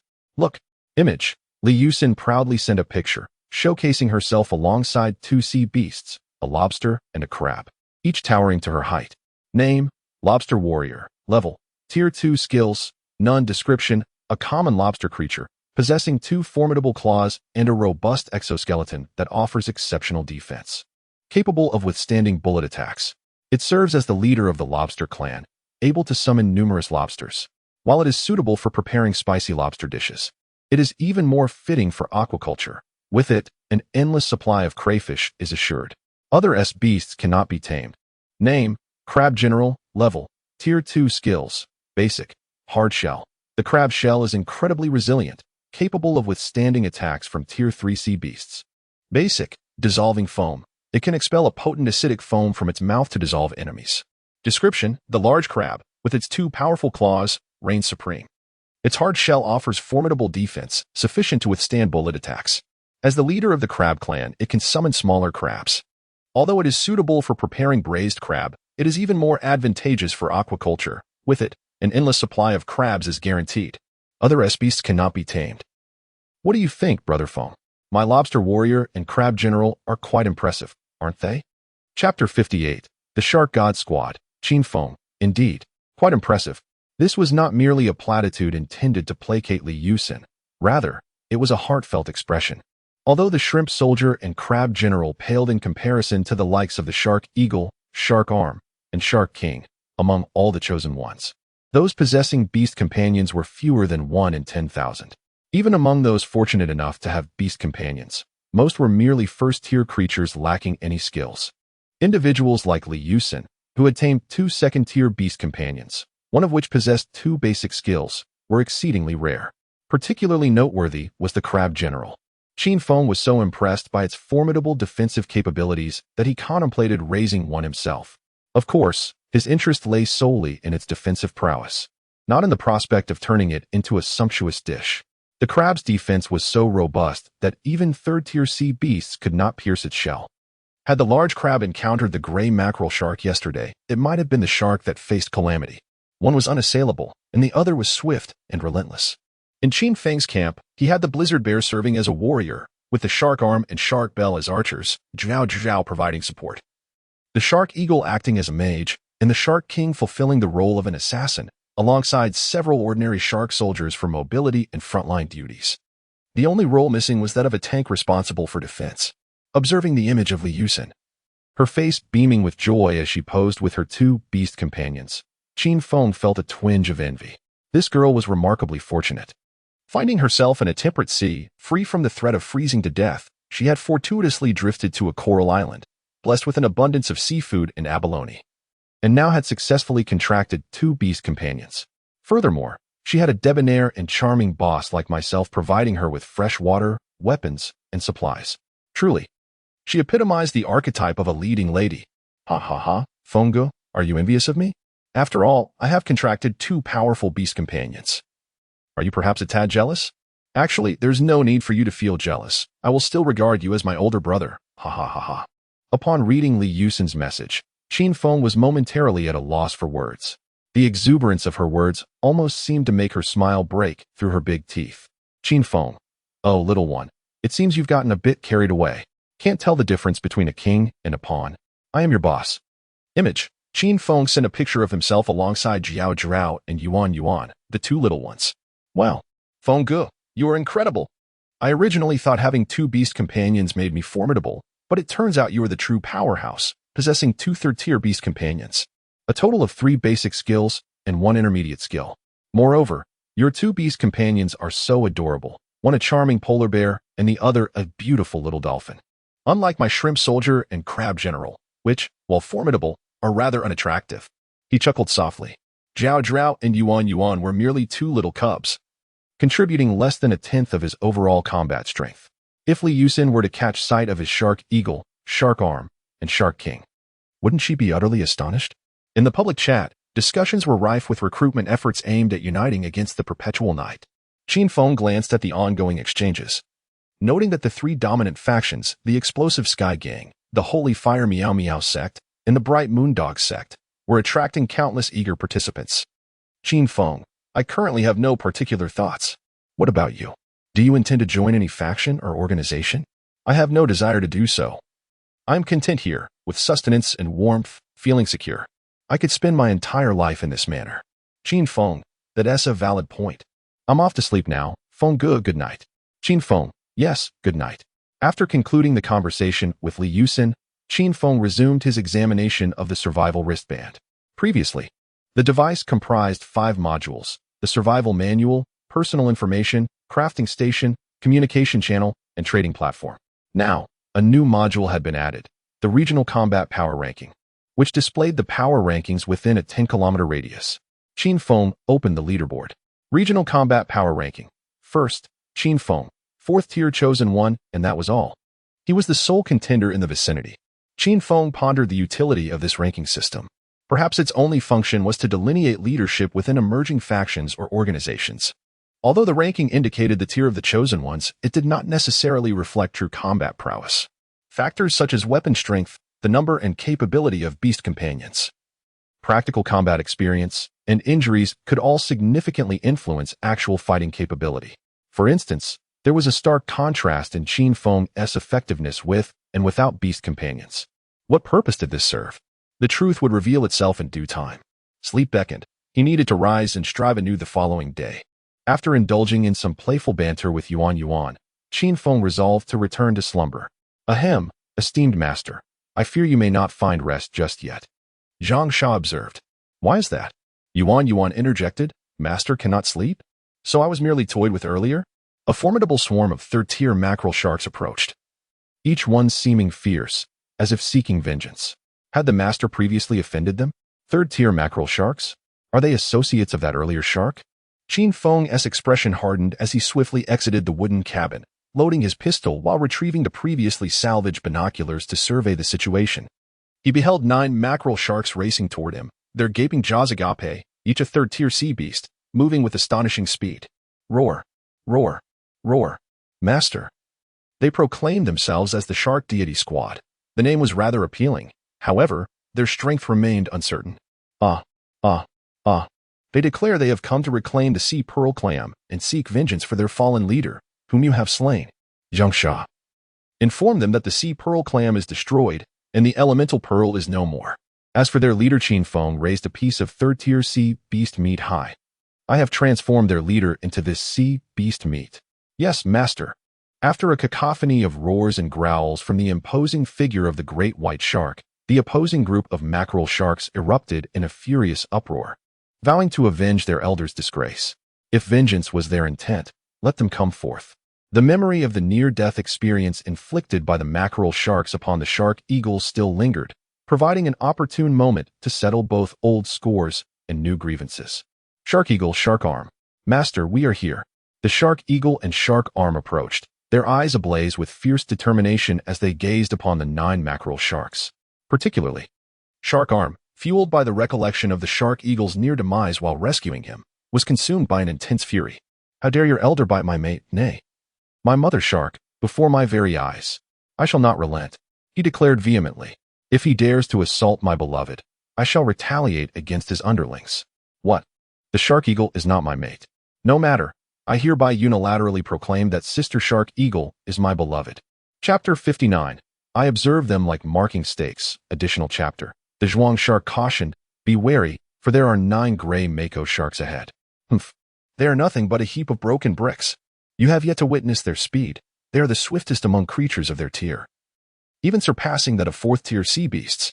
Humph. To me, they are merely targets for sport. Qin Feng was taken aback. Was the Zhuang Shark truly this audacious? Moreover, why did this dialogue sound so familiar? Very well, younger brother. No, Zhuang Shark, I perceive your valor rivals that of the legendary Elbu. You must strike hard against the gray mako shark horde. Absolutely, master. However, who is Elbu? Well, this is a bit complicated. Qin Feng pondered how to elucidate this to the Zhuang Shark. In short, he is an exceptionally formidable individual, renowned as the God of War. I shall tell you more upon our return. The God of War? That sounds incredibly cool. I too wish to become a God of War. I shall learn from Elbu and become like him. Qin Feng sighed. Perhaps it is best if you refrain from emulating Elbu. I fear you might inadvertently harm me. The Zhuang Shark, with its thrashing tentacles, seemed to convey, Master, do my sharp appendages not resemble Elbu's famed halberd? Qin Feng retorted, should I be pierced by Elbu's halberd, I might yet survive. But should I be skewered by your 8 appendages, I would surely meet my demise. Roar. The second gray Mako shark bellowed. Brothers, we must avenge our elder brother's deep-seated grievances. Today, either they perish, or we do. Charge forth. For our brother's vengeance. Kill. The 9 gray Mako sharks roared in unison, recklessly charging towards Qin Feng's raft. Zhuang shark, shark eagle, shark arm. Advance. Let them witness the might of mutated sea beasts. Qin Feng dispatched only these 3, reserving the others to safeguard the raft. He was eager to witness the true strength of mutated sea beasts. Roar. The 3 sharks surged towards the 9 gray Mako sharks. The Zhuang shark glanced at the shark eagle and shark arm. We 3 shall tackle 3 each. Is that acceptable? Quite so. In an instant, the Zhuang shark faced the 2nd, 3rd, and 4th gray Mako sharks, while the shark eagle engaged the 5th, 6th, and 7th, and the shark arm confronted the 8th, 9th, and 10th. Prepare to witness the prowess of the Zhuang shark. Black rain toxic mist. The Zhuang shark unleashed a stream of corrosive, dark green venom, which, upon contact with water and air, swiftly vaporized into a thick black mist, enveloping itself and the 3 gray Mako sharks within. Roar. The 3 gray Mako sharks instantly lost their targets. Second brother, I can no longer see. Where are you? Third brother, I too cannot see you. Third brother, fourth brother. Exercise caution and remain still. Ah, it seems something slippery is near me. Second brother, is that you? Ah. The 4th gray Mako shark's words were abruptly cut off, transforming into a pitiful wail, accompanied by a strong scent of blood and the sound of something being chewed. The octopus shark transformed into a relentless assassin in the depths of darkness, seeking its prey and employing its sensitive, sharp, and venomous tentacles to deliver a fatal blow, ultimately devouring its victim piece by piece with its cavernous maw. Fourth brother. Scoundrel. You dare to slay my elder brother, and now my fourth brother? Have the audacity to face me one-on-one instead of resorting to a sneak attack. Very well. The octopus shark replied with a faint smile. As the black mist dissipated, it emerged before the 3rd gray mackerel shark, a jet-black water arrow coalescing in its mouth. What? When did you appear? Black rain venom arrow. Before the 3rd gray mackerel shark could finish its sentence, the octopus shark unleashed its skill. The black rain venom arrow piercing through its mouth like a laser. It exited through the tail, instantly killing the 3rd gray mackerel shark. Yet, that was not the end.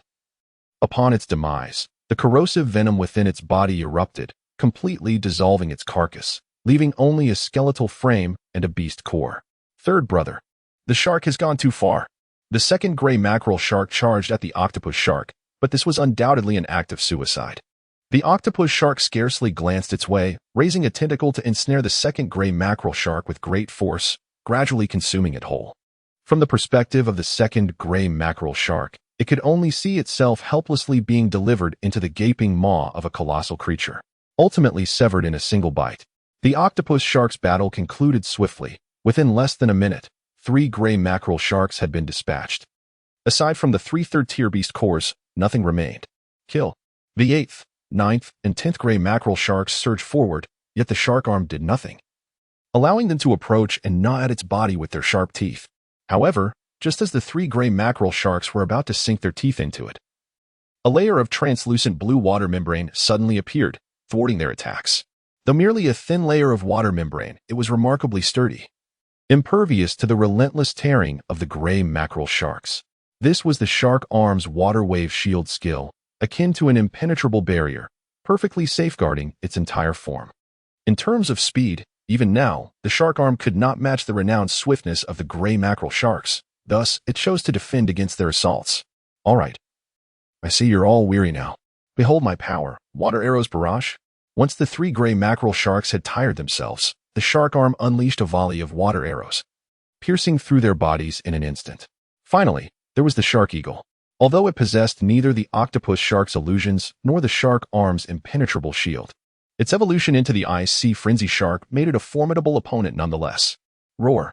The shark eagle let out a thunderous cry, emanating a bone-chilling cold that froze the surrounding seawater. Frost breath.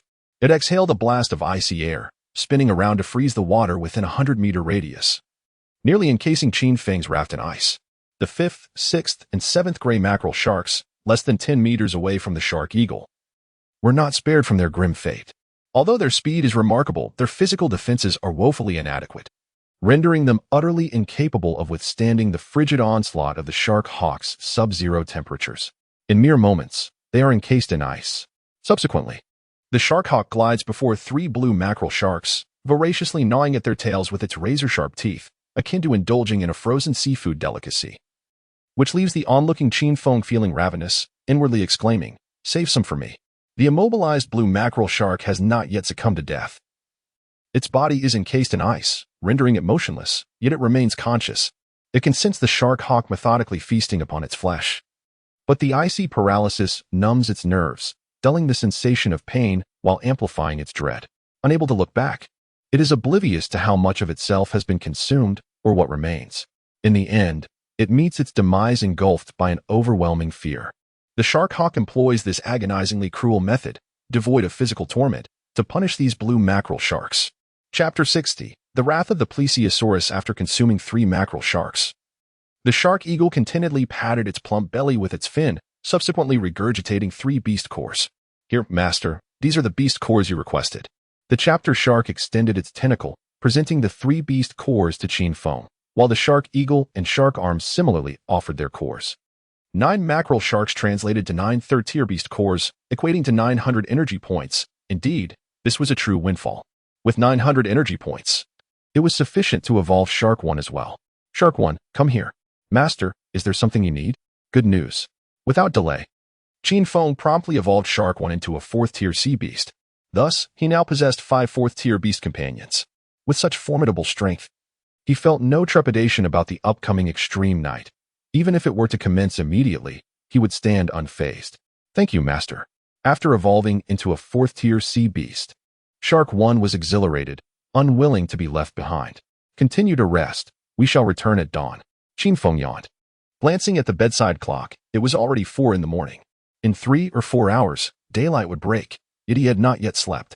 Truly, the days are spent gathering resources while the nights are consumed battling various sea beasts and water spirits. I scarcely find a moment's rest. After toying with the round, he finally succumbed to sleep, leaving behind a disheveled and tearful round, lamenting, "Master, do you merely see me as your plaything? Is it your wish to toy with me at your leisure?" Those 3 sea beasts are astonishing. They must be at least 4th-tier sea beasts and exceptionally rare variants. In the distant waters, the abyssal wood shark and its cohort of shark-like sea beasts observed the scene unfold. Initially, it had anticipated an overwhelming victory for the Shark God Squad, envisioning them annihilating Qin Feng as wolves would a flock of lambs. It was correct in its assumption that this was indeed a one-sided battle. However, it was the Shark God Squad that found itself on the losing end. The 9 mackerel sharks were dispatched in under a minute by 3 4th-tier variant sea beasts. I am acutely aware of the Shark God Squad's strength. Even including the first mackerel shark, it would be exceedingly challenging for our abyssal 4 sea kings to contend with them. The prowess of those 3 sea beasts, capable of overwhelming the Shark God Squad, would likely render them a formidable force against our abyssal 4 sea kings as well. It seems that only Dragon Brother can intervene. With his 5th-tier ancient sea beast strength, dealing with 3 4th-tier variant sea beasts should pose no challenge. Ancient sea beasts, akin to variant sea beasts, are also exceedingly rare within the sea beast lineage. Their kind has existed for hundreds of millions of years. Most ancient sea beasts are colossal, robust creatures that have honed their physical might to its zenith. If variant sea beasts are likened to supernatural beings or genetic manipulators, then ancient sea beasts are the bloodline warriors imbued with ancient beast blood. Creatures such as the coelacanth, Plesiosaurus, Mosasaurus, and Ichthyosaurus belong to the ancient sea beast category. In terms of physical strength, ancient sea beasts of the same tier likely surpass their variant counterparts. Let you revel in your arrogance for a while longer. When Brother Long arrives, it shall be your doom. We depart. At the command of Abyssalwood Shark, the formidable shark brigade swiftly retreated to the depths of the ocean cave to relay the circumstances to the Plesiosaurus. Upon Abyssalwood Shark's return to the deep-sea cavern and subsequent report to the Plesiosaurus, it was to no one's surprise that the Plesiosaurus was seething with rage. "What did you say? The Shark God Squad has been annihilated? The elemental pearl has been seized by that human?" "Why, yes, it is as such." Abyssalwood Shark stammered uneasily. "Explain to me the details," commanded the Plesiosaurus. Of course. Abyssalwood Shark recounted the swift defeat of the Shark God Squad by the Shark Eagles, and while the Plesiosaurus initially dismissed the news, he was finally unsettled upon hearing that the Shark Eagles were all 4th-tier mutated sea beasts. "Are you implying that the human possesses 3 additional 4th-tier mutated sea beasts?" "Indeed." They likely underwent mutated evolution after utilizing the elemental pearl. Before the plesiosaurus could respond, the female plesiosaurus interjected, offering her counsel. 3 fourth-tier mutated sea beasts. And I recall that this human wields a mysterious weapon. We cannot ascertain if he has further hidden cards. My dear, before we gauge our adversary, we must refrain from reckless actions. Yes, you speak wisely, Dragon Sister. We have already suffered the loss of the Shark God Squad. We cannot afford further casualties. Abyssal-Wood Shark nodded in agreement, harboring his own selfish interest, for he had no desire to meet the same fate as the Shark God Squad. My dear, what do you suggest we do?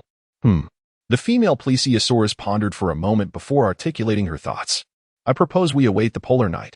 Polar Night? Indeed. In half a month, it will be Polar Night, during which our combat prowess will amplify by approximately 50%. Moreover, the Polar Night marks a grand feast for our sea beasts, driving them into a fervor. At that time, we shall incite other sea beasts to engage that human. We can have those beasts test the human strength. Should he prove more powerful than us, we shall devise an alternative strategy. If he is weaker, we shall strike decisively while he and the other sea beasts are embroiled in mutual destruction. A splendid strategy. The plesiosaurus nodded, seething. Let him live for another fortnight. And then he shall comprehend the consequences of crossing me. If Qin Feng were to overhear their conversation, he would undoubtedly be astounded by the intellect of the female plesiosaurus. It appears that not all sea beasts are merely brawn without brains. Just then, a sudden wail reminiscent of an infant's cry echoed through the cavern. The female plesiosaurus, unfazed, turned to her husband and remarked, "The child must be hungry. I shall go tend to it." "Very well, you may go." The male plesiosaurus wore a look of disappointment. Ever since the arrival of their child, their moments of affection had significantly diminished. The female plesiosaurus, naturally aware of her mate's despondency, leaned her substantial head forward and swiftly bestowed a kiss upon his face. Subsequently, in a sultry voice, she remarked, "I shall tend to the offspring first, and later, I shall attend to you." Upon hearing this, the male plesiosaurus's eyes sparkled with excitement. Meanwhile, the abyssal sawshark had taken its leave early, fearing that lingering any longer would result in an insatiable feast of dog food. Upon awakening, Qin Feng embarked on his journey back to the underwater forest. Before his departure, he deliberately descended into the depths of the sea, where he discovered numerous long and resilient giant seaweeds. These robust seaweeds were remarkably durable, unless forcefully pulled or bitten. They would remain intact, serving perfectly as substitutes for flaxen ropes. When 3 or 5 strands of seaweed were tightly intertwined, their strength increased manifold, akin to how a single chopstick is prone to breaking, while 5 combined are as sturdy as iron. Qin Feng collected 25 strands of giant seaweed, each over 10 meters in length, weaving them into 5 substantial seaweed ropes to replace the flaxen ropes that would later be utilized as fuses for wooden-handled grenades, thus avoiding wastage. After completing the 5 seaweed ropes, he secured one end of each to the raft and the other ends to the dorsal fins of the shark. The shark sculpture, the shark arm, the shark bell, and shark one. With the majestic sight of 5 fourth-tier sea beasts arrayed before him, 3 of which were mutated creatures, Qin Feng felt an immense sense of pride and contentment, as if he had attained invincibility. Let us proceed. Chapter 61. The new Sainan beast companion. With a command from Qin Feng, 5 sea beasts exerted their strength in unison, propelling the wooden raft forward. Homeward bound. The 5 sea beasts surged ahead with remarkable speed, far swifter than during their initial journey. It had taken Qin Feng nearly 3 days to traverse from the underwater forest to this point, relying solely on the shark eagle and shark arm to pull the vessel. Now, with 5 fourth-tier sea beasts at the helm, their velocity had more than doubled. Having departed that morning, Qin Feng returned to the vicinity of the underwater forest in just under a day. In 2 short hours, he would be back at the underwater forest. A new week commenced, marking the first day of Sainan. Today was a Monday. It was indeed the first day of the 2nd week since his arrival in this realm. Eagerly anticipating the new Sainan reward, Qin Feng had yet to initiate the process. He recalled the system's assertion that the longer one signed in, the more bountiful the rewards became. During the first week, he had received a first-tier merman shark each day. What might the 2nd week bestow? A 2nd-tier merman shark, or perhaps a first-tier frenzied shark, would be splendid. Sign in successful. Rewards: iron ingots x10, copper ingots x10, first-tier beast cores x10, first-tier beast companion. Gray mackerel shark x1. What? A gray mackerel shark? Qin Feng's eyes brightened, and his expression transformed with joy. A flash of white light appeared, and a small gray mackerel shark materialized before him. It bore a striking resemblance to the one he had encountered the previous day, albeit considerably smaller even than the same-tier merman shark. Though this was merely a first-tier gray mackerel shark, incomparable to its third-tier counterpart, Qin Feng was nonetheless exhilarated. The gray mackerel shark, renowned for its speed, was the swiftest among sea beasts of the same tier, showcasing exceptional agility. This creature represented the mobile forces among sea beasts. Was this week's sign-in reward truly a gray mackerel shark? With this, excluding the unpredictable reward on Sunday, he could potentially acquire at least 6 gray mackerel sharks, perfectly capable of forming a mobile unit. As for its name, he decided on Shark God Squad. Thus, Qin Feng christened this mobile unit the Shark God Squad. Although the Shark God Squad had once been adversaries, he greatly admired their spirit of gratitude and vengeance, the bond of life and death, and their shared honor and disgrace. Now, this formidable Shark God Squad would become Qin Feng as personal force. The choice of name also stemmed from Qin Feng's lack of creativity when it came to naming. He often struggled to name even individuals, let alone an organization. Nevertheless, Shark God Squad sounded quite imposing, so he settled on it. "Greetings, Master." The gray mackerel shark swam before Qin Feng and bowed, revealing itself to be a female shark. Its voice was cool and poised, exuding an air of aloofness reminiscent of the shark eagle. It seemed that the gender of sign-in beast companions followed an alternating pattern. Today a female shark, tomorrow a male shark. Certainly, from this moment forth, you shall be known as. Qin Feng counted and noted that on the first day, he received a shark arm, followed by Shark Ling on the second day, and subsequently Shark 1 through Shark 4. On the 7th day, the arrival was Shark Zhang, perfectly slotting into the 5th position. Thus, you shall be called Shark 5, and you shall also serve as the captain of the Shark God Squad. Understood. I shall fulfill my duties. Shark 5 responded coldly, swearing by her sharp fangs. Shark Diao, Shark Arm, and Shark 5 shall henceforth be our sisters and kin. Let us not be harsh toward her. Shark Diao and Shark Arm harbored grievances against the mackerel shark, and Qin Feng genuinely feared a confrontation between them and Shark 5. Currently, Shark 5 was no match for these two. Her size made her appear as but a small shrimp in their presence. Rest assured, Master. How could I possibly bully such an adorable little sister? Hee hee. Shark Arm swam before Shark 5, displaying a mischievous grin. Fear not, dear Shark 5. I am not a good person. Nay, I am not a benevolent shark. Observing the lewd expression on Shark Arm's face, Shark 5 furrowed her brow and retreated behind the other sharks. Shark Diao cast a disapproving glance at Shark Arm, then turned to Qin Feng and said, Master, I shall keep a watchful eye on Shark Arm. However, regarding the Shark God Squad, Master, do you intend to reorganize the Shark God Squad? Indeed. It would be a pity for such a formidable squad to simply vanish. I aim to resurrect the Shark God Squad and transform it into our fighting force. Shark Diao nodded. Although the Shark God Squad had been swiftly defeated by it, it did not deny their formidable prowess. At the very least, they posed a significant threat to ordinary sea beasts. No longer fixating on the mackerel shark, Qin Feng turned his attention to the other system rewards. First, there were the beast cores. Last week, he received 5 first-tier beast cores daily, which had now increased to 10, convertible into 200 points of spiritual energy. Next were 10 iron ingots and 10 copper ingots. Iron ingots were essential for crafting bullets, and with sufficient gunpowder, this amounted to 100 bullets daily. As for the copper ingots, Qin Feng was yet uncertain of their utility. If they proved to be of little use, he might attempt to forge a few bronze items for amusement. Were others to learn of Qin Feng's intentions, they might be astounded. While we fret over crafting tools, you intend to utilize such precious copper ingots merely for play? How infuriating. However, it seems that starting this week, the system will no longer provide food. Last week, he received 5 steamed buns and 10 small sea fish daily. Though the fish were rather unpalatable and mostly fed to the sea beasts, the buns served as a staple. Now, without a primary food source, Qin Feng found himself quite unaccustomed. Alas, I never expected to be unable to afford steamed buns. Look at my poverty. From now on, I shall subsist on seafood barbecue and sea beast meat. After securing the supplies, Qin Feng instructed Shark Diao to continue onward, with Shark 5 trailing behind. Despite being merely a first-tier sea beast, Shark 5 now exhibited alarming speed, leaving Shark 2 and Shark 3 far behind. Master, there is a situation ahead. Huh? What kind of situation? A giant turtle is approaching. Isn't it just a turtle? Eat it. Suyu, is that woman up there? What's happening? Qin Feng stepped out of the wooden cabin and beheld Suyu, utterly exhausted, standing atop the back of a colossal sea turtle, seemingly fleeing for her life. Name: Giant Sea Turtle. Level: Tier 2. Skills: Basic, Nitrogen Acceleration. The tail releases a powerful burst of nitrogen, increasing its speed tenfold for 10 seconds. Basic, Iron Block Defense. Retracting into its shell, it concentrates its defenses, temporarily enhancing its protection and boosting its confidence. Description: a species of giant sea turtle.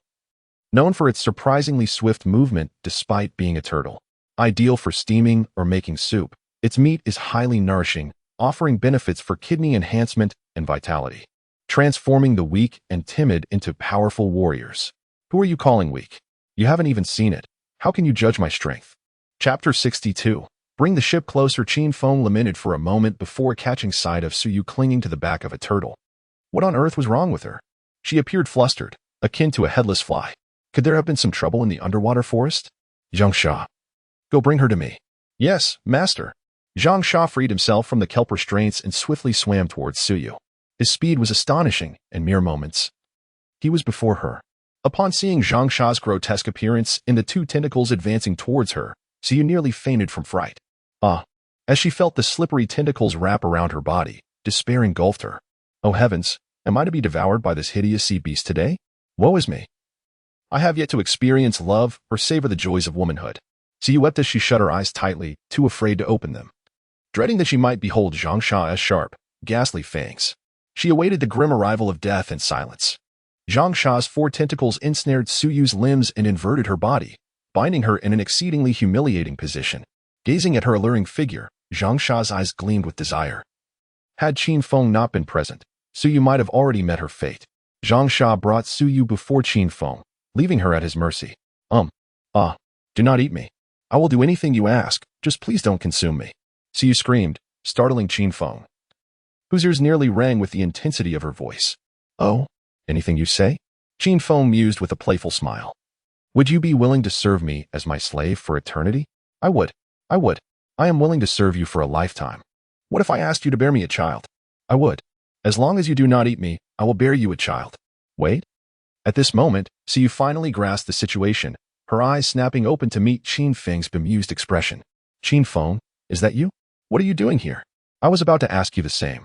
Why are you not minding your business in the underwater forest, and why the panic? And this sea beast is... Suyu glanced back at Zhang Sha, her eyes still filled with terror. Zhang Sha, release her. Zhang Sha nodded, reluctantly retracting his tentacles from Suyu's body. What a formidable 4th-tier mutated sea beast. Suyu was astonished upon viewing Zhang Sha's basic information and realizing his rank. Now, tell me, what has you so flustered? Is someone pursuing you? Yes. Suyu nodded repeatedly, clearly shaken, her speech faltering. Yes, someone is chasing me, Great One. Considering my willingness to bear you a child, please save me. Bear a child? That seems a fair trade. Now speak. Who is pursuing you? You. A 2nd-tier chosen one, need not fear such threats. Indeed, they are a tribe of underwater ape men. Qin Feng pondered, perplexed by the revelation that beyond the fishmen and the mythical merfolk inhabiting the icy ocean realm, there existed a race of underwater ape men. He then took out his telescope and directed it towards the direction from which Suyu was fleeing. To his astonishment, he spotted a sailing vessel hastening towards them. The ship was neither too large nor too small, measuring approximately 10 meters in length and 5 meters in height, despite its dilapidated condition. With several planks missing and the deck in disarray, the vessel continued to advance. Through the telescope, Qin Feng observed a group of creatures adorned with dark green scales standing upon the deck. They were neither fishmen nor human. Could this be the underwater ape man? A species straddling the line between fishmen and humanity? At that moment, the beleaguered ship was filled with underwater ape men sporting sinister grins. Ha, that little woman cannot escape. One exclaimed. It is said that the fishmen cherish beautiful and tender women. If we capture her, the fishmen would surely pay a handsome price for her. Indeed. A massive underwater ape man, the leader and captain of the ship, nodded emphatically. Towering at 3 meters tall, with a robust and formidable physique, he radiated strength. He laughed heartily as he painted a vivid picture of their potential fortune. Once we capture this lass and deliver this cargo, we shall reap great rewards, enough to indulge for 3 years. If you all follow my lead, I shall reward each of you with 10 portions of 3rd-tier sea beast meat. Splendid! Long live the captain! Long live the captain! Aha. The mere mention of third-tier sea beast meat sent the underwater ape men into a fervor, invigorating even the helmsman to hasten the ship's pace, elevating the speed of the rickety vessel. In truth, the underwater ape men were adept swimmers, capable of outracing the ship. But they favored the vessel primarily for transporting their cargo. Gazing upon the abundant goods aboard, the captain of the underwater ape men chuckled with glee before approaching a large iron cage, towering as tall as a man. The cage was shrouded with a black cloth, obscuring its contents. Yet, as if he could see through the fabric, the captain inhaled deeply. Ah, I can smell the scent of gold coins. Aha. Once we sell this creature, barring any unforeseen circumstances, we shall live in comfort for the rest of our days. No sooner had he spoken than the ominous weight of his words seemed to foreshadow impending disaster. Captain, we have caught up with the woman. What are we waiting for? Let us seize her. Do you wish to forego the third-tier sea beast meat? Of course not. But what? Speak quickly. The captain barked impatiently, causing the underwater ape man to tremble in fear. Yes, Captain. The woman boarded a wooden raft, accompanied by a man, while formidable sea creatures encircled them, exuding an air of menace. Captain, perhaps we should reconsider? One of the crew suggested. After all, even without that woman, we have already profited handsomely. Why? The captain, a formidable sea ape known as Gecko, erupted in anger at the cowardice displayed by his subordinate. We must capture her. How can one achieve greatness while cowering in fear? But the adversaries possess fearsome sea beasts. And what of it? Do you not know who I am? I am Gecko, the sea ape of the third tier. Bring the ship closer. Chapter 63.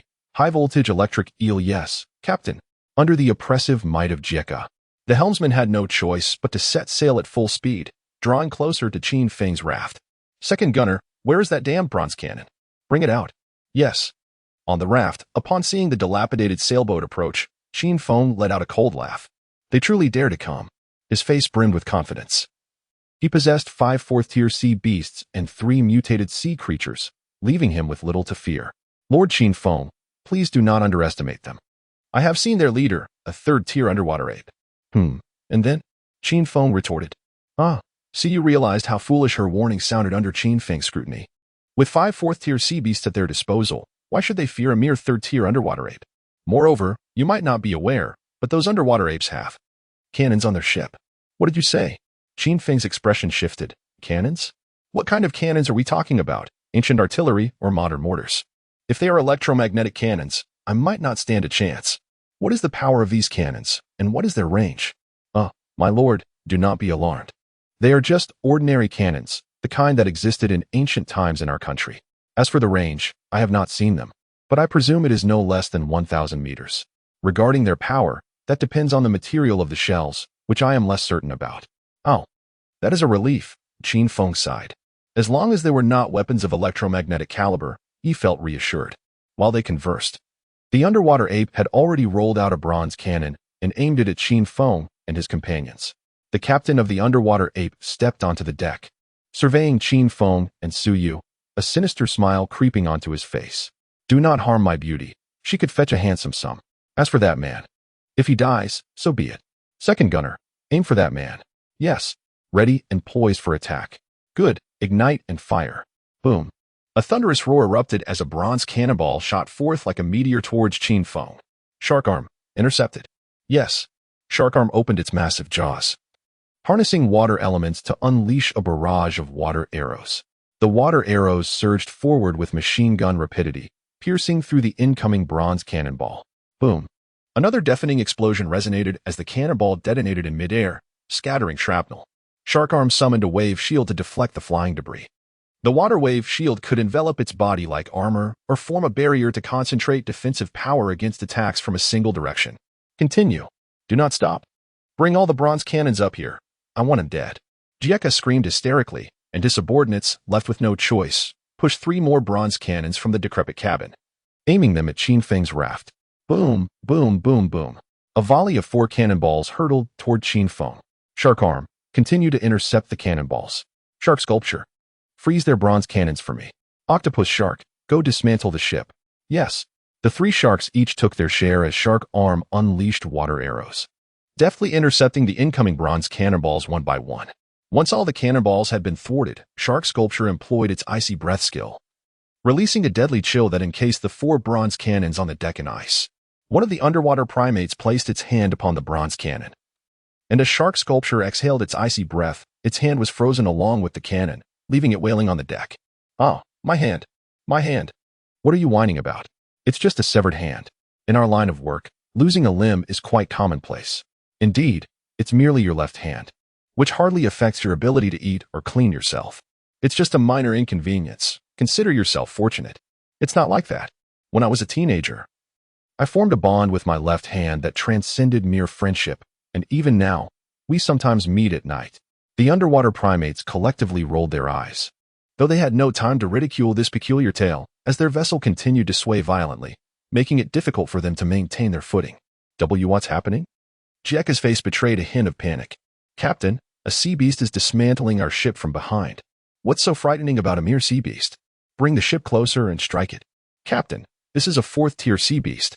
"What?" Jekka's complexion paled. "Moreover, it appears to be a mutated sea beast." Jekka's expression grew even more somber, and it seems to possess multiple intermediate skills. At that moment, Jekka looked as though he had swallowed something bitter. His mouth filled with a sour taste. Octopus Shark approached the vessel and unleashed its black rain poison arrow skill. A black venomous arrow striking the decrepit sailboat with corrosive force, instantly eroding a significant portion of it. While the power of Octopus Shark's black rain poison arrow was formidable, it was regrettably limited in its capacity to fire multiple shots. If Shark Arm's water arrows were akin to a machine gun, then Octopus Shark's black rain poison arrow was a penetrating projectile capable of breaching all defenses.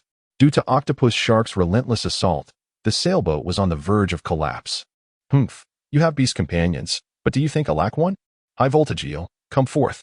As soon as Jekka's command left his lips, a massive loach, measuring 7 meters in length and resembling a sea serpent, emerged from the depths, its mouth lined with sharp teeth. "What in the world is this?" Chin Feng hastily consulted his survival ring to gather information. Name, high voltage eel, level, tier 3 skills, intermediate, 50,000 volts, as the name implies. It can release a high voltage of 50,000 volts, sure to leave you thoroughly electrified. Description, a marvelous sea beast capable of generating electricity, if tamed. It could provide an endless supply of electrical energy and 50,000 volts. Just imagine the thrill. Suitable for soup, don't be fooled by its loach-like appearance. It is quite delicious. Fully grown, it cannot be tamed. Shark 2, Shark 3, Shark 4, Shark V, and Jiao Jiao, please step aside, the further the better. "Yes, master." Chin Feng instructed these first-tier beast pets and juvenile creatures to retreat, although he was unaware of the concept of 50,000 volts. He was certain that the intermediate skills of a third-tier sea beast were far beyond the capabilities of first-tier beasts and children. "Siyu, come, let us enter the room." "Huh?" Siyu was momentarily stunned, then recalled Chin Feng's earlier suggestion about having children, her cheeks flushed with sudden embarrassment. Could it be that the esteemed Chin Feng wished for us to conceive a child together? Such happiness arrives so unexpectedly. Yet, is it not a tad too hasty to embark on this endeavor now, especially with so many underwater apes and sea beasts lurking outside? Would my voice be overheard by them? Oh, how utterly shameful. Is this not akin to attempting to conceive in public? How mortifying. Does Master Chin Feng not feel any embarrassment? Or perhaps he harbors such peculiar inclinations, favoring such activities in the open? Chin Feng, dear. In bed. Huh. Siyu's face turned an even deeper shade of crimson, her ears aflame. Could it be that we are truly to conceive a child? I command you to bed.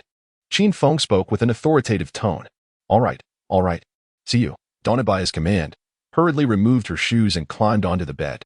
She placed her hands on her collar, contemplating whether to remove her clothing. Should I take the initiative? Yet, if I were too forward, would Master Chin Feng perceive me as a bad girl? Perhaps I should inquire first. Master Chin Feng, are we to sleep? Certainly. If you are tired, you may rest first. Huh? Siyu was bewildered. Were we not to conceive a child? Did he intend to wait until I was asleep? The high-voltage electric eel was approaching, certain to discharge any moment. Although the surface of the raft was dry, the underside had been soaked in seawater for a week, rendering it a conductor of electricity. Thus, you wish for me to go to bed too. Indeed. The wooden bed is made of dry wood, an insulator that does not conduct electricity, and with the cotton mattress and blanket, they too are insulators, ensuring your safety from electric shock. Well, it seems I was overthinking it. Siyu sighed in relief, though a slight pang of disappointment lingered in her heart. Chapter 64. The Aquatic Spirit. I still hold hope. See you exclaimed inwardly. For now, Yuan Yuan must share the bed with you. Qin Feng tossed Yuan Yuan onto the bed and settled down alongside Su Yu. As for himself, he ascended to the roof of the wooden cabin. Where could be safer than here? The high-voltage electric eel emitted a series of cries, shimmering with arcs of electricity as it swiftly approached the raft. Shark Eagle, heed my command and prepare to unleash the frost breath. Understood. Shark Arm and Sharkling, await my signal. Very well. Go forth. High-voltage electric eel, incapacitate that human. With a commanding shout from Jekka, the electric eel surged forward, unleashing a staggering 50,000 volts of electricity. Upon witnessing the eel's advance, Shark Arm and Sharkling hurriedly moved to intercept. You wish to harm our master? You must first contend with us. Water arrows rained down. High-pressure water blast. The streams of water surged towards the electric eel, but the eel, charged with formidable electricity, conducted the current through the water. The electric shock coursed through the streams, striking Shark Arm and Sharkling, causing them to yelp in pain. Shark Arm, Sharkling, stand aside. But master, you do not fret for me. I can handle this. With that, Qin Feng quietly drew his Desert Eagle pistol. Woo! The electric eel roared, bursting from the water, jaws agape as it lunged towards Qin Feng. In an instant, Qin Feng took aim and fired. Bang, bang, bang. After 3 shots, the bullets pierced the electric eel's body, eliciting a pained cry as it plummeted back into the depths. Shark Eagle, now. Yes. Shark Eagle exhaled a blast of frigid air, encasing the electric eel in ice, a frozen sculpture adrift in the sea. Humph, dare to harm my master? I shall tear you to shreds. Shark Eagle surged forward to consume the electric eel, but Qin Feng halted it. Hold on, it has just been frozen. An impulsive attack will only aid its escape. We shall deal with it later. First, eliminate that band of sea ape men. Very well, let it linger a moment longer. With that, Shark Eagle swam towards the sailboat. Captain Jekka, what shall we do? The electric eel is no match for that human. Then we must engage directly. Everyone, into the water with me. Jekka bellowed, leaping into the sea to confront Qin Feng and the sea beasts head-on. But Shark Eagle would not allow them to succeed. It immediately unleashed another blast of cold, freezing the surface of the water. A series of thuds echoed as 10 sea ape men crashed onto the ice, with Captain Jekka being the heaviest, diving headfirst and smashing into the ice, creating a sizable dent. Ah, damn it, that hurts. Jekka roared. Only after all the sea ape men stood upon the ice did Qin Feng utilize his survival ring to examine their information. Name, the undersea ape Jieku. Level, Tier 3 skills, none. Introduction. The undersea ape represents a species that lies between fishmen and ape men. It possesses the formidable strength of fishmen and the agility of ape men, capable of breathing freely underwater and emitting high-pressure jets of water. A mere Tier 3 undersea ape is not particularly formidable. Among them, only Jieku has attained the 3rd tier. The others are merely at the 1st or 2nd tiers. Young ones, charge. Our fate hangs in the balance. Jieku is not foolish. It understands that retreat is no longer an option. Therefore, it resolves to survive, one way or another. Jieku contemplates, if I can escape, I can report this incident to the fishmen bosses. Upon learning that their goods have been stolen, the fishmen will undoubtedly pursue these humans with great fervor. At that moment, I can capture these humans and sell them for a handsome profit. In doing so, I will recover the losses of this shipment, and all the gains will be mine alone. Ha ha ha. Jekka chuckles to itself. Though all of this hinges on its ability to survive. Charge forth. One must survive. A horde of undersea apes rushes forward, filled with fury, yet Qin Feng remains unfazed, silently calling out, Zhang Sha. Understood. In an instant, Zhang Sha's 8 tentacles pierce through the ice, swiftly eliminating all undersea apes except Jieku, dragging them into the sea to feast upon. Now, only Jieku remains. You dare to unleash sea beasts? You engage in ambush tactics? You cannot handle this. Humph. My principle is that if I can take action, I will not waste words. If I can pay for something, I will not do it myself. If I can engage in a group fight, I will not challenge you one-on-one. With that, Qin Feng glances at Jieku, coldly stating, So, do you have any final words? Since there are none, then perish. Wait, I have something to say. Then speak. Jieku, trembling in fear as it gazes at the surrounding sea beasts, stammers, I refuse to accept defeat at the hands of these sea beasts. I wish to challenge you, one-on-one, in a duel. If I win, you will let me go, and I will take my goods with me. And if you lose? If I lose, my life and my goods will belong to you. Hee hee. Qin Feng chuckles lightly, looking at Jieku with a bemused expression and replies. Do you take me for a fool? As soon as I command the sea beast to attack, your life and your goods will be mine as well. This would simply mean that I have defeated you in a duel without gaining anything extra. Why should I agree to your terms? So you intend to swarm me? Not at all. I will accept your challenge. Qin Feng yawns lazily and states, for dealing with someone like you. I am sufficient on my own. Recently, I've indulged a bit too much. I could use some exercise. Moreover, I will lower the stakes for you. I will fight you barehanded, without any weapons. With that, Qin Feng leaps onto the ice and beckons with a finger, saying, Come here. As such, I shall not hold back. Jieku revealed his sharp fangs and swiftly charged towards Qin Feng, coming to an abrupt halt 5 meters away. He opened his mouth wide and unleashed a jet of powerful water. This was the fundamental ability of the aquatic ape clan, akin to Sharkling's high-pressure water cannon. Though it lacked the same potency, nonetheless, this torrent of water resembled a razor-sharp spear, capable of piercing the human body. In the face of such an assault, Qin Feng made no attempt to evade. He allowed the water to strike him. Observing Qin Feng's lack of defense, Jieku chuckled to himself, convinced of his imminent victory. The water's impact would surely wound him, but it would not claim his life. It was preferable for him to suffer in agony than to face a swift demise, especially since his sea beast would not spare him should he perish. However, just as the high-velocity water was about to collide with Qin Feng, it unexpectedly veered off course, circumventing him before redirecting its trajectory and accelerating back towards Jieku. What? How could this be possible? Jieku's expression shifted to one of shock. But the water was too swift for him to evade, and ultimately, he was pierced through the throat by the very water he had expelled. Qin Feng showed no mercy. The water spirit ability is truly remarkable. It allows for the manipulation of water elements and the reflection of an enemy's water-based attacks. Chapter 65. Striking it rich. Just moments ago, Qin Feng had employed the skill of the water spirit body to manipulate the currents, causing the high-pressure water jets unleashed by Jieku to rebound. Qin Feng never engages in battles without preparation, so he would not easily acquiesce to Jieku's demands. Even had Jieku chosen to eschew water and engage in close combat, Qin Feng could still command the ocean's waters to assault him. Regardless of the circumstances, Jieku was destined for demise. Approaching Jieku's lifeless form, Qin Feng initiated the disassembly mode. Decomposing corpse. Decomposition complete. Acquired. Hard scales 10. Is that all? Nothing akin to ghost crystals or beast cores. Qin Feng attempted multiple times, but ultimately he was left with merely these 10 scales. It appeared that the underwater primates possessed no items resembling ghost crystals or beast cores. One wonders if the fishmen do. Both the fishmen and the underwater primates are sentient species, and given their close kinship, it is possible that neither possess beast cores. Fortunately, Jieku had previously mentioned that there were many goods aboard the ship. Otherwise, this encounter would have left Qin Feng at a considerable loss. With deliberate steps, Qin Feng boarded the dilapidated sailing vessel, shrouded in darkness. Gripping his Desert Eagle tightly, he remained vigilant against any surviving underwater primates. However, his caution proved unwarranted. The ship was deserted save for a multitude of large wooden chests strewn about. These chests functioned as storage devices, akin to Qin Feng's backpack, and he could also craft them from wood at the crafting table. Each chest offered 50 compartments, capable of storing either 50 identical items, such as 50 pieces of wood or stone, or 50 distinct items. However, unlike the system's gifted backpack, these chests did not allow for infinite storage.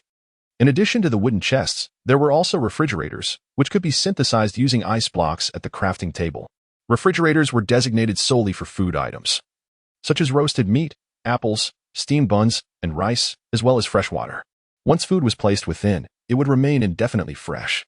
Upon opening one of the large chests, Qin Feng's eyes widened in astonishment. Inside were 50 pieces of wood, and there were 10 such chests, totaling 500 pieces of wood. This was the first time Qin Feng had encountered such an abundance of timber. Beyond the wood, there were also 100 pieces of iron ore and 100 pieces of copper ore, which could be smelted to yield 100 iron and copper ingots. Additionally, there were 2 chests containing already smelted ingots, 50 iron and 50 copper ingots, along with a final chest of coal. Haha, I've struck it rich. This truly is a windfall. It seems I must continue to plunder the merchant ships of these underwater primates and the fishmen. The underwater primates appear to regard the fishmen as their wealthy overlords. If their employees are driving Mercedes, surely the overlords must be cruising in Maseratis? Without the spoils of the night, a horse cannot grow fat. Without unexpected fortune, a person cannot thrive. If the merchant ships of the underwater primates are so affluent, the fishermen's vessels must be even more prosperous. Since the fishermen already possess pirate crews, why should I not establish my own pirate faction? A band dedicated to robbing the fishermen and underwater primates. I have even conceived a name for the pirate crew, the Beast King Pirates. Qin Feng ascended to the deck, where 4 bronze cannons remained encased in ice. And he certainly would not overlook these formidable weapons. Beneath the bronze cannons lay a large wooden chest, and Qin Feng swam over to unseal it. Inside the chest were 20 bronze cannonballs, 20 black iron cannonballs, and a mysterious blueprint. To his astonishment, a secret diagram was present. Qin Feng hastily extracted the enigmatic parchment. Congratulations, you have obtained the Cannonball Synthesis Blueprint. Item: Cannonball Synthesis Blueprint. Description: unlocks the synthesis schemes for bronze and black iron cannonballs. Was this merely a synthesis scheme for cannonballs? Qin Feng felt a tinge of disappointment. He had hoped to acquire the synthesis scheme for the bronze cannon itself. With that, he could sell his Desert Eagle pistol. Who would bother with a handgun when one possessed a cannon? Upon confronting foes, he could simply bellow fire the cannons. And that would be the end of it. Nevertheless, there were 4 bronze cannons here, ample for his amusement. Qin Feng patted the frost-covered bronze cannon. However, what differences existed between the bronze and black iron cannonballs? Qin Feng retrieved one of each to examine their distinctions. The bronze cannonball was notably heavier than its black iron counterpart. Item: bronze cannon, exquisite grade. Description: certain vintage bronze cannons have an effective range of 1,000 meters. Compatible with both bronze and black iron cannonballs. Their power is immense. Once a target is struck, even a 4th-tier sea beast would suffer severe damage. Durability: 85-100. Item: bronze cannonball. Description: a cannonball crafted from bronze, possessing formidable impact power. Item: black iron cannonball. Description: a cannonball made from iron ingots, which explodes upon striking the enemy, inflicting injuries, while shrapnel from the blast scatters, causing secondary damage to adversaries. In simpler terms, the bronze cannonball serves as a single target attack, while the black iron cannonball delivers area damage. With that, Qin Feng opened the cannonball blueprint to inspect the materials required for synthesis. Bronze cannonball, copper ingots 65.5, gunpowder 0.20, black iron cannonball, iron ingots 115.5, gunpowder 0.20. It appeared that the dream of cannonball freedom was still some way off. The problem was that the niter and sulfur required for synthesizing gunpowder could only be supplied by Li Yusin. Qin Feng rubbed his temples in anguish, then opened his eyes resolutely. No, for the sake of my cannonball freedom, I must compel Li Yusin to work overtime, implementing a 997 work schedule. She would toil for 12 hours each day, providing me with at least 100 portions of sulfur and 100 portions of niter. Otherwise, she would not be permitted to sleep, and there would be no overtime pay. Why do I feel as if I've become that unscrupulous employer? Perhaps I should reconsider. One must maintain a conscience. Money can be regained, but if one loses their conscience, hey, it could lead to even greater profits. Very well, it's settled then. Li Yusin remained blissfully unaware that her idyllic existence on a deserted island was about to conclude, as she was about to embark on the true life of a wage earner. It is indeed a delightful experience to have the privileged and affluent school beauty, a second-generation rich heir, immerse herself in the laborious life of a 997 worker, is it not? Zhang Sha, come over and help with the boxes. Coming, master. As Qin Feng cast all the large wooden crates into the sea, Zhang Sha raised her tentacles to catch the falling boxes, transporting them to the raft. Watching as a dozen or so large crates were ferried onto the raft, Siyu's eyes widened in astonishment. Are these crates filled with supplies? Just how much provision is there? After tossing all the wooden boxes to Zhang Sha, Qin Feng ventured to the innermost part of the cabin, searching for any valuable items. At that moment, an iron cage shrouded in a large black cloth appeared before him. What could this be? Qin Feng cautiously lifted the black cloth, and upon glimpsing the contents of the cage, he immediately covered it back up, feeling a surge of guilt akin to that of a thief. Simultaneously, he exuberantly shouted in his heart, I've struck gold. This time, I have truly struck it rich. Chapter 66. The occupied underwater forest after draping the black cloth. Qin Feng procured some seaweed ropes, which were readily available on the ship, indicating that the denizens of the deep also employed this seaweed as a form of binding material. He secured the large iron cage with the ropes, ensuring a firm knot, and instructed Zhang Sha to carefully place the cage onto the wooden raft, emphasizing the need for caution. Although the contents of the cage remained a mystery, Zhang Sha complied, gently setting the iron cage onto the raft. Returning to the raft, Qin Feng moved the wooden crates into the wooden cabin, which was soon overflowing. He then utilized 50 pieces of wood to construct an additional cabin, designated as a storage area. With ample timber at hand, he felt no remorse in doing so. Once he had stowed the remaining crates and the large iron cage into the new storage, he emerged to confront the frozen high-voltage electric eel. Throughout this time, Shark Eagle had been fixated on the electric eel, occasionally exhaling a chilling breath, determined to freeze it to death rather than allow it to break free from the ice. Qin Feng scrutinized the high-voltage electric eel, contemplating the use of his slave contract skill. If the contract could indeed be established with any living creature, then taming the electric eel should be feasible. The experiment served a dual purpose. More importantly, Qin Feng was intrigued by the electric energy contained within the eel. Given that the mysterious blueprints could produce various high-tech devices, it was conceivable that they could yield televisions, computers, and smartphones. Perhaps the latter were overly ambitious. But items such as light bulbs, flashlights, table lamps, and electric fans could certainly be realized. All of these devices required electricity as their power source. Before the advent of generators, the high-voltage electric eel functioned as a living generator, capable of converting biological energy into electrical energy. Currently, the electric eel was merely a third-tier sea beast. Should it evolve to a seventh or eighth tier, its power output could rival that of a thermal power plant. Moreover, thermal power plants consume vast amounts of coal and contribute to pollution. Additionally, the storage of generated electricity poses its own challenges. In contrast, the electric eel alleviates such concerns. As long as it is provided with sufficient marine beast flesh, it can generate electricity indefinitely, ready for use without the worry of storage limitations. 100 degrees of electricity per piece of marine flesh, who would not desire such an efficient generator? Humanity has long accustomed itself to a life powered by electricity. And even amid current survival struggles, the promise of a future electric era remains tantalizing. The power they would require could be supplied by Qin Feng, paving the way for considerable profit. With these thoughts in mind, Qin Feng approached the icy figure, addressing the high-voltage electric eel within. You should be able to hear my words. I present you with two choices. First, submit to me. Second, enter into a contract and become my beast companion. Choose wisely. High-voltage electric eel. What is the distinction between these two options? Do I truly possess a choice? Simultaneously, a contract materialized in the electric eel's mind. A manifestation of Qin Feng's slave contract skill. Should it affix its signature, it would forever be bound as Qin Feng's slave. The electric eel cast a glance at the terms of the contract. I solemnly swear that I willingly choose to become the master's servant, henceforth to heed the master's words and follow his every command. I vow to dedicate both my body and soul to the master, for his commands are absolute and must not be refused, even if it leads to death or procreation.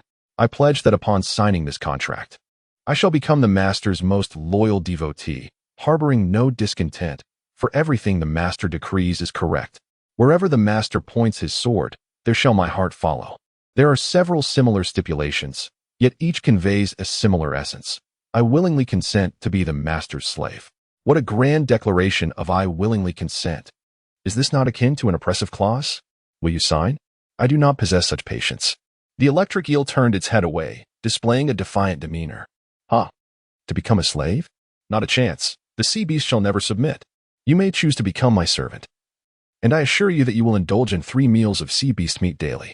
Consider carefully, for this opportunity may not present itself again. The electric eel hesitated, torn between defiance and the allure of sustenance. Observing its indecision, Qin Feng pressed on with both intimidation and temptation, having offered the sweet dates. It was now time for the stick. Will you not sign? In that case, Shark Eagle, go and sever its tail. I wish for it to die slowly, witnessing its own demise and experiencing the essence of death. No, no, no. I agree. Will that suffice? Hearing Qin Feng command the Shark Eagle to bite off its tail, the electric eel was struck with fear and hastily signed the contract, thus becoming Qin Feng's servant. Contract successfully signed. Congratulations on acquiring a level 3 beast companion, electric eel. All settled. Greetings, master. The electric eel bowed to Qin Feng. No need for formalities. You shall be known as Gao Man, with the nickname Man-Man. Although the name bears a somewhat feminine quality, it is merely a beast companion. Having a name suffices. And why should one fuss over trivialities? Besides, who, apart from Qin Feng, would know whether this large loach is male or female? Now, let us return to the underwater forest. Wait a moment, Master Qin Feng. It would be best not to return just yet, Siyu interjected, clutching Yuan as she dashed out of the wooden house. Why? Have the underwater ape men not been dealt with? There is no one pursuing you now. What is there to fear? That is not the case. The underwater ape men only encountered me after I left the underwater forest.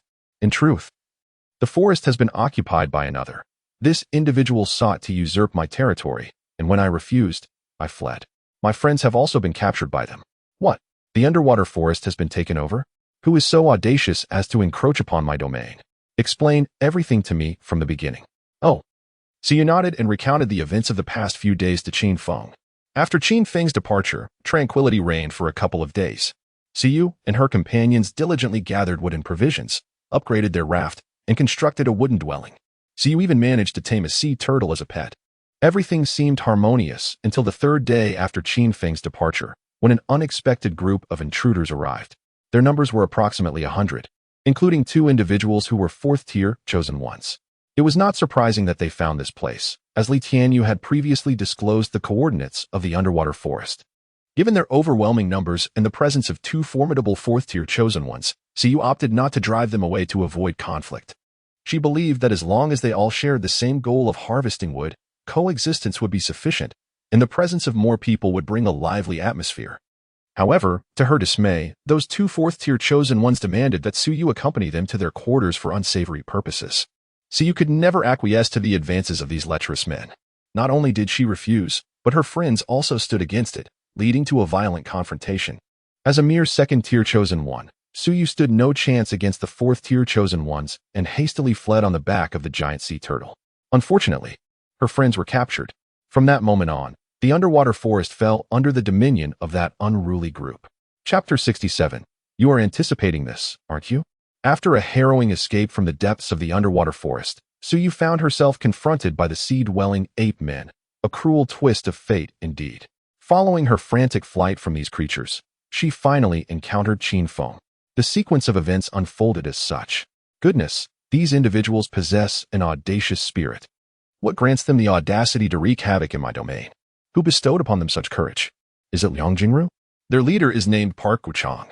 I inquired about his name, not his preferences. He is indeed called Park Wuchang. Siyu explained with a wry smile, having been taken aback by the name herself. There exists another soul with such a name in this world? Qin Feng chuckled. Yes, Park Wuchang, true to his name, is an exceptionally brazen individual. He wields a Shinkansen iron crossbow, an elemental weapon of the wind attribute.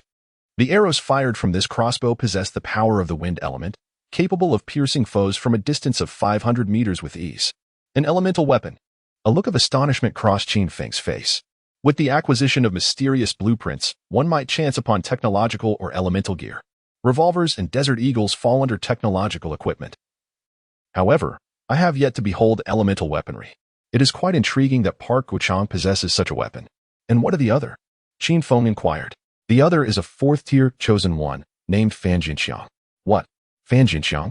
What level of education did his parents possess to bestow such a name? I do not know, Siyu replied with another bitter smile. So Park Wuchang's name is considered somewhat reasonable in comparison, is it? At least he paid for it. A mutual agreement. Qin Feng found himself at a loss for words regarding their names. It was evident from their monikers that neither was a virtuous character. What weapon does Fan Jinxiang wield? He possesses a divine fire iron crossbow, an elemental weapon of the fire attribute. The arrows shot from this crossbow carry the power of fire elements and will explode upon striking a target. However, its range is limited to 250 meters. Another elemental weapon? How fascinating. It appears I must delve deeper into this matter. Qin Feng nodded thoughtfully before asking, aside from Park Wuchang and Fan Jinxiang, are there other formidable adversaries? There are 5 3rd-tier chosen ones and 22nd-tier chosen ones, all of whom I am aware. As for any additional hidden cards they may possess, I cannot say. Moreover, they have a 2-masted sailboat capable of accommodating over 50 individuals, where Park Wuchang and Fan Jinxiang typically reside. Another vessel, you say? Understood. Sharkling, Shark 1. You two will handle the boats. Qin Feng then instructed the other beast companions. Shark Eagle, take Shark 2 and Shark 3 to approach from the north. Shark Arm. You and Shark 4 along with Jiao Jiao will maneuver from the south to block the southern waters. As for Zhang Shark, you and Shark 5 along with Man Man. You are the swiftest. Should they dare to flee eastward, intercept them without hesitation. We shall launch our assault from the west. Upon hearing gunfire, the three of you will immediately execute a long-range surprise attack. If these individuals wish to flee, regardless of their chosen direction, you three shall immediately encircle them. Thus, none among the 100 shall escape. I shall wrap them up like dumplings. Indeed, master. The sea beasts responded in unison, then plunged into the depths of the underwater forest to execute Qin Feng's orders. Meanwhile, Shark Ling and Shark E commenced to propel the raft at full speed. Within the underwater forest, the vessel known as the Wind and Fire was a majestic two-masted sailing ship, where Pu Guochang and Fan Jianxiang relaxed in the cabin, sipping fine wine, feasting on roasted meat, and enjoying the company of beautiful women.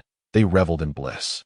Surrounding the Wind and Fire were over 50 small rafts, many of which had been upgraded to level 1, transforming into 10-meter wooden rafts, upon which small wooden houses had been constructed. Standing upon these rafts were men, while the women had boarded the Wind and Fire. Gaining entry to this two-masted ship was the aspiration of all. As soon as one became a second-tier chosen one, they could step aboard the Wind and Fire, indulging in wine, meat, and companionship, everything one could desire. This allure was primarily for the men, as women could enter at any time. However, entry was not without its price. They must barter their bodies for the necessities of life. Alternatively, they could strive to become second-tier or even third-tier chosen ones, thereby enjoying a comfortable existence aboard the Wind and Fire. Yet, none were truly willing to pursue this path. Hence, the rafts were solely occupied by men. Furthermore, Pu Guochang and Fan Jianxiang utilized the communication channel to disseminate the coordinates of the underwater forest, proclaiming their boundless supplies of timber and provisions, enticing the naive chosen ones to approach. Once these chosen ones arrived, they too would face two choices: either remain and serve Pu Guochang and Fan Jianxiang, or depart immediately. Most of those drawn by the promise of endless resources chose to stay, for indeed, there was an abundance of timber to be salvaged. Developing here was far swifter than in other locales. Was it not merely servitude? Very well. After all, leaving often led to perilous outcomes. Those women with even a hint of allure had entered the sordid confines of the Wind and Fire. Upon entry, they were promised endless food, soft beds to rest upon, and the luxury of bathing, albeit with the caveat of laboring through the night. Not to mention, many men found such conditions tempting. However, rigid gender roles prevailed, and no powerful figures were inclined to offer opportunities. Thus, independent girls like Siyu remained rare in this icy world. At this moment aboard the Wind and Fire, Pu Guochang and Fan Jianxiang were merrily sipping wine and feasting on roasted meat, each embracing a stunning beauty. Before them lay 4 men, bound and battered, their faces bruised and bodies marked with injuries, broken arms or legs being the least of their woes. These men were the companions of Suyu, who had fought valiantly to protect her, yet they were merely first-tier chosen ones, incapable of matching the strength of Pu Guochang and his cohorts. Humph. I have dispatched my subordinates to pursue that cowgirl. It won't be long before the 5 of you are reunited. Park Guochang savored a piece of marine beast meat, deliberately smacking his lips in front of the 4, teasing them with the sight. To be frank, the marine beast meat was rather unpalatable, lacking salt, chili, or any spices such as cumin. It was particularly dry. Yet, in this frigid oceanic realm, it was regarded as a delicacy. Fan Jianxiang approached the 4 bound individuals, his face contorted with malice as he declared, "When that cowgirl returns, we shall toy with her in your presence, allowing you to witness how we will ruin that woman." He chuckled darkly. "Hey, Fan, perhaps we could even use the survival wristbands to host a live stream." "Ha ha ha. Old Park, your cunning ideas are endless," he replied. "While we stream, we can also collect donations. That woman is so beautiful, many will surely be willing to contribute."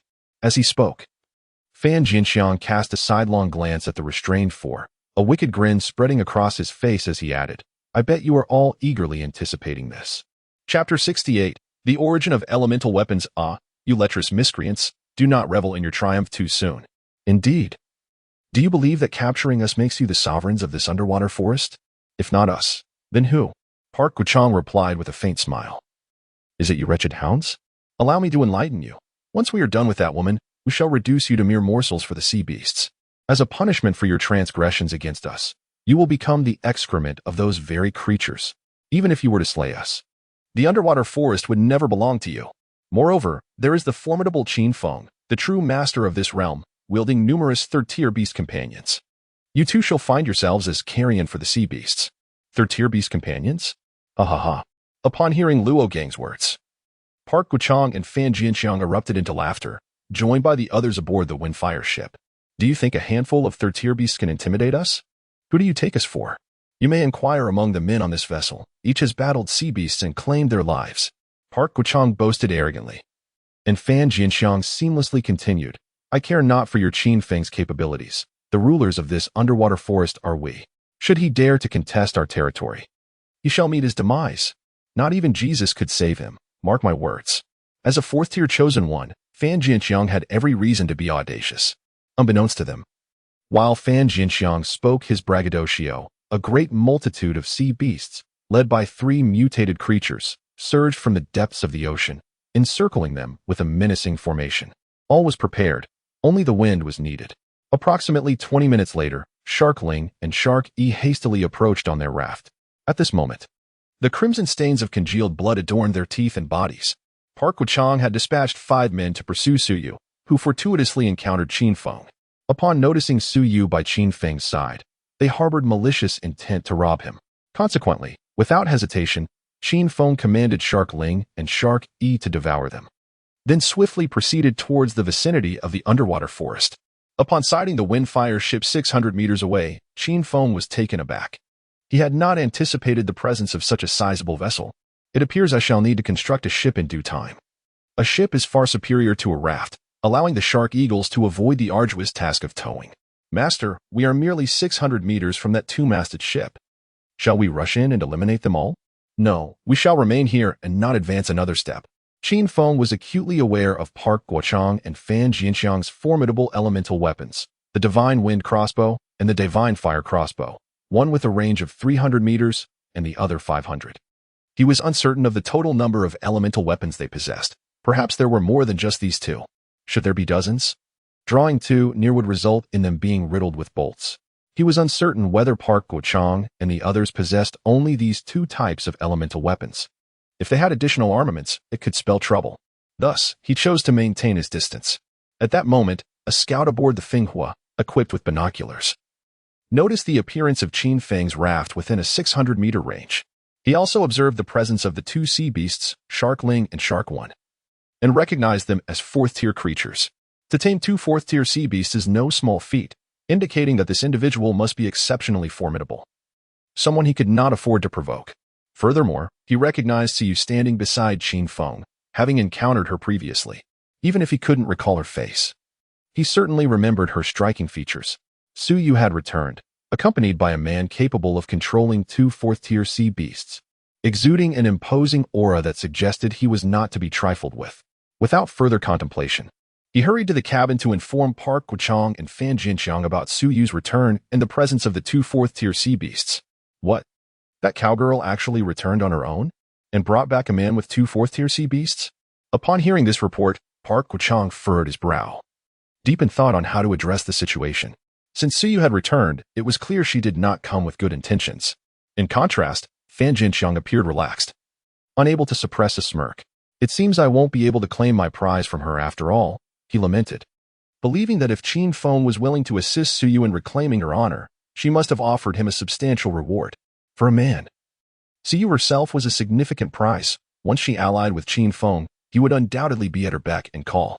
Old Fan, this is not the time for jokes. We need to strategize on how to deal with the formidable presence that Su Yu has brought along. Taming 2 4th-tier sea beasts is no trifling matter. Park Guochang was entirely serious. Although he was also a 4th-tier chosen one, he knew that in a one-on-one confrontation, a 4th-tier chosen one could not contend with a 4th-tier sea beast. If their companions were 4th tier, it was likely that he himself was as well, or even 5th tier. Fear not, old Park, do not forget we have this. Fan Jianxiang grinned as he produced a Divine Wind crossbow, continuing, currently, we possess a total of 10 elemental weapons, 5 Divine Wind crossbows and 5 Divine Fire crossbows. A single Divine Wind crossbow can effortlessly slay a 3rd-tier sea beast. With 5 at our disposal, even a 4th-tier sea beast may not be beyond our reach. And we have 5 more with even greater lethality, the Divine Fire crossbows. If they dare approach, we can simply shoot them down, can't we? Oh, did Sun Tao sell you more elemental weapons? Park Guchang inquired, raising an eyebrow. Indeed. I exchanged 300 iron ingots and 300 copper ingots for these weapons. Even now, my heart aches at the thought. Had it not been for the urgency of the situation, I would not have been willing to part with such valuable armaments, Fan Jinxiang replied, his expression pained. As these elemental weapons were not of his own forging but procured from a chosen one named Sun Tao. According to Fan Jinxiang's knowledge, Sun Tao is merely a minor figure within a certain prominent organization, incapable of forging elemental weapons. The true craftsmen lie elsewhere. These elemental weapons were pilfered from within the organization and clandestinely sold for profit. A light chuckle escaped from Fan Jinxiang as he remarked, with these elemental weapons in our possession, they are surely doomed to return empty-handed today. Unless they possess artillery or several fourth-tier mutated sea beasts, escape will be impossible. Indeed, replied Park Guchang cautiously, let us go and meet that man. If possible, we should try to win him over and avoid conflict. After all, facing two fourth-tier sea beasts, even with elemental weapons, he could not be entirely confident. Meanwhile, Qin Feng wasted no time and prepared for action, commanding Shark Ling, Shark 1. Eliminate the person standing on the raft. These individuals were all part of the same faction, and Qin Feng had no intention of showing them mercy. Chapter 69. When you're out to play, you must watch your vision, yes, master. Shark Ling and Shark E swiftly swam towards the wooden rafts surrounding the windfire. Oh no! Sharks are coming. Quickly, arm yourselves. Those with ranged weapons, take the front line to intercept them. Those without, prepare to retreat. And those who are completely unarmed, seek refuge in the wooden houses. Hurry. Upon seeing two colossal sharks charging towards them, the occupants of the rafts were momentarily paralyzed with fear, hastily grabbing their ranged weapons to defend themselves. However, their arsenal was woefully inadequate, consisting merely of ordinary bows and spears. Their feeble attacks barely inflicted any harm, and the weapons crumbled upon mere contact with Shark Ling's formidable body. Without hesitation, upon reaching a distance of approximately 300 meters from the windfire, Shark Ling unleashed its high-pressure water gun skill. Propelling itself forward, it expelled a towering column of water from its mouth. Though the force diminished over the distance, it remained formidable. Those struck by the torrent felt as though they had been hit by a cannonball, the immense impact nearly shattering their insides as they were violently swept into the ocean, screaming in terror. Meanwhile, Sharky had been patiently waiting in the sea, and with its speed-enhancing skill, it was far swifter than Shark Ling. It had already circled the windfire and, upon witnessing the occupants tumbling into the sea, Sharky was exhilarated, ready to feast. However, just as Shark E prepared to wreak havoc, a sudden whistling sound pierced the air. Whoosh, whoosh, whoosh. What is that? Shark E had no time to ponder, instinctively diving deeper and accelerating towards the ocean floor. The water increased the resistance, greatly diminishing the effectiveness of any weapon in the ocean. Upon reaching 300 meters deep, Shark E turned to investigate, only to discover it was merely an ordinary arrow. Curious, Sharky approached the arrow to discern its peculiar nature. But just as it neared, the arrow suddenly emitted a red glow, and the surrounding water began to heat up rapidly. Oh no! Sharky's heart raced with terror as it hastily retreated from the arrow's vicinity. A deafening explosion followed, sending waves crashing and raising the temperature of the surrounding water. That was close. I nearly became a mere fragment. Shark E sighed in relief, grateful for its swift escape. Returning to Qin Feng's side, Shark E exhaled deeply, though the lingering fear remained. The sensation of narrowly escaping death was unsettling. Meanwhile, Qin Feng was preoccupied with observing the figures of Park Guchang and Fan Jinxiang as they emerged from the cabin onto the deck. Suyu, with a face full of disdain, venomously remarked, "Those are Park Guchang and Fan Jinxiang, nothing but two scoundrels." Indeed, Qin Feng nodded in acknowledgement, his attention quickly shifting to the iron crossbows in the hands of the two men. Two iron crossbows, one red and one white, their colors distinct. These must be the Divine Wind crossbow and the Divine Fire crossbow. Indeed, it appears there are more elemental weapons than just these two. In such a brief moment, Qin Feng had already spotted 10 individuals wielding iron crossbows, causing his expression to shift. Park Guchang glanced at Shailing and Shai, unable to suppress a clap of his hands, exclaiming, "I thought that old Fan and I were unparalleled in the world, yet it seems there are those even more valiant than us, capable of taming two fourth-tier sea beasts. What is your name? Who I am is of little consequence. What matters is that this underwater forest is my territory, a domain I have conquered. You dare to act against my people on my land. Such audacity. Who bestowed upon you such courage? Young Jingru? Upon hearing this, so you felt her cheeks flush? Could it be that in the eyes of the great Qin Feng, she was already regarded as his woman? Might he even consider creating a child with her tonight? She resolved to put forth effort to conceive soon, believing that with Qin Feng protecting them, their future would not be fraught with hardship. By the way, what name should they give their child? If it were a boy, he would be named Qin Zihao. If a girl, Qin Ziyue. How wonderful it would be if they had twins. With Qin Feng's striking looks and her own pleasing appearance, their offspring would undoubtedly be both beautiful and charming. She could already envision their future blissful life together. If Qin Feng were privy to Suyu's musings, he would likely roll his eyes and mutter some witty remarks. Xiao Di, is that you? Self-strategizing is truly lethal. His original intent was quite straightforward. If you reside in my territory, you are my subordinate. Should you refuse to be my subordinate, then do kindly vacate. In this instance, Qin Feng was on the first tier, while Suyu had already conjured visions of the stratosphere. You claim this is your territory? I believe I know who you are now. You must be Qin Feng, the very one whom Luo Gang spoke of, saying you would surely seek vengeance for them. Hehe Park Guchang suddenly burst into laughter. I concede that you are indeed formidable. However, are you truly skilled in combat? What use is fighting without power or backing? Prepare. At his command, the remaining 8 individuals armed with elemental weapons raised their crossbows, aiming at Qin Feng. I presume you have learned from that woman Siyu that we possess elemental weapons? Although you are beyond our range, should your beasts dare approach, they will be transformed into a porcupine. You wouldn't wish for a mutual destruction, would you? Thus, let us share this underwater forest. After all, it is vast, and the timber within is inexhaustible for our needs. Moreover, Siyu belongs to you, a fine woman indeed. By day, she can assist you in gathering wood, and by night, she may grace your bed. You stand to gain much. If you are inclined towards more varied pursuits, I have beauties aboard my ship, any 2 of whom you may choose at your leisure. To be candid, my ship is not merely populated by lowly girls, elegant women, students, teachers, nurses, and internet celebrities. It even boasts the presence of a cold and aloof female CEO. As long as you desire, they shall be yours. What do you think? This idea is rather splendid, is it not? So you gazed at Qin Feng with a hint of anxiety, fearing that he might indeed acquiesce to Park Guochang's suggestion. If that were to happen, would not their blissful life as a couple be utterly ruined? Qin Feng, please do not agree to them. I am more than willing to bear you several children. I shall accommodate any position you desire. I implore you, do not concede to him. Have you finished your complaints? Qin Feng replied, his expression unflinching. Those women are yours to entertain. I only seek your life. With that, he raised his Desert Eagle pistol and swiftly pulled the trigger. You are correct. In this world, one must prioritize vision. As his words faded, the ambushed sea beasts, including the shark eagle, surfaced from the depths.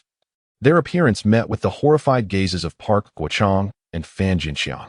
Chapter 70. The power of the bronze shells. The ICC roared as a formidable 4th-tier, mutated sea beast emerged, a ferocious shark.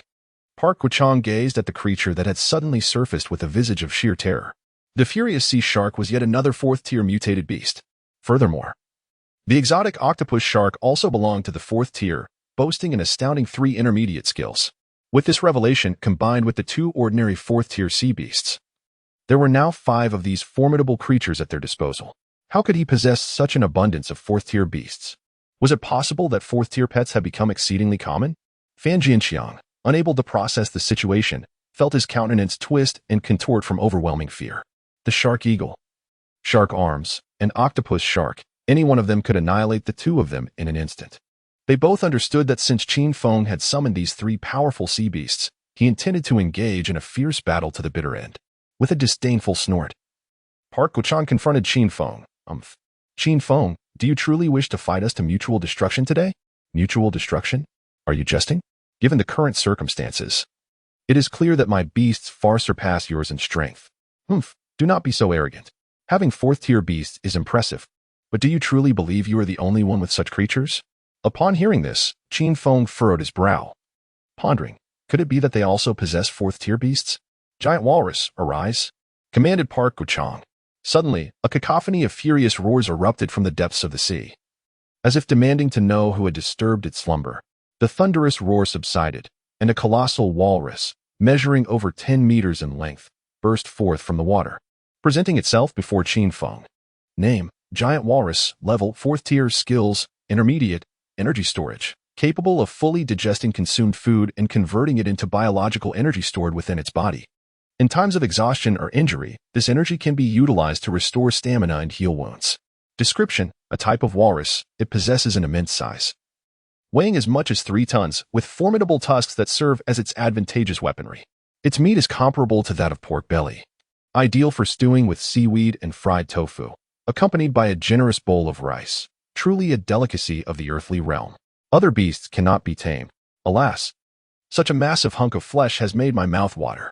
Observing the giant walrus, Qin Feng quietly wiped his drool. The thought of stew with seaweed sounded delectable, especially with a bowl of rice. It had been a week since he had last eaten rice. Additionally, this intermediate skill was intriguing. It must be acquired.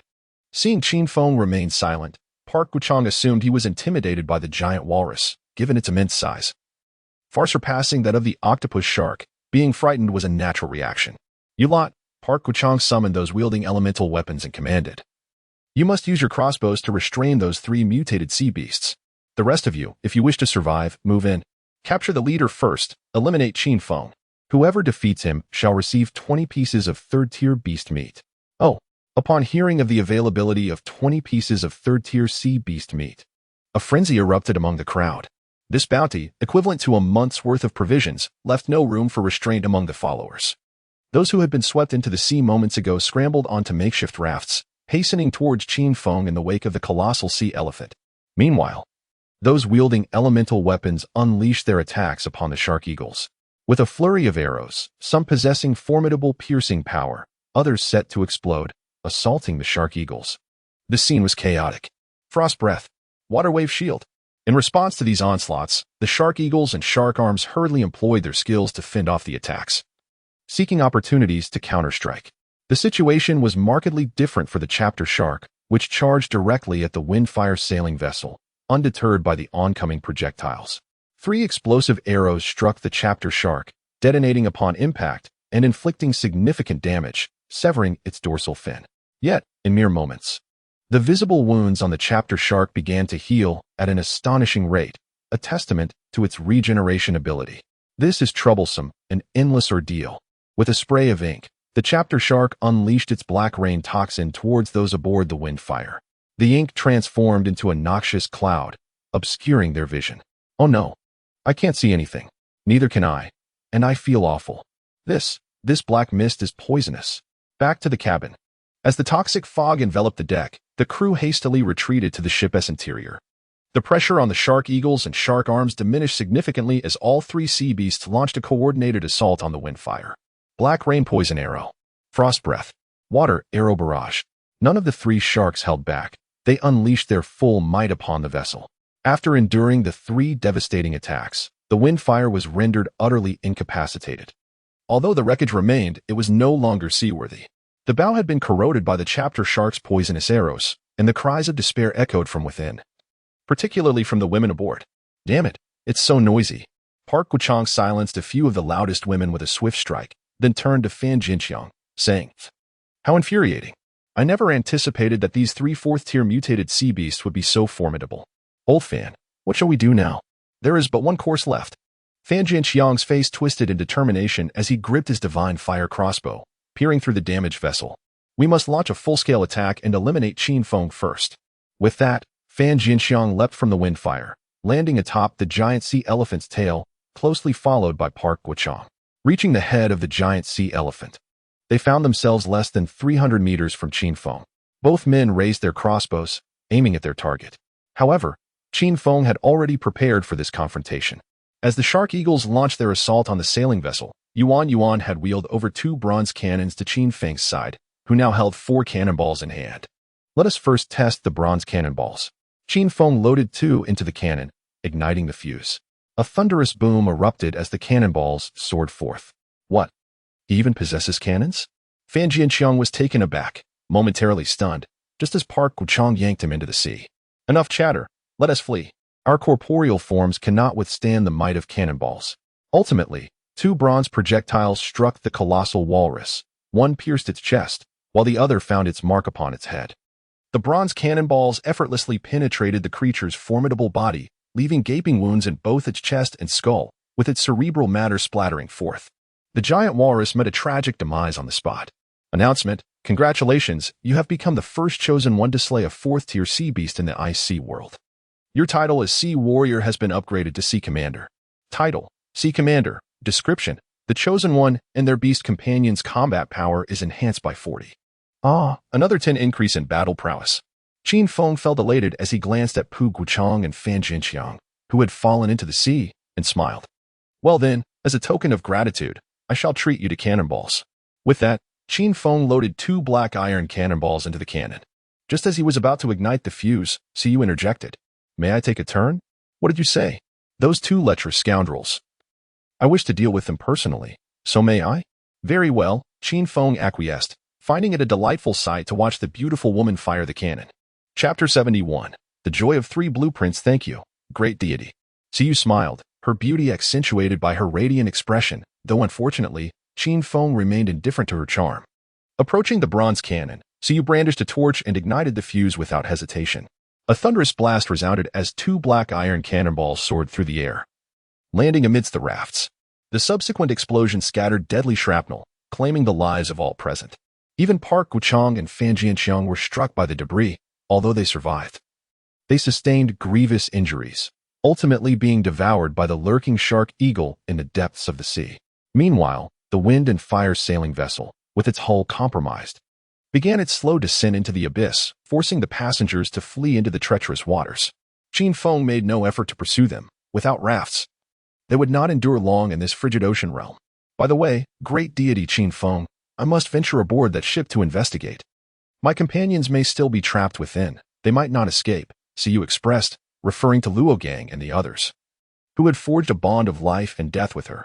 It was only natural that she could not abandon them. Very well, Zhang Sha, retrieve that ship. Do not allow it to sink.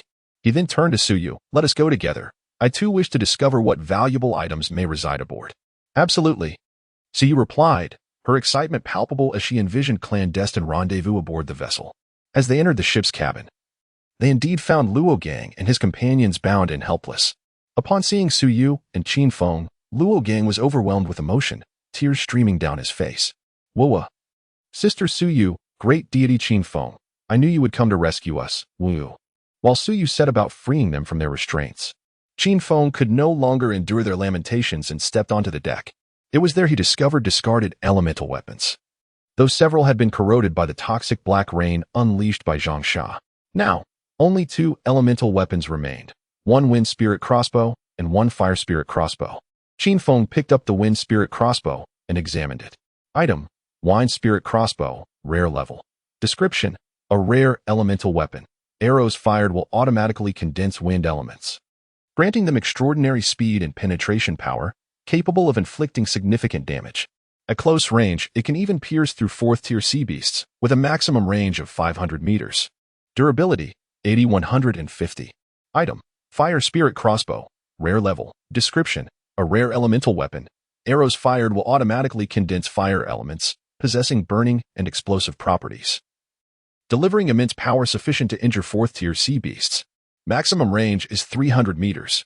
Durability: 100-150. Though these 2 elemental weapons had endured prolonged exposure to corrosive mists, their durability remained sufficient for Qin Feng's use for an extended period. To acquire 2 rare weapons was indeed fortuitous. Descending from the deck, Qin Feng made his way to the captain's cabin, where Pu Guchang and others were operating the ship. Inside the cabin, he noticed 5 large wooden chests, 3 of which contained timber, while 1 was filled with iron ingots. Was this truly all the supplies available? Qin Feng pondered with great curiosity, ultimately driven by hope. He opened the final chest. To his surprise, the contents were even more meager, just 3 blueprints. Yet, excitement surged within him. Could they be the schematics for the Divine Wind Crossbow and the Divine Fire Crossbow? Perhaps another blueprint for some elemental weapon? With these thoughts racing through his mind, Qin Feng eagerly examined the 3 blueprints, only to be met with disappointment. Congratulations on acquiring the blueprint for a high-power flashlight. Item: High-power flashlight blueprint. Description: upon possession, one can craft a high-power flashlight for nighttime illumination. Though it might not compare to elemental weapons, it was still a valuable item. With this device, he would no longer need to rely on torches at night, thus conserving some wood. Moreover, glancing at the description of the high-power flashlight, Qin Feng was struck by a bold idea. What if he bound several flashlights together to use as a spotlight during the night? This way, should any sea beasts, water ghosts, or other foes approach the raft, he would face them without fear. Additionally, these flashlights could be sold, for it was likely that no one in the ICC realm would refuse such a useful item. Nodding to himself, Qin Feng proceeded to open the second blueprint. Congratulations on acquiring the Steam Engine Blueprint. Item: Steam Engine Blueprint. Description: it allows the crafting of a steam engine, providing endless kinetic energy and enabling the development of other items, such as steam locomotives and steamships. The moment he laid eyes on the blueprint, Qin Feng's eyes sparkled with enthusiasm. A steam engine was indeed a remarkable invention. With it, he could construct a steamship. Ever since he had seen the wind and fire sailboat, he had yearned to build a vessel. After all, a ship was far superior to a raft, enabling free movement without the need for sharks or other creatures to propel it. However, traditional sailboats were painfully slow, and if faced with a formidable sea beast, escape would be impossible. Thus, he had shelved the idea of constructing a ship. But with a steamship powered by steam, the speed would be significantly greater. Moreover, the sea offered an abundance of water. As long as sufficient heat was available, endless steam could be generated. Yet, a pressing concern loomed: the energy source. What magnitude of heat would be required to propel a steamship? As of now, charcoal and coal were the only available fuels. But powering a steamship would necessitate a substantial quantity of coal. However, Qin Feng needed charcoal for crafting gunpowder, and the coal reserves were insufficient to waste on burning. Such an act would be a flagrant squandering of resources. Thus, he had to abandon the notion of constructing a steamship and open the third blueprint. Upon gazing at the contents of the third blueprint, he nearly burst into laughter. What a fortuitous turn of events! With this device, can I not construct a steamship? Congratulations on acquiring the synthesis blueprint for the seawater electrolysis apparatus. Item: Seawater electrolysis blueprint. Description: once obtained, it enables the electrolysis of water, yielding pristine hydrogen energy, oxygen, and edible salt. Qin Feng's thoughts were quite straightforward: to utilize the hydrogen produced by the electrolysis of seawater as the energy source for the steam engine. Hydrogen energy is arguably the most ideal form of energy in the world, generating significant heat upon combustion, and it is devoid of pollution. Remarkably, the materials required for hydrogen production are exceedingly simple. All that is needed is an ample supply of seawater. Hydrogen can completely supplant coal as the primary energy source driving steam engines. Furthermore, hydrogen can also be employed as a weapon. By encapsulating hydrogen in a sealed glass vial and hurling it at the enemy, followed by ignition, one effectively creates a readily available incendiary device.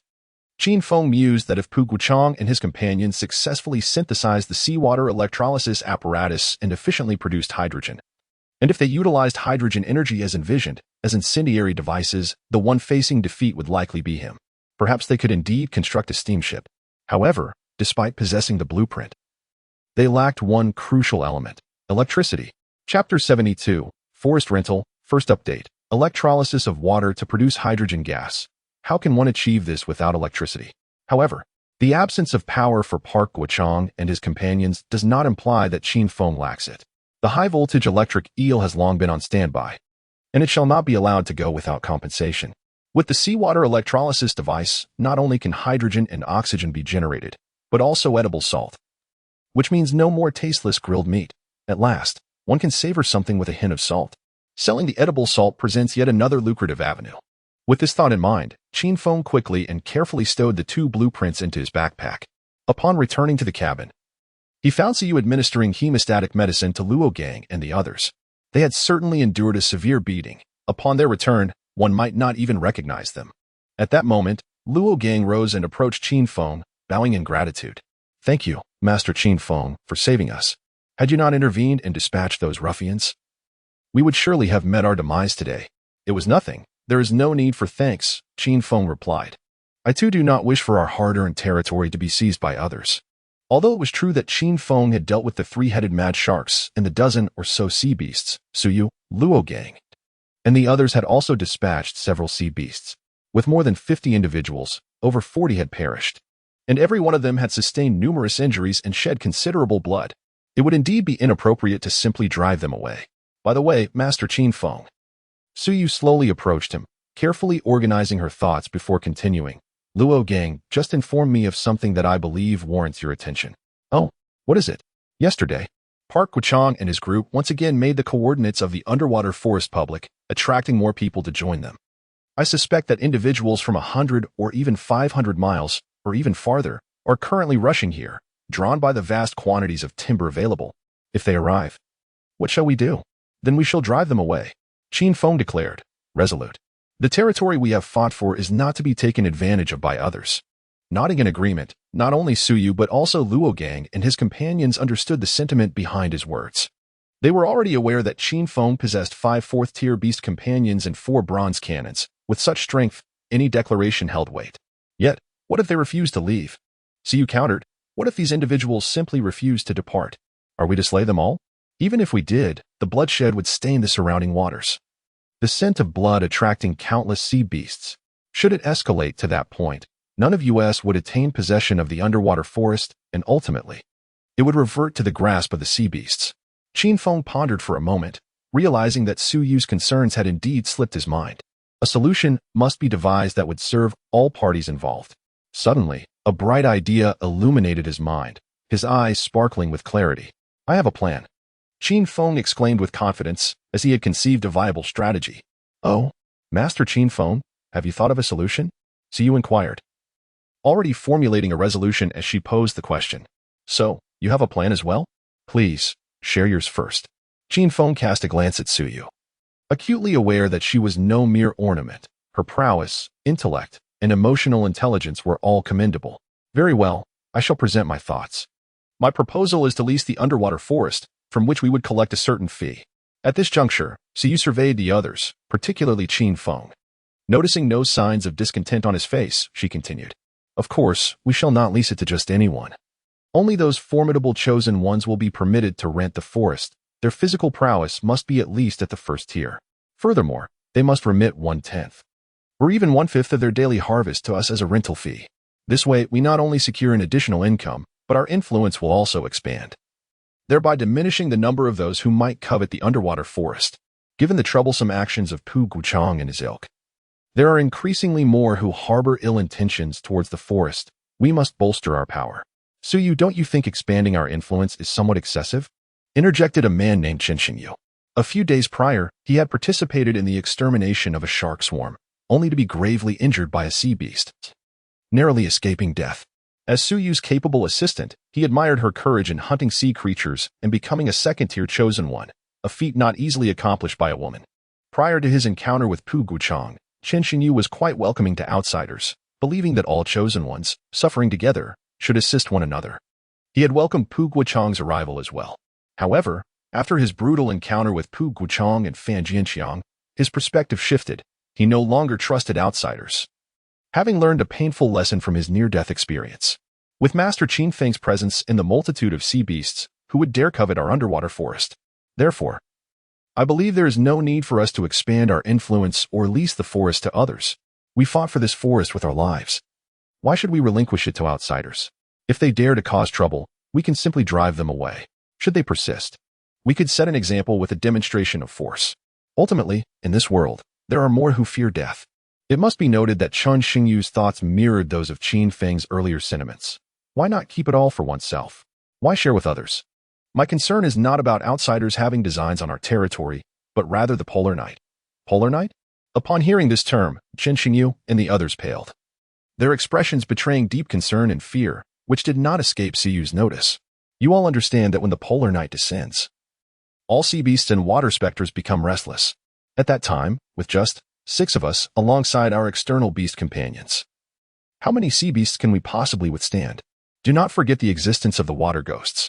As far as I am aware, the bodies of the chosen ones, once submerged in seawater for over a day, undergo a transformation into water ghosts. Moreover, these water ghosts possess strength comparable to that of the chosen ones. A first-tier chosen one, upon mutation, becomes a first-tier water ghost, and similarly, a second-tier chosen one transforms into a second-tier water ghost. Currently, the global population has dwindled to 9.5 billion, indicating that 500 million individuals have perished. Even if only 1% of these 500 million were to mutate into water ghosts, that would amount to 5 million entities, a figure that is bound to escalate. Do you believe that we, as a mere handful of individuals, stand any chance against 5 million water ghosts? Although it is unlikely that all 5 million would launch an assault upon us, we must prepare for the worst. To confront the water ghosts, we must not only enhance our own capabilities, but also increase our numbers, for each additional person contributes to our strength. What do you think? Upon hearing Su Yu's words, Chun Xingyu and the others ceased their objections. Finally, Su Yu turned her gaze towards Qin Feng, seeking his opinion. After all, he is the true master of this realm. Without his agreement, all would be in vain. Qin Feng, esteemed one, what is your stance? Well, it seems our thoughts align. I share the same sentiment. Su Yu exhaled in relief, fearing that Qin Feng might dissent. However, Qin Feng suddenly shifted his tone. Nonetheless, I wish to propose a slight modification. Chapter 73. Do I have a chance then? How should this be revised? Ordinary individuals who have not enhanced their physical prowess may join us if they possess the mysterious blueprints.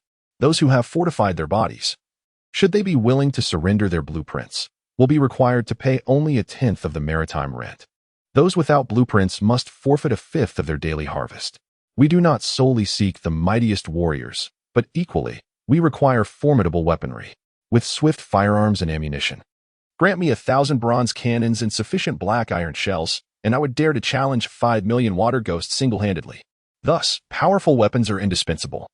And after contemplating the calamity of the Polar Night, Qin Feng resolved to implement this plan. I believe in the large-scale sale of revolvers. Anyone willing to join our ranks may procure revolvers and ammunition from me in exchange for resources. With a revolver in hand, even an ordinary person could swiftly vanquish a second-tier sea beast. Qin Feng would exclusively sell revolvers, given their limited range of merely 100 meters, which pales in comparison to the Desert Eagle and bronze cannons. Weapons of immense destructive capability, such as the Desert Eagle and wooden-handled grenades, would certainly not be sold. At most, he would provide Su Yu with one wooden-handled grenade for self-defense. Speaking of wooden-handled grenades, Qin Feng was reminded of gunpowder. Gunpowder is a critical necessity. Without it, discussions are futile. Overtime is imperative. Li Yusen must work extra hours. With so many items requiring gunpowder shells, bullets, wooden-handled grenades, there is no time for that woman to indulge in seafood barbecues. Qin Feng, is this truly the case? Have you genuinely decided to sell revolvers on such a grand scale? Upon hearing this, Qin Xingyu instantly shed his fatigue, the pain from his wounds fading. His eyes alight with exhilaration. After all, firearms embody a certain romance for men. They had envied Su Yu when she acquired a revolver. The prospect of finally possessing a genuine firearm was undeniably thrilling for them. Indeed, it is true. But let us set this aside for now. We must exit this sailboat as it is on the brink of sinking. With that, Qin Feng summoned Zhang Sha, instructing him to transport him to the raft, and subsequently, to assist the others as well. Although the raft had suffered damage from the black iron shells Qin Feng deployed, a few remained intact. As Su Yu and Qin Xingyu were entwined by Zhang Sha's tentacles, they beheld the exotic creature up close for the first time, gasping in awe. What a magnificent hybrid creature! It possesses all the virtues of both shark and octopus. Indeed, it embodies the ferocity and sharp fangs of a shark, coupled with the agile tentacles and regenerative abilities of an octopus. Moreover, its tentacles and teeth are laced with venom, rendering it the epitome of a marine weapon. Wait. The atmosphere was thick with tension, yet a sense of reassurance washed over the crowd. Fear not, for the esteemed Qin Feng shall not bring us harm. Surely, Zhang Sha will manage his toxins with utmost care, someone remarked with a hint of confidence. Another voice chimed in. Indeed, even if Qin Feng were indifferent to our fates, how could he neglect the well-being of his beloved wife? Wouldn't you agree, Sister Su Yu? A man named Hu Tao smirked mischievously, even whistling in Su Yu's direction. At his words, the gazes of the others shifted towards Su Yu and Qin Feng, their looks laden with implications. Their faces bore a knowing expression, occasionally punctuated by hushed chuckles that left Su Yu blushing furiously. Hu Tao seized the moment, his grin widening. Ah, Sister Su Yu has turned crimson. How delightful. From now on, let us refrain from calling her Sister Su Wei or Miss Su Yu. Instead, shall we not simply refer to her as sister-in-law? Ha ha ha, splendid idea. And let us not forget. Once Su Yu becomes the beloved of Qin Feng, she must not forget her brothers who have stood by her in adversity.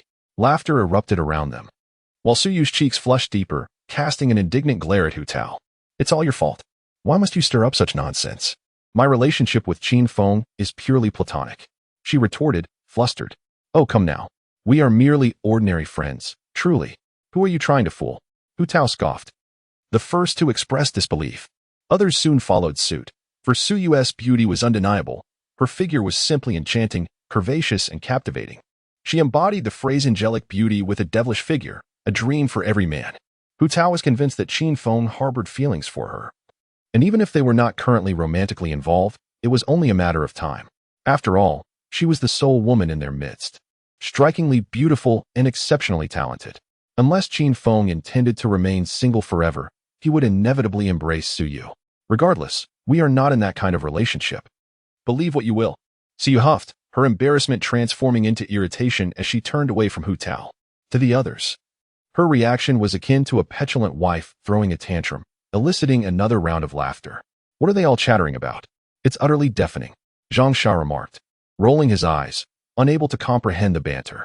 Yet, he couldn't help but gaze at Su Yu with a lecherous glint in his eyes. His tendrils reaching out to caress her, yearning to feel her exquisite form. What a stunning woman! How could the master not seize the opportunity? What on earth was he thinking? If I were the master, I wouldn't care about her consent. I would simply take her, and once the deed was done, she'd have no choice but to accept her fate. Moreover, it is worth noting that this woman initially intended to engage with the master. Is it not akin to placing steaming tofu on one's lips, refusing to savor it, merely allowing it to cool? Is this merely a game? After placing Su Yu upon an intact wooden raft, Zhang Sha couldn't help but ponder the master's intentions. One must wonder why the master has not claimed this woman as his own. Could it be a matter of disinterest? That seems implausible, with her alluring curves. I have found myself enamored, surely the master cannot feel otherwise. Yet, if the master truly harbors no affection, might I then have a chance? Zhang Sha chuckled softly. His gaze fixated on Su Yu as he contemplated how to win her over. Su Yu, too, felt the weight of Zhang Sha's stare upon meeting his fierce gaze. She shuddered, fearing he might consume her. In haste, she summoned her beast companion, the giant sea turtle, to her side. Should Zhang Sha seek to devour me, I shall hastily offer the turtle to his jaws. Its shell is sufficiently robust. Even if it fails to suffocate him, it may well induce a choke. My apologies, esteemed sea turtle, but for the sake of my own safety, you must make the sacrifice. Sea turtle. Master, is this how you show courtesy? Chapter 74. The Wooden House's Hidden Charm. Part 3.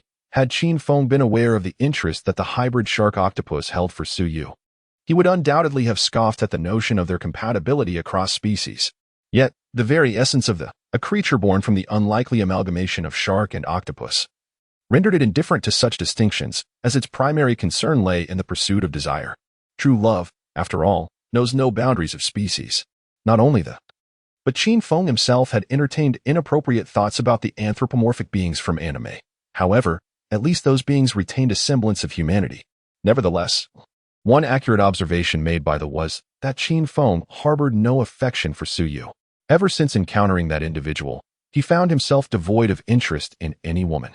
After engaging in a skirmish with the likes of the Sea Monkey and Park Kwangchong, the day faded into twilight, ushering in a rainy night shrouded by an overcast sky, obscuring both stars and moon. Qin Feng instructed the shark to retrieve the lifeless body of a colossal walrus, which had inadvertently sunk into the depths due to its considerable weight. Placing his hand upon the carcass, he commenced the dissection. Dissecting the carcass. Dissection complete. Acquired. Sharp Beast Fangs 2. Acquired. 4th Order Sea Beast Meat 500. Acquired.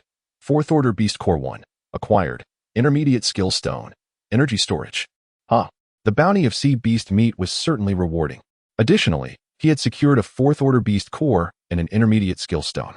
Despite the colossal walrus's size, a staggering 60 of its mass comprised long-stored fat, which served to insulate against the cold and bolster its defenses.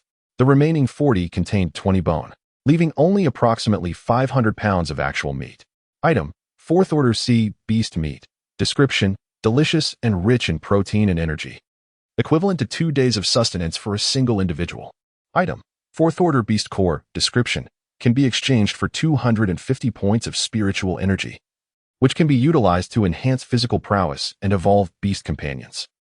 Remarkably, a single 4th Order Beast Core equated to 2.5 3rd Order Beast Cores. After converting the 4th Order Beast Core into spiritual energy, Qin Feng turned his attention to the Intermediate Skill Stone, which he valued most.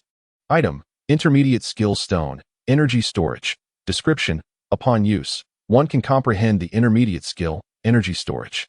This skill allows for the complete digestion of food and the retention of excess energy within the body for future needs. The prospect of complete digestion raised an intriguing question. Did it imply that he would no longer require toilet paper? Qin Feng pondered, recalling that he had only salvaged 2 rolls of toilet paper on the first day and had not acquired any since. A week had now elapsed, and the first roll was nearly depleted. Though his visits to the restroom were infrequent, the demand increased with the presence of others. He often required toilet paper for himself, and occasionally, Suyu and Li Yusen would request to purchase some as well. A single roll could barely last over a week, which was indeed a challenge. Humph. Once I acquire a paper-making machine, I shall produce 10 rolls for future use. Without hesitation, Qin Feng seized the intermediate skill stone and promptly initiated the learning process. This ability to preemptively store energy and unleash it at critical moments proved to be exceedingly practical, especially considering that it could also accelerate the healing of injuries. Congratulations on mastering the intermediate skill, energy storage. Personal information, name, Qin Feng, psychic energy, 860, physique, 4th stage, required psychic energy for upgrade, 710-1600, skills, advanced, slave contract, capable of forming a contract with any creature, after which the counterpart becomes your servant, subject to your will. Intermediate, water spirit body, able to control water flow to a certain extent and breathe underwater. Intermediate, energy storage, capable of fully digesting food and storing excess energy within the body for future use. Beasts, 1st stage beast, 3 shark whales, 1 gray mackerel shark. 3rd stage beasts, 1 blizzard bear, 1 high-pitched dolphin, 1 high-voltage electric eel. 4th stage beasts, ice sea mad shark, fury sea mad shark, exotic octopus shark, 2 shark whales. After acquiring new skills, Qin Feng entered the wooden hut, preparing to cook.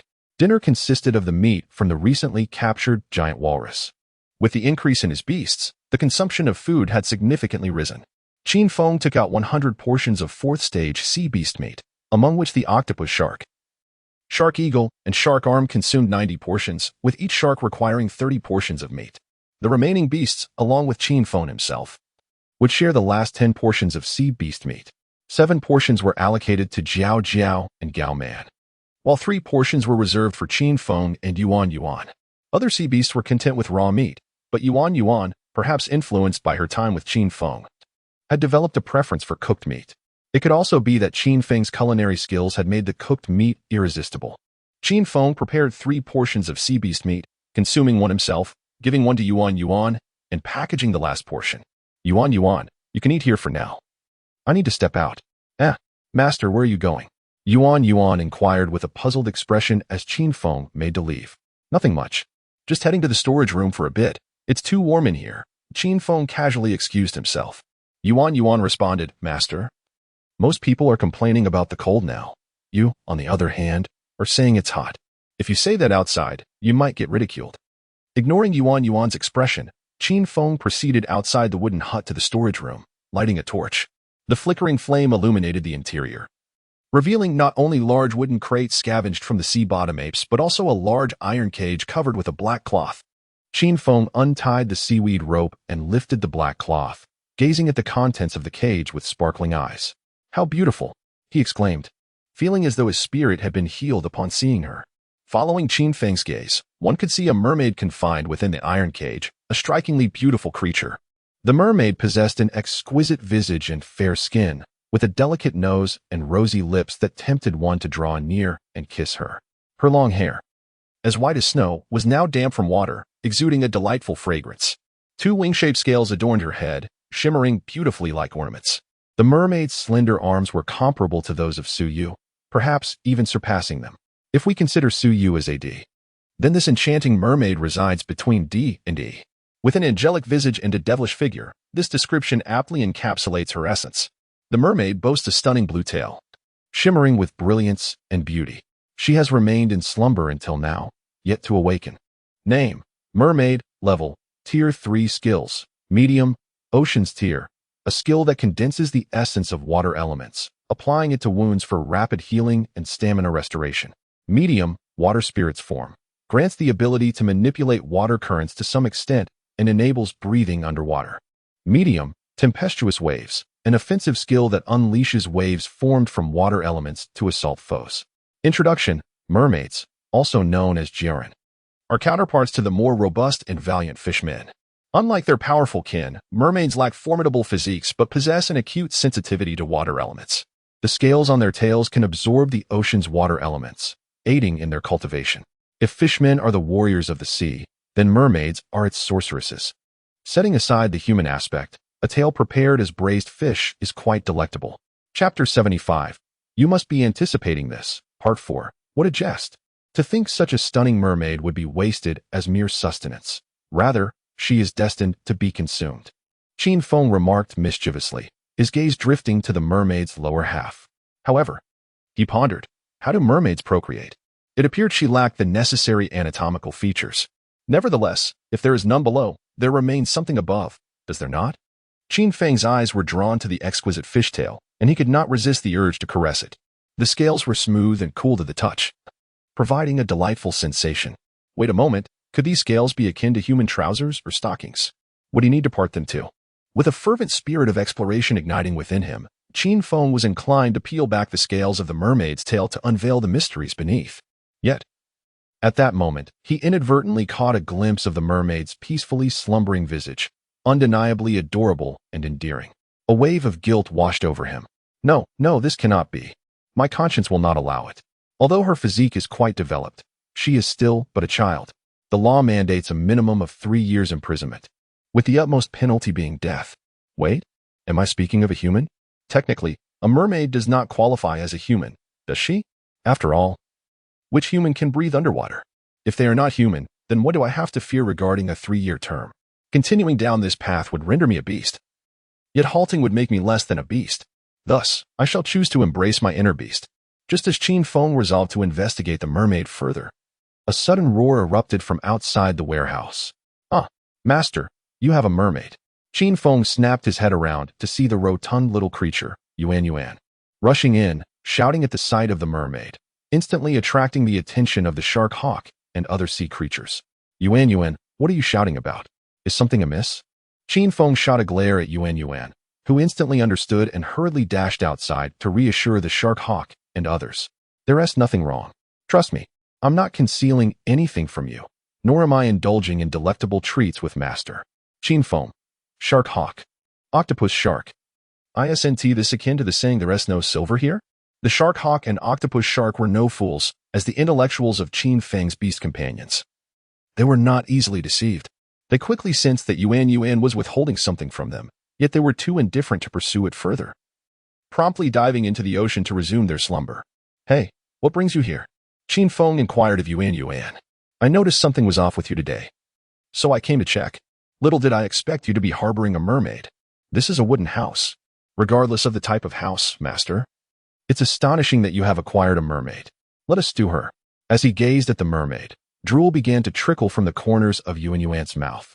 He continued, I remember my mother telling me that mermaid flesh is incredibly delicious, fresh, juicy, and delightful to chew. That's simply one tea do. She is not for you to consume. Before Qin Feng could finish his sentence, a series of muffled sounds erupted from behind him, accompanied by exclamations of distress. Upon glancing back, he beheld that the mermaid had awakened, yawning and rubbing her drowsy eyes, casting a bewildered gaze around before finally fixing her attention on Qin Feng. Not only was she strikingly beautiful, but her voice was also melodious. As he listened to the sound of her yawn, Qin Feng mused to himself, noticing her wakefulness. He approached her and greeted, Hello, Miss Mermaid, I am. Suddenly, upon seeing him approach, the mermaid exclaimed in terror. Her eyes filled with fear as she trembled against the iron cage behind her, curling into a ball and averting her gaze from Qin Feng. Understanding that she mistook him for a companion of the sea apes, Qin Feng remained composed and patiently explained, Miss Mermaid, please do not be afraid. Rest assured. I am not a villain. I am not a bad person. I rescued you from those sea apes. Look at me. I am not one of them. At this, the mermaid finally lifted her head, scrutinizing Qin Feng closely. Upon realizing he was indeed not one of the grotesque green creatures, she quietly sighed in relief. Perhaps finding him quite handsome, her gaze lingered on his face for a moment longer, while she examined him. Qin Feng was equally captivated by her. Her fair skin was enchanting, but what drew him most were her eyes, twin azure orbs resembling exquisite sapphires, utterly mesmerizing. The mermaid leaned closer, her voice cool yet pleasant as she inquired, "What would you have me do for you?" "Pardon? What did you say?" Qin Feng was momentarily taken aback, having been preoccupied with the fragrance that enveloped her. "Do you wish for me to obey your commands? Perhaps to mate and bear offspring?" "What? No, no. Why would you think that?" "Humph. Do not deceive me. Surely you are intentionally saying this to lower my guard. Planning to drag me into darkness while I slumber, to satiate your nefarious desires. Besides, I am trapped in this iron cage, utterly incapable of escape. Merely a fish on a chopping board for you to toy with." The mermaid suddenly screamed, startling Qin Feng, who stood there bewildered, contemplating. How could she possibly know? Does she possess supernatural abilities? Though he thought this, he refrained from voicing his thoughts aloud. Extending his hand through the bars of the cage, he gently grasped her trembling shoulder. "Do not be anxious. I shall not harm you, nor will I compel you to engage in anything you dislike. Do not lie. A beautiful and charming mermaid like me, with a voluptuous figure, how could you possibly be indifferent? Surely you must harbor thoughts of wanting to procreate with me. You intend to steal my first kiss, my first embrace, and all my initial experiences once I let my guard down." "I do not. I would never." Qin Feng waved his hand dismissively, yet internally he felt a thrill, for she had mentioned her first experiences. Perhaps he could achieve a significant victory. From her words, it can be inferred that humans and mermaids are indeed capable of procreation, suggesting a certain implication. "Please take a moment to compose yourself. I have prepared sustenance for you. You must be quite famished after a day without food." With that, Qin Feng offered her a piece of cooked meat from a fourth-tier sea beast. Upon seeing the delicacy, the mermaid's eyes sparkled with delight. She accepted the meat and took a bite, only to suddenly exclaim, You have drugged it, haven't you? You must have. Right? You intend to take advantage of me while I am incapacitated, don't you?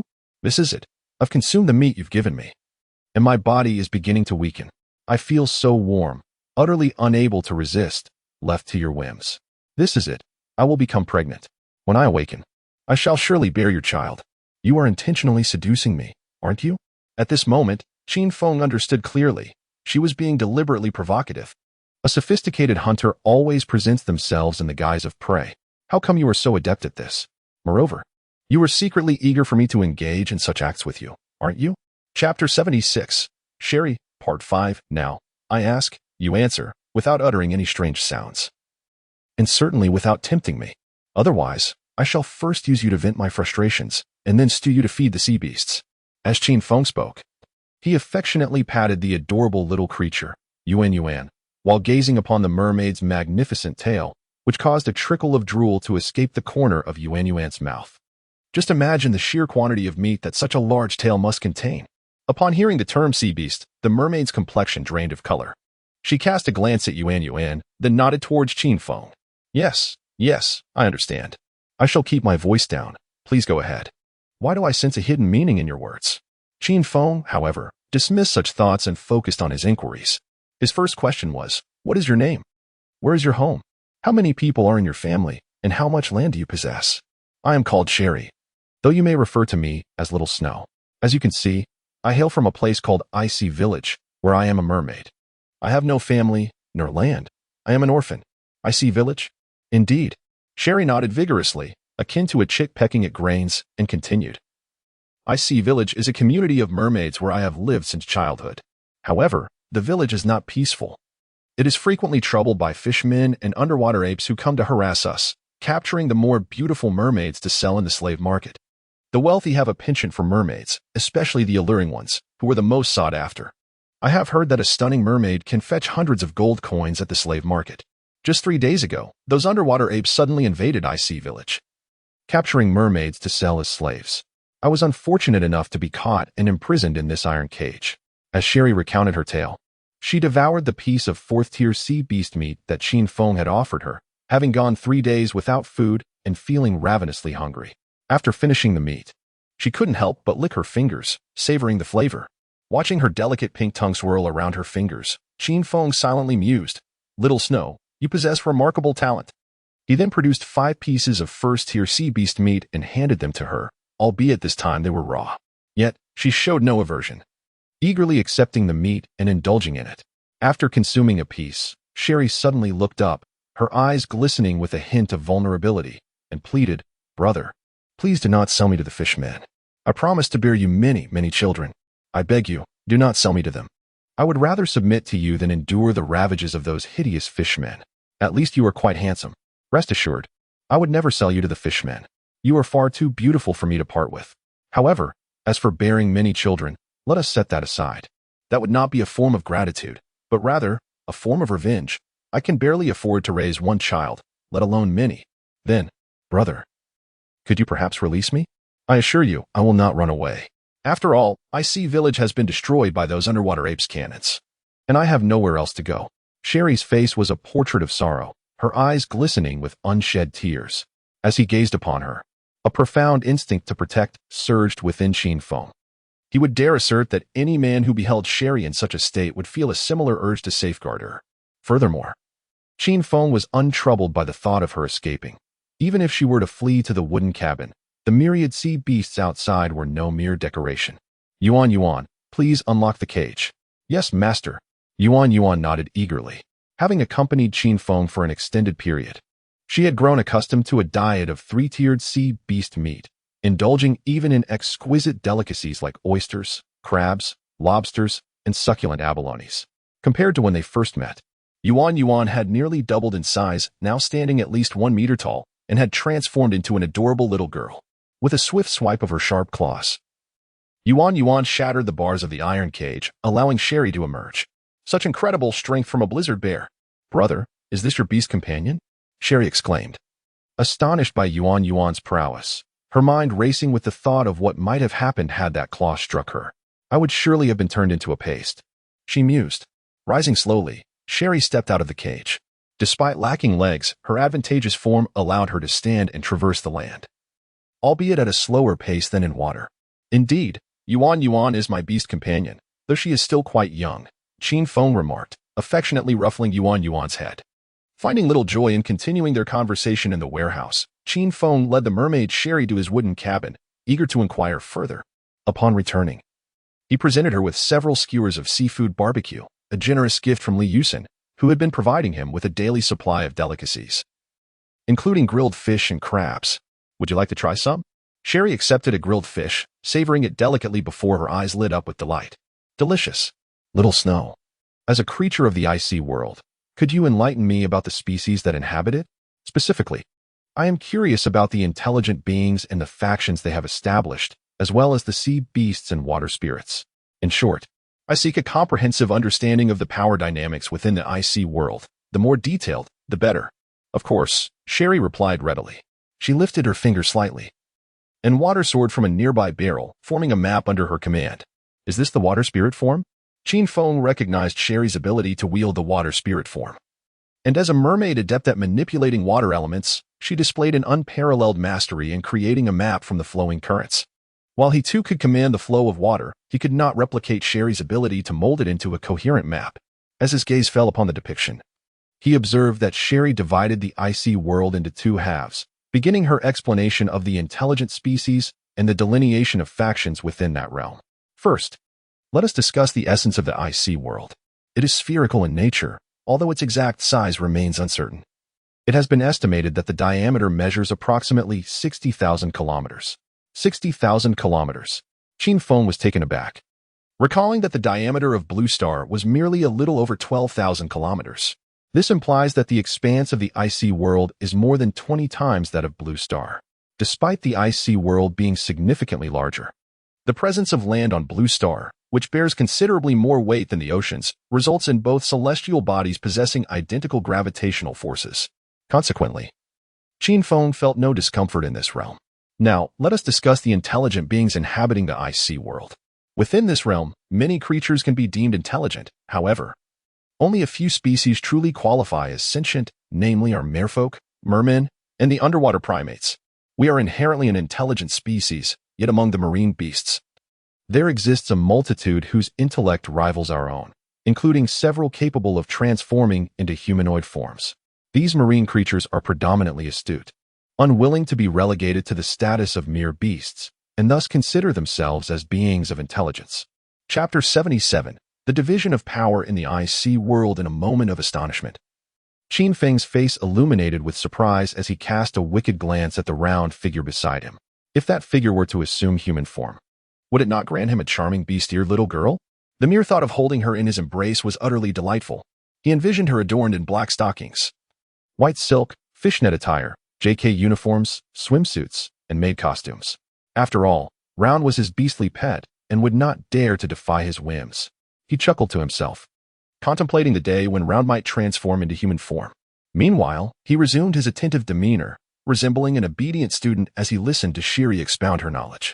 Shiri meticulously divided the map into two distinct halves, pointing to the upper section as she explained, "Brother, within the IC world, the territory is primarily divided into the North Sea and the South Sea. The Northern Hemisphere corresponds to the North Sea, while the Southern Hemisphere is the South Sea. We currently find ourselves in the North Sea. In the North Sea, the population of mermen vastly surpasses that of mermaids, rendering it the realm of the mermen. At the northernmost point of the North Sea lies Merman Island, also known as the Merman Kingdom, ruled by the Merman Emperor.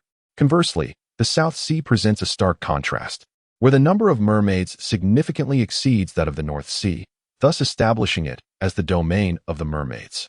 At the southernmost tip of the South Sea, there exists Mermaid Island, a veritable paradise for mermaids, often referred to as the Mermaid Kingdom.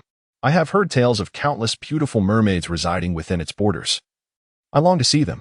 On the other hand, the sea apes lack their own sovereign territory, either aligning themselves with the Merman Kingdom or the Mermaid Kingdom. Our relationship with the mermen is rather tenuous, as both parties consider themselves the rightful rulers of the ocean, resulting in persistent skirmishes. The mermen frequently capture us mermaids from the North Sea, treating us as slaves. However, in my perspective, neither the mermen nor the mermaids are the true sovereigns of the sea. Oh, then, who do you believe is the true ruler of the ocean? Without hesitation, Shiri proclaimed a name: sea beasts. Sea beasts ought to be recognized as the most formidable creatures of the IC world. They come in a multitude of species, and even when combined, the number of mermaids, mermen, and sea apes may not equal half that of the sea beasts. Sea beasts are categorized into ordinary sea beasts, mutated sea beasts, ancient sea beasts, legendary sea beasts, and hybrid sea beasts, with the most powerful being. Stop. Hold on for a moment. I had no idea the sea beasts were classified in such a manner. Please enlighten me on the distinctions among these 5 types. Thus far, Qin Feng had only encountered ordinary and mutated sea beasts. He had assumed those were the only 2 types present in the IC world, unaware of the existence of 3 additional classifications. Understanding oneself and one's adversaries ensures victory in battle. Thus, Qin Feng recognized the necessity of comprehending the characteristics of ancient, legendary, and hybrid sea beasts to avoid being caught off guard in future encounters. Very well, Shiri nodded in agreement and continued. Let us begin with ordinary sea beasts. They are the most numerous and, correspondingly, the weakest and most commonplace among sea beasts. Their strength is roughly comparable to that of the mermen, mermaids, and sea apes, or even inferior to us. The merfolk of the same rank and ordinary sea beasts, in one-on-one confrontations, are roughly evenly matched, with a slight advantage for the latter. Even I have succeeded in vanquishing 3rd-tier sea beasts. Next are the mutated sea beasts, creatures whose forms have undergone extraordinary transformations. Some possess multiple heads. Others can soar through the skies, some breathe fire, and others can summon clouds and mist, depending on the nature of their mutations. These beings can be further categorized into genetic mutations, elemental mutations, and hybrid mutations. In essence, mutated sea beasts are the psychics among their kind. Their prowess far surpasses that of merfolk and mermen of equivalent rank. Following them are the ancient sea beasts, most of which are colossal, with tough hides and formidable physical strength. They can contend with mutated sea beasts merely through sheer brute force. I have encountered several, such as the Tsanglong, Yulong, and Shejingslong, all of which belong to this ancient lineage. Ancient sea beasts are the bloodline warriors of the oceanic realm. Then come the legendary sea beasts, those that exist solely in tales and folklore. Examples include Medusa, the 9-headed Hydra, the Siren, Leviathan, Moby Dick, and of course, the dragons, which also hold a legendary status. These legendary creatures possess their own unique cultivation techniques, enabling them to grow stronger through dedicated practice, firmly placing them among the immortals of the sea. Mutated sea beasts, ancient sea beasts, and legendary sea beasts all share a common sentiment. They deem themselves the rightful rulers of the icy oceanic world. They regard each other with disdain, forming their own factions to counterbalance one another. The faction formed by the mutated sea beasts is known as the Alliance of Aberrations, comprised solely of their kind. The ancient sea beasts have established the Beast King tribe, which consists entirely of their own lineage. Meanwhile, the legendary sea beasts have founded the Dragon Palace of the Icy Seas, exclusively inhabited by legendary beings. The Alliance of Aberrations, the Beast King tribe, and the Dragon Palace of the Icy Seas represent the three dominant factions of the sea beasts, perpetually at odds with one another. However, this discord allows our merfolk and merman kingdoms to survive.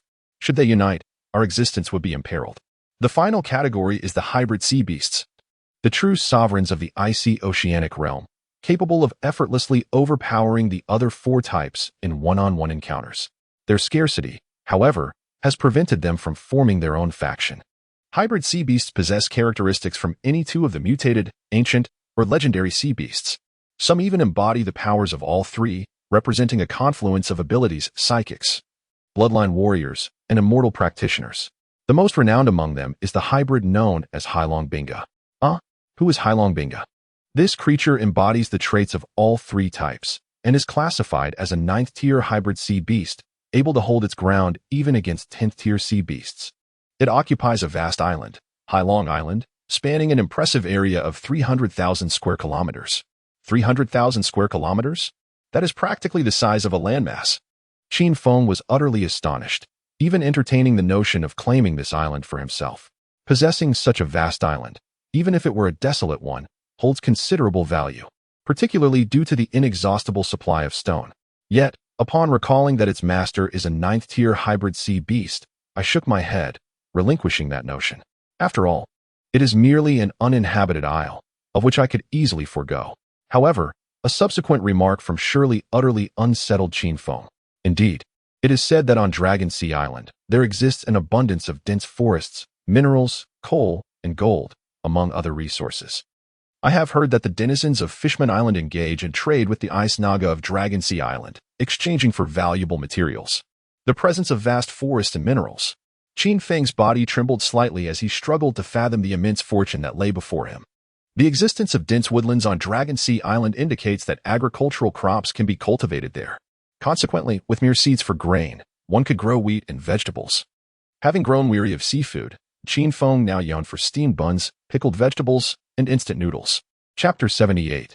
The Devil's Sea, 7th Update. It is imperative that we seize it, whether it be the Sea Dragon Ice Na or Sea Dragon Island. We must acquire it by any means necessary. If that sea dragon refuses to heed my commands, then it shall experience the might of my cannons. Qin Feng resolved that he would obtain Sea Dragon Island at all costs. Although he may not currently be a match for Sea Dragon Ice Na, who could say what half a year might bring?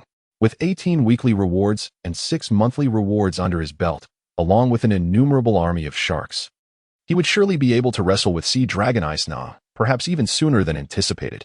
Xiao Shiwei, you mentioned earlier your desire to visit the Mermaid Kingdom in the South China Sea, so why not go? Qin Feng inquired. If you venture to the Mermaid Kingdom, wouldn't no one dare to enslave you? It's not that I do not wish to go, but rather that I cannot, Xiao Shiwei replied. Cannot? Why? Are you afraid of encountering sea beasts, or is the journey too perilous? No, brother. What I am about to tell you pertains to the most terrifying force within the icy world. The most terrifying force? Are you suggesting that the Alien Alliance, the Beast King tribe, and the Ice Sea Dragon Palace, which you mentioned earlier, are not the most formidable? While the sea beasts are indeed fierce and bloodthirsty, they are still living beings, just like us. We are all creatures of life. However, the force I speak of consists entirely of the deceased corpses, spirits, entities that cannot coexist with us. The deceased? Are you referring to water ghosts? Qin Feng exclaimed, as the thought of the deceased immediately brought to mind the water ghosts. Indeed, the place I refer to is the birthplace of countless water ghosts, known as the Devil's Sea. As she spoke, Shueli pointed out the location of the Devil's Sea on the map. The Devil's Sea lies at the junction connecting the North and South Seas, acting like a chasm that separates the two. It prevents the mermaids of the North Sea from reaching the Mermaid Kingdom and likewise bars the fishmen of the South Sea from accessing the Fishman Island of the North Sea. It is said in Blue Star that dust returns to dust and earth to earth.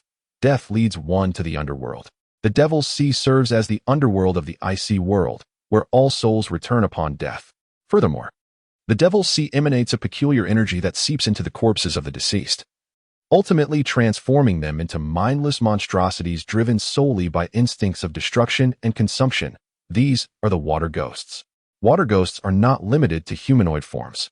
The ghouls and shadow assassins Qin Feng has encountered are examples of humanoid water ghosts.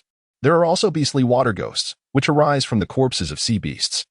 Qin Feng had yet to witness a beastly water ghost. Due to the Devil Sea severing the North and South Seas, I am unable to journey to the Mermaid Kingdom. Moreover, the Devil's Sea is an immense expanse of darkness, and it is said that no one has ever survived crossing it, which is why I fear venturing to the Mermaid Kingdom in the South Sea. I see. Fear not, for I, Qin Feng, am destined to become the Pirate King, or rather, the Sovereign of the Oceans. I shall traverse the Devil's Sea, and when the time comes, I will escort you to the Mermaid Kingdom. I'm grateful to you, Brother Feng. You thank me too early. Now, sign this. Qin Feng activated the slave contract skill, and a slave contract materialized in Cheryl's mind. What is this? A contract? I willingly become Brother Qin Feng's slave. What is this thing? The slave contract states that with a mere nod, you shall become my slave. Brother Feng, are you jesting with me? I have always regarded you as a brother, and yet you wish for me to become your slave. Cheryl gazed at Qin Feng in horror. Is it truly inevitable that I succumb to the fate of being a slave? Do you think I am here to accumulate virtue? Qin Feng shot Cheryl a glance, contemplating. If you refuse to sign the contract, what if you escape? Wouldn't that be to my detriment? Moreover, you are a wet nurse, and a particularly bountiful one at that, capable of healing any external wounds. Am I to let you flee? Just look at me. I battled against a dozen deep-sea primates for 300 rounds and nearly met my demise at their cannon fire, but I managed to rescue you. I even provided you with a piece of 4th-tier sea beast meat and 5 pieces of 1st-tier sea beast meat. Given my generosity, is it too much to ask for you to repay me with your body? Well, that doesn't seem unreasonable. But what benefits will I gain from being your slave? Hey, you don't mean to imply that once I become your slave, I would have to willingly share a bed with you and bear your offspring, do you? You mentioned you couldn't even support a child. Imagining herself in such a situation, Cheryl felt her cheeks flush. After all, she was an innocent girl, regardless of her knowledge. The reality of such experiences left her feeling nervous and shy. Once the contract is signed, I guarantee you'll have sea beast meat to eat every day. Even 4th-tier sea beast meat is within my reach. And I won't force you to do anything you dislike. At least not now. The future remains uncertain, and by then, you will be my slave. Can you resist me then? Qin Feng mused. If you decline, your fate will be to become a braised fishtail after I am done with you, to be fed to the sea beasts. Slurp. Upon hearing braised fishtail, Yuan licked her lips incessantly, her eyes shining as she looked at Cheryl. Qin Feng tousled Cheryl's beautiful, fragrant long hair and chuckled. Hee hee, little sister Cheryl. You wouldn't want to end up as braised fishtail, would you? Seeing the lascivious expression on Qin Feng's face, Cheryl lowered her head, remaining silent. Little sister Cheryl, my patience has its limits. Whether you become my slave or end up as braised fishtail depends on your performance. Feeling a sense of grievance, Cheryl ultimately nodded repeatedly, succumbing to Qin Feng's overwhelming presence and signed the slave contract, becoming Qin Feng's personal slave. From this moment on, her body was at his disposal. Hee hee, congratulations, little Cheryl. Now we are family. Come, let me introduce you to our family members. Huh? Family? Cheryl was taken aback and then felt her delicate smooth hand being grasped by Qin Feng as he led her out of the wooden house. Shark carvings, shark arms, and chapter sharks have all emerged. I have new friends to introduce to you. With a booming voice, Qin Feng's words echoed as all the sea creatures surged from the water's surface, casting a glance at him before directing their attention towards Shirley. Startled by the multitude of marine beasts, Shirley felt an inexplicable sense of familiarity despite it being her first encounter with them. In an instant, she comprehended that these creatures were indeed Qin Feng's loyal companions. How remarkable it is to tame such a multitude of beasts, including 5 formidable 4th-tier companions, 3 of which are rare variants of marine creatures, exuding an aura of great power. With such an impressive array of companions, who exactly is Brother Feng? As she gazed at Qin Feng, Shirley's sapphire-like eyes sparkled with wonder. Chapter 79. The Art of Water Release, Who Built the Dam? 8th update. Ahem. Allow me to introduce to you, this enchanting mermaid is named Shelley, but you may affectionately refer to her as Little Snow. Henceforth, she shall be considered one of our family, so let us extend a warm welcome to her. Roar, roar, roar. The multitude of sea beasts chorused in unison. Fear not, my master. I, the shark, shall take great care of this mermaid. She is far more beautiful than that woman named Siyu. Hee hee. I hold a deep fondness for mermaids. Their essence is utterly delightful. Ahem, I mean. The fragrance that wafts from them is exquisite, certainly not that I find them delectable. I truly cherish new friends, reveling in the joy of making acquaintances. It is evident that upon seeing the mermaid, Shark E was overcome with emotion to the point of tears. Which shark sheds tears from the corners of its mouth? Master, I shall be responsible for our new friend, Shark Dio, as they are all young ladies, and I am most suited to care for her. Shelley, observing the sea beasts who were overtaken with joy, tears streaming uncontrollably from their mouths, Shelley was on the verge of tears herself. Phone Gui, is it still possible for me to bear your child? I certainly do not wish to be devoured by them. Go on, Little Snow, greet your new companions. With that, Qin Feng scooped up Little Snow and, amidst Shelley's terrified screams, hurled her into the ocean. Little Snow, your fragrance is captivating. I am quite intrigued as to why your flesh is so aromatic. May I have a taste? Shark Arm inquired with a grin. How could I possibly allow you to bite me? Shelley shot Shark Arm a disapproving glance. Little Snow, your scent is simply delightful. May I have a whiff? I promise. Just a sniff. I would never bite you. Shark Diao also approached, as she was always the first to express concern for new friends during moments of culinary delight. I mean, when new friends arrived. Just a sniff? Shelley asked, her face filled with skepticism.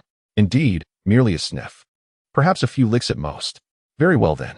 Shelley swam towards Shark Diao, and it is worth mentioning that she moved through the water with remarkable speed, rivaling that of a mackerel shark of the same tier. Ah, how delightful. Shark Dio brought her large head close to Shelley, wearing an expression of pure ecstasy, akin to a cat indulging in a bottle of catnip. However, Shelley found herself in a rather precarious situation, watching Shark Diao's toothy visage approach with trepidation. Slurp. Shark Diao could not resist extending her tongue, giving Shelley's back a playful lick. Ah! Shelley screamed in fright, believing Shark Diao intended to consume her, and quickly shouted. Did you not promise that you would merely sniff and not bite me? I momentarily lost control. Oh dear, Little Snow, look, I can spray water. At that moment, Sharkling swam over, unleashing a powerful jet of water. She then inquired, Little Snow, do mermaids also possess the ability to spray water? Of course. Shelley replied proudly, finally addressing a topic in which she excelled. Behold the tumultuous waves. Sherry raised her porcelain-like arms, the tips of her fingers shimmering with brilliance as a multitude of water elements converged at her fingertips. In an instant, the water surged forth under her command, coalescing into a towering wave that surged towards a distant ice floe. The colossal wave shattered the ice into fragments, starkly contrasting with Sharkling's rapid-fire water jets and Shark Arm's water arrows. Sherry's tempestuous onslaught was a wide-scale assault.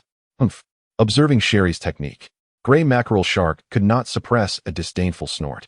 Such a sweeping attack was designed specifically to counter swift adversaries like Shark 5, even if they were of equal rank. Shark 5 would likely find himself outmatched by Sherry.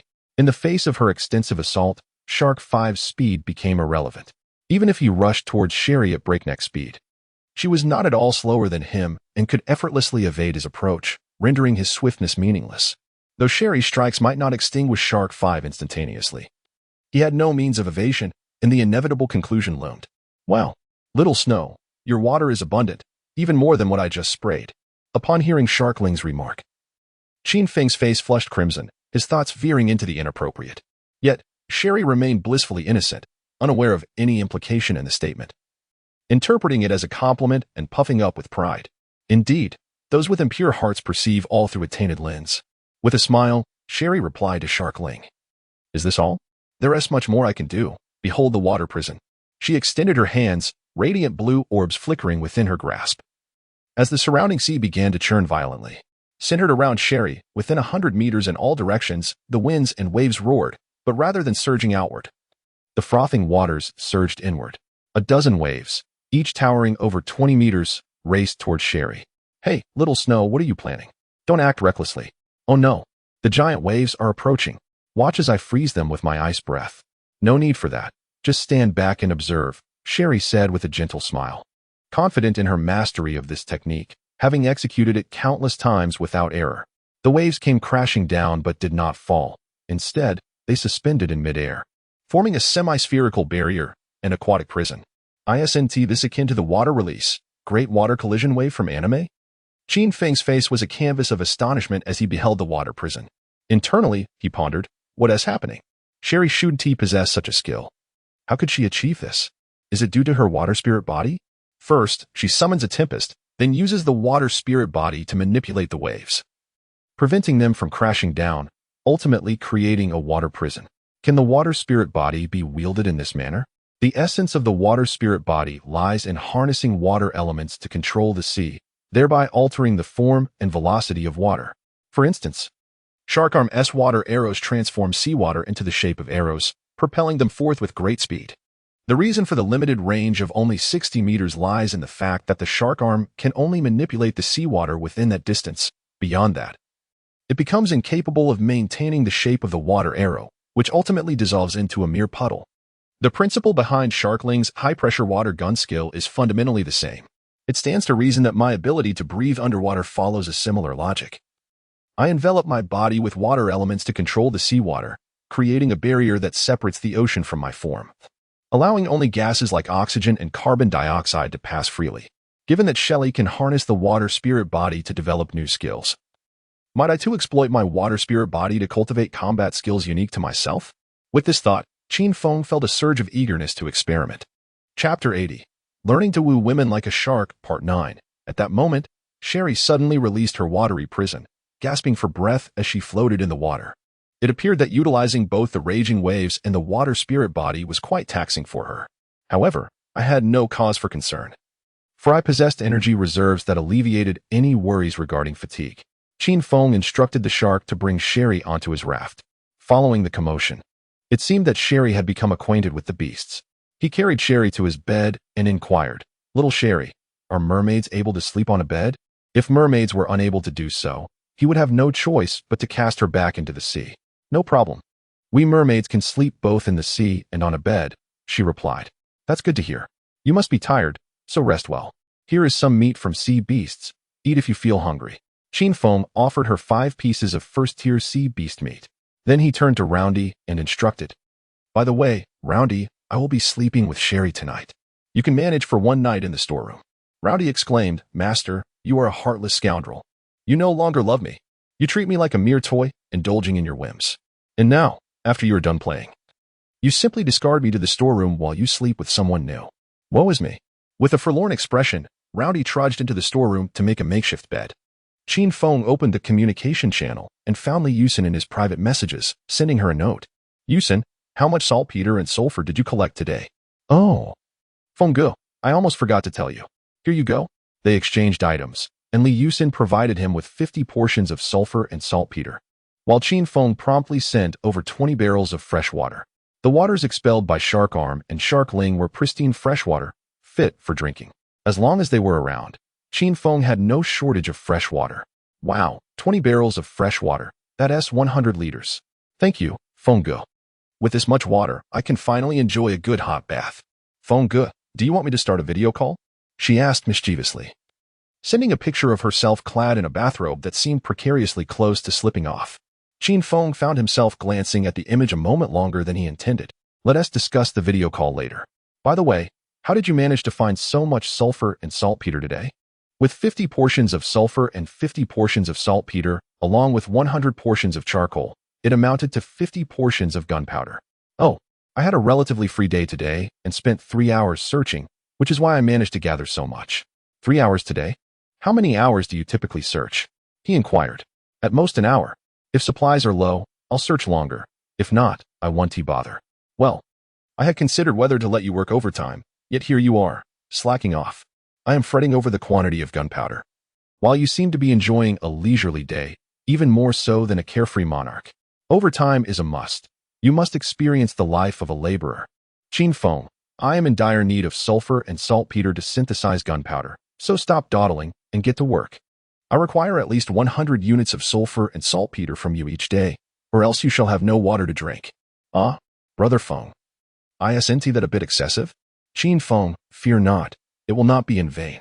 If you provide me with 100 units of sulfur and saltpeter daily, in addition to fresh water and living supplies, I shall grant you an extra 20 bullets each day. What say you? I do not want bullets. I desire an abundance of lethal weaponry. Lethal weaponry? What on earth does she require such things for? Who has angered her? Qin Feng, what do you need weapons of mass destruction for? Has someone upset you? Not at all. Recently, that ferocious firestorm shark has been increasingly arrogant, and I wish to eliminate it. Qin Feng, do not be impulsive. That beast is a 6th-tier sea creature, and I cannot guarantee its defeat. That is precisely why I need weapons of mass destruction. Lethal weaponry, you say? I might have a few in mind. When it comes to lethal weaponry, Qin Feng thinks of wooden-handled grenades, bronze cannons, and hydrogen incendiary bombs. He has witnessed the power of the bronze cannon. A single shot can effortlessly slay a 4th-tier sea beast and should inflict some damage on a 6th-tier beast. However, the firestorm shark is a mutated sea creature, so the effectiveness of cannonballs may be limited. Although the wooden-handled grenade has yet to be synthesized, it is unlikely to rival the cannon's power. This is because a wooden-handled grenade requires 10 units of gunpowder to synthesize, whereas both the bronze and black iron cannonballs require 20 units, indicating that the grenade's power would fall short. Lastly, there are the hydrogen incendiary bombs, but Qin Feng has yet to create the electrolysis device for seawater, let alone test the power of the hydrogen incendiary bombs. Qin Feng, let us hold off for now. I'll see if I can find such weaponry for you. All right. Thank you, Brother Feng. On the reef island, seeing that Qin Feng had agreed, Li Yusen beamed with joy, instantly brimming with energy. She kicked awake the sleeping shrimp soldiers and crab generals beside her. Wake up, shrimp soldiers. Wake up, crab generals. How can you two, being so young, no? Young sea beasts, sleep at this hour? Rise and shine. Let us go dig for sulfur and search for saltpeter. After sleeping all day, Li Yusen was not the least bit drowsy at night. She was as lively as a night owl, bursting with vitality. Shrimp soldiers and crab generals protested, Master, is it courteous of you? If you do not sleep, must we forego our rest as well? Ultimately, the shrimp soldiers and crab generals could not withstand Li Yusen's fervor and followed the energetic night owl to seek saltpeter and sulfur on the reef island. On the raft, observing that Sherry had fallen asleep, Qin Feng quietly climbed into bed. Gazing upon Sherry's beautiful sleeping face was akin to admiring a splendid work of art. Although Sherry was now his slave, and he could do anything he pleased, he understood that such actions would only claim her body, not her heart. Qin Feng aspired to emulate Shark Arm, seeking to conquer both Sherry's body and her heart, hoping to win her affections willingly. However, Shark Arm himself had not succeeded. Trailing behind Shark Sculpt like a devoted admirer, making no substantial progress. Oh, Shark Arm, you truly embody your name, and I find myself anxious for you. Just look at Zhang Shark. The notorious playboy is aptly named, having effortlessly won the affections of both Shark 2 and Shark 4 in mere days. Qin Feng was aware that both of these female sharks had become Zhang Shark's wives, their bodies claimed by him. Each night was filled with revelry, the cacophony keeping Qin Feng from slumber. For the first time, he found it truly unfortunate to comprehend the conversations of the sea creatures. Yet, this was not the most infuriating part. What truly vexed him was the mysterious charm Zhang Shark had cast over Shark 2 and Shark 4, compelling them to willingly embrace their roles as his wives, while others often found themselves embroiled in rivalry between a primary partner and a mistress. These two shared a bond akin to that of sisters, even closer than blood relations. Qin Feng was genuinely in awe of Zhang Shark. It seemed that when it came to courting, one must indeed learn from a rogue like Zhang Shark. Chapter 81. Practicing the Water Spirit Body. 10 updates. At this moment, Qin Feng could only hope that Shark 2 and Shark 4 would swiftly conceive, bringing forth several little mako sharks for him. It was said that sharks carried their young for 4 years. He wondered how long it took for sea beasts. Exhausted, he did not dwell on it further and succumbed to a drowsy slumber, his night passing without incident. The following morning, Sherry awoke slowly, her gaze landing on Qin Feng's countenance, causing her cheeks to flush a vivid crimson. What transpired? How did I end up sharing a bed with Brother Feng? Has my innocence been taken? Upon lifting the covers and discovering no bloodstains, she sighed in relief. It appeared that the situation was not as she had imagined. He was neither a rogue nor a lecher. With this thought, Sherry chose not to rouse Qin Feng and instead leapt into the sea for a refreshing bath. When Qin Feng finally stirred, it was already 10 o'clock in the morning. Rubbing his sleepy eyes, he glanced outside, where darkness still enveloped the world. It was a gloomy day, with torrential rain pouring down and thunder rumbling ominously. Indeed, such weather was perfect for a cozy nap, contemplating the plight of others. Drenched in the downpour, he found solace in the warmth of his wooden abode, indulging in roasted meat, snuggled beneath soft blankets, and surrounded by adorable bears and beautiful mermaids. The mere thought was a delight. Ah, I nearly forgot to check in. Check-in successful. Rewards. Iron ingots X10, copper ingots X10, first level beast cores X10. First level beast pet, Mako Shark X1. Yet again, the check-in rewards for the first 6 days of the week remained unchanged. As anticipated, the second Mako Shark was a male. Named Shark 6, the foremost subordinate of Shark V and the vice-captain of the Shark God Squad. Shark V, Shark 6, come here. Yes, master. Shark V and Shark 6 swam to Qin Feng's side. He upgraded Shark V to a third-level sea beast and Shark 6 to a second-level sea beast.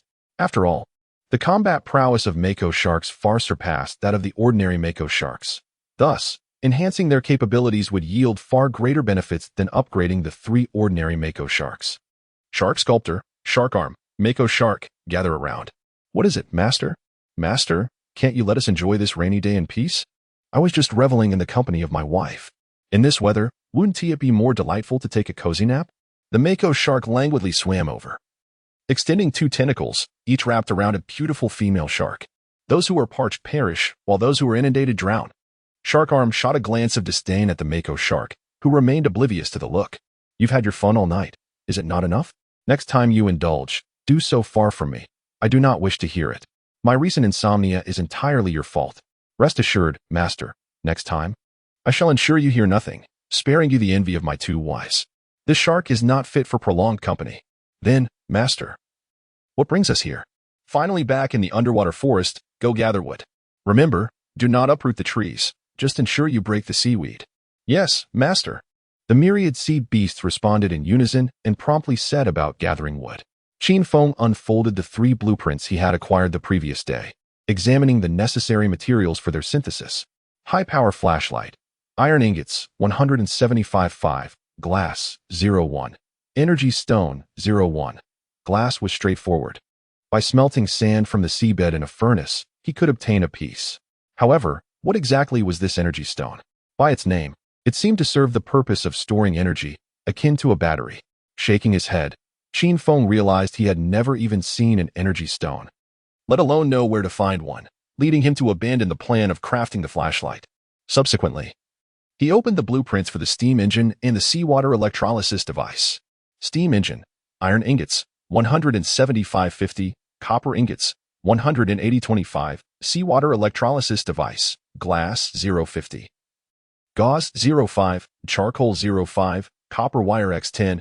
As for the gauze, it could likely be gathered from the communication channel, and the copper wire could be synthesized from copper ingots.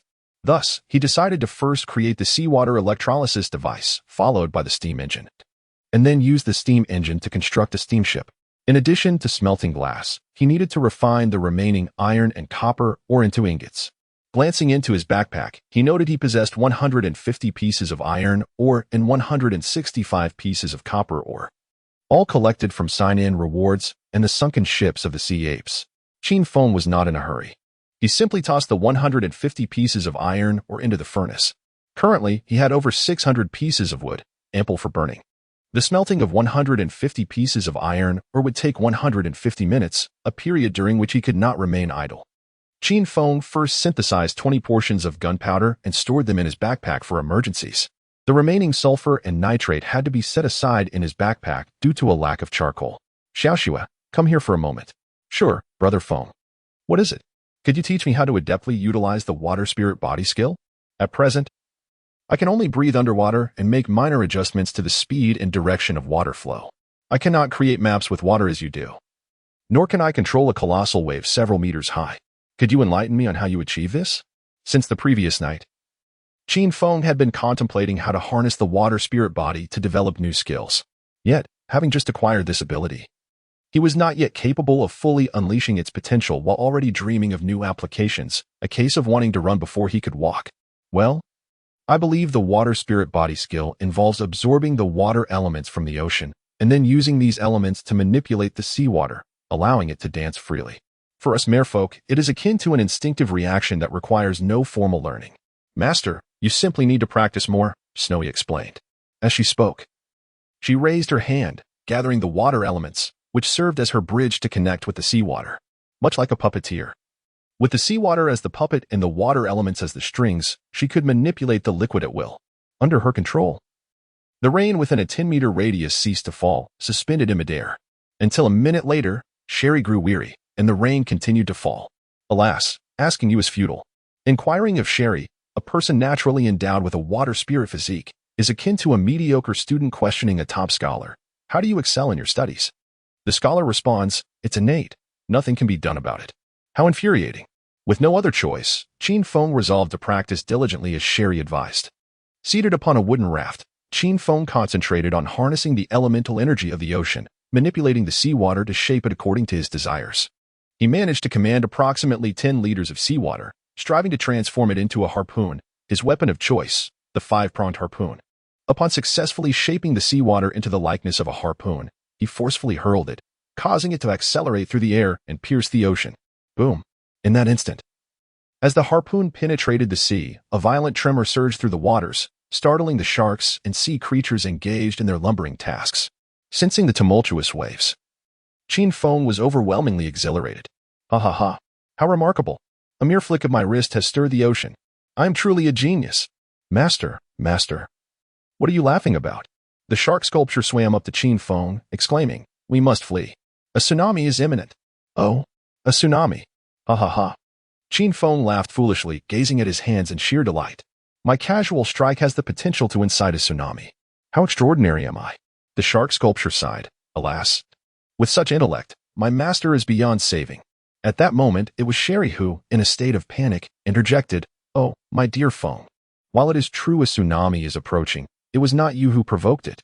You merely stumbled upon a stroke of luck, tossing your weapon as the ocean trembled. Chapter 82. The tsunami approaches. What did you say? The slap of reality came too swiftly, leaving Qin Feng momentarily stunned. Initially, he had believed that the tsunami was a consequence of his recent attack. However, upon reflection, it became apparent that even a water-controlling mermaid like Shelley could not conjure such a wave, let alone an ordinary individual like him, who had merely just begun to master the water spirit body. As the ocean trembled, it unleashed a torrent of colossal waves. The 10-meter giant wave that Qin Feng had previously conjured seemed formidable, yet it paled in comparison to the sight of a 100-meter wave crashing toward a massive iceberg. That mountain-like iceberg, upon being struck by the immense wave, was shattered into countless fragments, transforming into myriad tiny ice crystals. What a terrifying swell! Witnessing the 100-meter wave, Qin Feng was overwhelmed with emotion. Nature is both magnificent and fearsome. While 100 meters of tumult was already alarming, it was merely one among many more titanic waves advancing in their direction. Lord Qin Feng. At that moment, Suyu approached and, upon seeing the mermaid Shelley beside him, was taken aback. Yet, with the tsunami imminent, her astonishment quickly faded. Lord Qin Feng, the tsunami is about to strike. What shall we do? What can we do? Naturally, we must flee. Do we truly believe our frail bodies can withstand such a force? You must have seen that mountainous iceberg being obliterated by the waves. Alas, it seems we have no choice. I never imagined our luck would be so dire to encounter a tsunami so soon. So you sighed in despair. In truth, they were not the first to face such a calamity. Tsunamis occurred daily in the IC world, albeit varying in location and magnitude. Why had nearly 500 million souls perished within a week? Many succumbed to starvation, freezing, or fell prey to sea beasts and water ghosts. That was merely a fraction of the toll. The greater number were swept into the ocean by unforeseen tsunamis, drowning in their depths. In fact, Qin Feng and his companions were relatively fortunate. At least they had not encountered a massive tsunami in the first week. Yet, one could evade the initial onslaught, but not the subsequent waves. The IC world is vast, and tsunamis are frequent. It is only a matter of time before they encounter another. Now is not the moment for lamentation. While the larger waves have yet to appear, we must escape as far as possible. Remember the coordinates of the underwater forest. Once the storm subsides, we shall return. Understood, Suyu acknowledged, recognizing that this was not the time for despair. After adding Qin Feng as a friend for easier communication, she urged her beast companion to pull the raft away from the danger. Her companion, a large sea turtle, was remarkably swift, rivaling the speed of a ship, and possessed skills to further enhance its speed. Once Suyu departed, Qin Feng prepared to leave as well. Despite his numerous beast companions, he dared not confront the wrath of nature. Shark Arm, Sharkling, Shark One, Octoshark, you shall be responsible for pulling the boat. The rest of you sea beasts must remain vigilant of our surroundings. Shark Eagle, Roundy, coordinate with them. Should you spot any waves approaching, use your abilities to freeze them. Yes, the sea creatures echoed in unison, each beginning to fulfill their designated roles. All the marine beasts were assigned tasks, except for Shirley. whose name was not called by Qin Feng. Brother Feng, what about me? What should I do? Little Snow inquired. Your task is rather arduous. You will keep an eye on them. If anyone becomes weary or injured, please assist in restoring their strength and healing their wounds. I entrust this to you. Qin Feng said gravely, patting Shirley's delicate shoulder, to which she nodded in understanding. As the ocean trembled, the sky darkened, filled with ominous clouds, and thunder rumbled. The murky waters obscured any view of the horizon, leaving them reliant on the shark's innate ability to navigate the sea. Set sail. Roundy, Little Snow, hold on tight. For massive sharks pulled the raft forward in a straight line, accelerating swiftly, despite encountering minor waves along the way. Qin Feng paid no heed to these trivial disturbances, urging the sharks to surge ahead. After all, he could breathe underwater, unperturbed by the prospect of falling into the sea. He even contemplated whether to cast the raft into the ocean and proceed directly through the water, thus avoiding any concerns about the raft being damaged by the waves. However, doing so would risk submerging the belongings within the wooden cabin. A deep growl resonated amidst the towering waves, but the cacophony of wind and surf drowned it out, leaving Qin Feng oblivious. Yet, Roundy, the snowy bear, caught the sound with her keen, plush-pink ears, straining to listen intently. Eventually, she discerned that something lurked within the tumult. Master, be cautious. Something is hiding within the waves. I heard a low growl, she warned. A growl? Humph. Is it a sea creature? Qin Feng scoffed, presuming it to be a marine beast swept up by the storm. The growl grew clearer and closer, and Qin Feng could distinctly hear its source amidst the towering waves behind him. Humph. Attempting an ambush? Not a chance. Without a glance, he raised the Desert Eagle and fired a shot into the surging waters, the bullet finding its mark with deadly precision. What a letdown. I thought it was a sea beast, but it turns out to be merely a water ghost, he observed, recognizing the true nature of the sound. A singular, first-tier water ghost. Water ghosts shun sunlight, emerging only in darkness. With the sun obscured by clouds and torrential rain pouring down, it was no surprise that the water ghost dared to appear. Master, remain vigilant. There are many more of these water ghosts lurking, Roundy cautioned, recalling her previous encounter with the growl hidden within the waves. Humph, such water ghosts? I shall slay as many as come. With that, he aimed at a massive wave to his left and fired 3 rapid shots. 3 water ghosts fell lifelessly in an instant.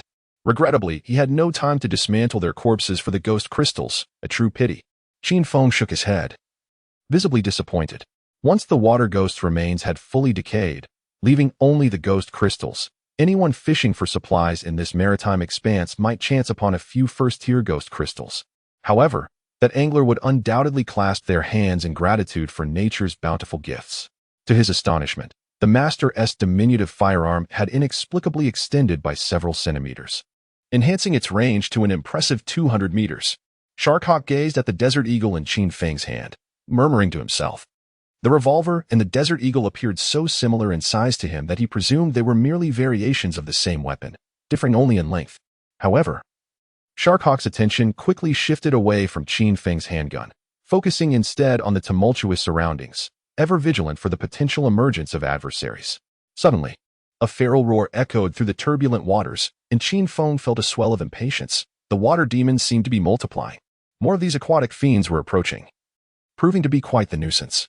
Qin Feng had no desire to squander ammunition on these creatures and contemplated charging at them with a harpoon instead, a rather reckless decision.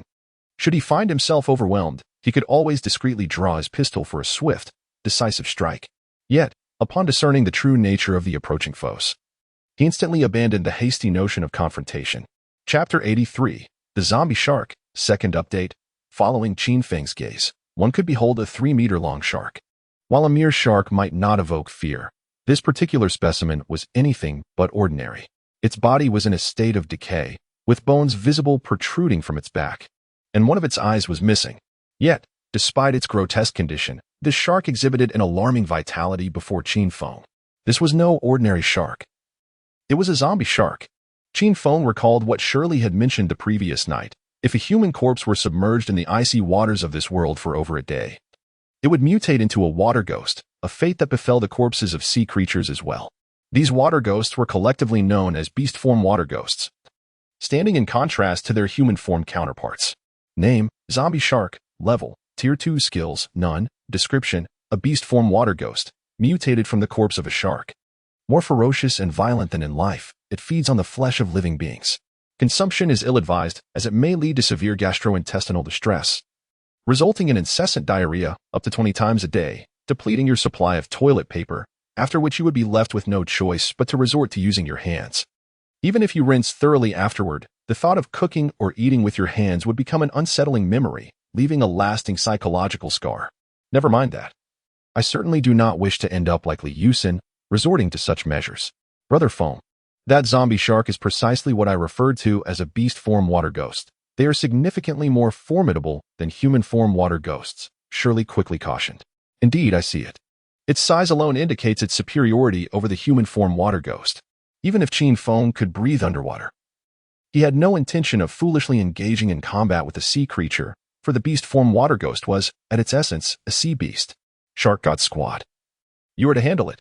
Yes, Master. Shark 5 and Shark 6 surged toward the zombie shark. Currently, the Shark God Squad consisted solely of these two. Yet following Qin Feng's enhancements, Shark 5 had attained Tier 3 status, while Shark 6 was at Tier 2. Dealing with a mere zombie shark would be a trivial task. In a flash, Shark 5 and Shark 6 charged at the zombie shark, which, upon seeing two hefty targets approaching, became visibly agitated. It accelerated toward Shark 5, opening its massive jaws to strike. However, Shark 5 adeptly evaded the attack with remarkable speed, repositioning itself to the left of the zombie shark. Simultaneously, Shark 6 maneuvered to the right. The two sharks then collided with the zombie shark, executing a technique known as absolute bull thunder plow, simultaneously sinking their teeth into the creature's neck. Being a corpse, the zombie shark's flesh was exceptionally frail, and in an instant, Shark 5 and Shark 6 severed its head, the bones crumbling effortlessly. The crunchy bone is surprisingly delightful. Shark 5, shedding her previous aloof demeanor, resembled a young girl savoring ice cream. Unable to resist taking another bite from the corpse of the zombie shark. Sister was right. Shark 6 nodded, biting through the zombie shark's spine but refraining from swallowing it, instead offering the crispy bone to Shark 5. Sister, you should have this. It's delicious. Thank you, dear brother. Come, let your sister pat your head. Shark 5 graciously accepted her brother's gift and gently rubbed Shark 6's large head with her fin. Meanwhile, Shark 6, with a beaming face, savored the crispy bones, thoroughly relishing Shark 5's affection, akin to a devoted little puppy enamored with his aloof, yet captivating elder sister. It was a quintessential tale of a tender-hearted younger brother falling for a domineering yet elegant sister. As Shark 6 munched on the crispy bones, he joyfully sang in his heart, "Sister is wonderful, sister is divine. Sister banishes all your worries. Sister treasures you like a gem and treats you with kindness. Sister possesses profound wisdom. She is a mature little wildcat. When sister goes out shopping or on dates, she will not burden you with expenses. Although sister is older, she will not scold you. Sister's demeanor is splendid. She can be both adorable and fierce. Sister will not deceive you. All she desires is your love. Quickly bring sister home, and may your career flourish." Just as the two sharks were indulging in their feast, an increasing number of zombie sharks and water ghosts appeared. Shark 5 and Shark 6 dared not face such a multitude of foes simultaneously and quickly retreated. Fortunately, these zombie sharks were too slow to catch up, allowing them to escape with their lives. Name, Zombie Shark Knight. Level, 2nd tier. Skills, none. Description, a fusion of zombie sharks and water ghosts, possessing a strength greater than the sum of its parts, along with a modicum of intelligence, wielding found weapons in battle. Its speed is exceedingly swift. Consumption is ill-advised. Isn't the Zombie Shark Knight merely a modified version of the Dolphin Knight zombie? Although the Zombie Shark Knight can wield weapons, it merely flails them about ineffectively, with claw attacks proving far more damaging. Qin Feng observed one such Zombie Shark Knight, atop which a water ghost clutched a spiked club. However, it grasped the spiked end, unaware that the spikes had pierced its own hand. With such intellect, having a brain is nearly a disadvantage. Nonetheless, the speed of the Zombie Shark Knights is indeed remarkable. While a single Zombie Shark Knight poses little threat, Qin Feng could easily handle it. The sheer number was daunting. He estimated that there were at least over 200. Such a relentless horde of Zombie Shark Knights, coupled with numerous water ghosts surrounding them, was indeed frightening. Upon spotting Qin Feng, the Zombie Shark Knights surged forward with the eagerness of dogs spotting a treat. Damn it, I want to seek trouble with you, yet you dare approach me? Such audacity. Yuan, summon our bronze cannons. Yes, master. Yuan promptly wheeled out 4 bronze cannons from the storeroom. Each cannon was equipped with wheels, allowing even Yuan Yuan to maneuver several tons of bronze artillery. Qin Feng swiftly retrieved 4 black iron cannonballs and loaded them into the cannons, while Yuan Yuan held a torch, ready to ignite them.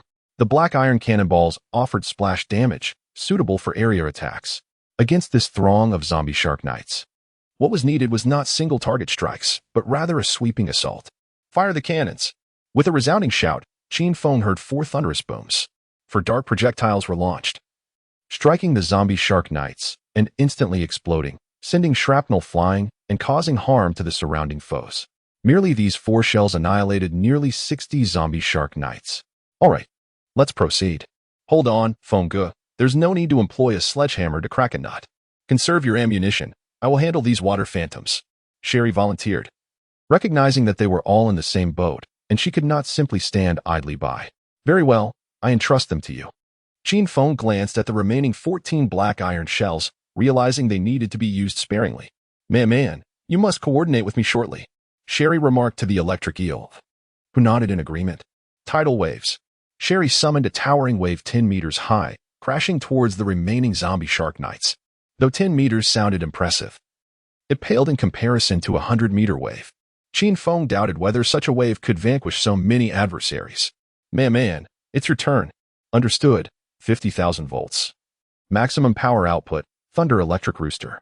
The electric eel unleashed high-voltage electricity, releasing a beam of electric energy that struck the colossal wave conjured by Sherry. At that moment, the wave collided with the zombie shark knights, and the electric currents within the splashing water were fully unleashed, swiftly obliterating all the zombie shark knights. Chapter 84. The Mermaid Village. Third update. Although this skill is named 50,000 volts, after the electric eel exerted its full power, the voltage surged to nearly 100,000 volts.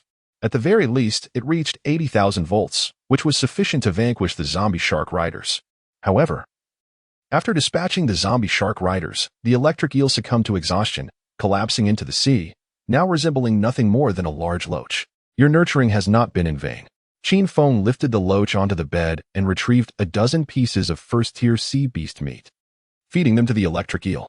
As they continued their journey, though they encountered no more water ghosts or zombie sharks, the winds and waves grew increasingly ferocious.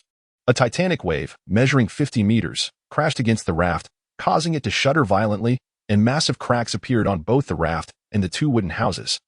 Qin Feng hastily produced 20 pieces of wood to repair the raft and the houses. This simply could not continue, should a 100-meter wave strike. The entire raft would be obliterated.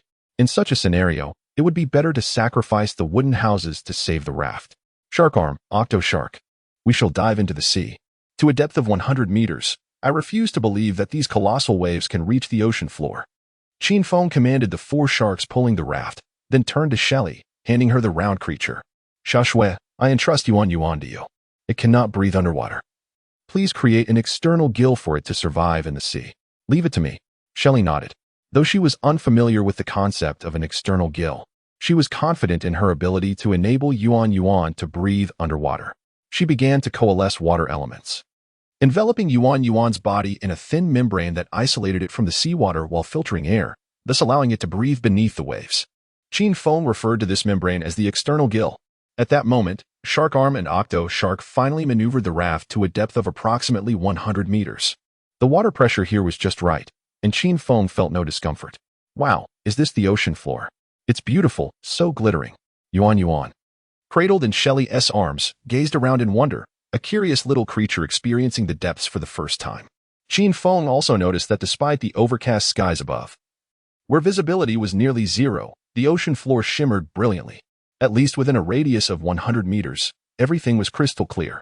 The sea was home to bioluminescent organisms like sea fireflies, lanternfish, anglerfish, and glowing sea beasts, illuminating the icy ocean world at night. Moreover, it was said that there were luminous pearls on the ocean floor, which shone at night, though he had never encountered one. As someone who had lived in the sea for 20 years, Shelly willingly took on the role of navigator, introducing Qin Feng to the wonders of the ocean. Master, is this speed acceptable? If not, I can slow down. As Qin Feng rode upon the back of the shark eagle, his hands clasped tightly around its dorsal fin. He felt the rush of the ocean beneath him. Although he possessed the ability to breathe underwater, swimming was beyond his capabilities. Thus, he relied on the shark eagle to propel him forward. However, Riding such a magnificent creature was not without discomfort. The roughness beneath him was rather jarring. And as they surged ahead, the waves crashed against him, drenching him in seawater. Despite the presence of external gills preventing him from drowning, he experienced a disorienting sensation akin to that of a severely car-sick individual trapped in a particularly turbulent vehicle. Yet, this discomfort did not diminish his appreciation for the breathtaking marine scenery. To Qin Feng, it felt as though he had entered an aquarium, surrounded by a myriad of vibrant fish and graceful sea turtles. The shark, eagle, and other marine beasts appeared to revel in their journey, occasionally opening their mouths to gulp at schools of small fish, much like indulging in an extravagant buffet without the burden of expense. He observed numerous sea creatures, but upon sighting the shark eagle, they hastily retreated in fright. "Brother Feng, would you care for some fruit?" asked Shirley. "Fruit? Here in the ocean?" replied Qin Feng, astonished. "Indeed, fruit. Look over there."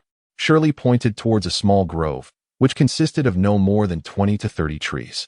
"Shark eagle, let us investigate," Qin Feng urged. And the shark eagle guided him to the grove. There, he beheld a peculiar marine tree. Item: thousand fruit tree. Description: a legendary sea tree said to bear 1,000 varieties of fruits, regarded as one of the ocean's most wondrous entities. The fruits are edible and provide nourishment. Upon glancing upwards, he indeed saw an abundance of fruits adorning the branches, albeit each one was encased in a layer of brown membrane resembling plastic wrap. Qin Feng plucked one of the fruits and peeled away the outer layer. Acquired, Lychee 10. A notification chimed from his survival wristband, revealing 10 vibrant red lychees within. "Incredible! I can truly obtain fruit? The ocean is full of marvels," Qin Feng exclaimed, tasting one lychee, which was delightfully sweet. This was his first fruit since traversing into the icy ocean world. "How extraordinarily sweet! I have never enjoyed fruit so much before." Finally, something refreshing after all that fish and meat. Once he had consumed a lychee, Qin Feng eagerly gathered more fruits, swiftly depleting the 1,000 fruit tree. Acquired, apple 1. Acquired, pear 1. Acquired, grape 15. Acquired, watermelon 1. Acquired, durian 1. He amassed a plethora of fruits, each one differing from the last, evoking the thrill of unboxing a mystery gift. Growing weary of opening each individually, he simply harvested all the fruits from the 20-odd trees, estimating that there were over 1,000 in total, though he lost count. It seemed that for the foreseeable future, alongside indulging in barbecued seafood and marine meats, he could also relish in refreshing juices and fruit salads. Qin Feng made a mental note of the grove's coordinates, intending to return once the 1,000 fruit trees bore fruit anew.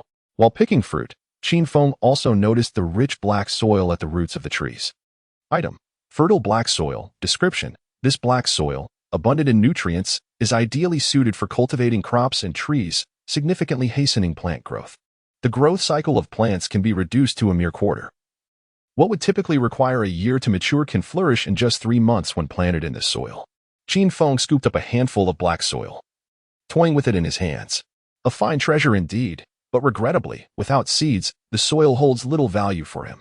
With a dismissive gesture, he cast the soil aside, having already marked the coordinates for future reference should he require the fertile earth. He commanded the shark eagle to proceed onward, seeking a location free from tsunamis to elevate the raft. Just as Qin Feng departed from the 1,000 fruit forest, he unexpectedly spotted a village in the distance, inhabited by beings resembling mermaids, akin to Shelley. Chapter 85. Father, you are my biological father. Part 4. Is there truly a village of mermaids here? With this thought, Qin Feng turned to Sherry. She nodded, letting out a sigh. Indeed, this is the North Sea, the realm of the fishmen. Both our merfolk and the underwater ape men are relegated to this remote locale. As she spoke, Sherry seemed to recall something, abruptly turning her gaze back to Qin Feng. Brother Feng, you wouldn't be contemplating gathering all the beautiful mermaids from the village, indulging in nightly revelries and battling 10 at a time, would you? At this, Sherry felt her cheeks flush, imagining the prospect of sharing a bed with Qin Feng alongside 9 others. Despite her shyness, it was a somewhat thrilling thought. I might indeed entertain such an idea, but my stamina is lacking. Fear not. I have knowledge of a certain herb known as goji berries. Some fishmen have consumed an entire bottle and engaged in 3 days and nights of battle with 10 female fishmen without losing their vigor. Goodness. An entire bottle of goji berries that is quite the feat. Moreover, many marine creatures possess properties that enhance vitality. For someone as weak as you, Brother Feng, it would be wise to indulge. Little Snow, consider yourself fortunate that you are not a shark or a ray. If they dared speak to me in such a manner, I would have long since given them a slap. A mere hand would suffice. I prefer to strike them with my shoe. Shark Ray? Master. Is that polite? Shark Arm. So, Master, does love fade away? I cannot say if love fades, but I do know it can shift. Brother Feng. Shall we venture into the village? Never mind, let us not go. I presume there is little of interest. That cannot be entirely true, Sherry explained. Merfolk, fishmen, and underwater ape men often engage in trade with other races in many villages. It resembles a marketplace. At this juncture, Sherry suddenly clasped Qin Feng's arm, adopting a pitiful tone, whimsically pleading, "Oh, dear Brother Feng, I implore you, let us explore inside. Please? At worst, we shall buy nothing. I promise to be a diligent and frugal girl. Never to squander. Shark Ray, Shark Ling, Yuan Yuan, Jiao Jiao, Man Man. Humph, scheming green tea sister, go away. Do not use that sickening tone to entice our master. Shark Ray, how dare you speak, Sharkling? You are no better than that female mermaid, equally matched. And you, electric eel, what business do you have here, meddling? Man Man, I too harbor feelings for our master, yet he does not grant me the opportunity. Moreover, it was clearly stated during the contract signing that if the master desires my body, I cannot refuse. I am prepared to sacrifice my form. Yet the master never shows me affection.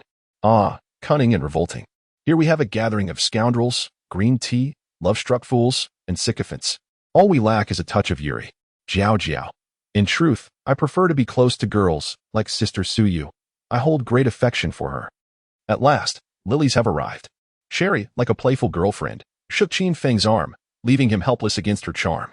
Ah, indeed. The inclination to shop is an inherent trait of women. Even mermaids are not exempt from it. Well then, let us observe, but remember, we are merely here to browse. Purchasing is out of the question as our funds are limited. Not to worry. Each village possesses an exchange where goods can be traded for currency. The most sought-after commodity is sea beast meat, with a piece of first-tier sea beast meat fetching a silver coin. Many outsiders exchange sea beast meat for silver coins. Sherry also elucidated the currency system among the wise races of the North Sea. In the North Sea, 3 primary currencies are prevalent: copper coins, gold coins, and silver coins. 1 gold coin can be exchanged for 100 silver coins, and 1 silver coin for 100 copper coins. Besides gold, silver, and copper, certain precious shells can also serve as currency. However, if copper coins are likened to $1, then shells would be akin to mere change. Sea beast meat can be exchanged for currency. A piece of first-tier sea beast meat can indeed be traded for a silver coin. What a lucrative deal. Qin Feng chuckled. As he was currently abundant in sea beast meat, not only can sea beast meat be exchanged for silver coins, but also refined copper ingots, silver ingots, and gold ingots can be converted into currency. Generally, a copper ingot can be exchanged for 20 copper coins, with silver and gold ingots yielding similar returns in silver and gold coins, respectively. How splendid! I possess a substantial quantity of 180 copper ingots, and with this ample supply of sea beast meat, I should be able to acquire a considerable sum. Shall we proceed to shop? Qin Feng instructed Shark Arm to pull the raft to the outskirts of the mermaid village, taking only Yuan Yuan and Sherry inside. Due to village regulations, large adult sea beast companions were prohibited from entry, likely to avoid alarming the villagers. With a sea beast in tow, one might appear to be there for conflict rather than commerce, a notion Qin Feng could understand. For safety's sake, he still armed himself with a 5-pronged harpoon, a Desert Eagle pistol, and both the Divine Wind and Divine Fire crossbows, the former of which he gifted to Sherry for her protection. Qin Feng first arrived at the exchange, akin to a supermarket in Blue Star. As he entered, a stunning golden-haired mermaid approached him, offering a warm smile of welcome. Welcome, esteemed guest. Upon entering, one could immediately see the mermaid, indicating that this exchange was quite adept at attracting clientele. Gazing at the golden-haired beauty before him, Qin Feng could not help but smile. After all, the mermaid donned only a scant garment barely concealing her form. Though not as grand as Sherry, her allure was undeniably captivating. May I inquire what you wish to exchange for currency, dear guest? Qin Feng opened his backpack, revealing a trove of first-tier sea beast meat, 330 pieces, second-tier sea beast meat, 360 pieces, third-tier sea beast meat, 155 pieces, and fourth-tier sea beast meat, 400 pieces. Enough to procure a significant amount of silver coins. I would like to exchange sea beast meat for silver coins. The golden-haired mermaid's eyes brightened instantaneously. displaying the excitement of discovering a valuable customer. Realizing her lapse in demeanor, she cleared her throat and continued. Ahem, esteemed guest. May I inquire how much sea beast meat you possess, and of what grade it is? Here. A piece of first-tier sea beast meat can be exchanged for a silver coin, second tier for 2 silver coins, third tier for 4 silver coins, and so forth. I have an extensive supply ranging from first to fourth tier, totaling over 1,000. Additionally, I possess a considerable quantity of copper ingots. I wonder if you can accommodate such a bounty. I have sea beast meat from first to fourth tier, all exceeding 1,000 in total. Moreover, there is an abundance of copper ingots. Suddenly, the golden-haired mermaid embraced Qin Feng as if she had stumbled upon a great benefactor. Brother, no, father. From now on, you shall be my godfather, no? You shall be my true father. I implore you to take me in. I vow to serve you as my own father. Qin Feng, bewildered, thought to himself, what is happening? Are mermaids nowadays this forward? Chapter 86. Shopping Part 5. Ahem, dear lady, might I request you to exercise some restraint? With a swift motion, Shirley pushed aside the golden-haired mermaid, thinking to herself, my brother is only to be embraced by me. No one else is permitted. At that moment, Qin Feng was utterly bewildered and could not help but inquire, Little Snow, what is the meaning of this?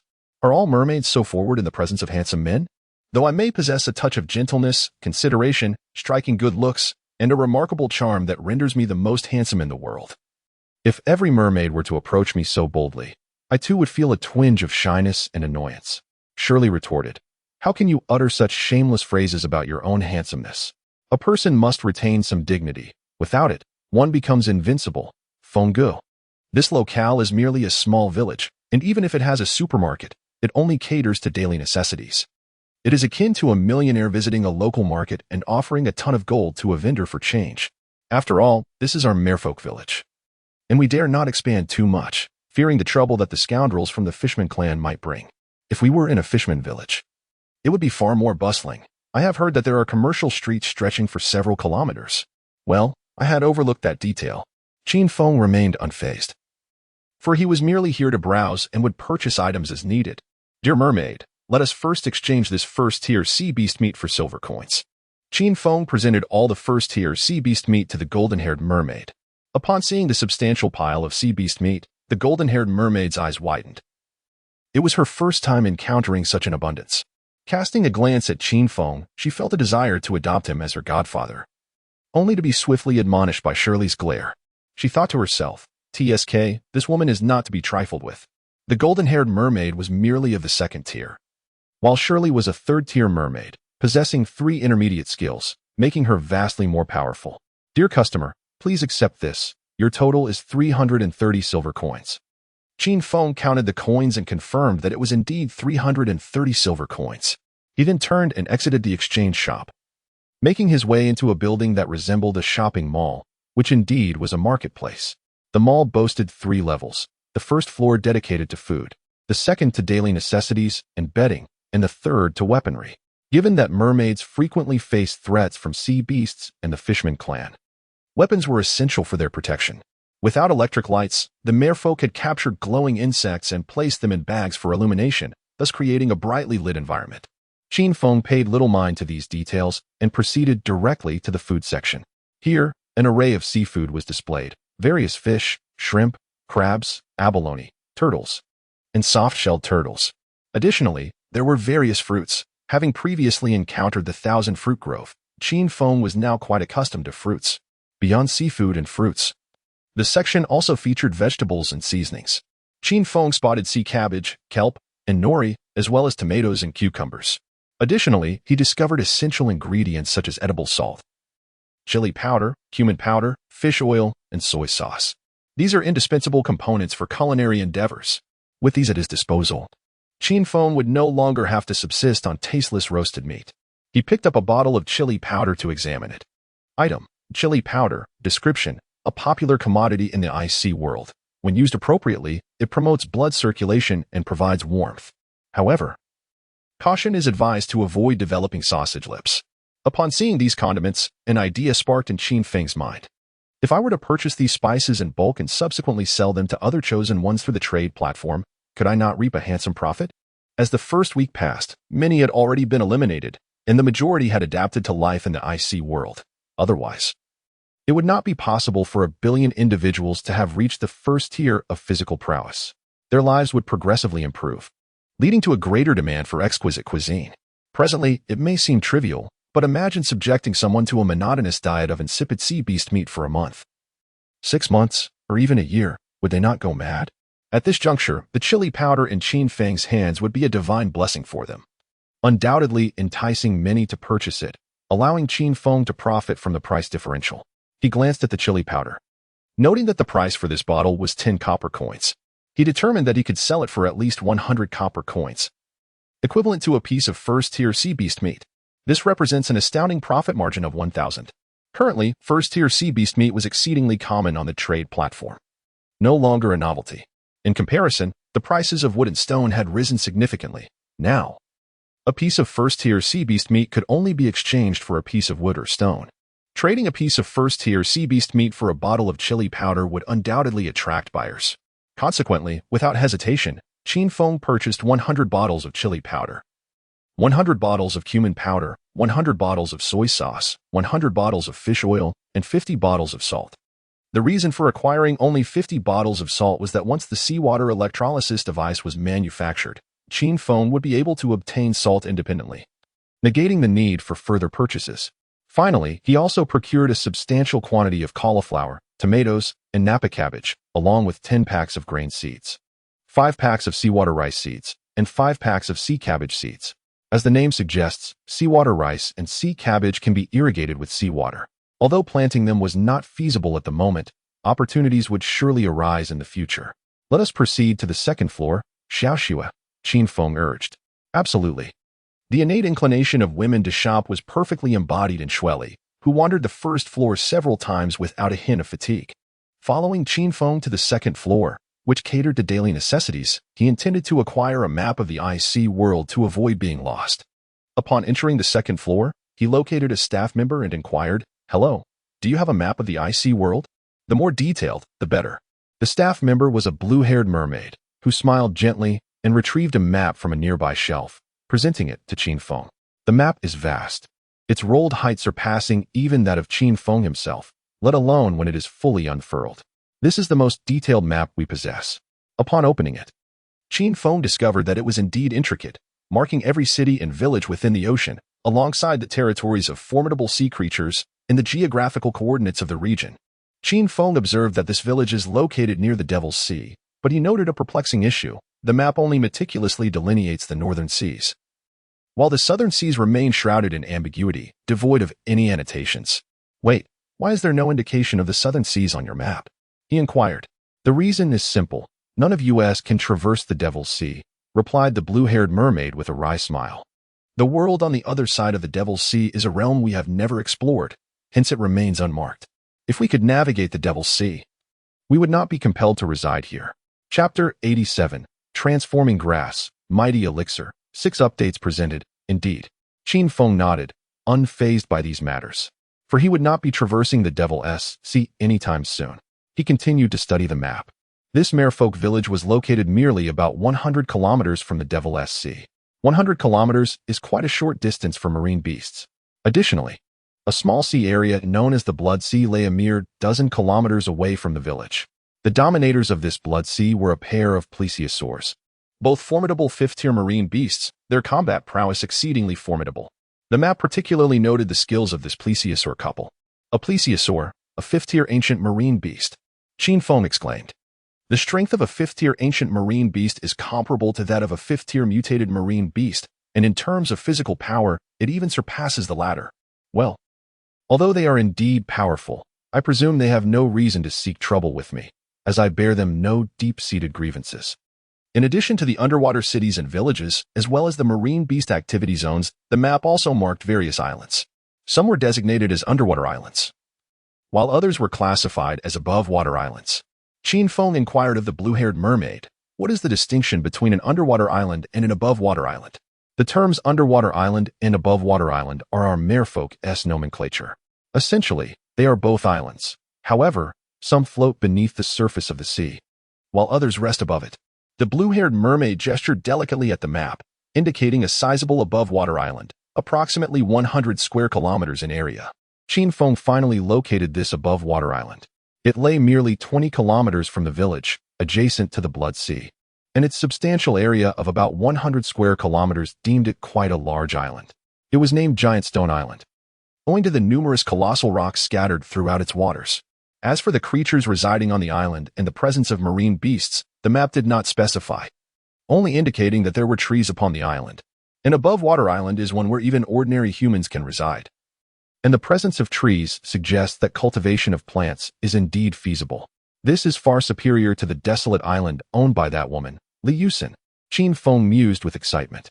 Since the island can support plant growth, the seeds of grain he recently purchased would certainly come in handy. 100 square kilometers translates to 150,000 acres of land. Imagine the quantity of grain that could be cultivated. Moreover, utilizing the nutrient-rich black soil he had discovered earlier, he could harvest his first crop in merely 3 months. Thus, it would seem that in the swift passage of 3 months, I shall indulge in a meal of white rice. No, I must seize Giant Stone Island. Qin Feng fervently declared within himself, though the blue-haired mermaid appeared oblivious to his fervor, continuing her introduction with poise. While Giant Stone Island is indeed vast, the title of the largest above-water island in the North Sea belongs to Dragon Ice Island, ruled by the Sea Dragon, which boasts an impressive expanse of 300,000 square kilometers. The blue-haired mermaid pointed to the map, and Qin Feng observed the location of Dragon Ice Island, situated over 30,000 kilometers from their current position. Among all the islands, the largest is Fishman Island, encompassing an area of 500,000 square kilometers, serving as the dwelling place for the fishmen. Although Sea Dragon Island is vast and ranks as the second-largest island in the Northern Sea, its floating nature deters many from vying for it. Most sea creatures breathe through gills and would suffocate upon reaching land, such as octopuses and sharks. Moreover, due to the formidable strength of Ice Dragon Lena, few are inclined to contest for Sea Dragon Island. Conversely, many seek to claim Fishman Island, resulting in frequent assaults by sea beasts. Now that Qin Feng has discerned the location of Giant Stone Island, this journey has proven worthwhile. He is currently contemplating how to develop Giant Stone Island. He could recruit members from the underwater forest, gathering those capable and fiercely loyal to him to work on Giant Stone Island, such as Su Yu and others. After all, with an expanse of 100 square kilometers and 150,000 acres of land, it would be unreasonable to expect Qin Feng to cultivate it all alone. Thus, he certainly requires some laborers to assist him in farming. Having secured the map, Qin Feng prepares to ascend to the 3rd floor. Come on, Shashui, Yuan. Let's head to the 3rd floor. This level is dedicated to the sale of weapons, though Qin Feng is not in need of any. Beyond weaponry, various spiritual herbs and elixirs are available here. These potions do not enhance the level of beast companions, but can significantly bolster their combat prowess, with effects that are either temporary or permanent. Qin Feng casually picks up several spiritual herbs to examine. Item: Strength Herb. Description: an essential herb for concocting strength elixir. Consuming it grants a temporary 10 increase in strength for a duration of 1 minute. No side effects, but a maximum of 5 can be consumed in a day, or it may lead to physical exhaustion. Item: Giant Strength Herb. Description: a crucial herb for crafting giant strength elixir. Consumption provides a temporary 20 increase in strength for 3 minutes. No side effects, but a maximum of 3 can be consumed in a day, or it may cause dehydration and death. Item: Divine Strength Herb. Description: a vital herb for formulating divine strength elixir. Consuming it grants a temporary 50 increase in strength for 5 minutes. After 5 minutes, the user becomes extremely weak and unable to move for 3 hours. Only 1 can be consumed per week, or it may lead to explosive death. Item: Transformation Herb. Description: an essential herb for concocting transformation elixir. Consuming it offers a 1 chance of transforming a beast companion into human form. Success results in great fortune. Failure results in explosive death. Oh, transforming into human form? Qin Feng's eyes gleam with excitement as he glances down at Yuan. He imagines her in human form, undoubtedly a beautiful and adorable little girl. However, the probability is exceedingly low, nearly negligible. Qin Feng hesitates to gamble with his beast companion's life to satisfy his peculiar desire, but decides to purchase 3 transformation herbs nonetheless. He contemplates whether he can refine these herbs into elixirs, thereby enhancing their efficacy. Additionally, Qin Feng acquires a bottle of strength elixir. Item: Ordinary Strength Potion. Description: A rather unremarkable strength potion, its potency tempered by common herbs, enhancing its effects. Upon consumption, it temporarily boosts strength by 100 for a duration of 3 minutes. It bears no side effects, with a maximum consumption of 3 per day. All potions are categorized into ordinary and premium varieties. Premium potions vastly surpass ordinary ones in both efficacy and side effects. Naturally, they also come at a significantly higher price. Qin Feng had initially intended to purchase a transformation potion but discovered that none were available here, leaving him with no choice but to abandon that idea. With his purchases in hand, he approached the counter to settle the bill. The total expenditure amounted to 150 silver coins, of which 80 coins were solely for the strength potion and transformation herbs. However, Qin Feng felt that the 150 silver coins were well spent. Chapter 88, Steel-Toothed Shark, Part 1. After purchasing these items, Qin Feng acquired a compass. For navigating the vast ocean without distinguishing between the cardinal directions could prove perilous. Currently situated in the North Sea, he resolved to follow the opposite direction indicated by the compass to locate the giant stone island. Having wandered for quite some time, the tsunami had long since subsided. Yet Qin Feng had no intention of returning just yet. He wished to explore the island and see if he could claim it as his own. In due course, he could establish residency upon the giant stone island. As Qin Feng packed the abundant supplies into the wooden cabin and prepared to depart, a series of loud banging noises interrupted him, accompanied by the growls of ferocious beasts. Roar! Roar! Was it a water ghost or a sea creature? Turning back, he was taken aback by the sight of a group of colossal sharks rampaging through the merfolk village, wreaking havoc and demolishing numerous homes. The exchange office he had previously visited was shattered by 3 enormous sharks, leaving a trail of blood amidst the wreckage, and a pungent scent of gore pervaded the air. It was likely that the inhabitants had not escaped unscathed, including the golden-haired mermaid who had wished to adopt Qin Feng as her father. Alas, I am now deprived of a goddaughter. Name, Steel-Toothed Shark. Level, Tier 3 Skill. Intermediate, Steel-Toothed Bite. Increases the sharpness of teeth by 200 and renders them exceptionally hard. Description: the steel-toothed shark possesses a rich abundance of iron elements within its body, with a significant quantity stored in its teeth, endowing them with extraordinary sharpness. Its combat prowess surpasses that of other sharks of the same tier, rivaling even the formidable mako shark. Its skin is remarkably tough, thus, it is ill-advised for those with poor dental health to consume it. Ideal for preparation as jerky, serving as a treat and chew toy for shark beasts. Fully grown and cannot be tamed. There are a total of 5 such steel-toothed sharks, among which the leader boasts a Tier 3 level and possesses an intermediate skill, while the remaining sharks are Tier 2 sea beasts, devoid of any skills. Sea beasts with skills, even if only at the novice level, comprise merely 1/5 of all sea creatures. Roar! The steel-toothed shark leader bellowed, issuing orders to his subordinates. Brothers, our esteemed elder, the plesiosaur, not only provides us with Tier 2 sea beast meat daily, but has also honored us as the Steel Shark Squad, ranking just below the abyssal 4 sea kings. The elder has treated us well. Now is the time for us to repay him. I have heard that the plesiosaur has a particular fondness for mermaid flesh. Let us capture a few mermaids and present them to him as a delicacy. Yes. The remaining 4 steel-toothed sharks responded in unison, their spirits ignited. Gazing at the merfolk villagers, they charged forth as though eyeing a sumptuous feast.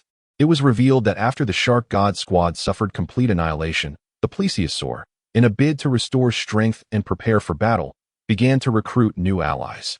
Ultimately, he acquired these 5 steel-toothed sharks, designating them as the Steel Shark Squad, his direct subordinates. Although the steel-toothed sharks may lack the speed of mako sharks, their teeth are incredibly sharp, capable of inflicting wounds on Tier 3 and Tier 4 sea beasts, and their skin is exceptionally resilient. The comprehensive strength of the steel-toothed sharks is by no means inferior to that of the mackerel shark, and may even surpass it. If the mackerel shark embodies the essence of an assassin, then the steel-toothed shark represents the tank and warrior archetype, as a newly formed unit. Their overall prowess does not yet match that of the once mighty Shark God team. The Steel Shark Squad charges forth with reckless abandon, facing their foes with a relentless assault. Behold, the sea beasts have arrived. Everyone, prepare yourselves. Let us unite and drive these creatures away. Qin Feng observed as the village was besieged by the sea beasts. The merfolk residing there did not choose to flee. Instead, they opted for a direct confrontation with the Steel Shark Squad. Perhaps they had no escape route left. With their village in ruins, where could they possibly go? to the Fishman Island would only subject them to discrimination and bullying. Thus, they had no choice but to resist to the bitter end. Charge. For the sake of our families, for our homeland. Slay these sea beasts. Kill. To repay our elder brother's kindness, capture these merfolk. The merfolk roared with righteous indignation, while the steel-toothed sharks bellowed in a frenzy. The male merfolk, stronger and faster than their female counterparts, seized weapons and surged toward the steel-toothed sharks. It was their speed and agility that allowed a dozen male merfolk to hold back the steel shark squad. Meanwhile, the frilier female merfolk organized rescues and unleashed ranged attacks, seeking opportunities to strike the steel-toothed sharks with lethal precision. Yet, the steel shark squad was not easily vanquished, under the command of the Elasmosaurus. They were akin to highly trained special forces capable of taking on 10 foes at once. The male merfolk leading the charge paid a heavy price. Though they were swift and nimble, their bodies were fragile, easily shattered upon impact, while the steel-toothed sharks were renowned for their brute strength. The leader of the steel-toothed sharks, well aware of the merfolk's vulnerabilities, commanded his subordinates, "Brothers, do not be intimidated by their numbers. We shall slay them one by one." The steel-toothed shark leader charged at a male merfolk, who, upon seeing the approach of his formidable foe, hastily retreated, confident that the leader could not catch him. However, he was unprepared for the 4 other steel-toothed sharks that had surrounded him, sealing off all escape routes. Panic ensued as he pondered his next move. But the leader of the steel-toothed sharks was upon him in an instant. With a mere swipe of his fin, the male merfolk was bisected, perishing on the spot. The steel-toothed sharks employed this strategy, systematically eliminating the advancing male merfolk. Withdraw. Quickly retreat and defend. What? Take a gamble? Fool, I mean to tell you to run. Use ranged attacks against them. The male merfolk fell back, and at that moment, the female merfolk stepped forward, unleashing a barrage of water-based attacks, water arrows, water guns, and water cannonballs directed at the steel-toothed sharks. But how could the tough-skinned, robust steel-toothed sharks be intimidated by the water element attacks of these first- and second-tier merfolk? Although our steel shark squad is small in number, given time, we shall utterly crush the former shark god squad. Onward. Capture those beautiful mermaids. The more exquisite they are, the more tender the flesh. The elder brother and sister-in-law have a penchant for the delicate and tender flesh of merfolk. At the command of the steel-toothed shark leader, 4 of his kind lunged towards the mermaids, with one setting its sights on Shelley. Among these enchanting mermaids, Shelley's beauty stood unparalleled. Hee, little mermaid, you are mine. I shall present you to the plesiosaur, and surely he will commend my efforts. Perhaps I might even be appointed as the vice-captain of the steel shark squad. With such thoughts, the steel-toothed shark charged at Shelley, yet she was not one to be easily intimidated. Master, do not intervene. Allow me to handle this. Shelley halted Chienfong, who was poised to draw his weapon, instead raising her Godwin crossbow, loading it with arrows and taking aim. Whoosh! A sharp arrow was released, piercing straight into the brain of the second-tier, steel-toothed shark. The shark let out a horrific scream before meeting its demise. Old 5. Roared the steel-toothed shark leader in fury. Chapter 89. Shark God vs. Steel Shark, Part 2. I shall slay you. Roared the steel-toothed shark leader, furiously charging at Shelley, his jaws poised to deliver a fatal bite. At that moment, Gray Mackerel Shark 5 unexpectedly positioned himself in front of Shelley, accompanied by the little pup Shark 6. A gray mackerel shark? Is it the same third-tier gray mackerel shark as the Shark God squad? The steel-toothed shark leader paused, momentarily taken aback upon seeing the third-tier gray mackerel shark. He then demanded, "Get out of the way. This does not concern you, gray mackerel shark. If you wish to join the forces of Brother Plesiosaur, you have come to the wrong place." "That cannot be," replied Shark 5 resolutely. "The mermaid behind me is a friend of my master. I cannot allow you to harm her." "Master? So you are a domesticated sea creature?" The steel-toothed shark leader sneered. "The esteemed speed king of the deep sea has become someone else's pet. How utterly disgraceful. So you are determined to assist this mermaid?" "Indeed." Shark 5 nodded, his tone turning icy. "Moreover, you just proclaimed that your steel shark squad intends to crush the Shark God squad, correct?" "Indeed. We will undoubtedly surpass the Shark God squad in the future."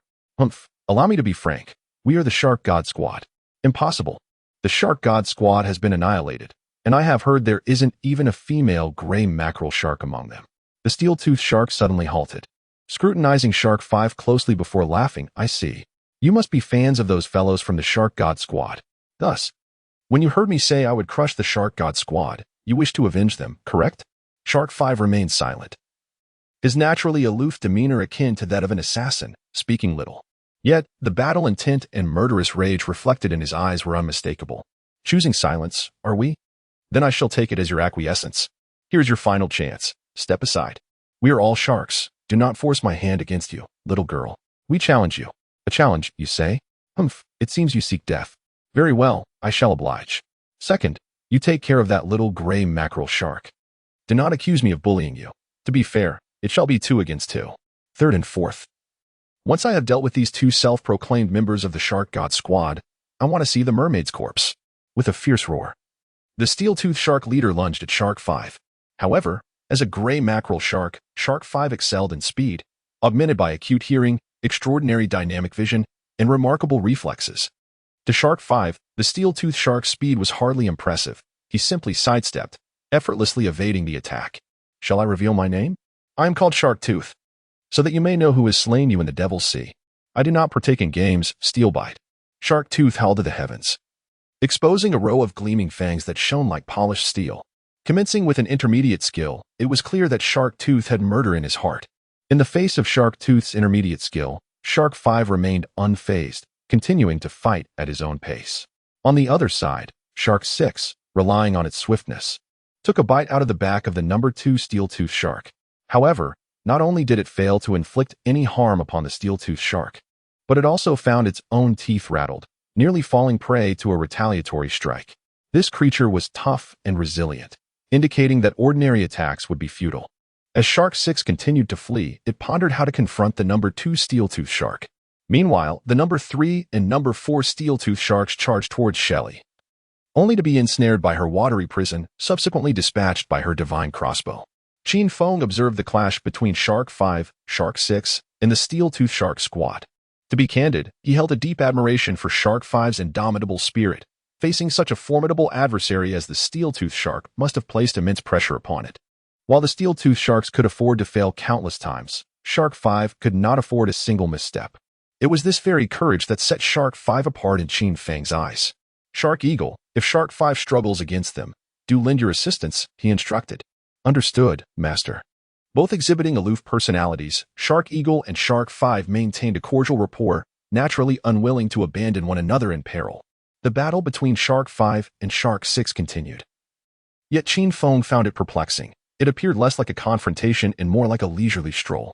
Shark 5 darted ahead while Sharktooth pursued closely, performing a peculiar dance of chase.